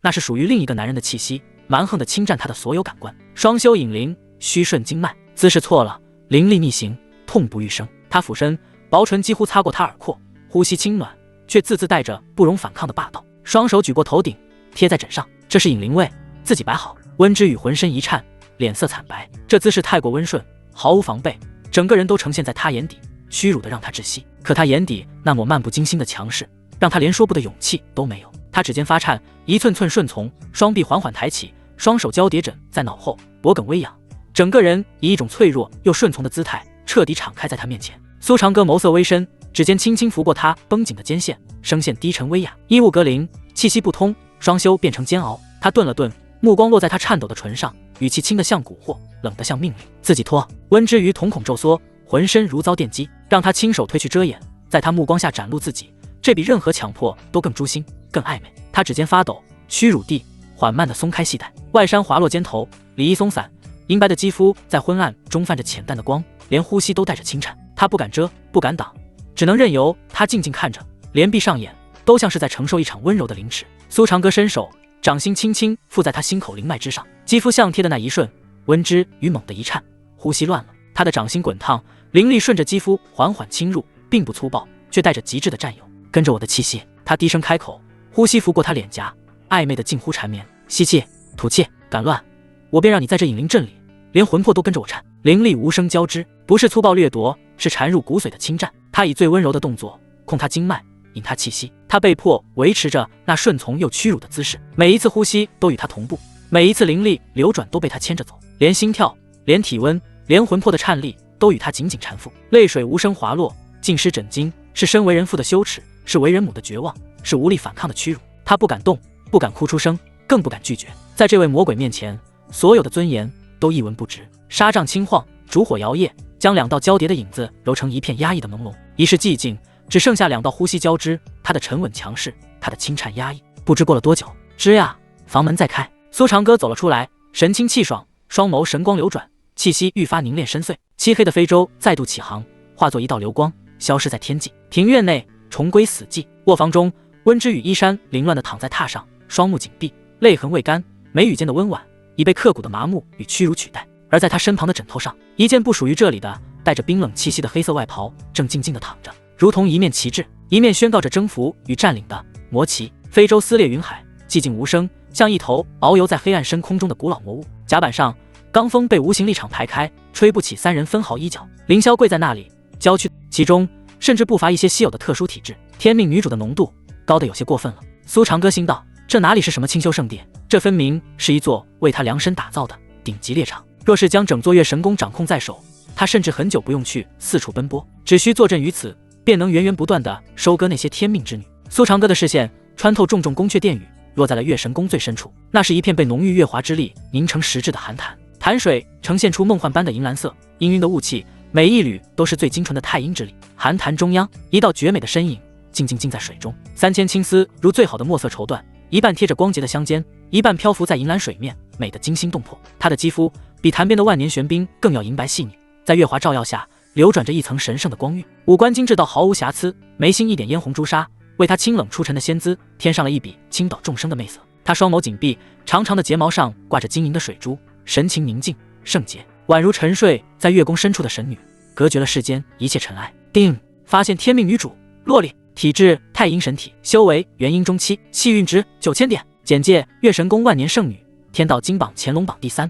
上古月神转世，与天命之子萧晨有30轮回的宿命纠葛。苏长歌的神识肆无忌惮地扫视着这具完美的躯体，9000点气运，比当初的沈清渊还要高。不过宿命纠葛，苏长歌的眼中闪过一丝冰冷的嘲弄。从我踏足此地开始，他的宿命便只剩下一个，那便是沦为他苏长歌的掌中之物。他一步踏出，身形从非洲上消失，下一瞬，寒潭边空间泛起一丝微不可察的波澜，苏长歌的身影无声无息地出现。他没有惊动潭中的猎物，只是带着一种欣赏艺术品的眼神静静看着。他很享受这种时刻。猎物对即将降临的命运一无所知，依旧沉浸在自以为是的圣洁与安宁之中，而他作为唯一的猎人，可以从容决定何时收网，以及用何种方式让这份圣洁绽放出最绝望的颜色。就在此时，潭中的洛里蝶一般的长睫忽然颤动了一下，他缓缓睁开了眼。那是一双怎样的眼睛？清冷纯粹，像9天之上永恒悬挂的寒月，不到映人间，只到映星河。似是本能地察觉到了什么，他秀眉微蹙，目光下意识地投向岸边，2道目光在空中交汇，没有所谓的静止。洛里那双亘古无波的清冷眼眸中瞬间掀起了惊涛骇浪，震惊、难以置信，还有一种神圣领域被悍然入侵的极致的羞恼。他做梦也想不到，在月神宫最核心的禁地，在这只允许历代圣女进入的太阴寒潭之畔，会出现一个男人。太阴寒潭边，空气中弥漫着清冽的月华与水汽，每一粒尘埃都仿佛在发光。苏长歌单手负后，另一只手随意搭在腰间，目光像是在欣赏一件精美的瓷器，饶有兴致地打量着潭中的洛里。这比任何赤裸的侵犯都更让洛里感到灵魂层面的占领。一股被视作猎物的羞辱感，混杂着神圣领域被悍然踏足的惊怒，在他心底轰然炸开。他那颗古井无波的圣女道心第一次出现了裂痕。你是何人？洛里轻斥，声音不再空灵，而是带着一丝被玷污后的愤怒。轰！整座寒潭之水应声而起，万千水滴在空中凝聚成一柄柄闪烁着银辉的利刃，每一柄利刃上都篆刻着月之符文，裹挟着足以冰封神魂的太阴之力，朝着苏长歌传射而去。然而这些足以让寻常化神修士手忙脚乱的月刃，在靠近苏长歌身前3尺时却突兀地静止了，一层肉眼几乎无法察觉的蓝白色焰浪如同涟漪般荡开。痴痴，所有月刃连同其中蕴含的太阴之力都在这焰浪中被瞬间蒸发湮灭，连一缕白烟都未能留下。脾气不小，苏长歌的嘴角勾起一抹玩味的弧度，可惜实力配不上你的脾气。他话音刚落，5道强横至极的气息从天而降，撕裂云层，落在寒潭四周。贼子，敢在禁地放肆，亵渎圣女，当诛！来者正是月神宫的5位护法长老，个个气息渊深，皆是化神境的强者。为首的大长老修为更是达到了化神后期，他目光扫过潭中衣衫不整、青丝微乱的洛里，一股滔天怒火直冲天灵盖。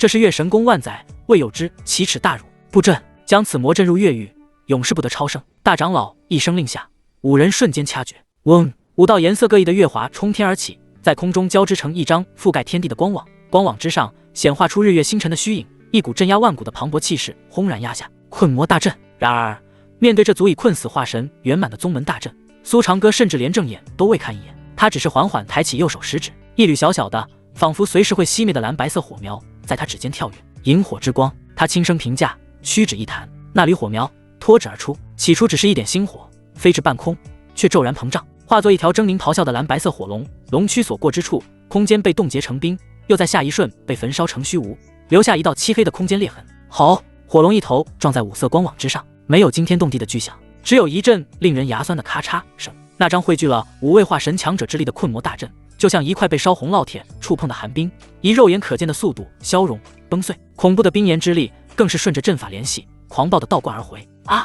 首当其冲的大长老发出一声凄厉的惨叫，他的护体月华瞬间破碎，蓝白色的火焰爬上他的道袍，他的身体先是被一层冰霜覆盖，化作一座晶莹的冰雕，旋即冰雕内部燃起苍蓝之火，砰的一声炸裂开来，神魂俱灭，连一滴血都未曾留下，只于漫天闪烁的冰晶尘埃。其余4位长老亦是如遭雷击，齐齐喷出一口鲜血，身形萎靡的倒飞出去，眼中只剩下无尽的骇然与恐惧。一指，仅仅一指，便破阵杀人，这是何等恐怖的修为！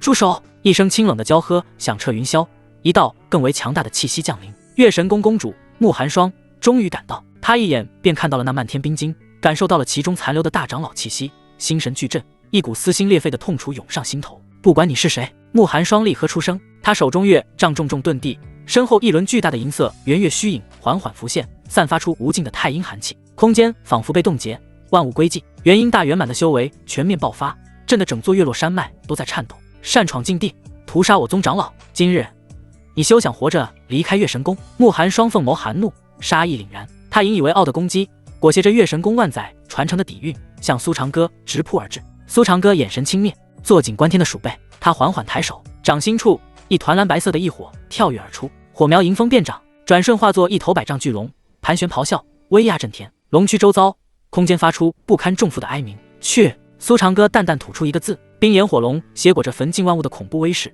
直冲那银月虚影。轰！没有惊天动地的爆炸，只有极致的冰寒与至强的火焰在寂静中相互消融，如同滚烫的铁水倾泻进极寒深渊，发出刺耳的嘶鸣。银月虚影以肉眼可见的速度暗淡瓦解，仅仅一息便彻底崩碎，化作漫天星点。这不可能！慕寒霜娇躯巨震，他引以为傲的正宗绝学竟被对方如此轻描淡写的瓦解。冰炎火龙于是不减，去势更急，眨眼间便冲至慕寒霜面前。慕寒霜俏脸煞白，他想闪躲，却被一股无形巨力牢牢锁定，动弹不得。眼看火龙即将将他吞噬，一道月白色身影骤然出现在他身前。圣女是落脸，他不知何时已从坛中跃出，湿透的月白色衣裙紧贴着玲珑身段，勾勒出惊心动魄的曲线。他强体凌厉，周身月华再次爆发，试图抵挡这灭世般的冰炎。然而化神初期的修为在冰炎面前显得那么脆弱。螳臂当车，苏长歌轻哼，心念一动，火龙速度再增。不！慕寒霜悲呼，冰炎火龙瞬间吞噬了洛里周身月华，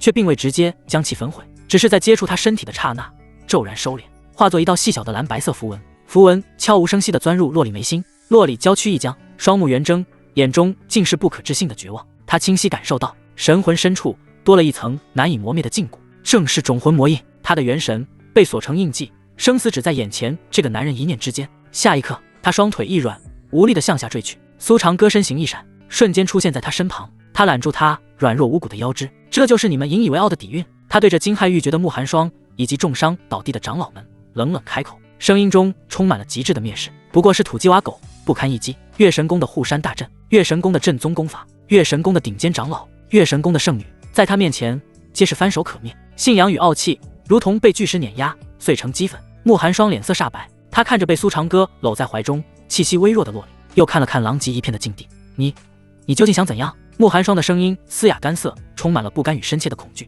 苏长歌垂眸，他看着怀中气息微弱，脸色苍白，却仍带着几分不屈的洛里，嘴角弧度更深。他轻抚着她如绸缎般的青丝，在洛里耳畔轻声低语：不想怎样，只是从今日起，月神宫改姓苏了。他的话彻底粉碎了洛里心中最后一点坚守，清冷绝美的脸上留下2行无声的清泪。苏长歌抬眸，他望向远处那片云雾缭绕的月神宫主峰，眼中饶有兴致。顶级猎场岂能轻易放手？他要将这月神宫化作他掌控天命、收割气运的温柔乡。苏长歌声音轻微，却沉重如泰山压顶，瞬间碾碎了月神宫万载的骄傲与传承。慕寒双娇躯颤栗，指甲深陷掌心，鲜血溢出，却浑然不觉疼痛。他死死盯着苏长歌怀中那张苍白绝美的脸，心口剧痛，如被烈火焚烧。那是月神宫的希望，未来的神女。此刻，她却沦为一件战利品，任由眼前魔头肆意把玩。你，慕寒霜声音嘶哑，只觉喉咙发干。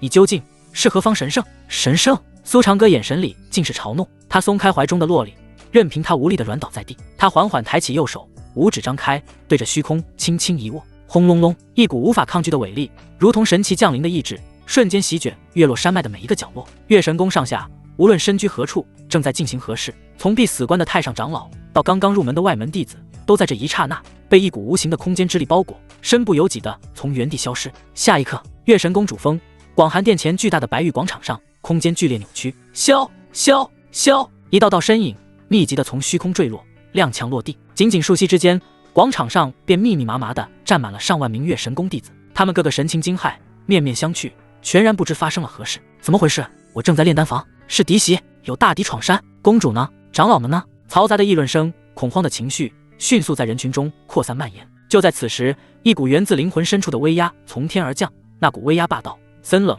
让所有喧嚣瞬间止息，连呼吸都变得小心翼翼。众人骇然抬头，广场尽头，广寒殿的大门不知何时已然洞开。苏长歌负手而立，站在殿前最高阶上，在他身后是面无血色的凌霄，以及神情一如既往淡漠的沈清渊，而在他脚边瘫坐着重伤的4位护法长老，面如死灰的公主慕寒霜，以及双目失神、宛如灵魂被抽空的圣女洛里。这一幕让所有月神宫弟子的大脑瞬间一片空白，他们的信仰，他们的支柱，此刻全都成了那个黑衣男子的阶下之囚。很好，人都到齐了。苏长歌的目光如同君王巡视自己的疆域，缓缓扫过下方那张张或恐惧、或愤怒、或绝美的脸庞。广场上鸦雀无声，上万名女修竟无一人敢与他对视。定，发现天命女主冷月心，体质冰肌玉骨，气运值4000点。简介：月神宫执法长老，性格刚烈，嫉恶如仇。定，发现天命女主秦梦瑶，体质先天堕胎，未觉醒，气运值3500点。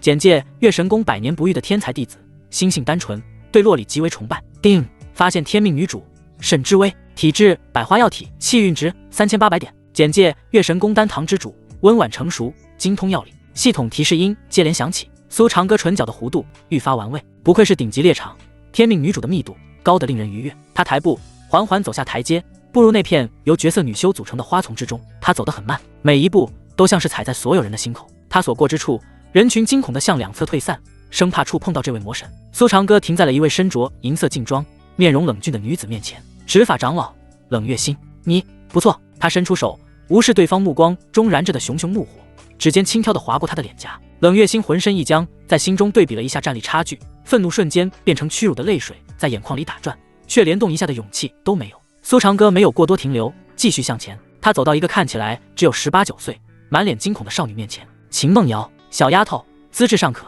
他点评了一句，最后他的脚步停在了一位风韵犹存、气质温婉的美妇人身前。丹堂之主柳如烟，懂药理，很好。他巡视一圈，重新回到台阶之上，目光再次扫过全场。从今日起，我为月神宫之主，公主慕寒霜，圣女洛里，执法长老冷月心，丹堂之主沈之薇，弟子秦梦瑶出列。他每念出一个名字，被点到之人娇躯一颤，脸色瞬间煞白。苏长歌的目光在他们5人身上一一扫过，还不够。他淡淡开口，随即抬手，随意指向下方人群中几位风姿绰约、修为已达元婴的长老。你，还有你，一同出列。那4名被点到的长老身体僵硬，如遭雷击，脸上血色尽退。9个人，不多不少，正好9人。他们颤抖着，身不由己地走出人群，汇合到慕寒霜和洛里等人身旁，站成一排，如同货架上的商品，承受着广场上万道同情、惊惧、屈辱的目光。很好。苏长歌满意的点点头，声音不大，却清晰地传入每一个人耳中。距离中州天骄盛会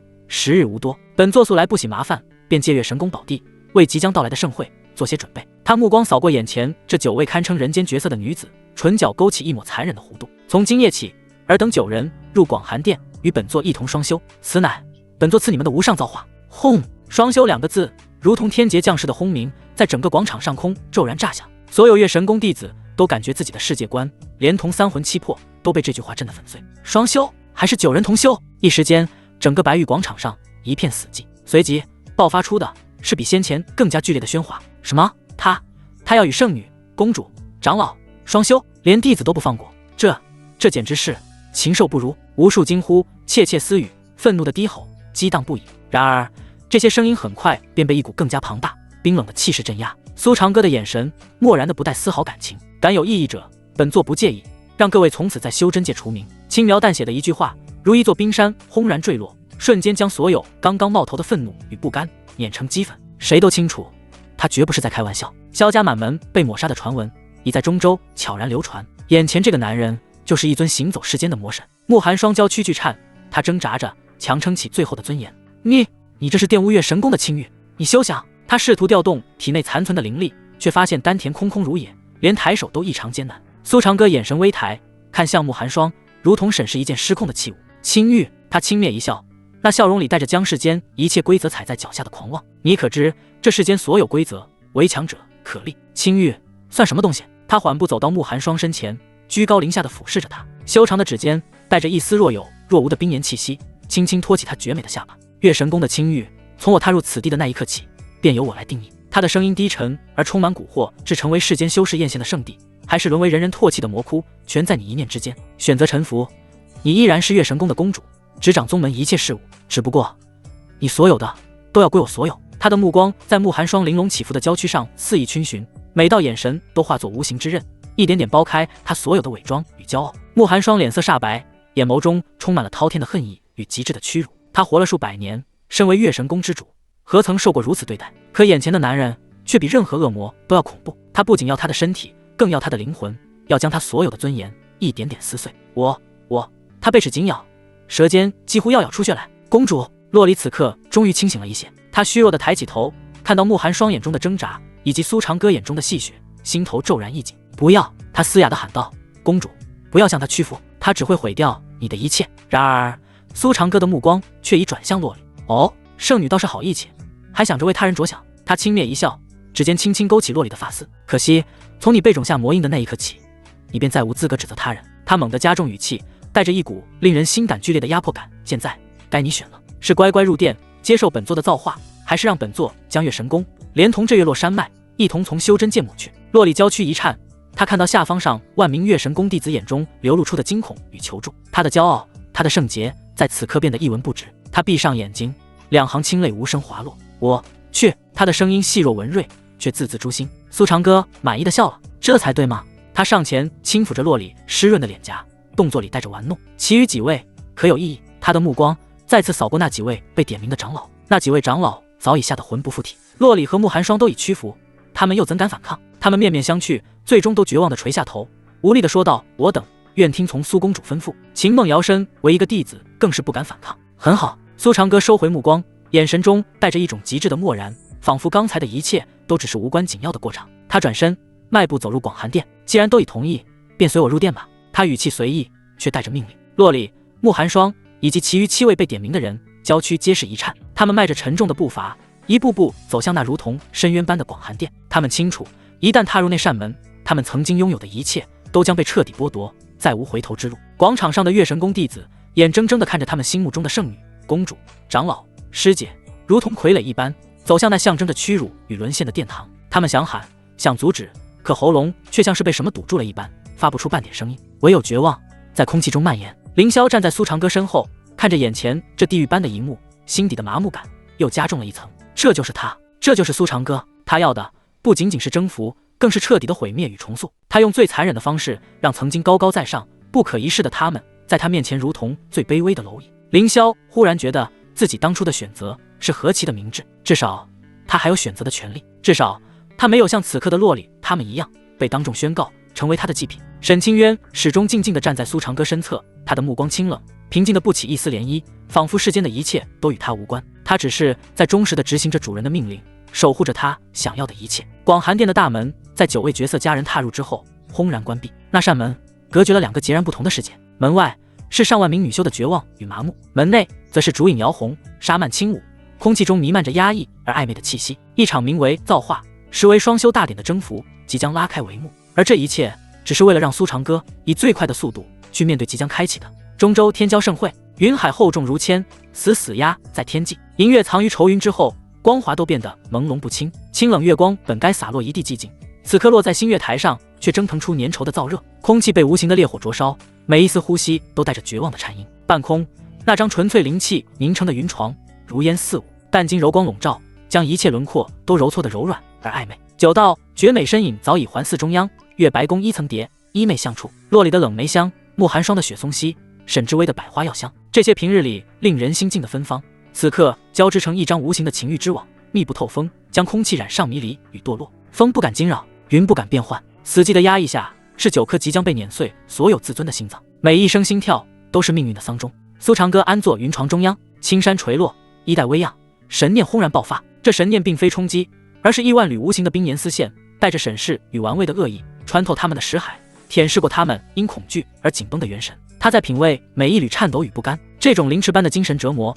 远比肉体之痛更刻骨。嗡，一股夹杂极寒与酷烈的霸道灵力自他体内潮涌而出，如活过来的冰火神龙。灵力盘旋片刻，精准地缠上9位仙子的四肢百骸。他顺着他们急促紊乱的呼吸，钻入经脉深处，直抵丹田与道心。折磨真正开始，他要的不只是身体屈服，更是从灵魂到肉体彻底的臣服。苏长歌深邃如渊的眼眸缓缓睁开，目光落在身侧2道玉体之上，洛里卧在他右臂之侧，他脊背方才还紧绷如弓，透着圣女的清冷傲气。冰炎灵力钻入体内的瞬间，他苦苦支撑的意志剧烈一颤，那灵力在他温和的月华经脉中如蛮横的冰火之蛇横冲直撞。他引以为傲的月华灵力被无情撕碎吞噬，再以更霸道更精纯的方式重组，深入骨髓的酥麻与胀痛几乎让他魂魄离体。他下意识蜷缩，试图逃离那气息源头，长节巨颤，指尖死死攥着云床，指节泛起可怜的苍白。她是月神宫圣女，万千敬仰，何曾与男子如此贴近？但此刻她却连后退半分的资格都没有。苏长歌并未用蛮力，掌心微抬，一股柔和却不可抗拒的力量拖住她绵软的后腰，紧紧一引，洛里整个人不受控制的向他怀中倾倒。月白宫衣本就轻薄，顺着柔滑的肩线松开半寸，一节细腻锁骨猝然暴露，瞬间染上诱人的浅粉。他慌忙抬手去拢衣领，指尖却抖得厉害，耳尖早已滚烫。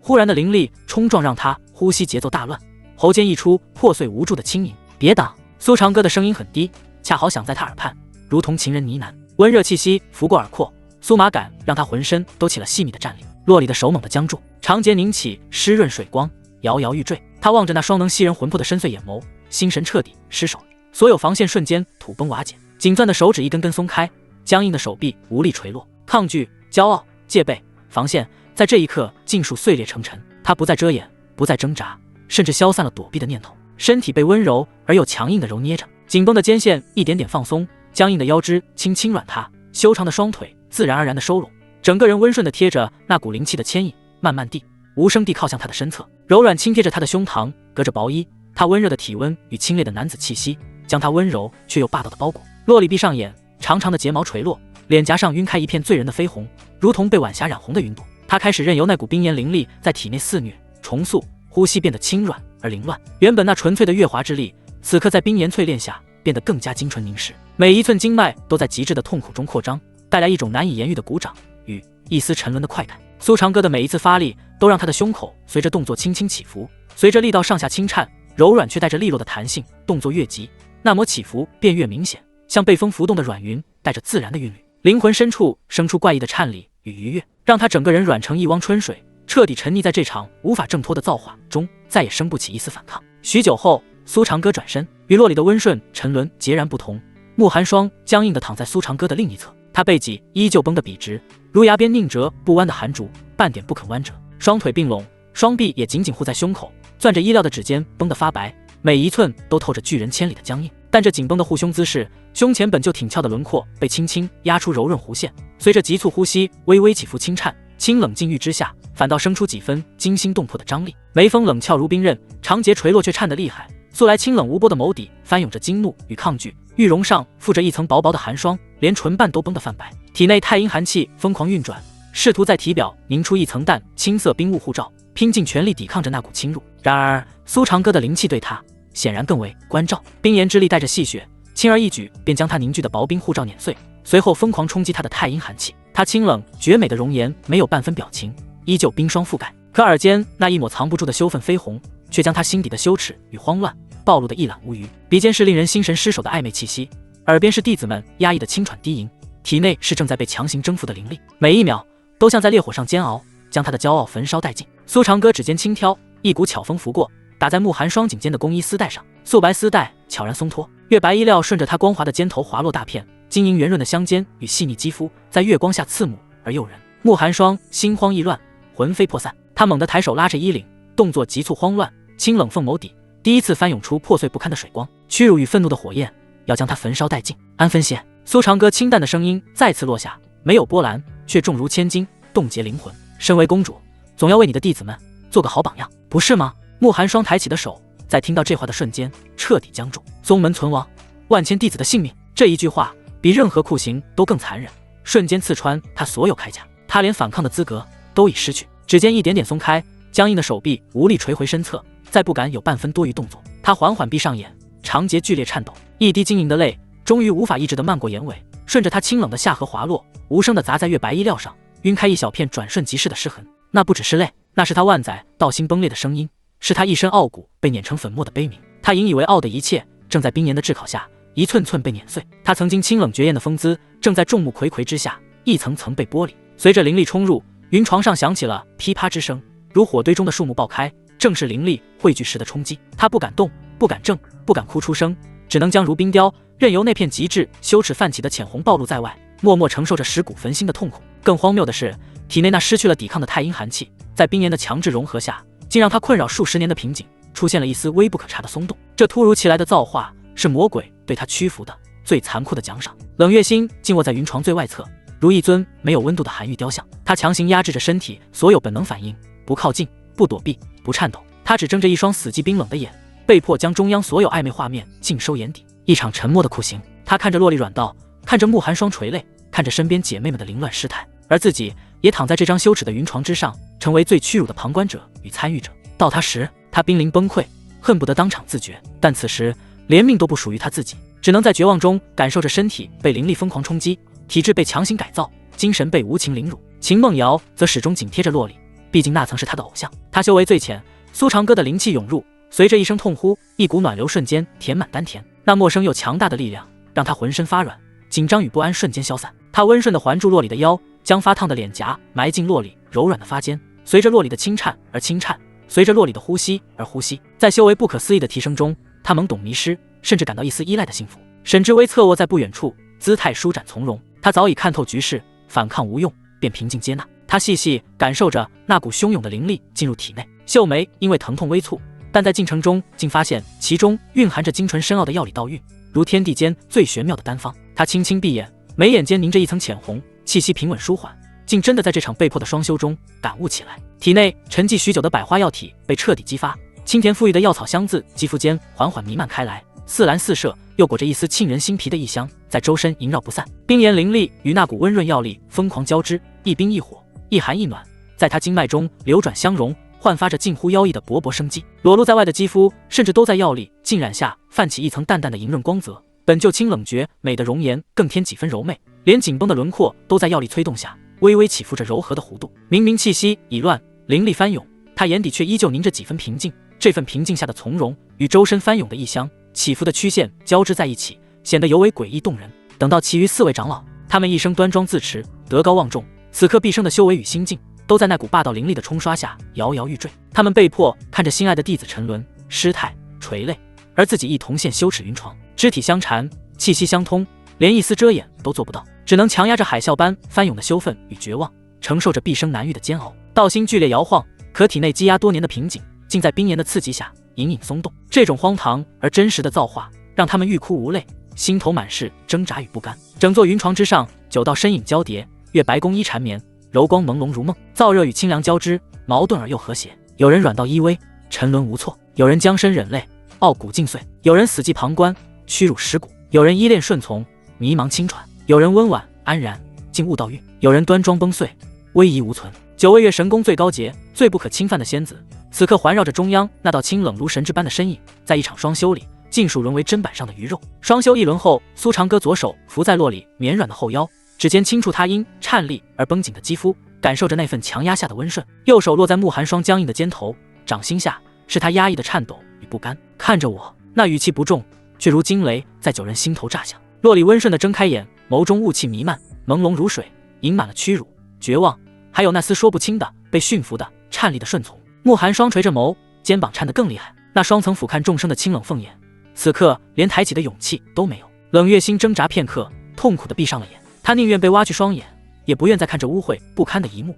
那份屈辱要将他撕裂。秦梦瑶将头埋得更深，藏进洛里柔软的发间，只发出软声轻喘，乖巧的没有任何棱角。沈之微安然垂眸，眉眼柔和，只是面颊那抹挥之不去的绯红，泄露了他心绪深处的波澜。四位长老垂手屏息，连呼吸都放得极轻，生怕引来那魔神般男子的注意，生怕自己再多一分狼狈。靠近一点。苏长歌的声音仿佛带着无形的力量。洛里不由自主地往他怀中靠得更近，胸膛轻贴，温热的气息交缠得更紧，仿佛要融为一体。慕寒双娇躯僵硬得如同磐石，他双腿生根，难以移动分毫。可最终，在那股无形巨力的推搡与蛊惑之下，他还是屈辱地不甘地挪动了半寸，向他靠拢。秦梦瑶则像无骨的藤蔓，更加紧密地贴紧洛里，几乎与他融为一体，温顺的毫无棱角，仿佛在寻找最深的庇护。沈之微轻轻舒展身体，曲线柔和，姿态坦然，仿佛这是他自愿的选择。只是那眼神深处依然有着一丝不易察觉的复杂波澜。别躲！最后一道清令带着无法抗拒的魔力，在月光下缓缓散开，浸润了每个人的心魂。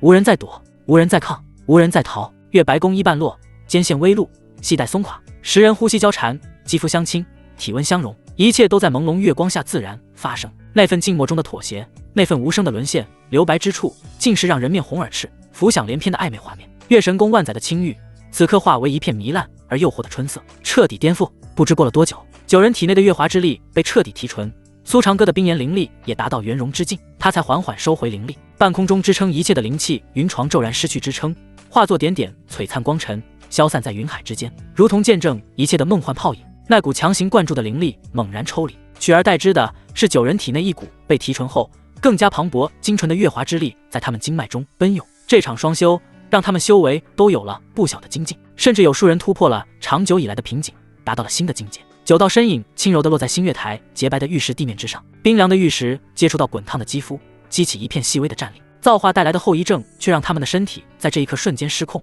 四肢百骸犹如脱力般瘫软，下一秒便有人双腿一软，踉跄着扶住了身侧之人，几乎无法站立，周身软绵无力。洛里软腰轻颤，娇躯无力地摇晃着，衣衫微乱，面色绯红如醉，眸中还残留着未散的朦胧与情潮，整个人软糯得一碰即碎，只能依靠身侧的支撑勉强站稳。慕寒霜慌忙伸手拢好滑落的衣领，垂着头不敢抬眼，耳间依旧滚烫的吓人，泪水未干的痕迹犹在，唯有那紧紧咬住的银牙，才彰显着他内心最后的挣扎与不甘。冷月心泪湿衣襟，浑身冰冷，双手死死地攥着，指甲几乎要扣进掌心肉里，屈辱地抬不起头来，那双眼中的冰寒几乎要将自己彻底冻结，化为一尊永恒的冰雕。秦梦瑶依旧依偎在洛里身后，软着身子，气息清浅而紊乱，她乖巧的不敢言语，只是将头埋得更深，仿佛一个迷失在温柔乡里不知身在何处的少女，任人摆布。沈之微微微理着凌乱的衣摆，温婉的脸上残留着一层浅红，她勉强稳住身形，眼神复杂地扫过狼狈不堪的众人，最终归于一片深沉的平静。只是那份平静之下隐藏着何种心绪，无人可知。四位太上长老更是脚步虚浮，昔日的端庄尽碎，一个个面色滚烫，神色恍惚，体内强大的灵力此刻却无法掩盖他们此刻的狼狈与失态，那份不堪让他们无地自容。而最让所有人羞耻到窒息的是，他们所有人的凌乱、失态、绯红、轻喘、泪水、颤抖，所有那些不堪入目的瞬间，此刻都被彼此尽收眼底，没有任何一人能够躲藏这份集体而彻底的羞耻。苏长歌缓缓负手而立，青衫依旧纤尘不染，身姿挺拔如风，仿佛从始至终他都只是一个旁观者，一个导演。他目光平静地扫过眼前9道失魂落魄、面色绯红的身影，声音清淡，却带着让所有人无法挣脱的掌控力，一字一句如同凿刻在每人心间最脆弱的地方。记住今夜的一切，记住你们顺从的样子，下一次我不想再看到任何抗拒。他的目光在众人身上一掠而过，最终在慕寒霜与洛里身上微微多停留了片刻，嘴角勾起一抹令人心悸的弧度，那弧度中充满了玩味与绝对的自信。我要你们主动过来。话音落下，风过云海，月落无声，夜空中只余下星辰冷眼旁观。新月台上，9位月神宫最高洁的仙子低着头，红着脸，喘着气，垂着泪，他们身形摇摇欲坠，却无一人敢反驳，无一人敢抬头，无一人敢挣脱。他们就像被驯服的羔羊，无力反抗，因为他们都清楚地知道，从今夜起，他们的人、他们的心、他们的宗门，他们引以为傲的一切，都再也逃不开苏长歌的掌控，将永远烙印上他的印记。这星月台上，神女已死，剩下的不过是魔君的痉挛。星月台上只余下一片滚烫而令人绝望的沉默，与满地散不去的暧昧到窒息的余温和气息，久久不散。9具曾高高在上的仙躯，或瘫软，或相倚，狼狈支离。苏长歌静立，目光扫过他们，神情没有半分波澜。不过他似乎听见了9颗道心同时破碎的声音，指尖微动，残存的灵气化作清光拂过，将他们凌乱的宫衣归拢，遮住所有春光与不堪。但那眼底的潮红与迷蒙却无法隐藏。散吧！众女身躯一颤，如蒙大赦。洛里双腿发软，几乎站立不稳。她死死咬住下唇，最后望了苏长歌一眼，眸中雾气翻涌，混合着屈辱与一种说不清道不明的顺从。她强撑着，在秦梦瑶的搀扶下，艰难地离开了星月台。慕寒双垂着头，发丝凌乱，遮住大半容颜。他避开了苏长歌的视线，径直走向广寒殿深处。他不敢看苏长歌，也无颜再看任何人。那僵直的背影，每一步都像踩在自己万载道心的碎片上，悲凉彻骨。冷月星眼神空洞，步履踉跄，如同一具被抽走了魂魄的木偶。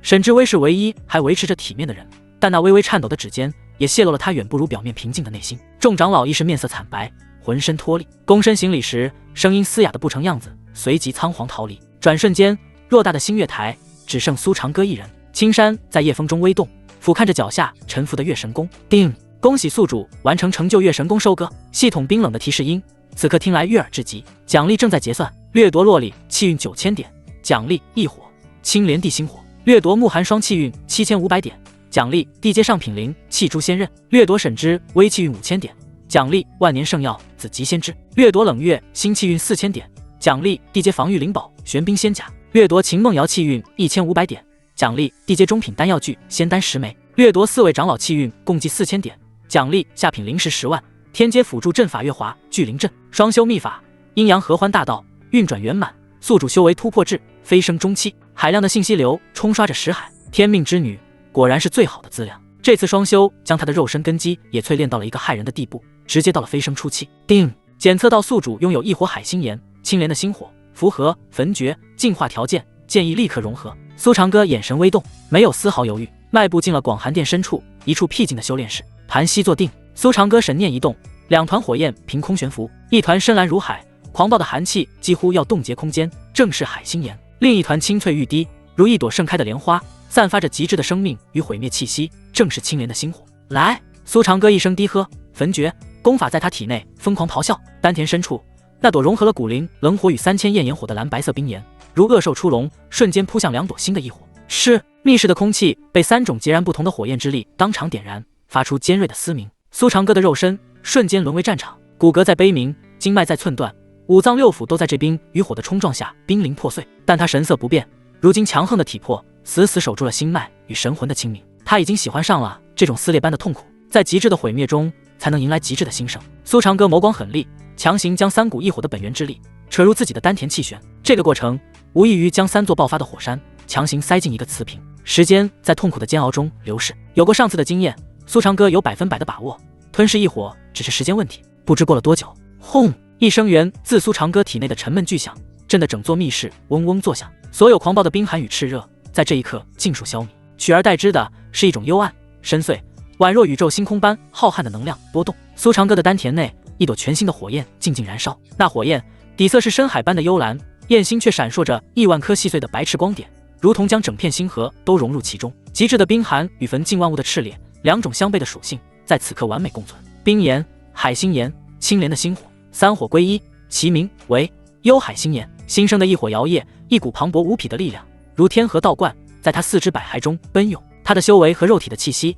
开始疯狂暴涨，飞升后期，飞升后期巅峰，瓶颈如纸糊般被轻易捅破。这还没完，新生的幽海星辰炎仿佛一个无底黑洞，引动天地灵气，形成巨大的漩涡，疯狂灌入他的体内。轰隆！又是一声巨响，苏长歌的气息再度攀升，直接冲破了飞升期的所有壁垒，稳稳地停在了飞升大圆满。一夜之间横跨一个大境界，放眼万古，闻所未闻。苏长歌缓缓睁眼，2簇幽蓝的星辰之火在他瞳孔深处一闪而逝，但庞大的力量也让他眉头微皱。这暴涨的力量让神魂的根基显得有些虚浮。心念一动，一座9层黑塔出现在掌心，塔身布满古老符文，散发着冻结灵魂的幽光，正是之前系统奖励的炼魂塔，可以锤炼神魂。没有丝毫犹豫，他一缕金色的神念脱壳而出，径直冲入塔内。嗡，里面是无穷无尽的魂力风暴，亿万道无形的魂刃疯狂切割着他的神魂体。这并非摧毁，而是一种千锤百炼的锻造。苏长歌盘坐于风暴中心，任由神魂被撕裂、碾碎，再重组。苏长歌直接将炼魂塔开到了最大功率。1日1夜之后，炼魂塔发出一声嗡鸣。苏长歌收回神念，那金色的神魂体凝实的宛若实质，其强度已然达到了飞升大圆满的范畴。肉身、修为、神魂三者尽皆圆满。苏长歌终于起身，走出密室。殿外，慕寒霜早已等候多时，他感应到那股毁天灭地般的能量波动，脸上写满了震撼与敬畏。这个家伙又变强了，强到了让他连仰望都感到心悸的地步。从今天起，月神宫并入我长歌殿。苏长歌声音淡漠，所有弟子听我调遣。慕寒霜娇躯一颤，低头用尽全身力气才吐出2个字：遵命。洛里、沈之薇、冷月心、秦梦瑶。苏长歌念出4个名字，嘴角挑起一抹弧度。你和他们4个随我去一趟中州。慕寒霜猛地抬头，失声道：去中州？可是天骄盛会。不错。苏长歌打断了他，语气森然：一场为天命之子们准备的断头台。他负手而立，望向中州的方向，眼神里是猎人看到猎物时的兴奋与残忍。这场盛会会很热闹。中州圣城，这座大陆的心脏，此刻正吸引着整个世界的目光。天骄盛会尚未揭幕，城外已是人潮如海，无数宗门弟子与散修大能汇聚于此，翘首以盼，只为一睹那些传说中麒麟儿的绝世风采。其中被议论最盛的，无疑是那个一人独占神体、乾隆双榜榜首的男人萧晨，不灭剑骨的拥有者，未来的天下共主。轰隆！天穹深处传来巨物碾过虚空的沉闷回响，一艘通体由万载玄铁浇筑的飞舟撕裂了云海。他庞大如山的剑身未悬挂任何宗门旗帜，在降临时投下一片阴影，带着一股蛮横而不讲道理的压迫感，缓缓停靠在圣城外的专属区域。所有嘈杂的议论声在这一刻戛然而止。那是哪个宗门的？怎么没有标识？难道是某个避世万年的古老道统出事了？在数万道视线的聚焦下，非洲甲板之上，一道青山身影信步走出。青山负手，神情淡漠，正是苏长歌。但贴并非现在的焦点，真正让全场空气凝固，让无数人心神俱震的是他身后跟随着的那些身影。为首的竟是月神宫的当代圣女，乾隆榜位列第3的洛丽仙子，那个被誉为月中谪仙、神圣不可侵犯的女子，此刻竟穿着一身最素雅的侍女宫装。她垂着头，长长的睫毛遮住了眼底的所有神采，手中捧着一只白玉酒壶，每一步都走得极其僵硬，仿佛有万钧枷锁拖拽着她的灵魂。屈辱写在她紧抿的唇线上。紧随其后的是月神宫公主慕寒霜，以及沈之薇、冷月心、秦梦瑶。他们中的任何一个都曾是名动一方、受万千修士仰慕的绝代仙子，可现在他们全都换上了同样的侍女服饰，神情麻木，像是一群被抽走了魂魄的精致人偶。那是洛丽仙子。我的眼睛没花吧？她怎么会？一名年轻修士的声音因过度震惊而变调，几乎是尖叫出声。天，还有慕寒霜公主，他们在给那个男人当侍女。人群像是被投入了巨石的湖面，瞬间沸腾。这幅画面带来的冲击力远比一尊圣人当众陨落还要来得恐怖。这已经不是简单的征服，而是在众目睽睽之下，将月神宫万载的清誉与骄傲，用最残忍的方式踩进尘埃里，碾成齑粉，再向全世界展示。更令人心跳骤停的是跟在洛里身后的另一名女子，她身段成熟丰腴，气质雍容，即便同样穿着侍女服饰，脸上附着一层薄薄的黑纱，也藏不住那股仿佛与生俱来的华贵。她一言不发，如影随形，安静的没有一丝存在感，却又让所有人都无法忽视。无人能认出她的身份，但所有人都从她身上嗅到了一股比月神宫公主更为惊人的尊贵气息。她正是萧家主母温之瑜。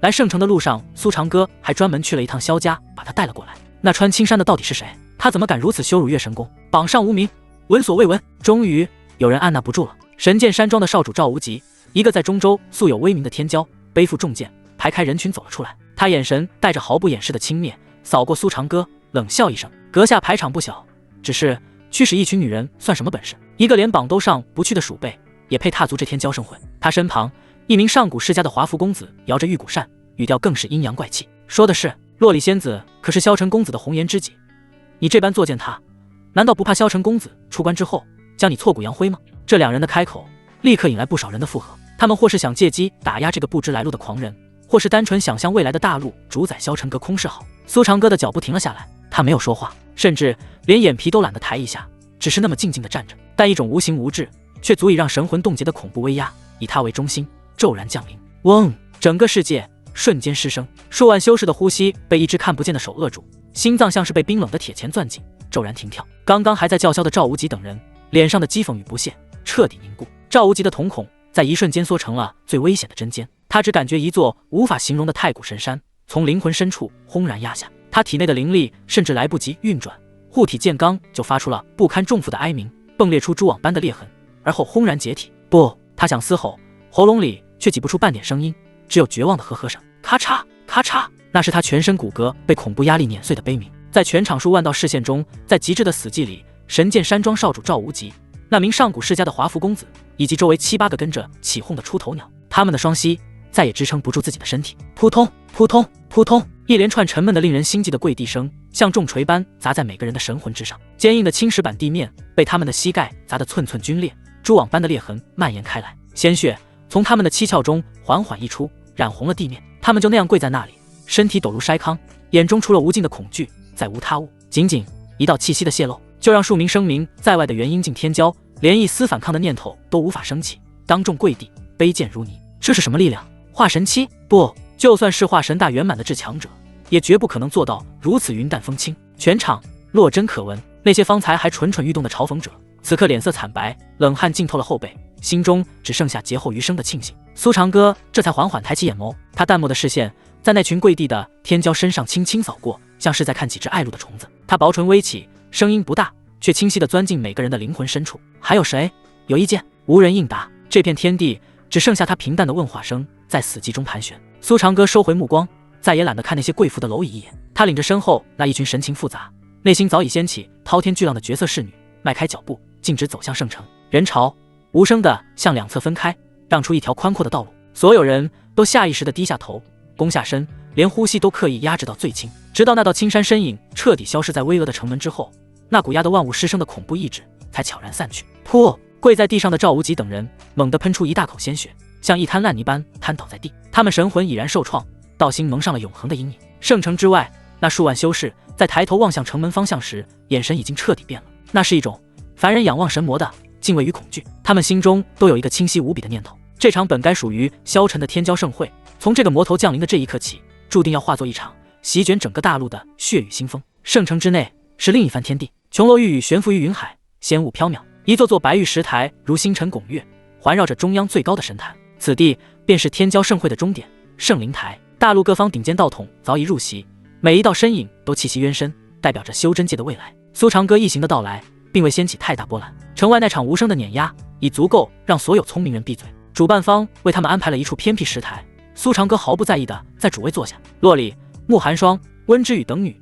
如同被抽去灵魂的精致人偶，安静地垂手立于其后，斟茶不点，动作一丝不苟。周围投来的目光混杂着惊艳、疑惑以及毫不掩饰的玩味。洛里的娇躯在这些视线中一寸寸变得僵硬，她这位曾神圣不可侵犯的月神宫圣女，如今成了一个男人最惹眼的战利品，被陈列于天下人眼前。时间流逝，气氛随着一位位乾隆榜天骄的入场逐渐升温。终于，嗡！一声清越的剑鸣响彻天地。这声音并非来自一处，而是来自天地间的每一柄剑。圣灵台之上，数千天骄的佩剑，无论是在鞘中还是负于背后，此刻都开始剧烈颤动。剑在嗡鸣，在嘶吼，剑尖齐齐指向天穹。那是臣子的朝拜，那是对君王的迎接。万剑齐鸣，他来了！萧晨公子出关了！全场瞬间引爆，所有人猛然抬头望向天际。云海深处，金光万道，瑞彩千条，一道身影脚踏虚空，缓步走来。他一袭白衣，纤尘不染，面容俊美如神指亲手雕琢，一双眼眸深邃，顾盼间是睥睨天下的无上霸气。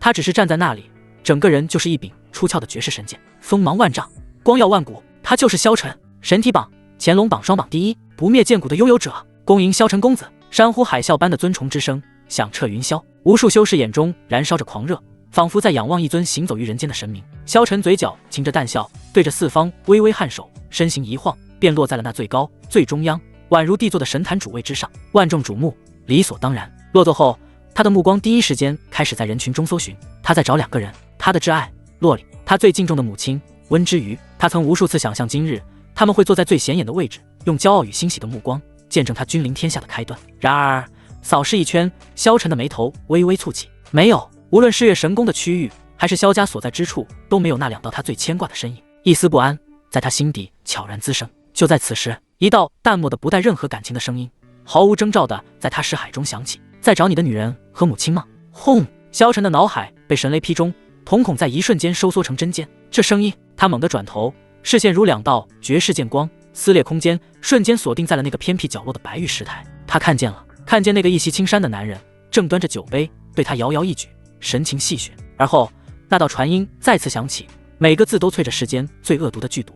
你的剑不错，但他们更润。嗡！萧晨周身3尺的空气瞬间凝结成冰，那股君临天下的气度荡然无存，取而代之的是足以冻结神魂的无尽杀意。他的目光死死地定在了青衫男人身后的那几道身影上。他看见了洛里，她穿着一身素白仕女服，低垂着头，手中捧着酒壶，那张他魂牵梦绕的脸庞上没有半分神采，只有麻木。目光一动，他又看到了那个即便带着黑纱也无法掩盖其雍容身段的女子。那道身影熟悉到了他的骨子里，那是给了他生命，给了他一切的母亲。他竟然也穿着同样的仕女服饰，如最卑微的奴婢，安静地站在那个男人身后。咔嚓，萧晨手中的白玉酒杯被他无意识地捏成齑粉，一股无法形容的暴力与疯狂从他道心最深处轰然爆发。他那坚不可摧、光耀万古的道心，在这一刻被撕开了一道深可见骨的血色裂痕。你是谁？萧晨几乎是从牙缝里挤出这3个字，神念如决堤天河，疯狂涌向苏长歌，欲要将他彻底看穿。然而他的神念在触及苏长歌周身3尺之地时，便如泥牛入海，陷入一片混沌。无论他如何催动不灭剑骨，都只能感知到一片模糊，故弄玄虚。极致的愤怒与羞辱已然冲垮了他的理智。对方定是用了什么秘法隐藏修为，但那又如何？在这世间，谁能挡他萧晨一剑？他缓缓站起身，一股惊天动地的剑意自他天灵盖冲天而起，搅动了9天风云。整个圣灵台瞬间被这股恐怖的杀机笼罩，所有人都骇然地看着这一幕，不明白为何双榜第一的萧晨会对一个无名之辈爆发出如此毁天灭地的杀意。万众瞩目之下，神坛之上的萧晨与角落石台上的苏长歌目光隔空对撞，一个怒火焚天，剑意凛然，一个嘴角微扬，眼神玩味。这场本该属于天命之子的荣耀盛会，在这一刻彻底沦为一场不死不休的宿命对决。圣灵台陷入一片死寂，所有人的目光都在神坛中央的萧晨与角落石台的苏长歌之间惊疑不定的来回移动。萧晨那几乎凝成实质的剑意化作无形的风暴，一次又一次地冲刷着苏长歌所在的角落。那片空间连光线都似乎被剑意割裂，变得扭曲模糊。然而风暴中心的青山身影却连衣角都未曾浮动，他甚至没有起身，只是悠然地端着白玉酒杯，欣赏着杯中琥珀色的酒液，仿佛那席卷全场的恐怖杀意不过是拂面的微风。他嘴角噙着一抹玩味的弧度，始终未变。为何如此看我？苏长歌终于开口，声音不大，却有一种奇异的魔力，轻易压下了天地间残存的剑鸣，清晰地传遍全场。是因为我杀了你派来的那些废物吗？轰！一句话让全场炸开了锅。派来的废物？什么废物？无数修士满脸错愕，交头接耳，完全无法将派人劫杀这种阴暗的字眼与神坛上那位光芒万丈的双榜第一联系起来。一派胡言！萧晨一声怒喝，声浪滚滚如雷。你算什么东西，也敢在此血口喷人，污我清誉？他体内的不灭剑骨发出剧烈的轰鸣，一道道金色的气血之力几乎要破体而出，化作焚天剑罡。污蔑！苏长歌发出一声轻笑，眼神并未看他，而是漫不经心地扫过自己身后那始终沉默不语的凌霄。凌霄的娇躯微不可察的一颤，他下意识地垂下眼帘，避开了萧晨那投来的带着质问的视线。这个极其细微的动作却被无数有心人捕捉，刹那间场内的气氛变得微妙起来。苏长歌没有拿出任何证据，他只是用一种陈述事实的平淡语气继续说道：中州边境天心阁与流云剑宗部下天罗地网，奉的可是你这位未来剑帝的法旨。他顿了顿，目光终于重新落回萧晨身上，语调中带上了一丝毫不掩饰的嘲弄。我还以为剑帝转世当如其剑，宁折不弯，没想到也只会躲在阴暗角落行此等鸡鸣狗盗的伎俩。你！萧晨的呼吸猛地一滞，天心阁上报卖惨，看对方是个籍籍无名之辈，他嫌麻烦就想随意了事。这2个宗门的确是他亲自授意去暗中劫杀那个不知来路的狂徒，此事做得天衣无缝，他怎么可能知道？这一刻，萧晨那坚不可摧的自信第一次出现了裂痕。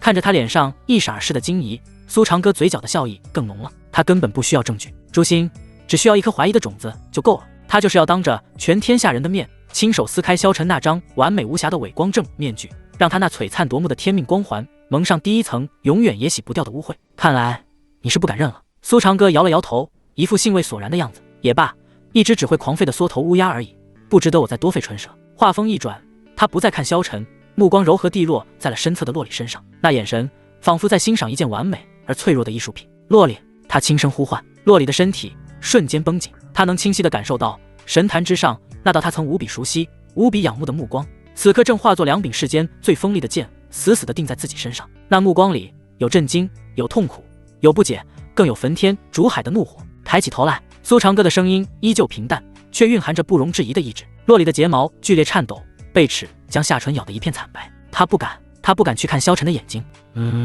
苏长歌从鼻腔里发出一声极轻的单音，一股无形的恐怖威压骤然降临，像一只冰冷的神魔之手，瞬间扼住了他的心脏与神魂。洛里毫不怀疑，只要他敢有半分违逆，整个月神宫连同万千同门会在下一瞬就从这个世界上被彻底抹去。屈辱的泪水在眼眶里疯狂打转，却被他死死逼了回去。他缓缓地一寸一寸地抬起了那颗高贵的头颅，那张清冷绝世，曾令无数天骄魂牵梦绕的容颜，终于完整地暴露在所有人眼前，唯有眼底深处才藏着那已经满溢出来的无尽痛苦与挣扎。萧晨，苏长歌的声音再度响起，这一次他直呼其名。你想不想知道，你的女人在我这里过得怎么样？现在我让她亲口告诉你。话音未落，他屈指一弹，一道无形的魂力静止，精准地打入了洛里体内。洛里娇躯巨震，一股完全无法抗拒的力量撬开了他的背齿，控制了他的声带。萧晨目眦欲裂，体内的剑元疯狂暴走，嘶吼道：“住手！你敢！”他想冲过去，但他骇然发现自己竟被一股无法形容的恐怖法则死死地定在了神坛主位之上。别说冲过去，就连动一根手指都成了奢望。那不是力量的压制，那是来自生命层次的绝对碾压。这一刻，萧晨终于从极致的愤怒中惊醒，意识到眼前这个男人根本不是他可以随意拿捏的蝼蚁，而是一个他完全无法看透的深渊。前所未有的恐惧第一次在他那颗不败的道心中滋生，而这丝恐惧很快就被接下来的一幕彻底放大，化作了撕裂神魂的剧痛。万众瞩目之下，圣灵台之上，那个神圣不可侵犯、被誉为月中谪仙的洛里仙子，对着他前世今生的挚爱，红唇轻启，用一种空洞到令人心碎的语调，一字一句地说道：“我在长歌殿过得很好，每日为主人奉茶研墨。”他的声音在剧烈的颤抖，吐出的每一个字都像一把淬毒的刀，先将自己的心脏捅得千疮百孔。萧晨的脸色已经由暴怒转为一片煞白，他死死地盯着洛里，眼中燃烧着最后一丝疯狂的希冀。他宁愿相信这是幻术，是心魔，是梦魇。然而苏长歌却要亲手将他这最后一丝幻想也彻底碾成齑粉。还有呢？苏长歌淡淡地提醒道，修长的指尖在白玉酒杯的边缘轻轻敲击，发出清脆的声响，哒哒哒。那声音如同催命的钟声，敲在洛里和萧晨两人的神魂之上。洛里绝望地闭上了眼，两行清泪终于无法抑制地顺着他完美的脸颊滑落。他用尽了最后的神魂与力气，吐出了那句足以让他万劫不复，也让对面那个男人道心彻底崩塌的最后的话语：还要为主人洗脚。嗡，这两个字如九天神雷，在整个圣灵台轰然炸响，世界仿佛在这一刻被按下了静音键，所有人的呼吸连同心跳尽数停止。咔嚓一声极其细微，仿佛只是幻觉的碎裂声，在萧晨的道心最深处悄然响起。他那坚不可摧、光耀万古的不灭剑心，在这一刻竟被这两个字硬生生砸出了一道深可见骨的血色裂痕。噗！一大口滚烫的金色心头血再也压制不住，从萧晨口中狂喷而出，将身前的白玉石案染得一片刺目。他那睥睨天下的无上剑意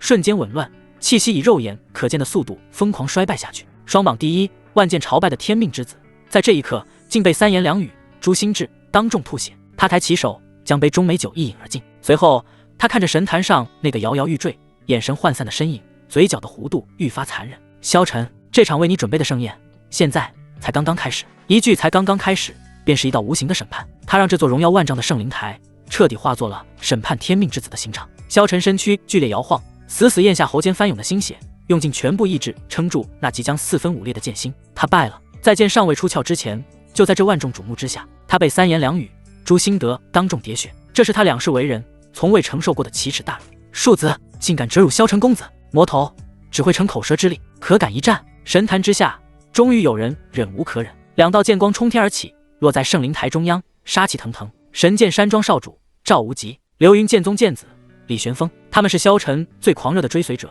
眼见心中神明蒙尘，早已怒不可遏。哦，苏长歌甚至没抬眼皮，将杯中残酒饮尽，发出一声极轻的鼻音，那声音里带着一丝被噪音打扰的慵懒与不耐。他终于抬起眼，视线却越过了那两个叫嚣的天骄，竟直落在了神坛上脸色惨白的萧晨身上。你的狗太吵了。苏长歌的评价轻描淡写，找死。赵无极与李玄风瞬间暴怒，元婴后期的灵压轰然炸开，两柄灵剑出鞘，剑光刺破云海。然而回应他们的并非苏长歌的雷霆一击，那个男人甚至连坐姿都未曾变过，只是对着身后那两道绝美的人偶随意的挥了挥手。清渊、凌霄，去把垃圾处理了。那语气就像在吩咐仆人去打扫庭院里的两片落叶。是，主人。话音未落，两道倩影一左一右，如暗夜鬼魅，飘至赵无极与李玄风身前。全场死寂，让两个侍女出战，这是何等的蔑视！这是不加掩饰的羞辱，势必也敢拦路？滚！李玄风怒吼，长剑抖出漫天剑影，暴雨般照向沈清渊。然而，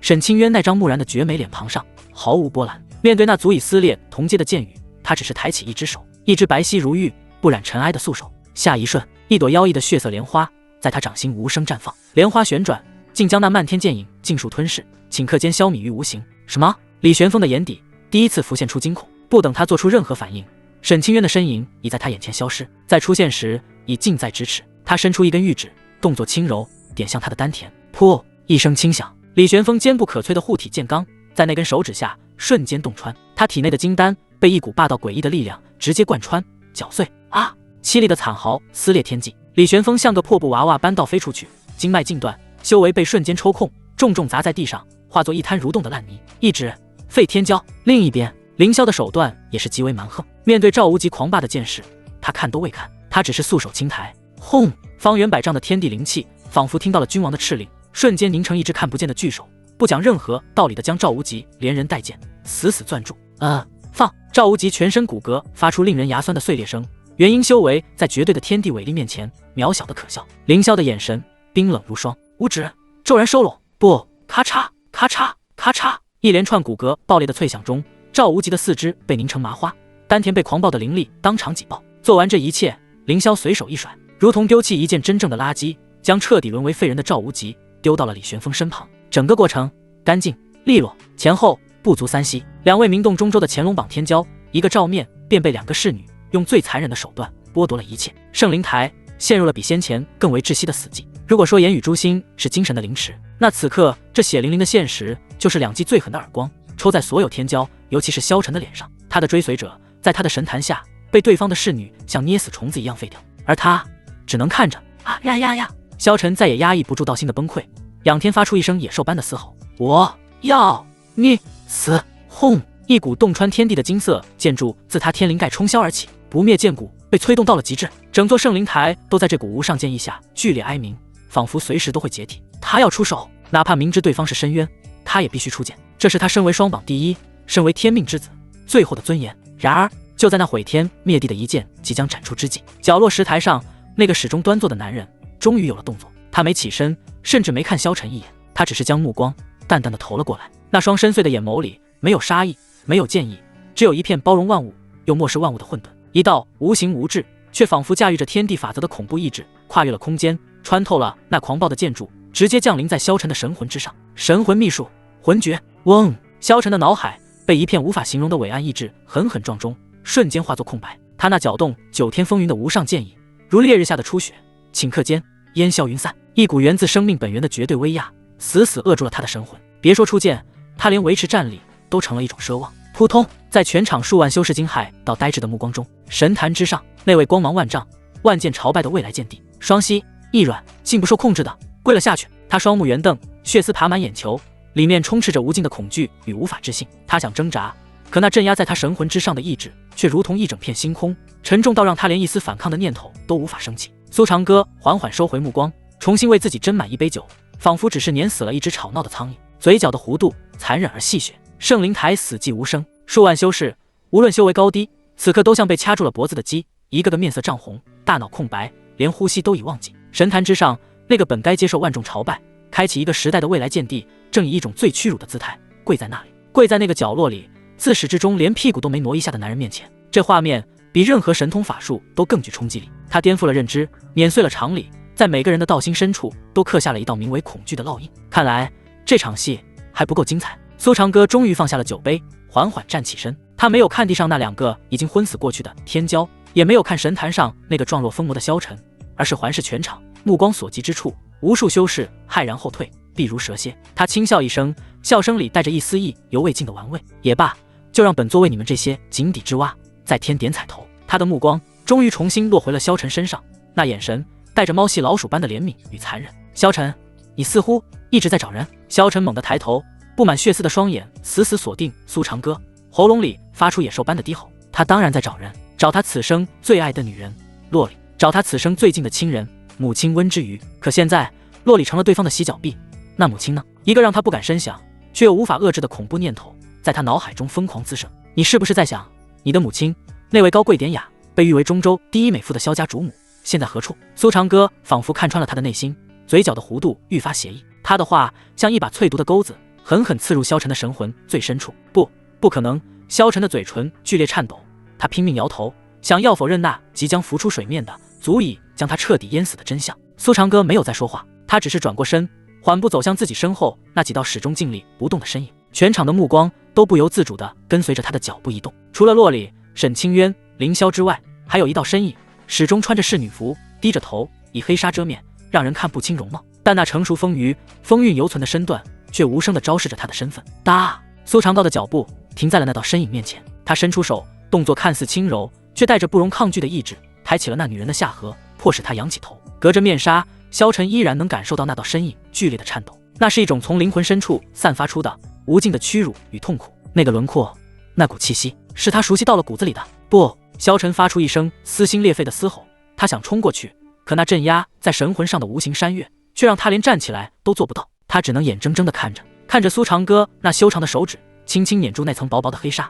然后向下一扯，撕拉，黑纱飘落，一张雍容华贵、颠倒众生的绝美面容，就这么毫无遮掩地暴露在天光之下。此刻那张脸上写满了麻木、绝望，泪痕早已风干。万道目光瞬间传来了错愕、震惊、难以置信。温之瑜真的是萧家主母？温之瑜！轰！整个圣灵台彻底炸了。如果说洛里沦为侍女是对萧晨道心的重创，那么他的亲生母亲温之瑜以同样的姿态出现在这里，这就是一场惨无人道的公开处刑，这是在刨他的根，在焚他的骨。啊！萧晨的嘶吼卡在了喉咙里，再也发不出任何声音。他双目圆瞪，眼角被无尽的血丝撑裂，流出了2行血泪。看着他身上那件象征着卑贱与玩物的侍女服，他感觉自己的整个世界，从神魂到肉身，都在这一刻彻底崩塌了。然而苏长歌的表演还没有结束，他就是要用最残忍的方式告诉萧晨，告诉全天下，得罪他会是怎样一种生不如死的下场。你登临双榜第一的那天，萧家张灯结彩为你庆贺。苏长歌的声音悠悠响起，仿佛在讲述一个与自己无关的故事，场面很盛大，可惜那也是萧家最后的盛宴。话音未落，他并指如剑，对着虚空轻轻一点，嗡！一道灵光在他指尖绽放，化作一片巨大的光幕，悬于圣灵台之上。光幕之中景象变幻，出现的正是金碧辉煌、宾客满堂的萧家主殿。噗！一声轻响，那位修为已达化神后期的萧家家主，连同他身后的数十位萧家长老，就在全场宾客惊骇欲绝的注视下，毫无征兆地化作了漫天飞灰，神魂俱灭，连一丝残渣都未曾留下。光幕到此为止，死一般的寂静。苏长歌缓缓收回手指，光幕随之消散。他低头俯视着已经彻底呆滞，如同一尊石雕般跪在地上的萧晨，嘴角的笑意冰冷刺骨。你的父亲很弱，他甚至连看到本座亲自出手的资格都没有。倒是你的母亲，他伸出手，用指背轻挑的划过温之与那毫无生气的脸颊，动作暧昧，充满了极致的占有欲。他很聪明，为了保住你这条血脉，主动献上了一切。他做出的选择让本座非常满意。他欣赏着萧晨那逐渐皲裂的神情，嘴角的弧度愈发邪异，一字一句如同最恶毒的诅咒钻入萧晨的耳中。他现在是本座的痉挛，一件很会取悦本座的玩物。父亲死了，被眼前这个男人瞬间就抹杀了，家族没了，在他最荣耀的那一天被血洗了。母亲为了保住自己，承受了这等奇耻大辱，沦为了这个恶魔的痉挛和玩物。噗！无穷无尽的愤怒、羞耻、悲痛、绝望，混杂着那难以言喻的画面，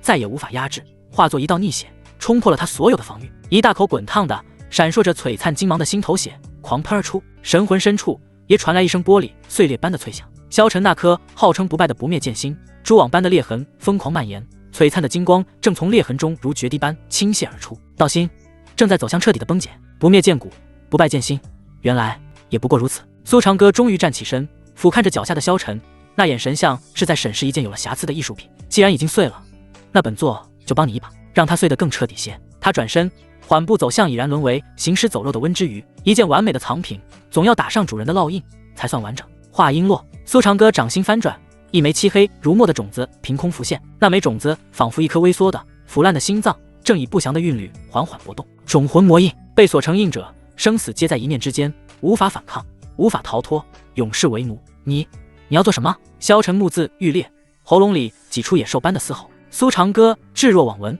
他捏着那枚魔种，动作甚至称得上温柔，轻轻按向温之羽光洁的眉心。温之羽的娇躯剧烈颤栗，死寂的眼眸深处翻涌出极致的恐惧与哀求。他想躲，想逃，身体却被一股无形的天地伟力死死禁锢，连一根手指都无法动弹。噗！魔种没入眉心，无声无息。下一瞬，无数道纤细的黑色魔纹以眉心为中心，如妖异的藤蔓般爬满他整张绝美的脸庞，随即又尽数隐去。温之羽的身体停止了颤抖，他眼中的恐惧、痛苦、哀求，所有属于人的情绪，并未被抹去，而是被一道无形的枷锁死死地锁在了意识的最深处。他清醒地感知着一切，却失去了对身体的任何控制权。他的眼神变得空洞、麻木，仿佛一具被抽走了灵魂的提线木偶。但只有他自己知道，他的神魂正在这具不听使唤的躯壳里发出无声却最凄厉的哀嚎。不！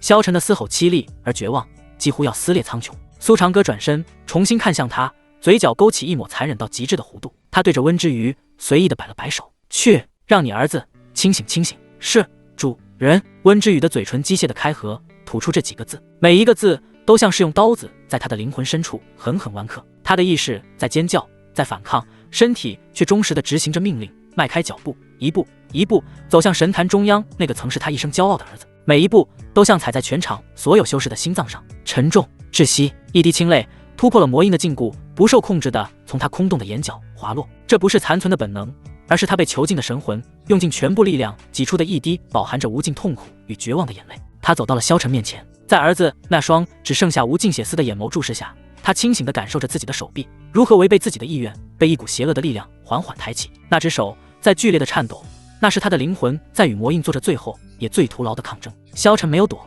他就那么跪着，死死地看着自己的母亲，看着那只曾无数次温柔抚摸过自己脸颊的手在视线中不断放大。啪！一道清脆至极的耳光如9天惊雷炸响在死寂的圣灵台，时间在这一刻仿佛定格。萧晨脸上的嘶吼与狰狞尽数凝固，取而代之的是一片茫然的空白。他感觉不到疼，他只感觉到自己心中最后一根名为希望的弦被这世间最亲近的手彻底斩断，万念俱灰。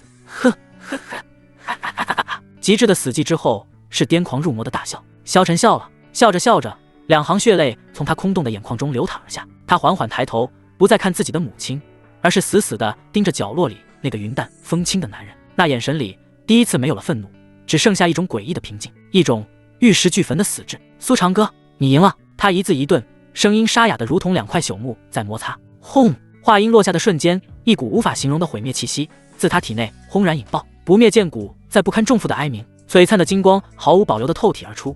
他全身每一寸筋骨，每一滴血液都在这一刻疯狂燃烧。自爆神体道基，他要以双榜第一天命之子的全部底蕴为代价，行此同归于尽的最后一击。整座圣灵台疯狂震颤，天穹风云变色，万千雷霆汇聚，宛若末日降临。所有人都被这股决绝的毁灭意志吓得肝胆俱裂，疯狂暴退。然而面对这足以将方圆百里夷为平地的恐怖威势，苏长歌的脸上却连一丝波澜都未曾泛起。他微微挑了挑眉，眼神里甚至带着一丝不耐。想死也要看本座允不允。他抬起手，对着萧晨的方向随意地打了个响指。啪！一道无形的波纹如水波般荡漾开来。嗡！天地骤然静止。那狂暴的金色能量风暴，那撕裂虚空的恐怖剑意，那即将崩塌的圣灵台，所有的一切都在这一瞬间被封入了一块看不见的琥珀。萧晨的身体保持着能量爆发的姿态，被死死定格在原地。他脸上的疯狂与决绝清晰可见，他眼中的血泪尚未滴落，整片空间连同时间都被封锁，他连自尽的资格都被人轻易剥夺。苏长歌踱步上前，走到被禁锢的萧晨面前，俯视着他眼中那无法置信的恐惧与绝望。死，太便宜你了。苏长歌伸出手轻轻拍了拍他的脸颊，语气玩味。本座还没玩够呢。定！天命之子萧晨道心彻底崩溃，意志被完全摧毁，气运值清零。恭喜宿主完成最终收割，获得奖励气运值1万点，获得奖励神通大空间挪移术。然而就在系统提示音落下的同时，异变陡升。萧晨那已经彻底暗淡下去的不灭剑骨深处，一道极其微弱却又古老沧桑到极致的金色神纹悄然亮起，一股超越了这个世界法则的恐怖意志一闪而逝。警告！检测到目标体内存在超位格道则残运。系统的警报声突兀响起，苏长歌的动作微微一顿，他饶有兴致地看着萧晨眉心那一闪即逝的金色神纹，嘴角的弧度愈发邪异。哦，还有隐藏的惊喜。他脸上那玩味的笑容因系统突兀的警报而更添了几分深意。超位格道则残运，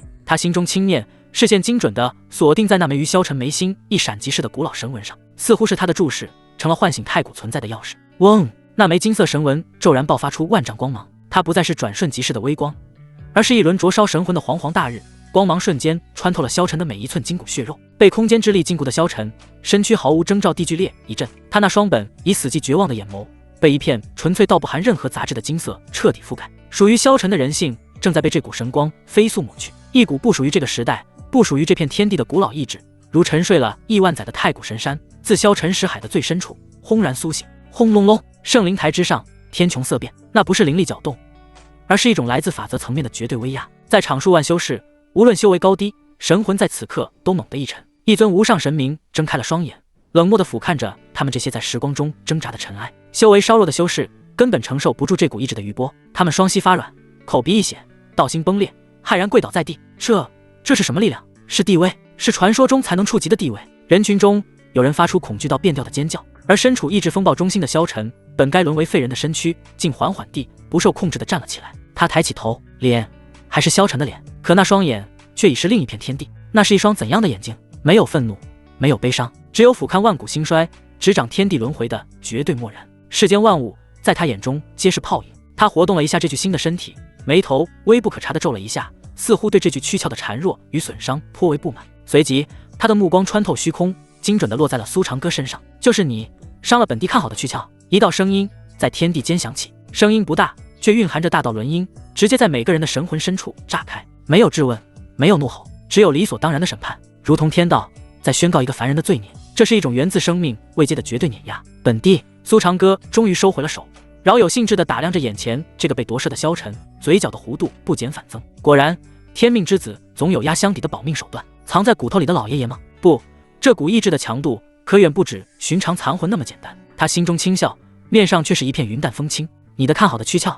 你说的是地上这只差点被我捏死的蝼蚁吗？放肆！萧晨口中吐出两个字：言出法随。一股无形的意志利剑裹挟着斩灭神魂的恐怖法则，瞬间跨越空间，直刺苏长歌的眉心。这一击无形无质，却比任何神通剑诀都凶险万倍，不伤肉身，只斩神魂。面对这突如其来的地级魂杀，苏长歌依旧站在原地，甚至连眼皮都未曾抬一下。他只是笑了，笑容里带着一丝终于等到你了的快意。来得好！千钧一发之际，苏长歌的神魂石海内魂诀以前所未有的速度疯狂运转，磅礴无边的神魂之力不再是构建壁垒，而是化作一道吞噬万物的漆黑漩涡，悍然迎上了那道意志利剑。当一声无法被耳朵，一个字如九幽魔主的敕令。轰隆！炼魂塔轰然一震，塔底那幽深如深渊的入口猛然张开，一股足以将星辰都吸入其中的恐怖吸力骤然爆发。塔身上亿万怨魂齐齐发出无声的咆哮，化作一道由纯粹的绝望与憎恨凝聚而成的黑色锁链，铺天盖地朝着萧晨席卷而去。这一次，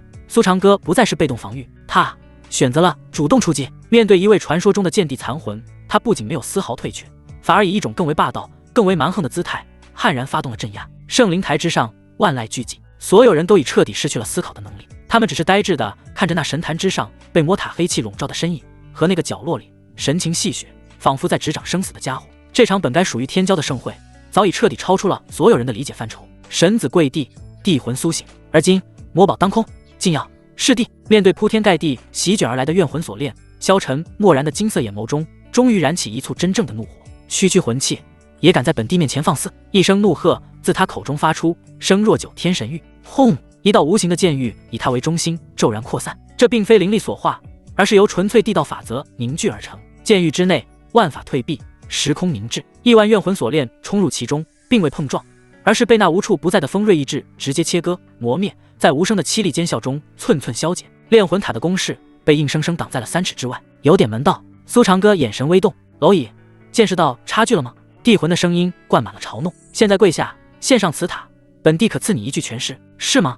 苏长歌嘴角的弧度愈发残忍，本座也觉得差距确实很大。他缓缓抬起右手，掌心向上，呼，一簇深蓝近乎墨色的火焰在他掌心悄然升腾。火焰不过拳头大小，没有惊人热浪，也无焚灭虚空的威势，它只是静静燃烧着。火焰中心点点星芒闪烁，凝成一片死寂的幽深星海。幽海星炎融合多种异火的全新火焰，区区一火。地魂一字一顿，话语轻蔑。他生前见过的神火道火不知凡几，根本未将这下界火焰放在眼中。是事便知。苏长歌屈指一弹，那簇幽海星炎化作一道蓝色流光，不急不缓飘向那坚不可摧的地道剑域。没有惊天动地的碰撞，嗤一声轻响，更像是法则本身被点燃的哀鸣。那足以磨灭亿万怨魂的地道剑域，在接触到幽海星岩的瞬间，竟被无声无息地烧穿一个窟窿。火焰沾燃法则非但没有熄灭，反而找到了最顶级的燃料，火势轰然暴涨。这是什么火焰？地魂那万古不变的声音里，第一次灌满了活物才有的惊骇与错愕。他发现这诡异的蓝色火焰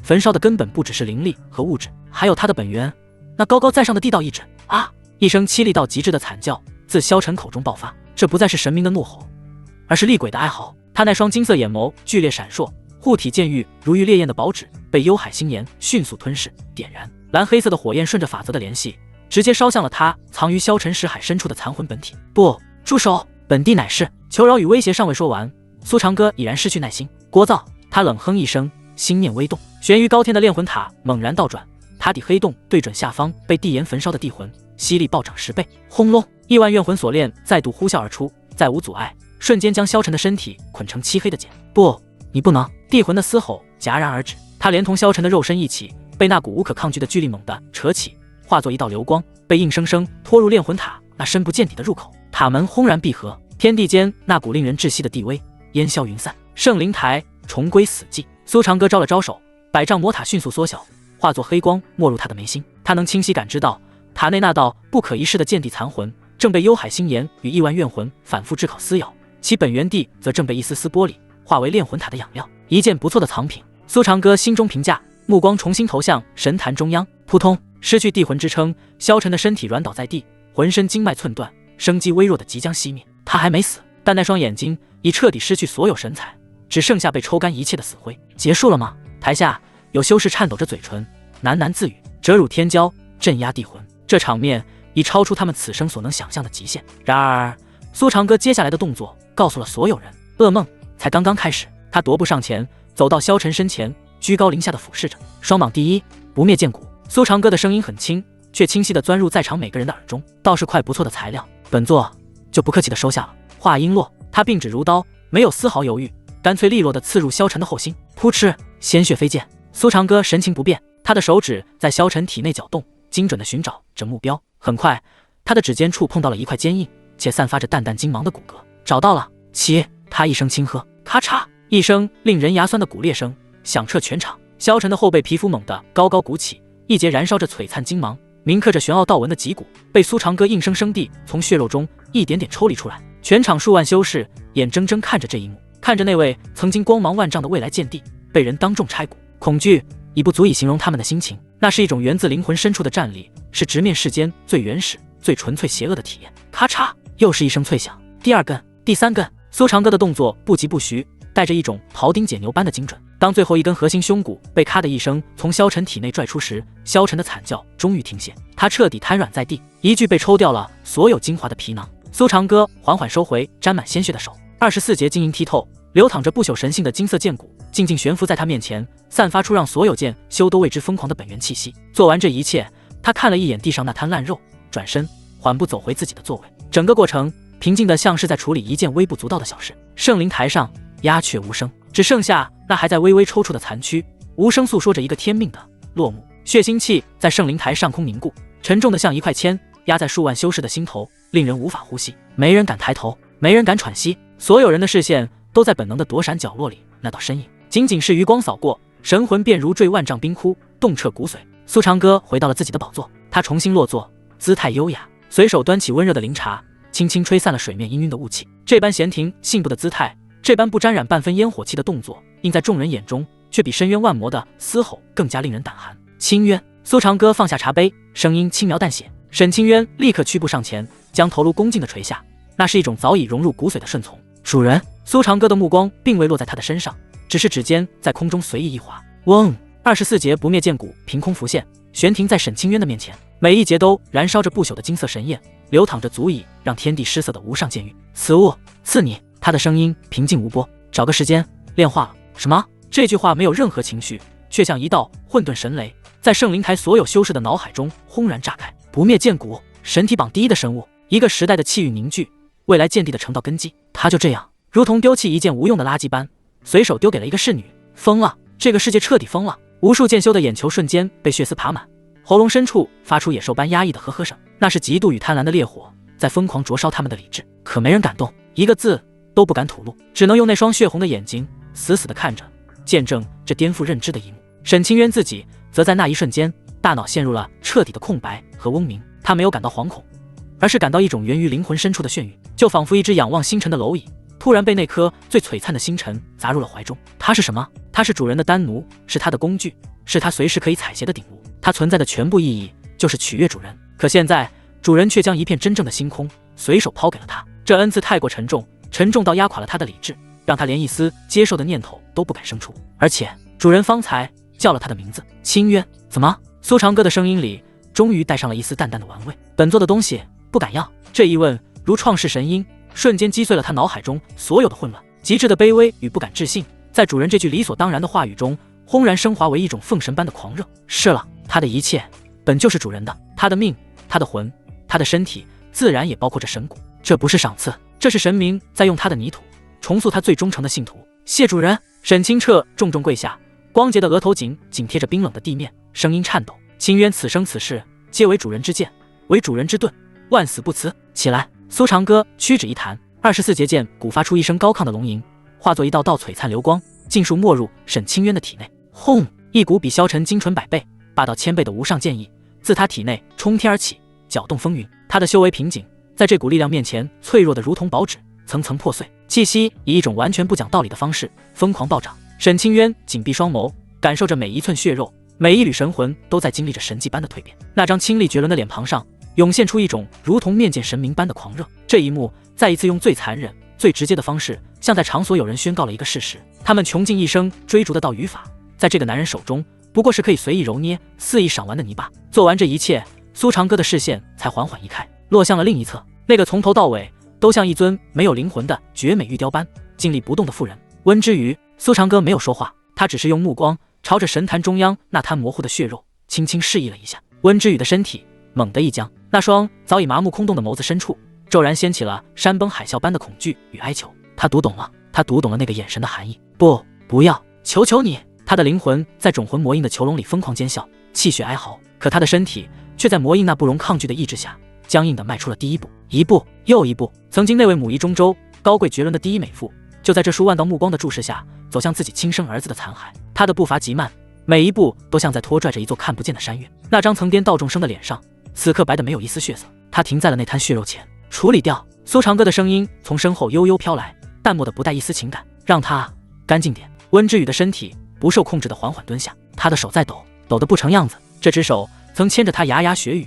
曾擦去他脸颊的泪痕，曾抚平他衣襟的褶皱，而今这只手却要亲手去清理他的尸骨。一滴泪终于挣脱了魔印的束缚，无声滑落，滴入那片已经开始凝固的暗红血泊里，晕开一圈微不足道的涟漪。扑哧，他清晰地感觉到自己的指尖刺入了那片冰冷粘稠的血肉之中，然后像在拖拽一条真正的死狗，他将那具被抽干了一切荣耀、生机与未来的残躯一点一点地拖向圣灵台的边缘。身后是一道长长的刺痛所有人眼球的血痕。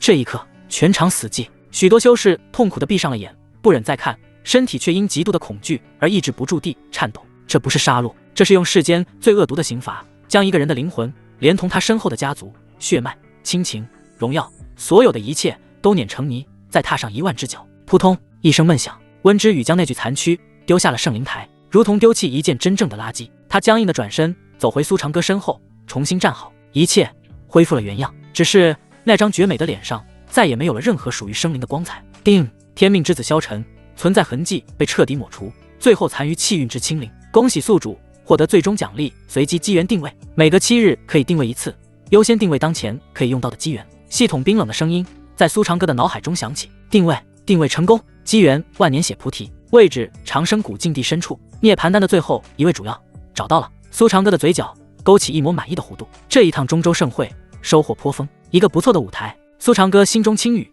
视线掠过台下那数万名修士，他们的脸上凝固着恐惧，凝固着茫然，凝固着一场神魔之战留下的尚未消化的震撼。这些人是中州各大势力的根基与未来，是旧秩序的砖石，而砖石生来就是被踩碎的。苏长歌收回目光，他端起桌上早已凉透的灵茶，杯盖并未触碰茶水，只是轻轻刮蹭着杯沿，发出一声微不可闻的轻响。这座圣灵台太吵了，他开口了，声音不高，却是一道无形的律令，凿进每个人的神魂深处。吵！全场死寂，连心跳都已停摆。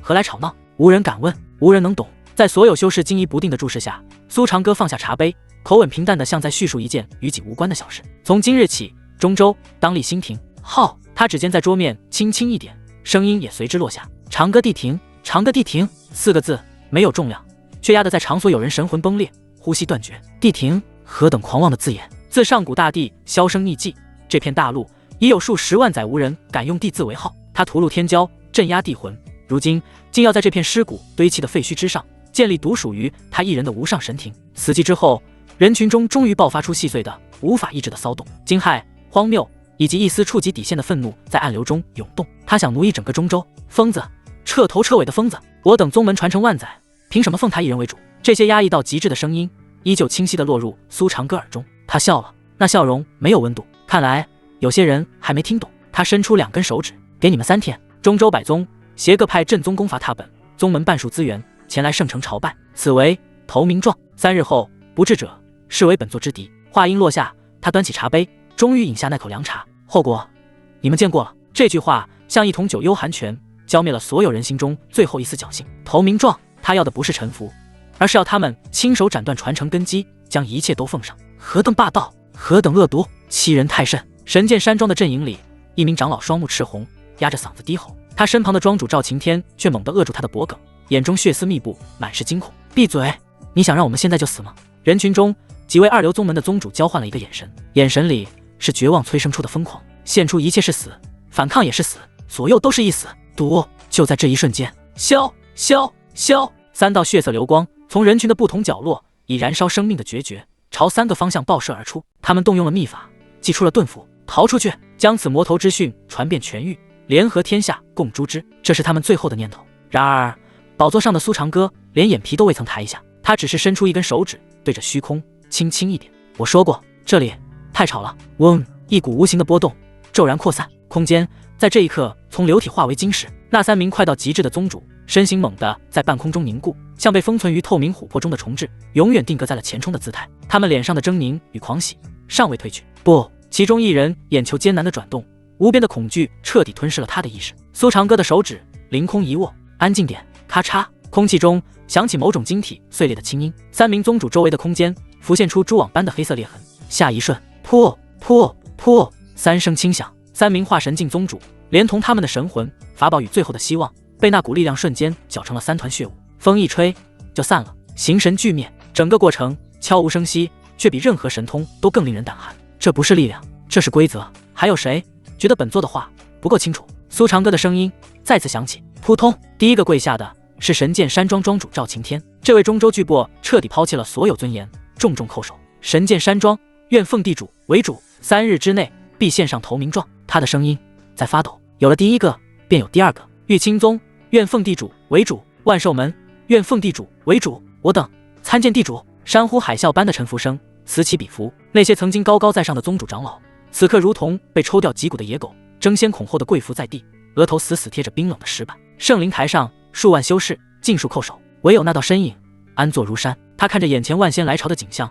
眼神里没有半分得意，只有一片亘古的漠然。他饮进杯中最后一口凉茶，目光已望向遥远的东方，那是长生谷的方向，也是那株万年血菩提的所在。定发现天命之子灵长青及关联天命之女清玄，气运值1万点。长生谷圣子灵长青长生体对自幼抚养他的无血缘姑姑清玄藏有跨越辈分的偏执占有欲，其夫君亦被其设计坑杀。苏长歌的嘴角勾起一抹玩味的弧度。有趣的玩物。圣灵台的死寂持续了整整1天1夜。当第一缕晨曦刺破云层，照亮那道已然干涸的暗褐色血痕时，跪伏的数万修士才敢颤抖着抬起头。宝座之上空无一人，那道给整个中州带来无尽梦魇的身影仿佛从未出现过。可空气中尚未散尽的血腥与恐惧，以及那具被丢下高台已无人敢收敛的残骸，都在无声地诉说着昨日的真实和其残酷。接下来的3天，中州圣城陷入了一种前所未有的死寂与压抑。一支又一支来自各大宗门的队伍，怀着深入骨髓的屈辱与恐惧，踏入了这座城市。他们不敢乘坐非洲，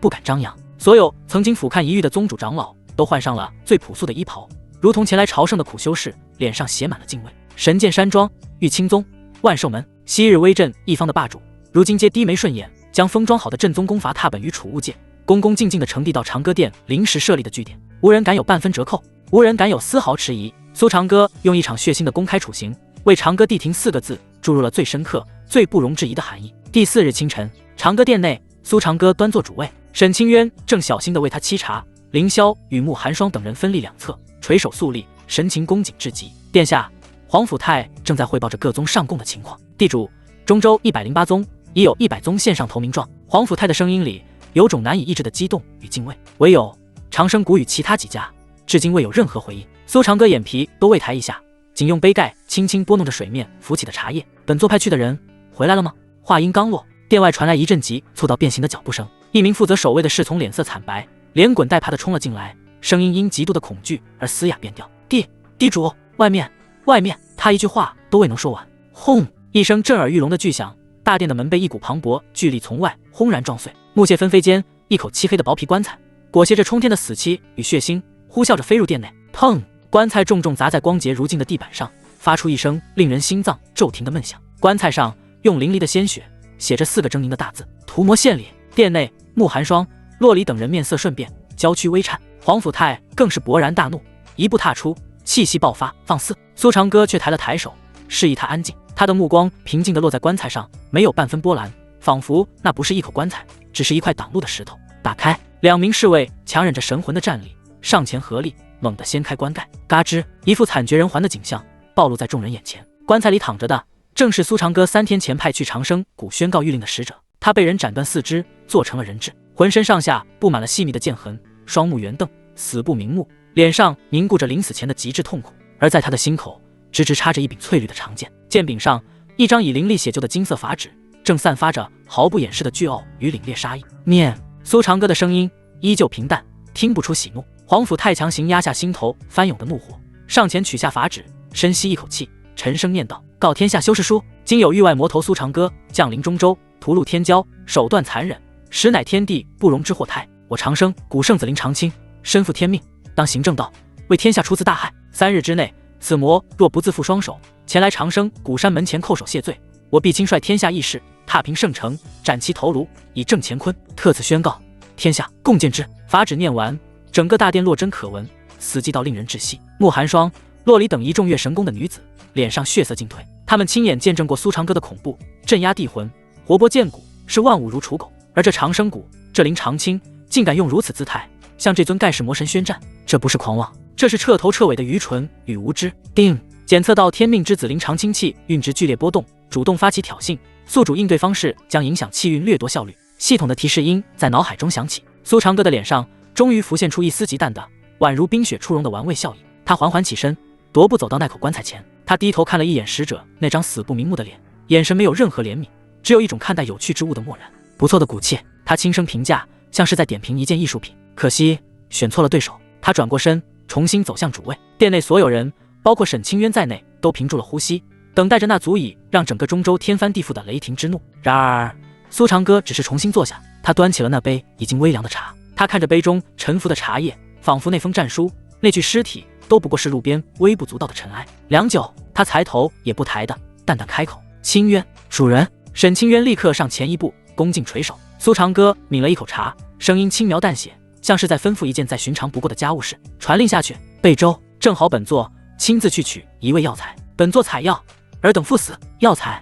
沈清渊、凌霄、慕寒霜等人心神俱震，一瞬间，他们全都懂了。那封用鲜血和愚蠢写就的战书，在那位主人的眼中，连挑衅的资格都没有。他唯一的价值，只是为主人亲临长生谷提供了一个顺理成章的借口，一个去取药材的借口。至于棺材、战书以及那个狂妄无知的天命之子林长青，不过是药材旁碍眼的杂草。是，主人。沈清渊深深叩首，眸中新生的不灭剑骨金芒流转，再无半分迟疑，转身传令。半个时辰后，一艘比先前更加庞大、更加凶狞的玄黑地辇野蛮地撕裂了圣城的天穹。地辇通体由某种深渊神铁浇筑，其上镌刻的魔纹不再是死物，而是在缓缓蠕动，每一次收缩都仿佛在吞噬光线，散发着令灵魂冻结的乌光。9条气息直逼化神境的漆黑蛟龙，被贯穿脊骨的法则锁链死死束缚，充当着拉车的处理。他们压抑的低吼不再是威吓，而是源自血脉深处的绝望悲鸣。每一次嘶吼都让虚空本身泛起坍缩的涟漪，地辇所过之处，空间都在扭曲。苏长歌斜倚在辇内主座，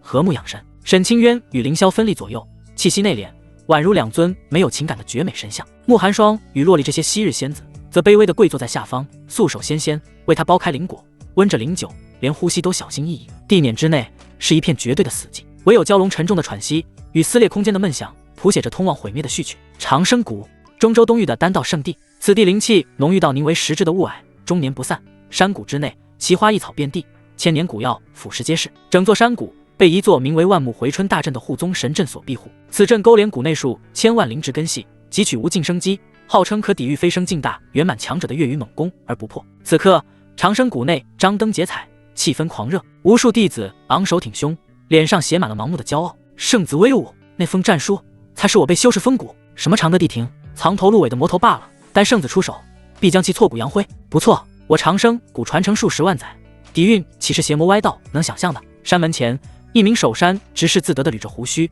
享受着弟子们的吹捧。就在这时，他眼角余光扫到天际尽头，那里空间像是被墨汁滴染，突兀地出现了一个黑点。那黑点正在以一种违背因果常理的速度疯狂侵占他的整个视野。那是什么？执事面色陡变，身旁弟子也骇然抬头。一个呼吸，仅仅一个呼吸，那黑点已化为一尊遮蔽天光的移动深渊。9条蛟龙的凶厉魔威，即便隔着护山大阵，依旧化作实质的精神风暴，让山门前所有弟子神魂颤栗，双腿发软，当场跪倒一片。敌袭，敲警钟！尖锐刺耳的警钟声瞬间撕裂了长生谷的祥和。嗡！淡青色的万木回春大阵光幕冲天而起，亿万符文在光幕之上流淌，浩瀚如海的生命气息喷薄而出，将整座山谷牢牢护住。数道强横无匹的气息从谷内深处苏醒。何方宵小，敢闯我长生谷！一声苍老而威严的怒喝，震得天穹云层崩散。地碾之内，苏长歌的眼帘微微掀开一道缝隙，他的视线穿透了车帘，无视了阵法光幕，精准地落在了山谷深处那株正在贪婪吞吐天地精华的血色灵芝之上。万年血菩提，他要的药。主人，沈清渊的声音悄然响起，瞳中剑芒流转，以看破阵法虚实。此阵以万木为基，生机为力，看似无懈可击，实则东南巽位有一处灵力节点运转晦涩，乃阵眼之一。苏长歌的嘴角勾起一抹几不可见的弧度。不必，他淡淡开口，身影已然消失在碾内，出现在地碾之外，立于半空。他没有祭出任何法宝，也未催动任何惊天动地的神通，只是俯瞰着下方那片浩瀚的青色光幕，抬起手，对着整个长生谷的疆域凌空轻轻一握，仿佛整个天地的生机都被这一握扼住了咽喉。焚，一个字，一个律令。那一瞬间，号称生生不息、万古不破的万木回春大阵骤然凝固，支撑大阵的磅礴生机被一只无形的大手从法则根源处攥住，疯狂的焚烧湮灭。绿转黄，黄转灰，灰转尘，光幕之上亿万符文瞬间暗淡，化为死寂的烙印。咔嚓咔嚓嚓，蛛网般的裂痕疯狂蔓延，那不是碎裂，而是生命被彻底剥夺后的腐朽。整个光幕在长生谷数万弟子呆滞、惊恐、信仰崩塌的目光中寸寸瓦解，最终化作漫天死寂的灰色光点飘散。破！山谷内上百名维持阵眼的长老弟子齐齐喷出一口黑血，生机瞬间断绝，当场暴毙。整座长生谷在这一握之下被撕开了所有伪装。不，这不可能！3道须发洁白的身影从禁地深处撕裂虚空而出，出现在半空中。他们是长生谷隐世不出的3位太上长老，每一位都是飞升境中期的巨擘。此刻他们脸上只剩下无尽的骇然与颠覆认知的惊恐。苏长歌负手而立，黑衣在罡风中翻飞，淡漠的眼神扫过下方那3名老者，那不是俯视，而是漠视。蝼蚁，他伸出一根手指，对着那3名太上长老凌空轻轻一点，没有灵力波动，没有法则显化，就是一个再简单不过的动作。那3名飞升境的太上长老脸上的惊恐瞬间凝固。下一刻，砰砰砰，3声轻响，不是血肉爆开的声音，而是某种存在被从世界上抹去的空洞回音。3位顶尖强者连惨叫都来不及发出一声，身体便在无数道目光的注视下毫无征兆的变淡透明，最后彻底消散，仿佛从未存在过。微风吹过，什么都没有留下，神魂俱灭，痕迹全无。整个长生谷陷入了绝对的死寂，没有风声，没有虫鸣，甚至连山谷中百万灵植的呼吸都已停止。数万名弟子与长老像一尊尊被抽干魂魄的泥塑僵在原地，他们的瞳孔只剩那道悬于天穹的黑衣倒影。抹杀！3位寿元悠久、法力通玄的飞升境太上长老就那样在所有人的注视下化作了虚无。苏长歌的目光从那3人消失处收回，不起半分波澜，好似只是拂去了肩上3粒微不足道的尘埃。他迈出一步，身影自高空缓缓降下，没有带起一丝气流，却像一座无形的神域，轰然震在每一个长生谷门人的神魂之上。咚！他的脚尖轻点在主道青石板上，发出一声微不可闻的轻响。可这声轻响却化作一柄万钧重锤，狠狠砸碎了所有人的心理防线。扑通扑通，最前排的数百名弟子神魂再也无法承载这源自生命本位的恐惧，双腿一软，齐刷刷跪倒在地，他们浑身筛糠般颤抖，有人甚至当场失禁，道心彻底崩碎。苏长歌没有看他们，他背负双手，步履从容，犹如帝王巡视自己的园林，顺着主道走向山谷深处。他所过之处，两侧的弟子便如被无形镰刀收割的麦浪，成片成片的跪伏下去。他们头颅死死抵着冰冷的地面，连抬眼仰望的勇气都已丧尽。整个长生谷死寂如坟。有趣。苏长歌唇角勾起一抹极淡的弧度，带着几分猫捉老鼠的戏谑。身为主人，却让客人等这么久。他声音不高，却如律令般清晰地烙印在每个人的耳中。看来是需要本座亲自去请了。话音落下的瞬间，他抬起眼，目光穿透层层殿宇，精准地锁定了长生谷最深处的境地。一股无形的、无法抗拒的、宛如天道倾覆般的力量骤然降临。轰！境地方向，两股同样达到飞升境的磅礴气息，再也无法隐藏，不受控制地冲天而起。魔头，修得猖狂！一声充满正气的爆喝响起，一道璀璨青光裹挟着无尽生机与凛冽杀意，从境地深处爆射而出。青光之后，另一道稍显柔和的月白光华紧随其后，气息中带着一丝无法掩饰的焦急与决然。两道光华在广场上空骤然定格，显露出两道身影。为首的男子一袭白衣胜雪，面如冠玉，剑眉星目，周身环绕圣辉，长生体的神圣气息毫无保留地释放，如一尊行走于世间的神祇，正是长生谷圣子，天命之子林长青。在他身侧是一位风韵犹存的绝美妇人，她身着素雅的月白宫装，眉眼间满是慈爱与忧虑，正用一种近乎本能的姿态将林长青护在身后半步。长生谷真正的掌控者，林长青的姑姑清玄，魔头苏长歌。林长青一现身，便义正辞严的怒斥，声音如洪中大雨，震荡四野。你滥杀无辜，倒行逆施，今日我林长青便要替天行道。然而苏长歌的目光根本没有落在他身上，那双深邃如渊的眸子正饶有兴致的在林长青与他身后的清玄之间来回逡巡，神念如水银泻地，一扫而过。这股气息，他内心泛起一丝玩味。在林长青那看似神圣纯粹的长生体本源深处，他果然捕捉到了一缕极难察觉的、充满了怨毒与诅咒的世清邪气。杀了姑父，还能装得这般道貌岸然，倒是个不错的玩物。苏长歌嘴角的弧度更深了，替天行道，将你斩于剑下。林长青终于将话说完，可预想中魔头惊惧或暴怒的场面并未出现，回应他的只有一片令人心慌的沉默，以及那道玩味的、审视的，仿佛在看一场劣质戏剧的眼神。良久，苏长歌终于开口了。他无视林长青的叫嚣，目光落在清玄那张保养得宜、风韵动人的脸庞上，嗓音平淡，却带着直抵人心的穿透力，倒是一副孤执情深的感人画面。清玄娇躯一颤，秀眉微蹙，一股不祥的预感爬上心头。林长青脸色一沉，魔头，休要在此胡言乱语。胡言乱语！苏长歌轻笑一声，向前踏出一步，目光始终锁着两人。本座只是好奇，是何等孤直之情，能让一位长辈在宗门倾覆之际，第一时间不是思考如何保全道统，而是下意识的将自己的好侄儿护得这般密不透风。他的声音顿了顿，语气中的戏谑化为实质的冰冷，那眼神里的关切真是超越了寻常辈分啊！轰！此言一出，不至于一道惊雷在整个广场上空炸响，底下跪伏着的弟子长老纷纷愕然抬头，目光在圣子与清玄老祖之间来回扫视，眼神里充满了震惊与不可思议。你血口喷人！清玄的脸颊唰的一下血色尽退，变得煞白，声音因羞愤与惊惧而剧烈颤抖。放肆！林长青更是勃然大怒，俊朗的面容因极致的愤怒而扭曲，那身圣洁的气息瞬间变得狂暴无比。魔头，你找死！他身上那股属于天命之子的骄傲与尊严，仿佛被最肮脏的污泥狠狠践踏。苏长歌看着他气急败坏的模样，嘴角的笑意愈发森然。这就急了，看来是本座说中了。轻描淡写的语调，却比任何雷霆震怒都更具毁灭性。林长青俊美的面孔彻底扭曲，那身神圣的长生体光辉，此刻像是被泼上污秽，剧烈的明灭不定。伪装被当众撕裂的极致羞愤，已然压倒了他对死亡的恐惧。姑姑，退后！他发出一声野兽般的嘶吼，双目赤红，状若疯魔。长青，不要！清玄花容失色，他从侄儿的眼中看到了一种他从未见过的玉石俱焚的疯狂。然而林长青已听不进任何劝阻，他双手急速结印，一口心头精血猛然喷向虚空。以我之血，恭请要魂！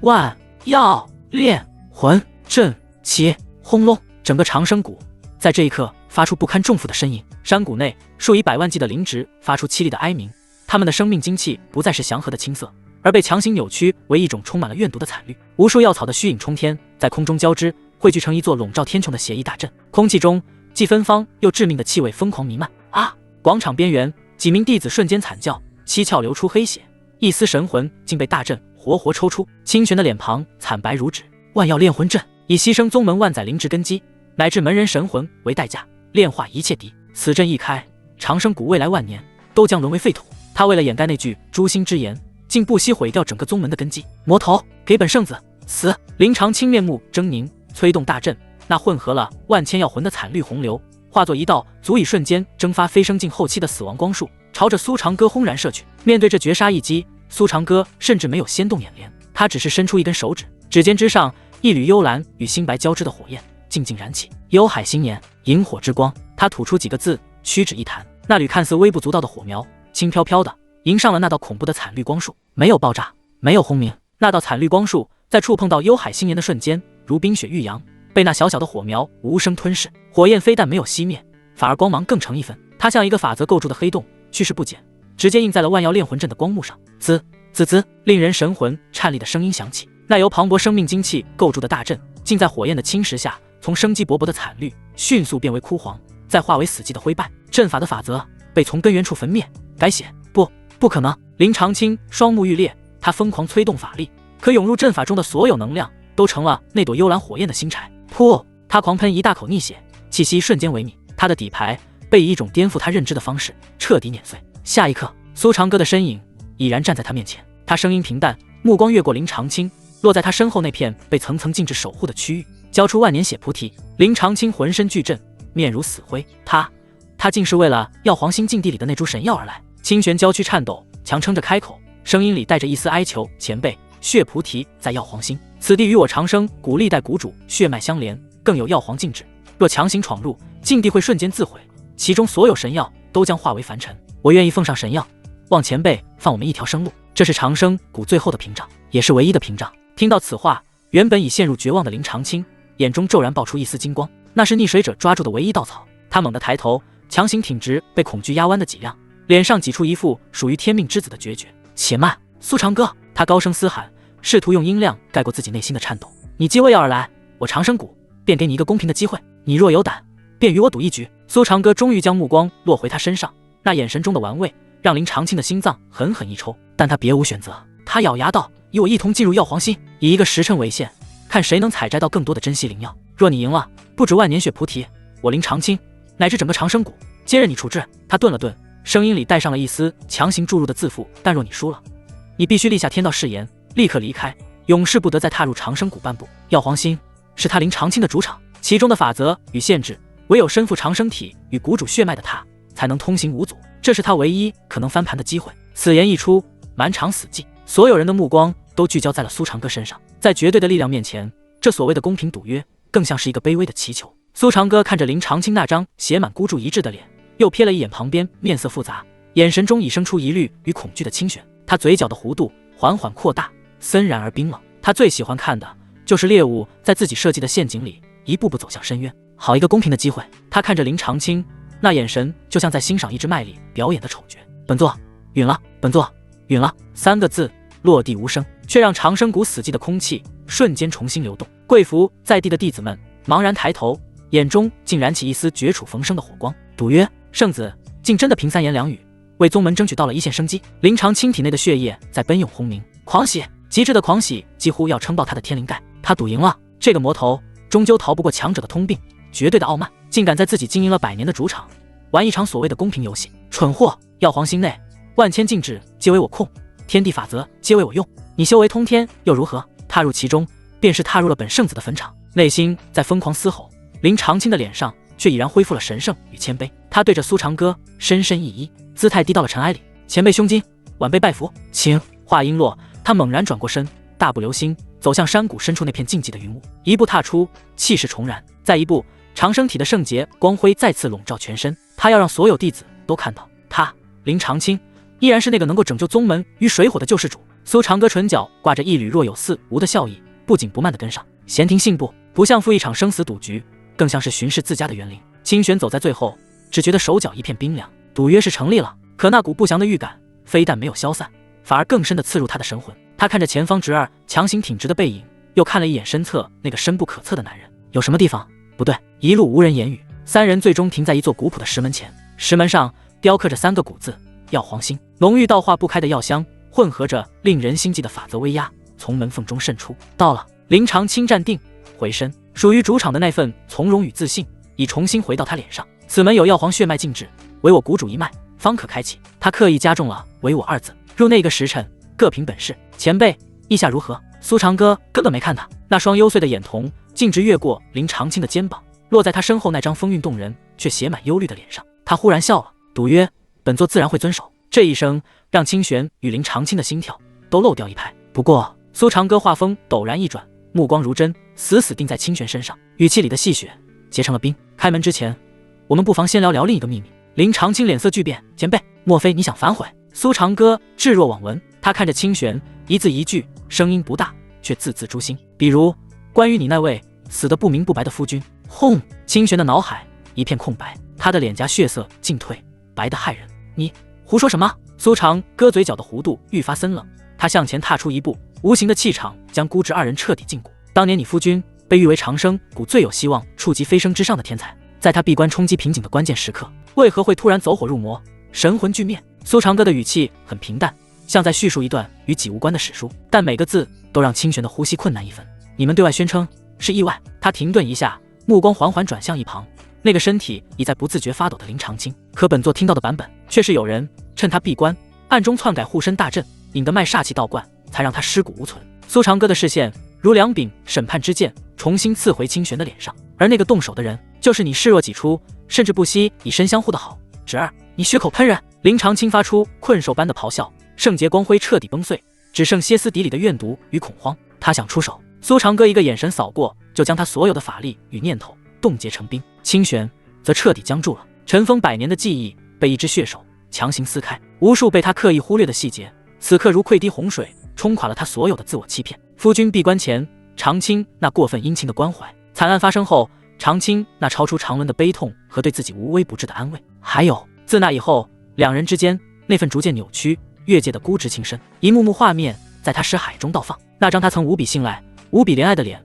正与苏长歌口中那个是杀姑父的恶魔缓缓重合。不，他失神的后退，用一种看怪物的眼神，惊恐地看着林长青。长青，他说的不是真的，对不对？他的声音在颤抖，这是他最后的哀求。苏长歌欣赏着自己的杰作，脸上笑意冰寒。他抬起手，对着林长青的方向虚虚一抓，搜魂秘术，一缕微光在他掌心勾勒出一面光幕，光幕里一道残魂的影像正在无声的扭曲嘶吼。那张痛苦到极致的面孔，正是他死去的夫君。背景赫然便是这药皇星禁地深处。忘了告诉你，苏长歌的声音是最后一道神法。你夫君死前留下了一缕残魂，被你的好侄儿镇压在此地，折磨了100年，所以他什么都看见了。噗！清玄一口心头血狂喷而出，世界在他眼前化作一片黑暗。那支撑了他数百年的骄傲，那份被他深埋于心的激烈，在这一刻被血淋淋的真相碾为齑粉。他的眼神彻底死了，那口心头血带走的不仅仅是他的生机，更碾碎了他身为女人、长辈、修士的一切信念。清玄呆立原地，成了一尊魂魄被抽离的玉雕，唇角滑落的血迹在月白宫妆上晕开一朵刺目的红梅，诡异而凄美。林长青的咆哮卡死在喉咙里，只剩下呵呵的漏风声。他死死盯着清玄那双死灰色的眼睛，一股源自骨髓的寒意瞬间冻结了他最后的理智。完了，一切都完了。苏长歌欣赏着自己的杰作，脸上笑意冰寒。他缓步上前，无视了状若疯魔的林长青，径直来到清玄面前，修长的手指轻轻勾起他光洁的下颌。一出好戏总需要一个最好的观众席。声音很轻，却灌入清玄耳中，让他空洞的瞳孔骤然一缩。苏长歌不再看他，手臂顺势一揽，已将他冰冷柔软的娇躯强行禁锢在怀中。而后他的目光投向那扇古朴石门。开门。平淡的2个字却蕴含着天线般的意志。林长青浑身剧颤，从极致的恐惧中惊醒。他现在只想逃离这个魔鬼，逃离姑姑那双审判的眼睛。可他逃得掉吗？苏长歌的契机早已化作无形囚笼，将他死死锁定。唯一的生路似乎仍是那个可笑的赌约，药皇星，那是他的主场。或许还有机会翻盘。一丝病态的疯狂重新占据了林长青的眼眸。好！他嘶吼一声，猛然转身，双手结出繁复印诀，指尖逼出一滴长生体本元精血，狠狠按在石门之上。以我之血，开我圣地！嗡！石门发出沉闷的轰鸣，缓缓向内开启。一股浓郁到化为实质的药香，裹挟着古老强大的法则气息扑面而来。请！林长青侧过身，脸上是狰狞的笑，眼底深处是怨毒的期盼。苏长歌揽着怀中毫无反应的清玄，迈步踏入那片光怪陆离的境地，姿态闲适，仿佛巡视自家庭院。药皇星内自成一界，天穹悬浮着无数灵植核心，散发柔光，照亮整个空间。脚下是松软领土，每一寸都蕴含惊人生命精气。目光所及，其花瑶草遍地，千年灵药随处可见，万年宝药在远处闪烁霞光。此地是任何丹师梦寐以求的天堂，也是林长青最后的底牌所在。吼！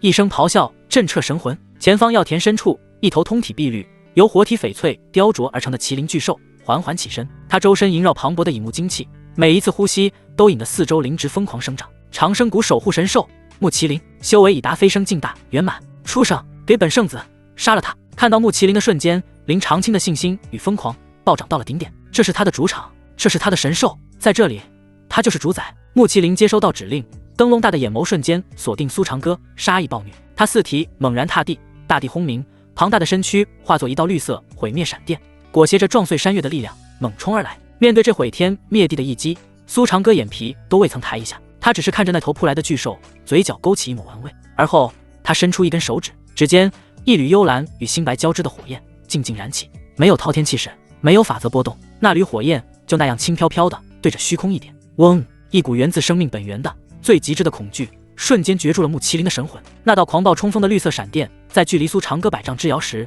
以一个极其狼狈的姿态强行刹停，四蹄在领土上犁出4道深不见底的沟壑。他庞大的身躯筛糠般剧烈颤抖，看向那缕小火焰的眼神充满了见到天敌般的惊骇与臣服。那是什么东西？他的以木本源在哀嚎，在恐惧，在祈求跪拜。废物，你在干什么？上啊！林长青不敢置信地尖叫起来。苏长歌轻笑一声，揽着清玄迈步向前，悠然走向那头僵在原地的木麒麟。1步2步，他径直走到了木麒麟的面前。这头足以让飞升境修士闻风丧胆的守护神兽发出一声呜咽，巨大的头颅缓缓低下，匍匐在地，温顺至极。苏长歌伸出手，在那颗覆盖着碧绿鳞片的巨大头颅上随意拍了拍。乖，一个字一个动作，却是一记响亮的耳光，狠狠抽在林长青的脸上。他的底牌，他的依仗，他的主场，在对方面前彻头彻尾就是一个笑话。不！林长青精神彻底崩溃，他双目赤红，状若疯魔，猛地转身，不再看那屈辱的一幕，而是连滚带爬地冲向禁地最深处的一座白玉祭坛。那里正是万年血菩提的生长之处。是你逼我的，是你逼我的！他疯狂嘶吼，双手插入祭坛凹槽，以自身精血为引，试图激活最后的同归于尽静止。我得不到，那就一起毁灭吧！我要用你的血，用姑姑的血脉献祭整个药皇星。一直如木偶般的清玄，娇躯猛然一颤，他死寂的眸子里终于有了一丝波动。他抬起头，怔怔地看着那个为了力量不惜牺牲一切，甚至包括他的背影。那张英俊的面孔此刻何等狰狞，何等丑陋。他信赖了100年，怜爱了100年，甚至动了不该有的心思100年的好侄儿，原来从始至终都只是一个披着人皮的恶魔。噗！最后一丝幻想应声破灭，清玄的眼神重新归于死寂，比之前更黑更沉。就在林长青即将成功激活静止的前一刹那，一只手轻飘飘地搭在了他的肩膀上。苏长歌不知何时已出现在他身后，声音带着戏谑的笑意：这么快就想结束游戏？本座还没玩够呢！咔嚓！林长青全身骨骼在一瞬间被无形的力量尽数捏碎，他像一滩烂泥，软倒在地，连惨叫都无法发出。苏长歌收回手，目光越过祭坛，落在那株通体血红、散发磅礴生机的神药之上。而后他回过头，看向怀中那个彻底心死的绝美妇人，嘴角缓缓勾起。现在赌约才算真正开始。苏长歌的话音甚至没有一丝波澜，他看都未看地上那滩烂泥般的林长青，只是揽着怀中死寂的清玄走向白玉祭坛，步履悠闲。祭坛上万年血菩提妖异的红光流转，将他的侧脸映照得邪魅横生，磅礴的生命精气几乎凝为实质的血色云霞。林长青最后的底牌，那同归于尽的静止，在此刻的苏长歌眼中可笑得如同尘埃。他抬手隔空轻轻一握，嗡！空间法则被强行扭曲，祭坛上所有与长生谷血脉相连的静止瞬间崩解，蒸发于无形。万年血菩提发出一声沉浮的嗡鸣，主动脱离领土，它化作一道赤红流光，温顺无比地落入苏长歌的掌心。整个过程没有丝毫烟火气，它不像在夺取神药，更像是在自家后院随手摘下一颗熟透的果实。第一个赌注，本座收下了。苏长歌指尖摩挲着温润的菩提，目光终于转回，落在了林长青那张彻底扭曲的脸上。现在谈第二个。他嘴角的笑意加深，视线缓缓扫过药皇星之外，那数万名跪伏在地的长生谷弟子，声音很轻，却让所有听到的人神魂冻结。他们的命！林长青的瞳孔缩成了一个针尖，喉咙里发出野兽般的呵呵声。他懂了，这个魔鬼从始至终就没想过要遵守任何规则，所谓的赌约不过是为这场虐杀盛宴增添的一味佐料。你！林长青用尽最后的气力从齿缝中挤出这一个字，苏长歌却已失去兴趣，懒得再听败犬的哀嚎。他的目光重新落回怀中清玄的脸上，那张曾经风华绝代，此刻却只剩一片死寂。清玄，他轻声唤道。清玄空洞的眼珠及轻微地动了一下，给你一个选择。苏长歌的声音里淬满了蛊惑的魔力，你或者他们。话音未落，他抬起另一只手，对着山谷之外虚空一按，轰隆，整个长生谷剧烈震颤。广场之上，数万弟子脚下的大地瞬间崩裂，化为齑粉，露出下方通往幽冥的漆黑深渊。只需他一个念头，长生谷就将从世间彻底除名。姑姑，不要！瘫在地上的林长青发出了此生最凄厉的尖叫，涕泪与血水齐流。杀了我！你杀了我呀！别碰他！他能接受自己死，甚至能接受宗门覆灭，但他无法接受自己守护百年，甚至为此弑杀姑父的那份圣洁幻想，被当着他的面踩进最肮脏的污泥里。那是他身为天命之子最后的道谢。苏长歌对他的咆哮充耳不闻，他只是静静地凝视着清玄，等待他的答案。时间流逝，每一息都像一把刀，凌迟着林长青的神魂。终于，清玄那双死寂的眼眸里，黑暗的最深处泛起了一丝微光，那是身为长生谷太上长老最后的责任。他缓缓地挣脱了苏长歌的怀抱，动作僵硬，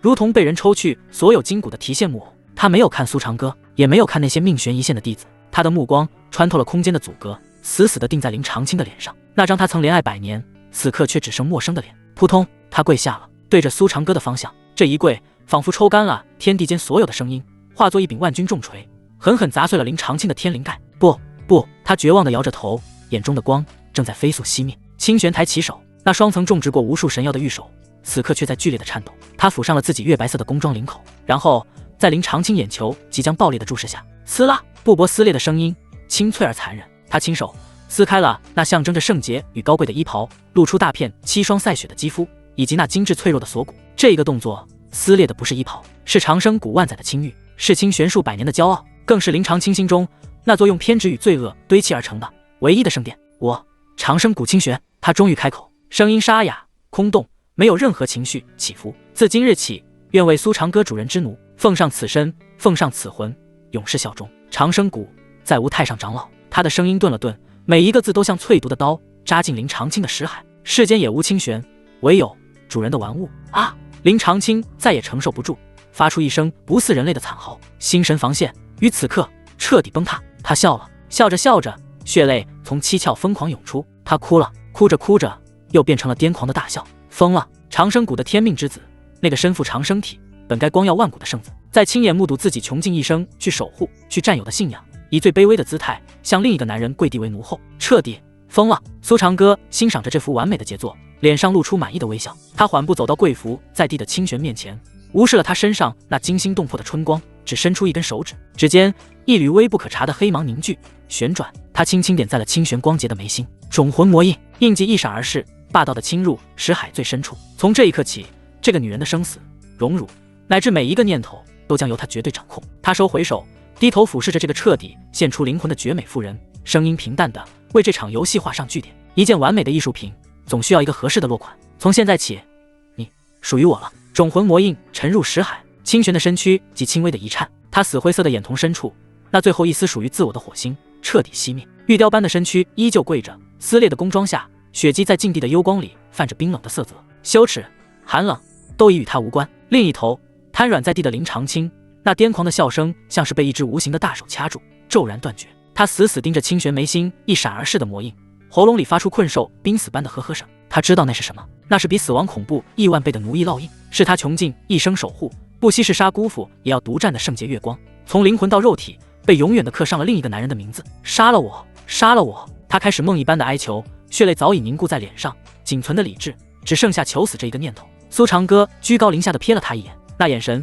如同工匠审视一件尚未完工的血腥艺术品。还不够，这件作品还缺少一个最绚烂、最残忍的收尾。他迈步无视了跪在地上的清玄，径直走到了白玉祭坛的边缘，而后转身对清玄吐出2个字：过来。声音没有温度，清玄的身体却像被无形的丝线提着，僵硬的站起，迈着虚浮的脚步走向祭坛，走向主宰他一切的那个男人。他的眼神空洞，没有分给地上的林长青哪怕一瞬，他仿佛只是一块碍眼的碎石。这极致的漠视化作最恶毒的诅咒，狠狠剜着林长青的心脏。苏长歌伸手揽住清玄的香肩，将他带到祭坛之上。他斜倚着冰冷的白玉，那个位置曾是万年血菩提扎根之处，是长生谷万载传承最神圣的核心。苏长歌的目光重新落回林长青那张扭曲的脸上，唇角勾起一抹残忍的弧度。别急着死，我的作品需要你这位第一见证人看完最后一笔。话音未落，林长青的视线便被一股无形的力量钉死在祭坛之上。他看见苏长歌缓缓低下头，一手按住了清玄的小腹。轰！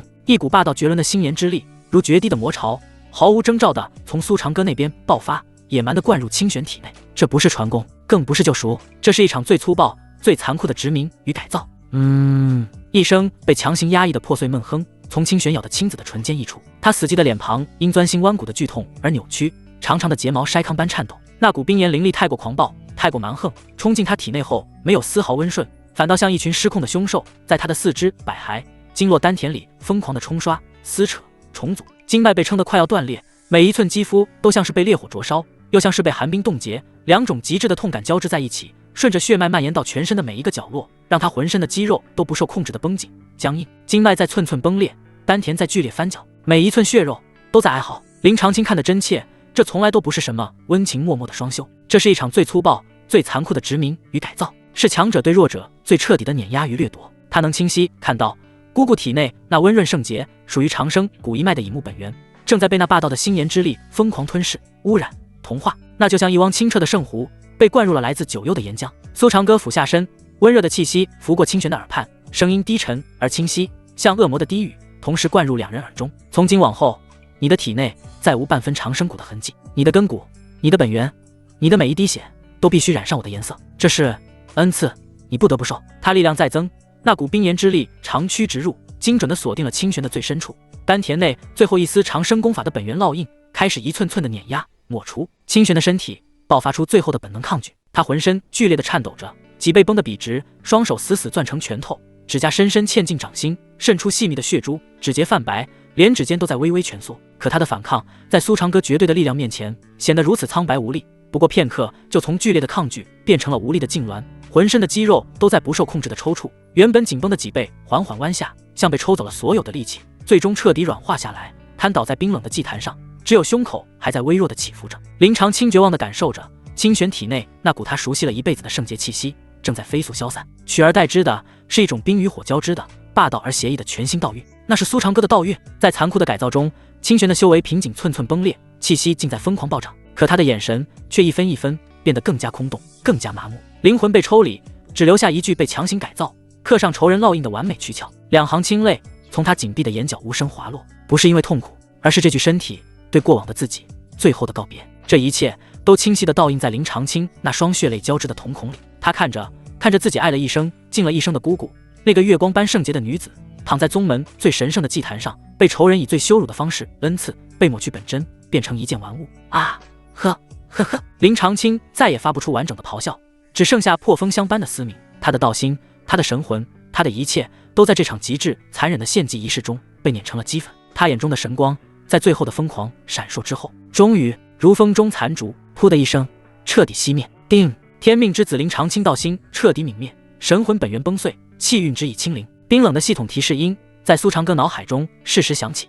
他缓缓收回手。祭坛上的清玄已然脱胎换骨，修为暴涨，周身散发着冰与火交织的妖异媚态，再无半分昔日清冷。他软倒在祭坛上，眼神迷离地凝视着苏长歌，许久才用一种沙哑而陌生的嗓音吐出4个字：谢主人恩赐。苏长歌不置可否，整理了一下衣袍，仿佛拂去微尘。他转身居高临下地看着地上那具彻底失去灵魂的空壳，眼神平静如渊。你的价值尽了。话落，他抬起右手，食指隔空对着林长青的眉心轻描淡写的一点，一道微不可察的幽光一闪而逝。噗一声轻响，林长青的额头正中出现了一个细小的血洞。下一瞬，他的身体连同破碎的神魂瞬间分解成最微小的粒子，消散于风中，形神俱灭。恭喜宿主成功收割天命之子，彻底终结长生古因果线，获得奖励法诀升级机会1次。系统的声音再度响起，法诀升级机会。苏长歌眉梢微挑，说明可指定宿主已掌握的任意一部功法、秘术进行1次无上限的品质提升与推演。这个奖励有点意思。苏长歌收敛心神，目光扫过白玉祭坛，落在上面那个眼神依旧迷离的女人身上，淡淡吩咐：清理干净。是主人。清玄温顺的应声，挣扎着起身，开始整理这片被玷污的圣地，仿佛刚才发生的一切与他毫无关系。苏长歌负手而立，神念笼罩整座山谷，他感受着那些跪伏在地、抖如筛糠的弟子，感受着这座刚刚易主的圣地。从今日起，长生谷、姓苏、白玉祭坛上一切痕迹都被无形的法力抹去，清玄的动作僵硬而机械，他用法力清理着这片曾经的圣地，如今的耻辱之地。苏长歌知道，这件刚被玷污的艺术品还需要时间的沉淀，才能发酵出最令他满意的色泽。此地归你掌管。苏长歌的声音响起，不带任何情绪。3日之内，将长生谷万载积累的资源清册送到我手中。清玄清理的动作停了一瞬，他僵硬地转过身，对着苏长歌的方向跪下，空洞的眼眸死死盯着地面。尊主人令。苏长歌的目光并未在他身上停留，他抬步，周身空间荡开一圈微不可察的涟漪，大空间挪移数，他的身影连带着身后麻木的清玄，无声无息地消失在境地。下一瞬，已跨越无尽疆域，降临于中州之巅，那座被他更名为长歌地庭的恢宏神殿。长歌殿境地，此地的灵气已凝为实质的雾霭，每一缕都沉重的足以压垮山岳。苏长歌的身影凭空显现，早已在此候命的沈清渊、洛里、温之羽等人立刻俯身跪拜，恭迎主人回归。沈清渊的嗓音清冷，望向苏长歌的眸光却燃烧着一种近乎病态的火焰，那是扭曲的崇拜。洛里与温之羽的身体则几不可察的一颤，头颅埋得更低，他们的余光都瞥见了苏长歌身后那个失魂落魄的白衣美妇。又一个，两女心底泛起冰锥刺骨的寒意，以及同为玩物的悲哀。尤其是温之羽，当他看清清玄那张与自己何其相似、生机断绝的脸庞时，灵魂深处早已结痂的伤口被狠狠撕裂，他仿佛看见了另一个自己。苏长歌并未理会这些玩物的心思，他随意摆手，视线落在沈清渊身上，带他下去，安置偏殿，教他规矩。是，主人。沈清渊恭敬领命，起身走向清玄，眼神冷漠地像在审视一件没有生命的器物。跟我走。清玄如同被丝线牵引的木偶，跟在沈清渊身后，自始至终未曾抬头。待境地恢复死寂，只余苏长歌一人。他盘膝坐下，心念沉入识海。法诀升级机会，一次可指定宿主已掌握的任意一部功法、秘术，进行一次无上限的品质提升与推演。升级。苏长歌的意识在识海中审视焚诀，还能不断吞噬异火进化，潜力未尽。至于异火的运用法门，系统指定升级，火莲指令确认，火莲品质提升中，大道法则熔炼中，推演完成。恭喜宿主，火莲已晋升为先帝级禁忌魔晶佛怒火莲。轰隆，一股远比星河浩瀚的法诀奥义，化作一道开天辟地的黑色真理，蛮横地烙印在苏长歌的神魂之上。那不再是单纯的法术，而是一种毁灭的规则。苏长歌甚至来不及体悟其中1/1000的威能，他的注意力已转向此行的最终目的。他一挥手，3件神物凭空浮现，数十株宝光氤氲的万年神药视为辅料，一株形如凤羽的赤红灵草9转还魂草，以及一枚如心脏般搏动的果实万年血菩提，炼制涅槃神丹，万事俱备。苏长歌神念微动，一道无声的指令传出：清渊，进来。很快，一袭黑裙的沈清渊悄然步入，恭敬跪服。主人有何吩咐？抬头，沈清渊抬起手，那张清丽的脸上写满了毫无保留的虔诚。苏长歌看着他，屈指一弹，一枚烙印着丹道符文的玉简瞬间没入他的眉心。涅槃神丹的丹方，以你的能为，能否驾驭？沈清渊闭上眼，浩瀚如烟海的丹道信息在他识海中引爆。良久，他睁开双眼，绝美的脸颊因极致的震撼与狂喜浮现一抹病态的潮红。回主人，此丹已是神物，非人力可炼，但清渊愿为主人焚尽此身。他的声音在颤栗，不是恐惧，而是被这至高无上的信任所淹没。主人竟将这等逆天神丹交由他来执掌，很好。苏长歌起身，大袖一甩，轰隆，整座禁地的大地之上，亿万阵纹交织亮起，一座隔绝天机、吞噬星辰的顶级法阵轰然运转。本座亲自为你护法。苏长歌走到一旁坐下，目光平静地落在他身上。你且尽力而为。这平淡的话语却让沈清渊的娇躯剧烈一震，心中涌起的不是畏惧，而是焚尽理智的狂热。为主人献出一切，本就是他此生唯一的意义。清渊，领死令！他重重叩首，在起身时，眼中只剩下焚烧一切的决然。他走到3样神物之前，玉手抬起，一缕惨白火焰自他掌心升腾，火焰的核心竟交织着24道凌厉无匹的剑形道纹，每一道道纹都仿佛封印着一个天骄不甘的哀嚎。那正是消沉的不灭剑骨所化的本命丹火，炼制涅槃神丹。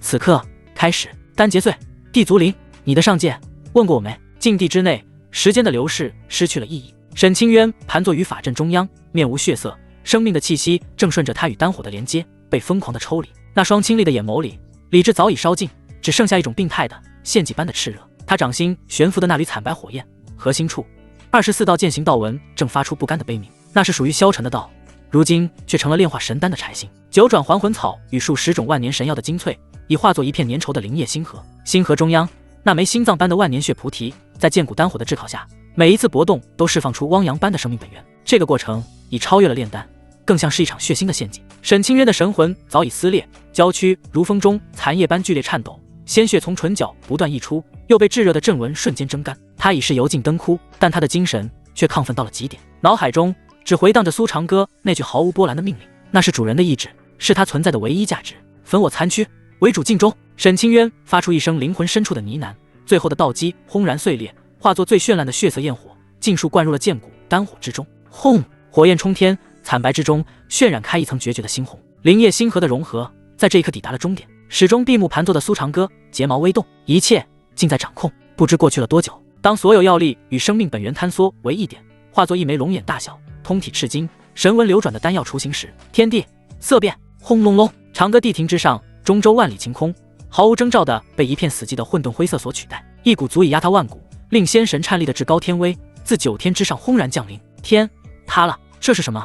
我的神魂要碎了！中州亿万生灵，无论修为高低，在这一刻竟皆被死死按在地上，灵魂深处涌出最原始的恐惧。无数自斩一刀，沉睡了数个时代的活化石，被这股气息惊得道心欲裂，骇然望向苍穹。那混沌云层的尽头，9种颜色的雷光正在演化，赤、橙、黄、绿、青、蓝、紫、黑、白，9色神雷。那是只存在于最古老神话中的灭世之劫，是天道抹杀逆天之物的最终手段。地品神丹，这方下界怎么可能诞生地品神丹？一位寿元将近的圣地老祖，声音嘶哑，充满了无法置信的绝望。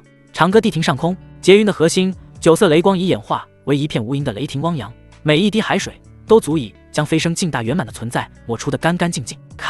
开护宗大阵，快！地庭内的弟子们魂飞魄散，发出歇斯底里的嘶吼。咔嚓！一道净化万物的白色神雷，已化作天罚之矛，撕裂虚空，悍然刺下。然而，雷矛在距离地庭1000丈之处，撞上了一层看不见的壁障，足以洞穿大陆的毁灭之力，在那壁障上仅仅是荡开了一圈微不足道的涟漪，是苏长歌随手布下的禁制。禁地内，沈清渊耗尽了最后一丝力气，软倒在地，他的目光痴痴地望着那枚悬浮的赤金神丹，干裂的唇边绽放出一抹凄美而满足的笑容。他不辱使命。苏长歌缓缓起身，他甚至没有看地上的沈清渊一眼，那双漠然的眼瞳穿透了电雨，直视苍穹之上那片暴怒的雷海。他抬步，下一步，身影已无声无息地出现在长歌地庭的最高空，一袭黑衣在灭世雷光下静止不动，他周身没有任何法力涌动，只是静静地站着，便仿佛成了这方暴怒天地的绝对中心。恭迎无主。下方无数地庭弟子见到这道身影，灵魂深处的恐惧瞬间被一种焚尽理智的狂热崇拜所取代。山呼海啸，万仙叩首。苏长歌的出现彻底引爆了天道的怒火。轰隆隆隆，整片9色雷海彻底沸腾，亿万雷龙咆哮着，扭曲着，最终汇聚成一道贯穿天地的灭世雷柱。那光芒足以将整个中州从版图上彻底抹去。末日降临了。面对这毁天灭地的一击，苏长歌的神情自始至终没有一丝一毫的变化，他只是缓缓抬起右手，对着那片足以埋葬诸神的雷海，五指轻轻一握，咔！一声不存在于物质世界的碎裂声响彻在所有生灵的灵魂深处。时间凝固了，空间静止了。那道毁天灭地的9色雷柱，连同苍穹之上整片浩瀚的雷海，在那只手掌握拢的瞬间，布满了蛛网般的黑色裂痕。下一瞬，轰然崩塌，没有惊天动地的巨响，没有毁灭一切的冲击波，所有的能量，所有的法则，所有的天威，都湮灭成了最原始的虚无。天空云开雾散，朗朗乾坤，仿佛方才的一切都只是一场荒诞的噩梦。死寂，绝对的死寂。整个中州，所有目睹这一幕的生灵，思维都化作了一片空白。一握，天劫碎，这是神的力量吗？就在此刻，禁地之内，一道赤金神光贯穿天地，无法形容的丹香瞬间笼罩中州。仅仅是闻上一口，无数修士的修为瓶颈竟开始疯狂松动。涅槃神丹已成。苏长歌随手一招，那枚神丹便化作一道流光，温顺地落入他的掌心。他正欲转身，忽然，远方的天际空间被一道蛮横的力量撕开，一条璀璨的金光大道从中铺展而出，无视空间距离，瞬间延伸至长歌地庭的上空。大道之上，道则显化为仙音神光，锐气千条。一名身着古老锦袍的老者脚踏金光大道，缓步而来，他的气息与这方天地格格不入，脸上带着一种铭刻在血脉深处的优越与傲慢。他的目光轻蔑地扫过下方跪伏的万千生灵，那眼神是神明在审视尘埃。最终，他的视线定格在苏长歌身上，或者说是他手中那枚神丹上，流露出一丝理所当然的贪婪。下界蛮荒之地，竟能催生出此等神物，倒是一桩趣闻。老者开口，声音不大，却蕴含着一种言出法随的威严，强行烙印进每个人的脑海。吾乃上界不朽地族江家使者，此丹沾染了太多下界的污浊之气，非尔等蝼蚁配拥有。他伸出手，动作自然而然，仿佛在收取自家后花园的果实。奉地族法旨，此丹由我江家代天执掌。至于你，念你炼丹有功，可随我入江家为一丹奴，是你久世修不来的天大造化。苏长歌的目光终于从丹药上挪开，他看着那个高高在上的老者，眼神里没有愤怒，没有杀意，只有一种审视死物的纯粹漠然。他缓缓开口，声音很轻，却清晰地压过了天地间的一切声音。你的上界问过我没有？那句轻飘飘的反问没有掀起任何波澜，却比1万个耳光更响亮，狠狠抽在江家使者的灵魂上。他脸上那种源自上界血脉的优越感瞬间凝固。短暂的死寂后，是尊严被碾碎的滔天怒火。放肆！一声怒吼，天穹震颤，下界蝼蚁，谁给你的胆子，敢质问上界天威？江家使者须发狂舞，哪还有半点仙风道骨，只剩下被尘埃挑衅神明后的歇斯底里。轰！一股完全不属于此方世界的大道法则自他体内决堤而出，法则之力化作一只遮蔽天日的金色巨手，神纹流转，道则轰鸣，朝着苏长歌的头顶悍然抓下。这不是法力，这是来自更高位面的规则碾压。本使代天刑罚，判你神魂俱灭。灭世之威笼罩而下，下方跪伏的亿万生灵，神魂在这股高维气息下寸寸撕裂，几近崩溃。然而立于虚空的苏长歌连眼皮都未曾动一下，他只是低头饶有兴致地打量着掌心那枚赤金神丹，仿佛那只遮天巨手不过是拂面微风，仿佛这毁天灭地的攻击还没有他掌心的丹药重要。就在金色巨手即将触及他发梢的刹那，苏长歌的嘴角勾起一抹讥诮，咔嚓一声清脆的源自法则层面的碎裂声响彻天地。那只蕴含着上界神威的金色巨手毫无征兆地停滞在半空，而后自指尖开始寸寸崩解。它没有爆炸，只是无声的消散，化作漫天金色的光点归于虚无。风过无痕。什么？江家使者眼珠暴突，脸上写满了无法理解的惊骇。他的法则，他的道，在此界应是绝对的真理，为何会被如此轻易地抹除？不等他想明白，更让他道心崩裂的一幕发生了。在天地间所有幸存者的注视下，在那位上界使者惊怒交加的目光中，苏长歌缓缓抬手，他将那枚足以掀起2界血战的涅槃神丹随意地向上抛起，张口，丹药划过一道完美的弧线，落入他的口中，喉结微动，吞了。整个世界彻底死寂。疯了！这个下界的魔头彻底疯了。这不再是挑衅，这是最极致的蔑视，这是当着神明的面将神明觊觎的祭品一口吞下。庶子，你找死！江家使者彻底癫狂，磅礴的仙力化作一道贯穿天地的神光，撕裂虚空，轰向苏长歌的丹田要害。他要将那枚丹药连同苏长歌的5脏6腑一同从他体内轰出来。可那道毁灭神光在抵达苏长歌身前1丈时，便如冰雪消融，溃散于无形。苏长歌闭上了双眼，轰隆隆，他的体内传出了比9色雷劫更恐怖的宇宙洪音。涅槃神丹的药力如同一座被压缩了亿万纪元的混沌星海，轰然炸开。汪洋般的生命精气与大道神泽野蛮地冲刷着他的魔躯，换作此界任何修士都会被这股力量撑得尸骨无存。但苏长歌的肉身在异火时刻锤炼下早已飞升圆满，这股无上资粮正成为他踏碎此界天堑的最后一步。他的气息开始以一种不可理喻的速度疯狂暴涨，飞升进圆满的桎梏，那曾隔绝了万古天骄的无形壁障在他的气息冲击下发出不堪重负的哀鸣。不可能！此界法则残缺，天道不全，绝不可能有人能打破飞升之境。江家使者状若疯魔，他感受到了那股正在孕育的让他灵魂都在战栗的恐怖气息。他怕了，源自生命本能的恐惧瞬间吞噬了他的理智。逃！必须立刻逃回上界。他猛地转身，双手撕裂身前空间，便要遁入那条金光大道。也就在这一瞬，苏长歌睁开了眼。那是一双怎样的眼瞳？没有情感，没有光芒，只有一片吞噬万物的混沌与虚无。仅仅是一道目光，整个中州的天地法则瞬间凝固。江家使者引以为傲的上界修为被死定在原地，他周身的法则被强行剥离，变成了最脆弱的凡人。他被封印了。他喉咙里挤出一个恐惧的音节，身体却连一丝一毫都无法动弹。苏长歌的气息已然跨过了那道门槛，一种凌驾于飞升之上，俯瞰万古，视天的为棋盘的无上威压自他体内弥漫开来。半步大地，你刚才说要代天刑罚？苏长歌的声音很平静，一步跨出，身形已出现在江家使者面前。他缓缓抬起右手，五指张开，按向对方的天灵盖，动作很慢，慢到足以让江家使者品尝到每一寸光阴里的绝望。不，你不能杀我！我是不朽地族江家的使者，杀了我，上界地族必将踏平此界，让你和你身后的世界万劫不复。他用尽最后的力气，发出神魂的咆哮。哦，那正好。苏长歌的脸上终于露出了一抹笑容，残忍且玩味。本座正缺一个去上界逛逛的理由。话音落，手掌轻轻按下，没有爆炸，没有惨叫。那位高高在上的江家使者，他引以为傲的上界肉身，他那蕴含着高维法则的神魂，都在苏长歌的掌心下被一股无法理解的魔功强行分解、压缩、熔炼。他一身的精气神，他毕生的修为道果，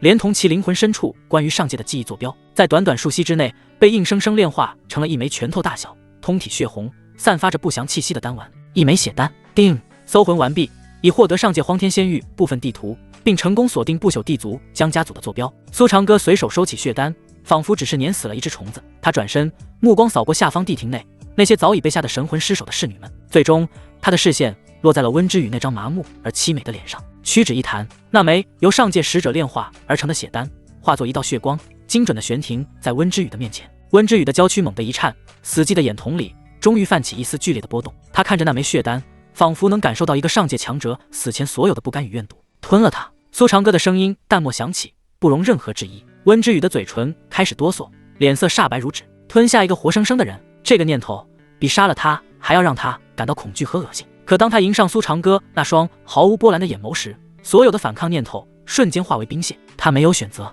也早已没了选择的资格。在无尽的悲哀与麻木中，温之羽缓缓伸出颤抖的手，捏住那枚尚有余温的血丹。他闭上双眼，一滴清泪滑落，然后决然地将其送入了口中。从今日起，世上再无温之羽，只有一个吞噬他人生命的怪物。轰！血丹入腹，温之羽的体内仿佛一座炼狱熔炉陡然炸裂，磅礴的生命精气与来自上界的法则碎片蛮横地冲刷着他的四肢百骸。他的娇躯剧烈拱起，绝美的脸庞血色尽退，取而代之的是妖异的惨白。一道道细密的血丝如同邪恶的血管自他皮肤下疯狂蔓延，它们迅速布满全身。他的道基与肉身在撕裂与重组中疯狂蜕变，他的修为节节攀升，从一个养尊处优的贵妇，转瞬间便拥有了足以开宗立派的恐怖实力。可他的眼神却彻底空洞，那双曾饱含母性光辉与世家尊荣的眸子，此刻只剩下冰冷死寂。他能感知到那股源源不绝的力量，却感受不到一丝一毫的掌控感。他只是一个被强行灌满毒液的华美容器，一个彻头彻尾的怪物。苏长歌的目光在温之羽身上短暂定格，他再无兴趣。一个合格的工具诞生了，仅此而已。他的注意力早已从这些卑微的玩物身上移开，他望向自身，望向这片天地，吞下涅槃神丹，踏足半步大地之境后，整个世界在他眼中都变了模样。天地法则在他眼中薄如蝉翼，他一眼便渴望穿其本质。中州大陆的亿万里山河，不过是他神念一动便可覆盖的庭院，众生万物的生死轮回，也只在他一念之间。这种感觉名为全知全能，但也正因如此，一种若有若无的排斥感开始从世界的最深处传来。这方下界的天道在恐惧他，在排斥他，他已无法再承载苏长歌这尊远超规格的存在。飞升，迫在眉睫，用不了多久，此界便会强行将我送离。苏长歌心中自语，离开前总得把最后的猎物处理干净。他随手一招，一道神念传出，殿外洛里的身影悄然出现，他跪伏于地，连头都不敢抬。主人，将他带下去，与清玄一处。苏长歌的声音淡漠，遵命。洛里起身走到温之羽身前，他看着这个气息暴涨却形同活尸的中州第一美妇，眼中闪过一丝复杂。他无法分辨这悲哀来自温之羽，还是来自同样身为奴的自己。洛里伸出手，法力轻柔地托起温之羽，将其带离了这片禁地。大殿之内再度恢复死寂。苏长歌盘膝坐下，意识沉入识海。系统动用随机机缘定位，指令确认。随机机缘定位功能启动，开始扫描本世界所有未被收割的高等气运源。星号，扫描中，筛选中。定位成功。一行鎏金大字在苏长歌的识海中轰然展开。目标人物叶浩，气运值10万，命格少年大帝，成长中，当前状态于叶家禁地地陨山接受最终传承，即将融合初代大地道果，凝聚无上地心。背景隐世地族叶家万古，此地仙山悬浮，神光如瀑，灵气浓郁的几乎化为液态的河流在山间流淌。无数年来，江家族人自诩真龙，视外界为池塘，冷眼旁观着凡尘王朝更迭，圣地兴衰。今日这片亘古宁静的真龙栖息地，天黑了，不是乌云蔽日，而是天穹本身被一片庞大的移动的钢铁阴影所取代。空间壁垒如同脆弱的琉璃，被蛮横地撕开。一艘艘狰狞的虚空战船自虚无中驶出，遮蔽了所有光线。百万魔甲大军汇聚的铁血煞气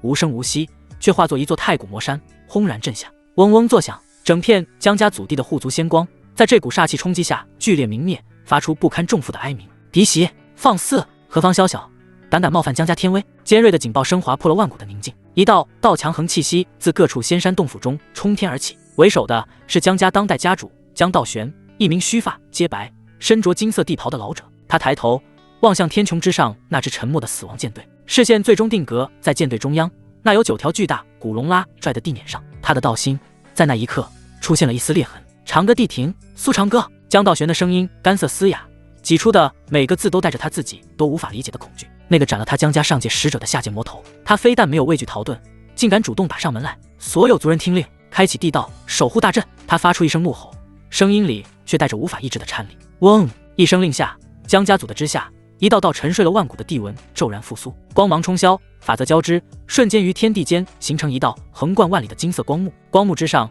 甚至有一尊远古大帝的虚影盘坐，口中吟诵着镇压万古的道音。此乃我江家初代大帝，亲手布下，万法不侵，万劫不磨。苏长哥，你这魔头擅闯地族禁地，今日便让你见识一下何谓真正的底蕴。见到大阵开启，江道玄与一众江家高层的心强行安定下来，他们脸上再度浮现出源自血脉的倨傲。这就是隐世地族的底气，任你外界风云变幻，我自于阵中然不动。九龙地辇之上，苏长歌负手而立，甚至未曾垂眸看一眼下方那座声势浩大的地阵，他的眼神平静到死寂。那座号称能抵挡大地攻击的万古神阵，在他眼中与乡间村头的篱笆毫无区别。在江家数万族人或惊惧或怨毒或傲慢的注视下，苏长歌抬起了右手，食指伸出，对着那片横贯天地的金色光幕摇摇地，轻轻一点。没有巨响，没有轰鸣，时间在这一刻仿佛被按下了暂停。咔嚓一声微不可闻的碎裂声，并非在天地间响起，而是在所有江家族人的灵魂最深处炸开。那道坚不可摧，号称万劫不磨的金色光幕之上，以苏长歌指尖所对之处为中心，一道细微的黑色裂痕悄然浮现。紧接着，那道裂痕如活物般疯狂蔓延，蛛网般的黑色纹路在一息之内爬满了整座地道，守护大阵。江道玄脸上的傲慢彻底凝固，他眼珠暴突，嘴巴大张，喉咙里却挤不出半点声音。下一瞬，轰然崩塌，那片承载了江家万古骄傲的金色神光，无声无息的湮灭，化作了漫天光点。风吹过，什么都没剩下，死寂。整个江家祖地陷入了一片绝对的死寂，所有族人如遭雷击，神魂冻结，他们的信仰碎了。就在这片死寂之中，苏长歌淡漠的声音自9天之上传来，声音不大，却清晰烙印在每个人的脑海里。让江宁出来，跪迎。短短6个字，化作万柄淬毒的钢刀，狠狠扎进在场所有江家族人的心脏。这是奇耻大辱，这是对一个不朽地族最极致的羞辱。江宁是谁？江家这一代最璀璨的明珠，捧在手心的圣女，天生道体，风华绝代，更是另一隐世地族叶家少年大帝叶浩的青梅竹马，未来的帝后。让他跪迎。苏长歌，你欺人太甚！一名脾气火爆的江家长老双目赤红，指着天空发出歇斯底里的怒吼。苏长歌没有回应，他只是静静站着，一股无形的威压却以天道倾覆般缓缓降下。噗！那名开口怒斥的长老惨叫都来不及发出，他的肉身连同神魂就在众目睽睽之下被直接抹除，从这个世界上彻底消失。恐慌瞬间淹没了所有人的理智。家主，救我！我不想死！无数江家族人在威压的余波下七窍流血，骨骼寸断，痛苦的在地上翻滚哀嚎。江道玄浑身剧颤，他能感觉到，只要对方一个念头，整个江家今日便会从世间除名。底蕴、骄傲、尊严，在绝对的死亡面前一文不值。够了！一道清冷却带着一丝颤抖的女声自江家族的深处传来，一道绝美的倩影身着月白长裙，自仙风之上一步步踏空而来。她容颜精致无瑕，气质高贵清冷，一双凤眸里写满了不屈与冰寒，正是江家圣女江宁。她死死盯着地辇上那道漠然的身影，银牙紧咬，红唇几乎要渗出血来。宁儿，不可！江道玄死吼道：“你是叶家弟子叶浩的未婚妻。”他苏长歌不敢，他的话戛然而止。苏长歌的目光终于落在了他的身上，仅仅是一道目光，江道玄便感觉自己的神魂被一只无形的大手攥住，随时都会被捏成粉末。江宁娇躯一颤，他知道苏长歌喜欢女人，他更知道自己再不行动，整个宗族便要为他那可笑的尊严陪葬了。无尽的悲凉与屈辱涌上心头，他闭上眼，一行清泪自眼角滑落，再睁开时，眸中已是一片死灰。在数万族人悲愤欲绝的目光中，在天穹之上百万魔君的冷漠注视下，这位高高在上的地族圣女缓缓弯下了她高贵的膝盖，最终砰，双膝落地，重重跪在了虚空之中。醉女江宁，恭迎地主。她的每个字都像是从灵魂深处碾碎了血肉，再一个一个挤出来的。地辇之上，苏长歌的嘴角终于勾起一抹弧度，他伸出一根手指，对着下方那道贵妇的倩影轻轻一勾，一股无法抗拒的力量瞬间将江宁笼罩，将其粗暴地拉上高高在上的地辇，摔落在他的脚边。从今日起，你便是我这地辇上一个端茶倒水的洗脚婢。苏长歌的声音平静地宣告了这位天之骄女性的身份。随即他不再看脚下那具因极致羞愤而剧烈颤抖的娇躯，也懒得再理会下方那个已经彻底失魂的地族。去叶家！淡漠的命令下达，遮天蔽日的钢铁洪流在一片死寂之中再度起航，只留下那片满目疮痍、尊严尽碎的江家族的在风中无声悲鸣。九龙地辇碾碎虚空，身后是江家祖地破碎的骄傲与无声的悲鸣。庞大的钢铁剑对所过之处，万法退散，天地规则都为之扭曲，辟出一条直指中州终点的绝对霸道。地辇之上，江宁蜷缩在苏长歌的脚边，如同一件被随意丢弃的华美器物。那张曾艳冠地足、清冷如月的脸，此刻已无悲喜，只余下一片空洞的白。他甚至不敢抬头。那个男人仅仅是站在那里，没有释放任何威压，可那纯粹的存在感本身就足以将神魂一寸寸碾成齑粉。他不敢去想自己的命运，更不敢去想，当那个将他视作毕生荣耀与光芒的男人看到他此刻的样子时，会陷入何等的疯狂。中州极北，地陨山，叶家祖地。此地混沌气弥漫，传闻乃初代大帝作化之地，其毕生道果融入神山，化作万古不灭的底蕴。山巅，一名黑发青年盘膝而坐，风神俊朗，气吞山河。他每一次呼吸都引动天地法则共鸣，周身有混沌神雷缭绕，仿佛他便是这方世界的未来。叶浩，荒古圣体，叶家万古第一天骄。此刻他正处于融合初代大地道果的最后关头，只差一线，他便能凝聚无上地心，成为此界最年轻的准帝，登临绝巅。宁儿，叶浩睁开双眼，眸中神芒迸射，虚空都因此而扭曲。他遥望江家的方向，嘴角勾起一抹抑制不住的温柔笑意。等我攻城，便去提亲八抬地教，许你一世帝后荣光。话音落下的瞬间，轰！叶家祖地上方的天穹被一道无法形容的蛮横力量硬生生撕开了一道横贯天地的巨大豁口。那不是空间裂缝，是更高维度的存在对这片脆弱世界的强行入侵。一艘艘庞大到遮蔽天日的虚空战船自豁口中冷漠驶出，飘扬的苏字地旗像一道宣告末日的血色烙印，映入了所有叶家强者的瞳孔。什么人放肆，竟敢擅闯地陨山！数道准地级的气息冲霄而起。然而当他们看清那支舰队，看清九龙地辇上那道负手而立的身影时，所有人的神魂都在瞬间冻结，煞白爬满了他们的脸。苏长歌，这个魔头他怎么来了？地陨山巅，叶浩脸上的温柔笑意彻底凝固，他豁然起身，目光化作两柄绝世天剑，刺破虚空，死死定在苏长歌的身上。下一瞬，他的视线凝固了，他看到了那个让他魂牵梦萦、视为逆鳞的身影。江宁，他捧在掌心的明珠，他未来的帝后，此刻正衣衫凌乱的跪伏在苏长歌脚下，如同一条最卑贱的母狗。轰隆，无法形容的杀意自叶浩体内决堤而出，整座不朽的地陨山都在这股怒火下发出哀鸣，开始寸寸崩裂。苏长歌，他的嘶吼撕裂天穹，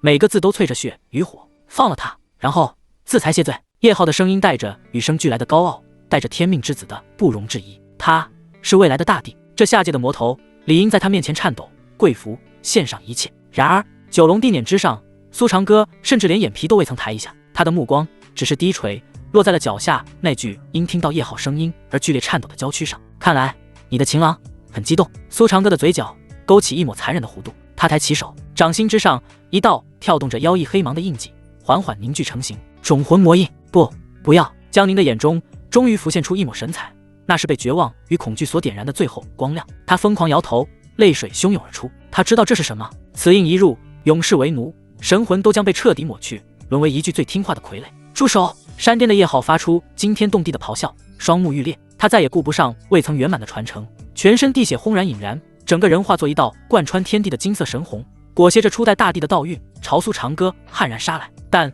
苏长歌的动作没有一丝一毫的停顿，他无视了那足以秒杀准帝的一击，只是在金色神虹抵达面前的刹那，伸出手指对着江宁那光洁的眉心轻轻一点，嗡！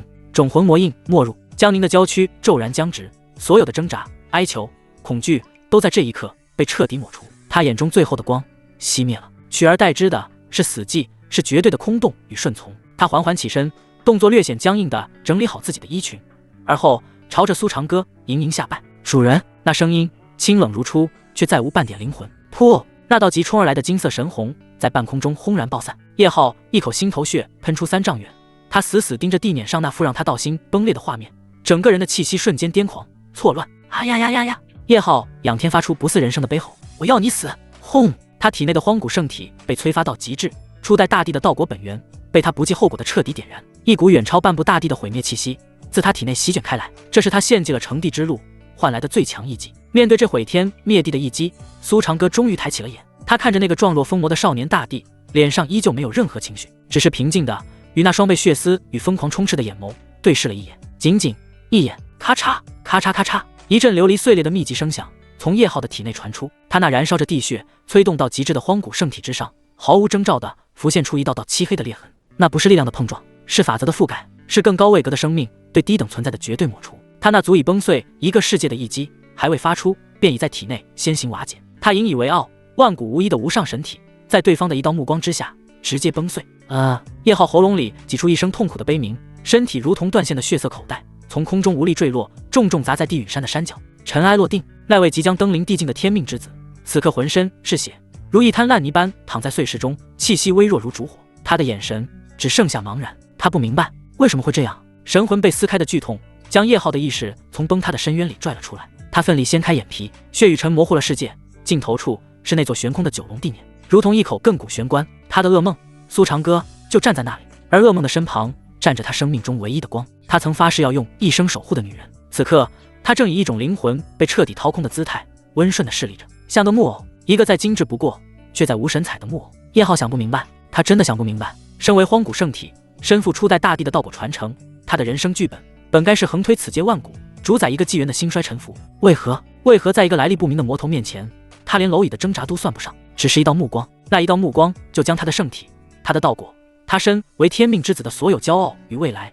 尽数碾成了齑粉。这不是真的，这绝不该是天命之子的结局。呵，如同破旧风箱般的嘶鸣从叶浩喉咙深处挤出，那是野兽濒死前的最后咆哮，他残存的意志在不甘的烈火中燃烧。他还没有说，他体内的荒古圣体最深处那股沉睡的不朽本源伟力并未彻底熄灭。嗡，似是响应着主人那滔天的恨意，千万缕璀璨金芒撕开了他残破的血肉，冲霄而起，每一缕金芒都烙印着镇压九天十地的霸道法则。光芒汇聚，在他身后，一尊顶天立地的金色巨人法相破开混沌，缓缓凝聚成型。圣体终极意象，老祖显灵了！圣体不灭，我叶家还有希望。地陨山上，死寂的叶家众人眼中爆发出最后一丝癫狂的血光。开地陨中极大阵，燃我等之血，献祭神山，祝圣子，斩魔！一名白发长老发出气血的嘶吼，声音凄厉。轰隆，整座地陨神山剧烈轰鸣，埋藏于地底亿万载的地级阵纹，在数百名叶家核心族人精血的浇灌下被强行唤醒。一道比江家守护阵浓郁10倍的混沌光幕冲天而起，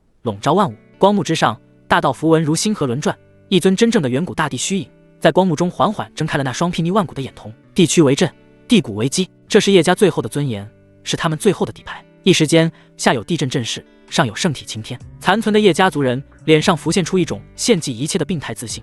他们坚信，在这双重伟力之下，哪怕真仙降世，亦要饮恨于此。九龙地辇之上，苏长歌甚至连眼皮都未曾动一下，他的表情没有一丝波澜。下方那足以震慑万古的阵仗，在他眼中确实只是一场无趣的闹剧。他缓缓抬起右手，掌心向上，一缕火焰在他掌中生出。那火焰并非炽热，而是一种深邃到极致的幽蓝，边缘勾勒着一丝苍白的死寂。它只有豆苗大小，静静跳动。可它出现的瞬间，天地万道齐齐失声，法则的运转出现了肉眼可见的凝滞与崩断。所有注视着他的人，神魂都在站立。那是一种源自生命本源的恐惧，是低等存在面对天敌时的绝对臣服。苏长歌的眼神中终于有了一丝情绪，那是猎人欣赏着猎物最后挣扎的玩味。先帝级禁忌魔晶，佛怒火莲，火焰分化再重组，最后凝成了一朵晶莹剔透的蓝色火莲。他屈指一弹，那朵幽蓝的火莲便化作流光，并没有撕裂虚空，它只是凭空消失，在出现时已经印在了那号称万法不侵的地震光幕之上，如同一滴墨落入清水。嗤，一声轻响，在叶家数万族人骤然收缩的瞳孔中，坚不可摧的混沌光幕在与那点墨迹接触的地方无声的被污染了。那不是洞穿，不是击碎，是更高层次的法则对低等法则的直接覆盖与抹除。紧接着，那朵看似渺小的幽蓝火莲于光幕之上轰然绽放，没有惊天动地的巨响，亿万缕蓝色的火线如复古之躯，沿着光幕上的大道地纹向四面八方疯狂侵蚀。那些由初代大地法则所画的不灭符文，在蓝火面前成了最完美的新柴。一息，仅仅一息，那座承载了叶家最后希望的地狱终极大阵，就在这无声的燃烧中彻底化作了漫天飞灰。献祭了精血的叶家长老们连惨叫都来不及发出，便被反噬之力震碎了神魂，脸上凝固着极致的灰败与绝望。而那尊称天主地的圣体法相，在幽蓝火莲的倒影中如风中沙化，无声崩塌，归于虚无。一指一连破阵灭相，弹指之间，一个隐世地族的万古底蕴彻底烟消云散。苏长歌的身影从地面上飘落，他踏着虚空，一步一步走到了那滩烂泥般的叶浩面前。他居高临下的俯瞰着，这就是你的骄傲？声音很轻，却是一柄亿万钧重的神锤，狠狠砸碎了叶浩最后一道心房。叶浩蠕动着焦黑的嘴唇，眼神中的不甘、愤怒、惊恐最终都融化了，只剩下一片无边无际的茫然。苏长歌不再言语，他伸出手，五指张开，覆盖在叶浩的脊背上。你这身骨头倒还有些用处。话音未落，扑哧，血肉被洞穿的闷响传来。苏长歌的手无视了荒古圣体最后的神性防御，直接插进了叶浩的血肉之中。啊！剧痛穿透了神魂，让叶浩发出了人生中第一声，也是最后一声不似人声的惨嚎。苏长歌的表情依旧平静，手臂缓缓向外抽离，咔咔嚓，令人牙酸的骨骼剥离声中，一节节通体璀璨如黄金浇铸、铭刻着先天道纹的圣骨，被他从叶浩的体内活生生的抽了出来。荒古圣骨，圣体的强大生机让叶浩无法立刻死去，只能清醒地完整的承受着这世间最极致的酷刑。地陨山上下一片死寂，所有人都只是看着他们未来的大地，他们最后的希望被人生生拆骨，沦为一地血腥的材料。当第24节圣骨被抽出体外的瞬间，叶浩的生命气机终于彻底断绝。他那双曾经神光湛然的眼眸依旧圆睁着，倒映着苏长歌那张冷酷的脸，瞳孔深处再无一丝神采，只剩下永恒的无法被理解的空洞与茫然。苏长歌随手将那具皮囊般的残躯丢开，如同丢弃一件垃圾。叮！恭喜宿主成功收割天命之子叶浩，斩断此界最后一道天命主脉，获得奖励气运值加500000。当前总气运值已达到本世界承载上限，飞升通道即将为您开启，请飞升荒天仙域，开启更高位阶的猎杀。识海中，系统的提示音冰冷响起。苏长歌收起那24节尚有余温的圣骨，缓缓抬头望向那片被钢铁舰队遮蔽的天空，他的目光穿透了界壁，穿透了无尽的虚无，仿佛看见了一片更为广袤、更为血腥，也更为有趣的猎场。下界的游戏，他轻声自语，结束了。地陨山巅，死寂无声。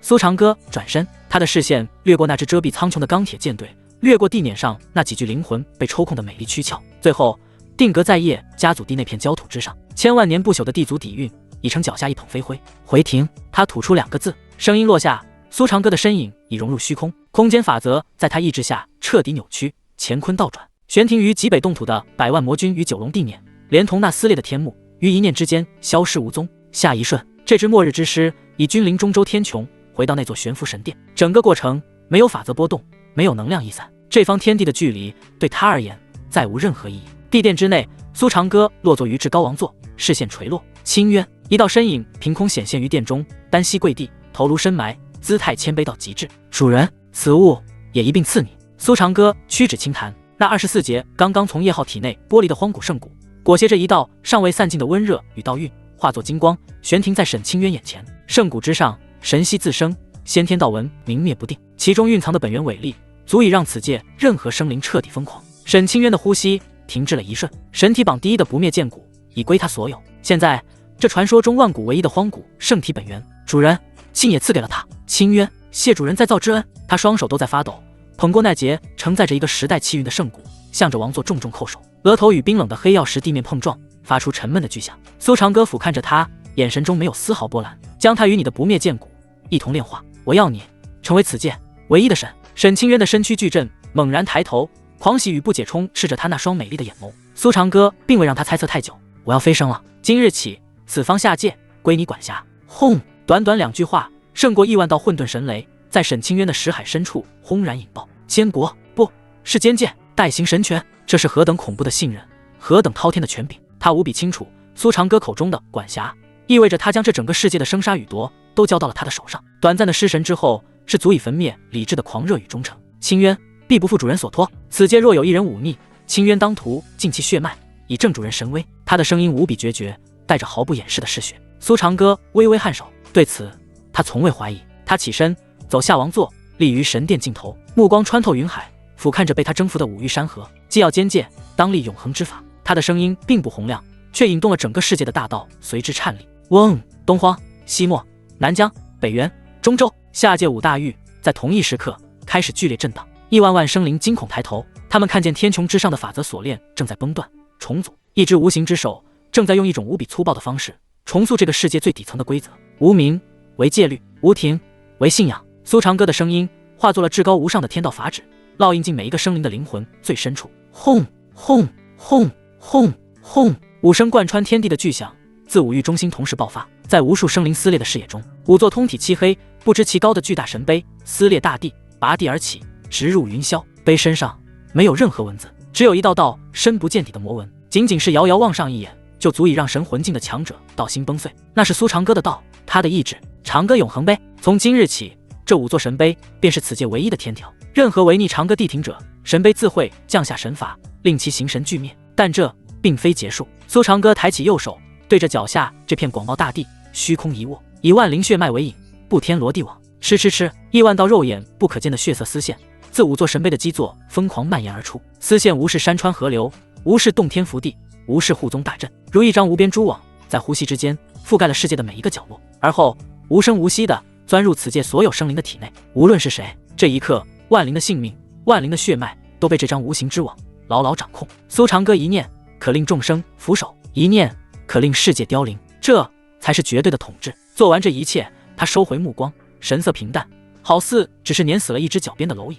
他看向身后，看向那个因目睹神迹而陷入呆滞的沈清渊。去吧，炼化圣骨，坐稳你的神位。是，主人。沈清渊的声音都在颤抖，他重重叩首，而后化作一道流光，没入地庭禁地。他将遵从主人的意志，成为这世间最锋利也最忠诚的一把刀。地殿重归死寂，洛里、温之瑜、清玄、江宁等等这些风华绝代的女人，如同最完美的雕塑，静立于角落。她们目睹了一切，心中却生不出半点波澜。被种下魔印的灵魂早已没有了自我。苏长歌没有再看他们，他抬头，地庭上方的天穹不知何时已洞开一道无法形容的巨大豁口，豁口之内是一道连接未知的光柱，光柱的另一端是远比下界浓郁万倍的灵气与一种更高维度的法则气息，古老、沧桑、浩瀚。飞升通道已为他一人而开，下界已是固若金汤的后花园，那么也是时候去那更为广阔的猎场，看看所谓的荒天仙域又能诞生出怎样有趣的天命之人了。他一步踏出，整个世界被瞬间抽空了色彩与声音，没有空间撕裂的痛楚，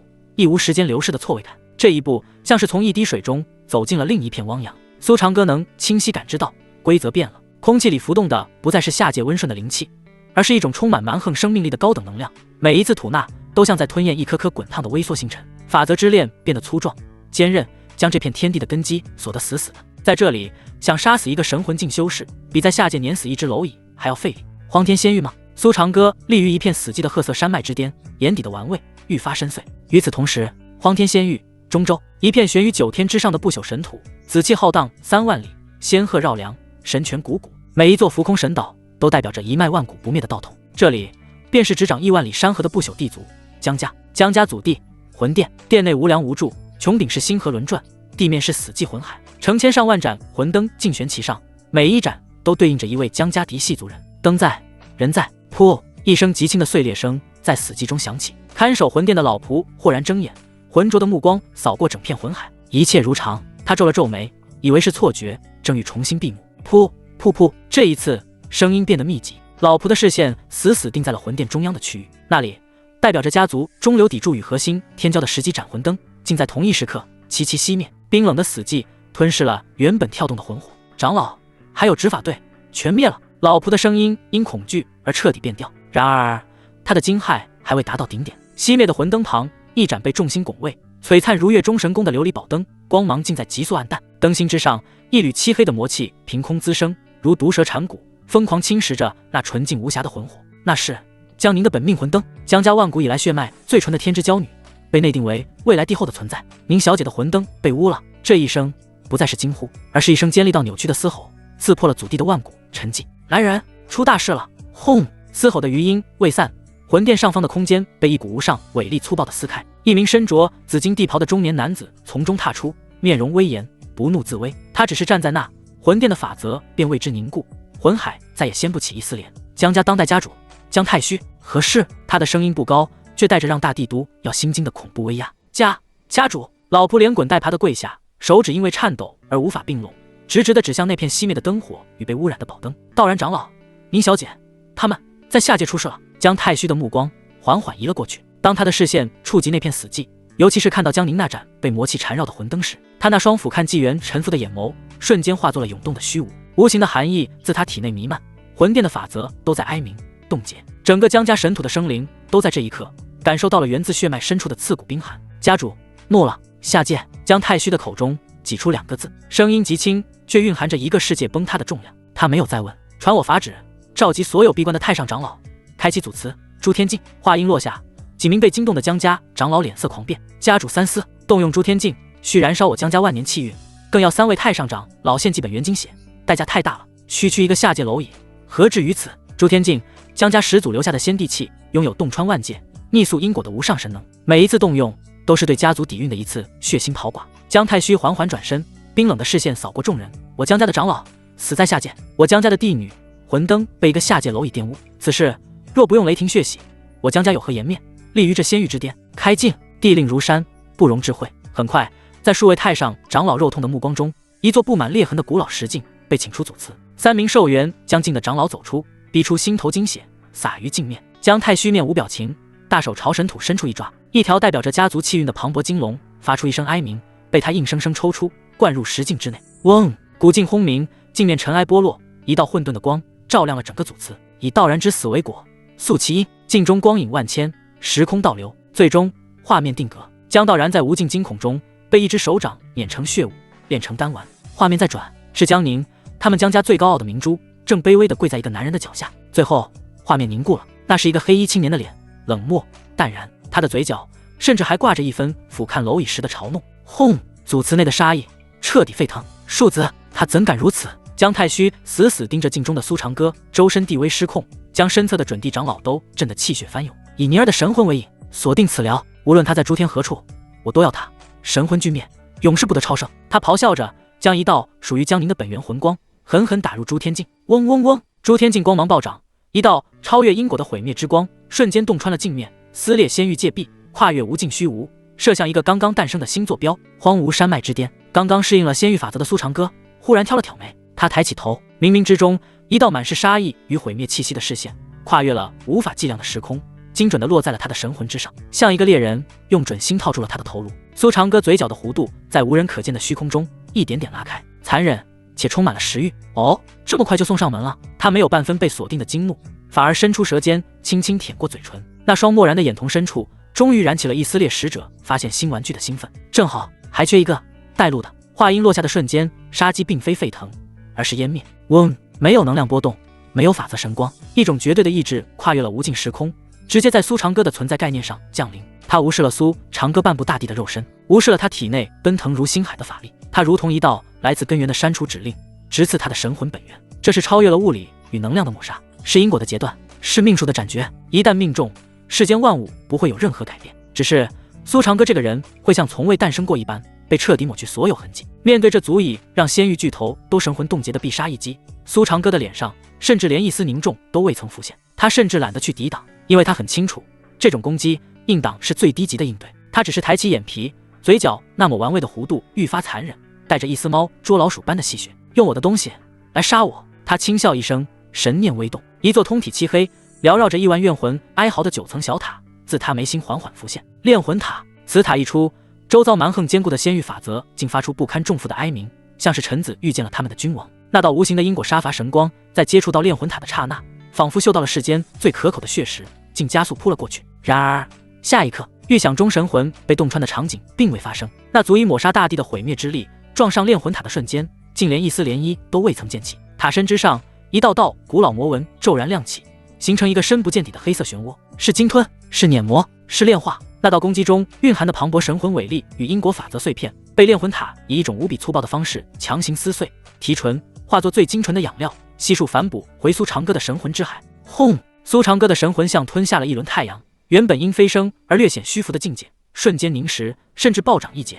他舒服地眯起了眼睛，像一只刚刚饱餐的太古凶兽。味道还行。他伸出舌尖舔了舔嘴唇，神情中的兴奋与食欲毫不掩饰。既然送来了开胃菜，这份大礼总得回敬1、2。他伸出手指，在那道被炼魂塔榨干所有价值、即将消散的因果联系上漫不经心地轻一点。一道漆黑的魔念裹挟着他的一缕神魂之力，如复古之躯，沿着那条无形的因果丝线逆流而上。江家祖地祖祠之内，气氛压抑到了极点，所有人的目光都死死盯着那面光芒暗淡下去的诸天镜，等待着一个理所当然的结果。姜太虚负手而立，面沉如渊，周身弥漫的地威让空间都呈现出凝固的琉璃质感。他无比自信，在先帝气的因果劫杀之下，那下界蝼蚁绝无幸免的可能。他现在唯一需要考虑的是如何将被玷污的江宁从那方污秽的下界捞回来，再进行洗涤。咔嚓，一声极细微的碎裂声突兀地打破了死寂。众人愕然看去，只见那面号称万劫不磨的古老石镜镜面上，竟凭空出现了一道蛛网般的裂痕。怎么回事？一名太上长老失声惊呼。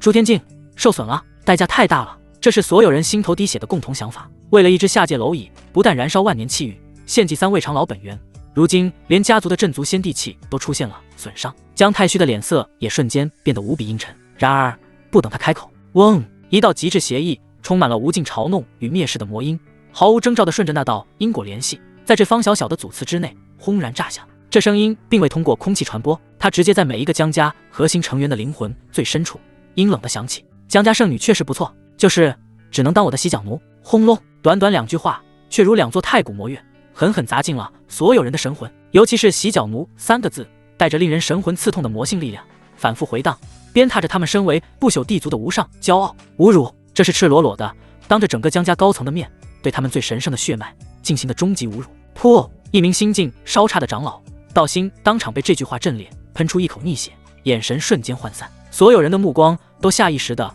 汇聚到了江太虚的身上。他们看见这位执掌江家臣服、一言可定亿万生灵生死的当代家主，那张万古布变得威严面孔先是煞白，随即涌上一股病态的潮红。他脚下的大道神域地面以他为中心，无声无息地蔓延出蛛网般的裂痕。他的身体在不受控制的剧烈颤抖，一缕嫣红的血迹从他紧咬的齿缝间缓缓溢出。气血攻心，数子！一声不似人声，充满了无尽怨毒与疯狂的咆哮，自江太虚的喉咙深处挤压而出。轰！失控的地威如灭世风暴般席卷了整座祖祠，几名准地长老被这股气浪当场掀飞，狼狈地撞在墙壁之上，神色骇然。他们的家主，那个永远冷静、永远将一切掌控在手的无上存在，竟被一道来自下界蝼蚁的传音当众羞辱到道心失手，气到吐血。洗脚奴3个字已化作最恶毒的魔咒，深深烙进了在场每一位江家核心成员的灵魂里。这是地族历史上永世无法洗刷的奇耻大辱。家主，一位太上长老颤巍巍的开口，试图唤回江太虚的理智。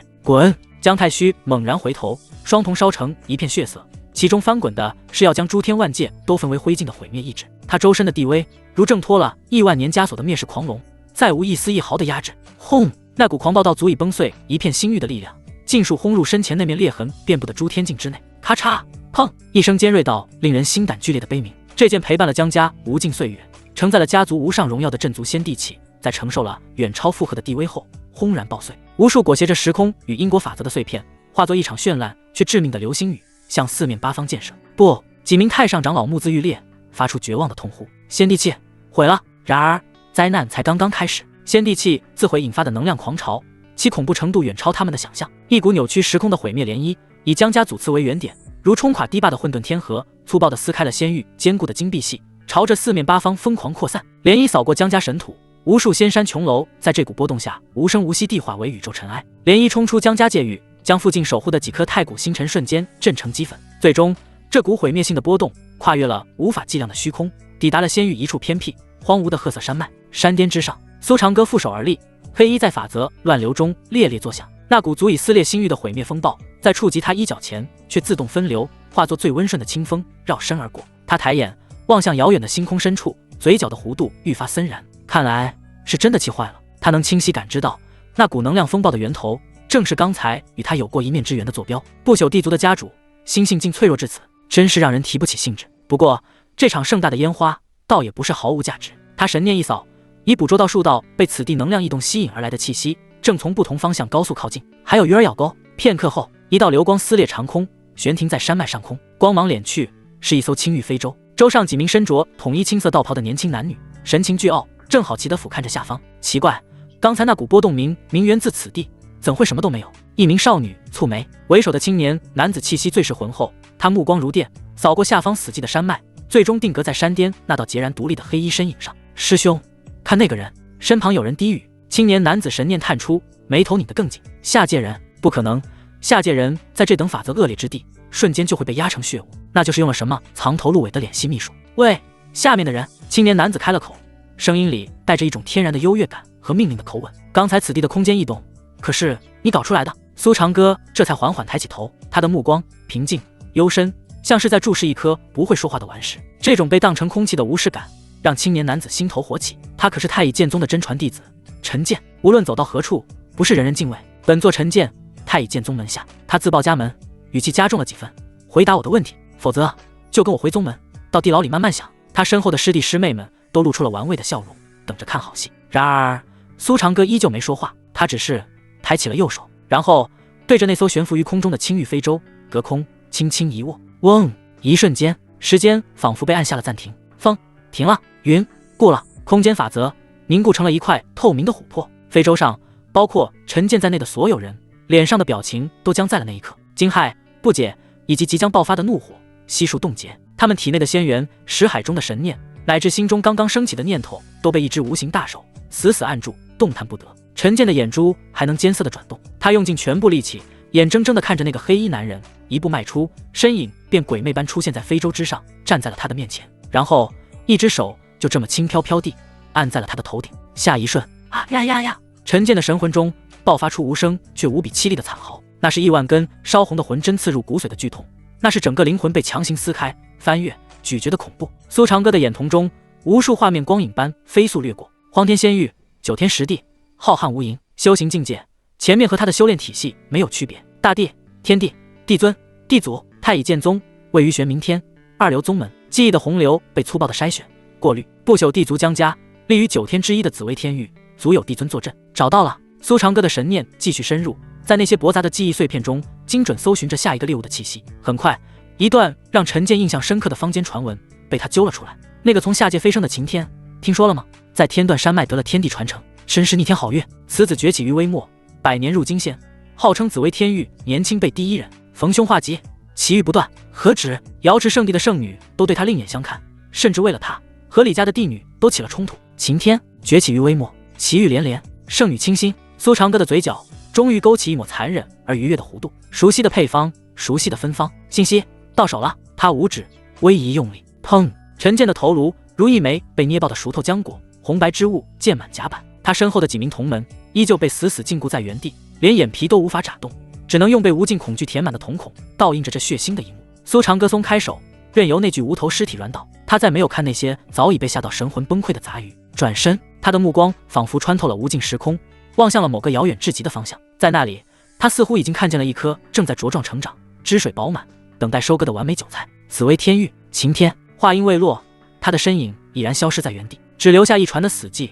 和永恒的恐惧。空间挪移的最后一道涟漪平息，苏长歌的身影自虚无中踏出，甫一现身，一股远超下界的法则重压便如亿万山岳般倾压而来，空气粘稠的仿佛水银。寻常飞升者在此地恐怕连呼吸都需耗尽全力。他脚下是一座悬浮于无垠星海间的浩瀚巨城，数万座浮空神岛如星辰拱月，喷薄着肉眼可见的仙光，仙光汇聚成河，贯穿天际，最终尽数没入那座恢宏的主城紫薇天域、紫薇城。这方天域的气运中枢，苏长歌的眼瞳之中倒映出常人无法窥见的景象，一道道粗壮的气运金龙盘踞在城池上空，无声咆哮，每一条都代表着一个尚未成熟的主角。不错的猎场。他低语一声，飞袍下的身影便没入了下方川流不息的人潮洪流，未曾惊起半分波澜。此地修士往来如织，气息最弱者都远甚下界巅峰。街边一个贩卖符箓的摊主，其周身萦绕的岁月气息便已超过万载。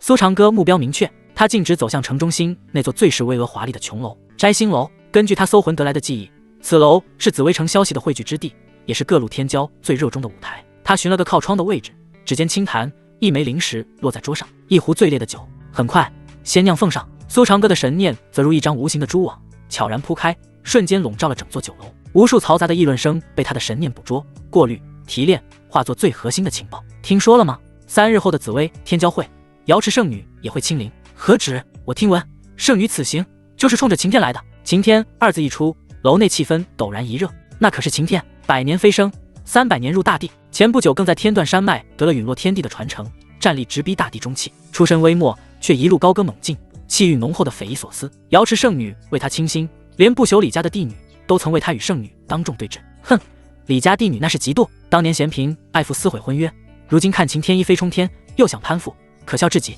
苏长歌端着酒杯，听着这些烂熟于耳的桥段，眼底的玩味愈发浓郁。崛起于微末，身怀大气运，奇遇连连，圣女帝女为其争风吃醋，这剧本真是一点新意都没有。他的神念微动，目标锁定气运之子晴天，气运值8000万。当前状态为炼制9转金身丹苦恼，缺少关键主要龙血圣果。机缘提示，龙血圣果将于3日后在紫薇天骄会的附属拍卖会上作为压轴宝物现世。果然，天命之子缺什么，世界意志就会安排什么。可惜他来了。邻桌的议论还在继续。这次天骄会，晴天最大的对手应该就是李家的弟子李道一了。混沌道铁早已踏入大罗境，那又如何？晴天每次都能在绝境中反杀，我赌这次李道一也要沦为他的踏脚石。没错，我等就等着看晴天镇压李道一，抱得圣女归。狂热的崇拜几乎要将摘星楼的穹顶掀翻。在这些人眼中，晴天已是内定的胜者，是这个时代唯一的主角。苏长歌听着这些聒噪，神色没有半分变化。他将杯中辛辣的仙酿一饮而尽，酒液灼喉，一如猎物在被捕获前那充满生命力的挣扎。有趣，一枚龙血圣果吗？正好就用它做饵，搅乱这场早已被安排好的主角大秀。苏长歌放下酒杯，起身离席，他的身影再次融入人潮，消失不见。摘星楼内，关于晴天的传说还在愈演愈烈，无人知晓那个刚刚决定了他们偶像命运的猎人曾在此驻足。3日流光，于仙域不过刹那。紫薇天骄会附属的拍卖盛典于天宝阁准时开启。这天宝阁并非凡俗建筑，它本身就是一座由星辰神铁浇筑的悬空巨岛，9条仙气长河如星带般环绕，静致密布，威压自成。能入此地者，非富即贵。苏长歌的身影则直接出现在一座视野开阔的顶层包厢内，仿佛他生来就该坐在这里。没有请柬，也无需通报，掠夺的大量气运点在上界得到了回报。此地的空间法则在他面前温顺如阳，自动为他让开通路。他斜倚在宽大的兽皮软榻上，眼神穿过纱帘，蓦然扫过下方人声鼎沸的主场，那神情慵懒，却像一头蛰伏的远古凶兽，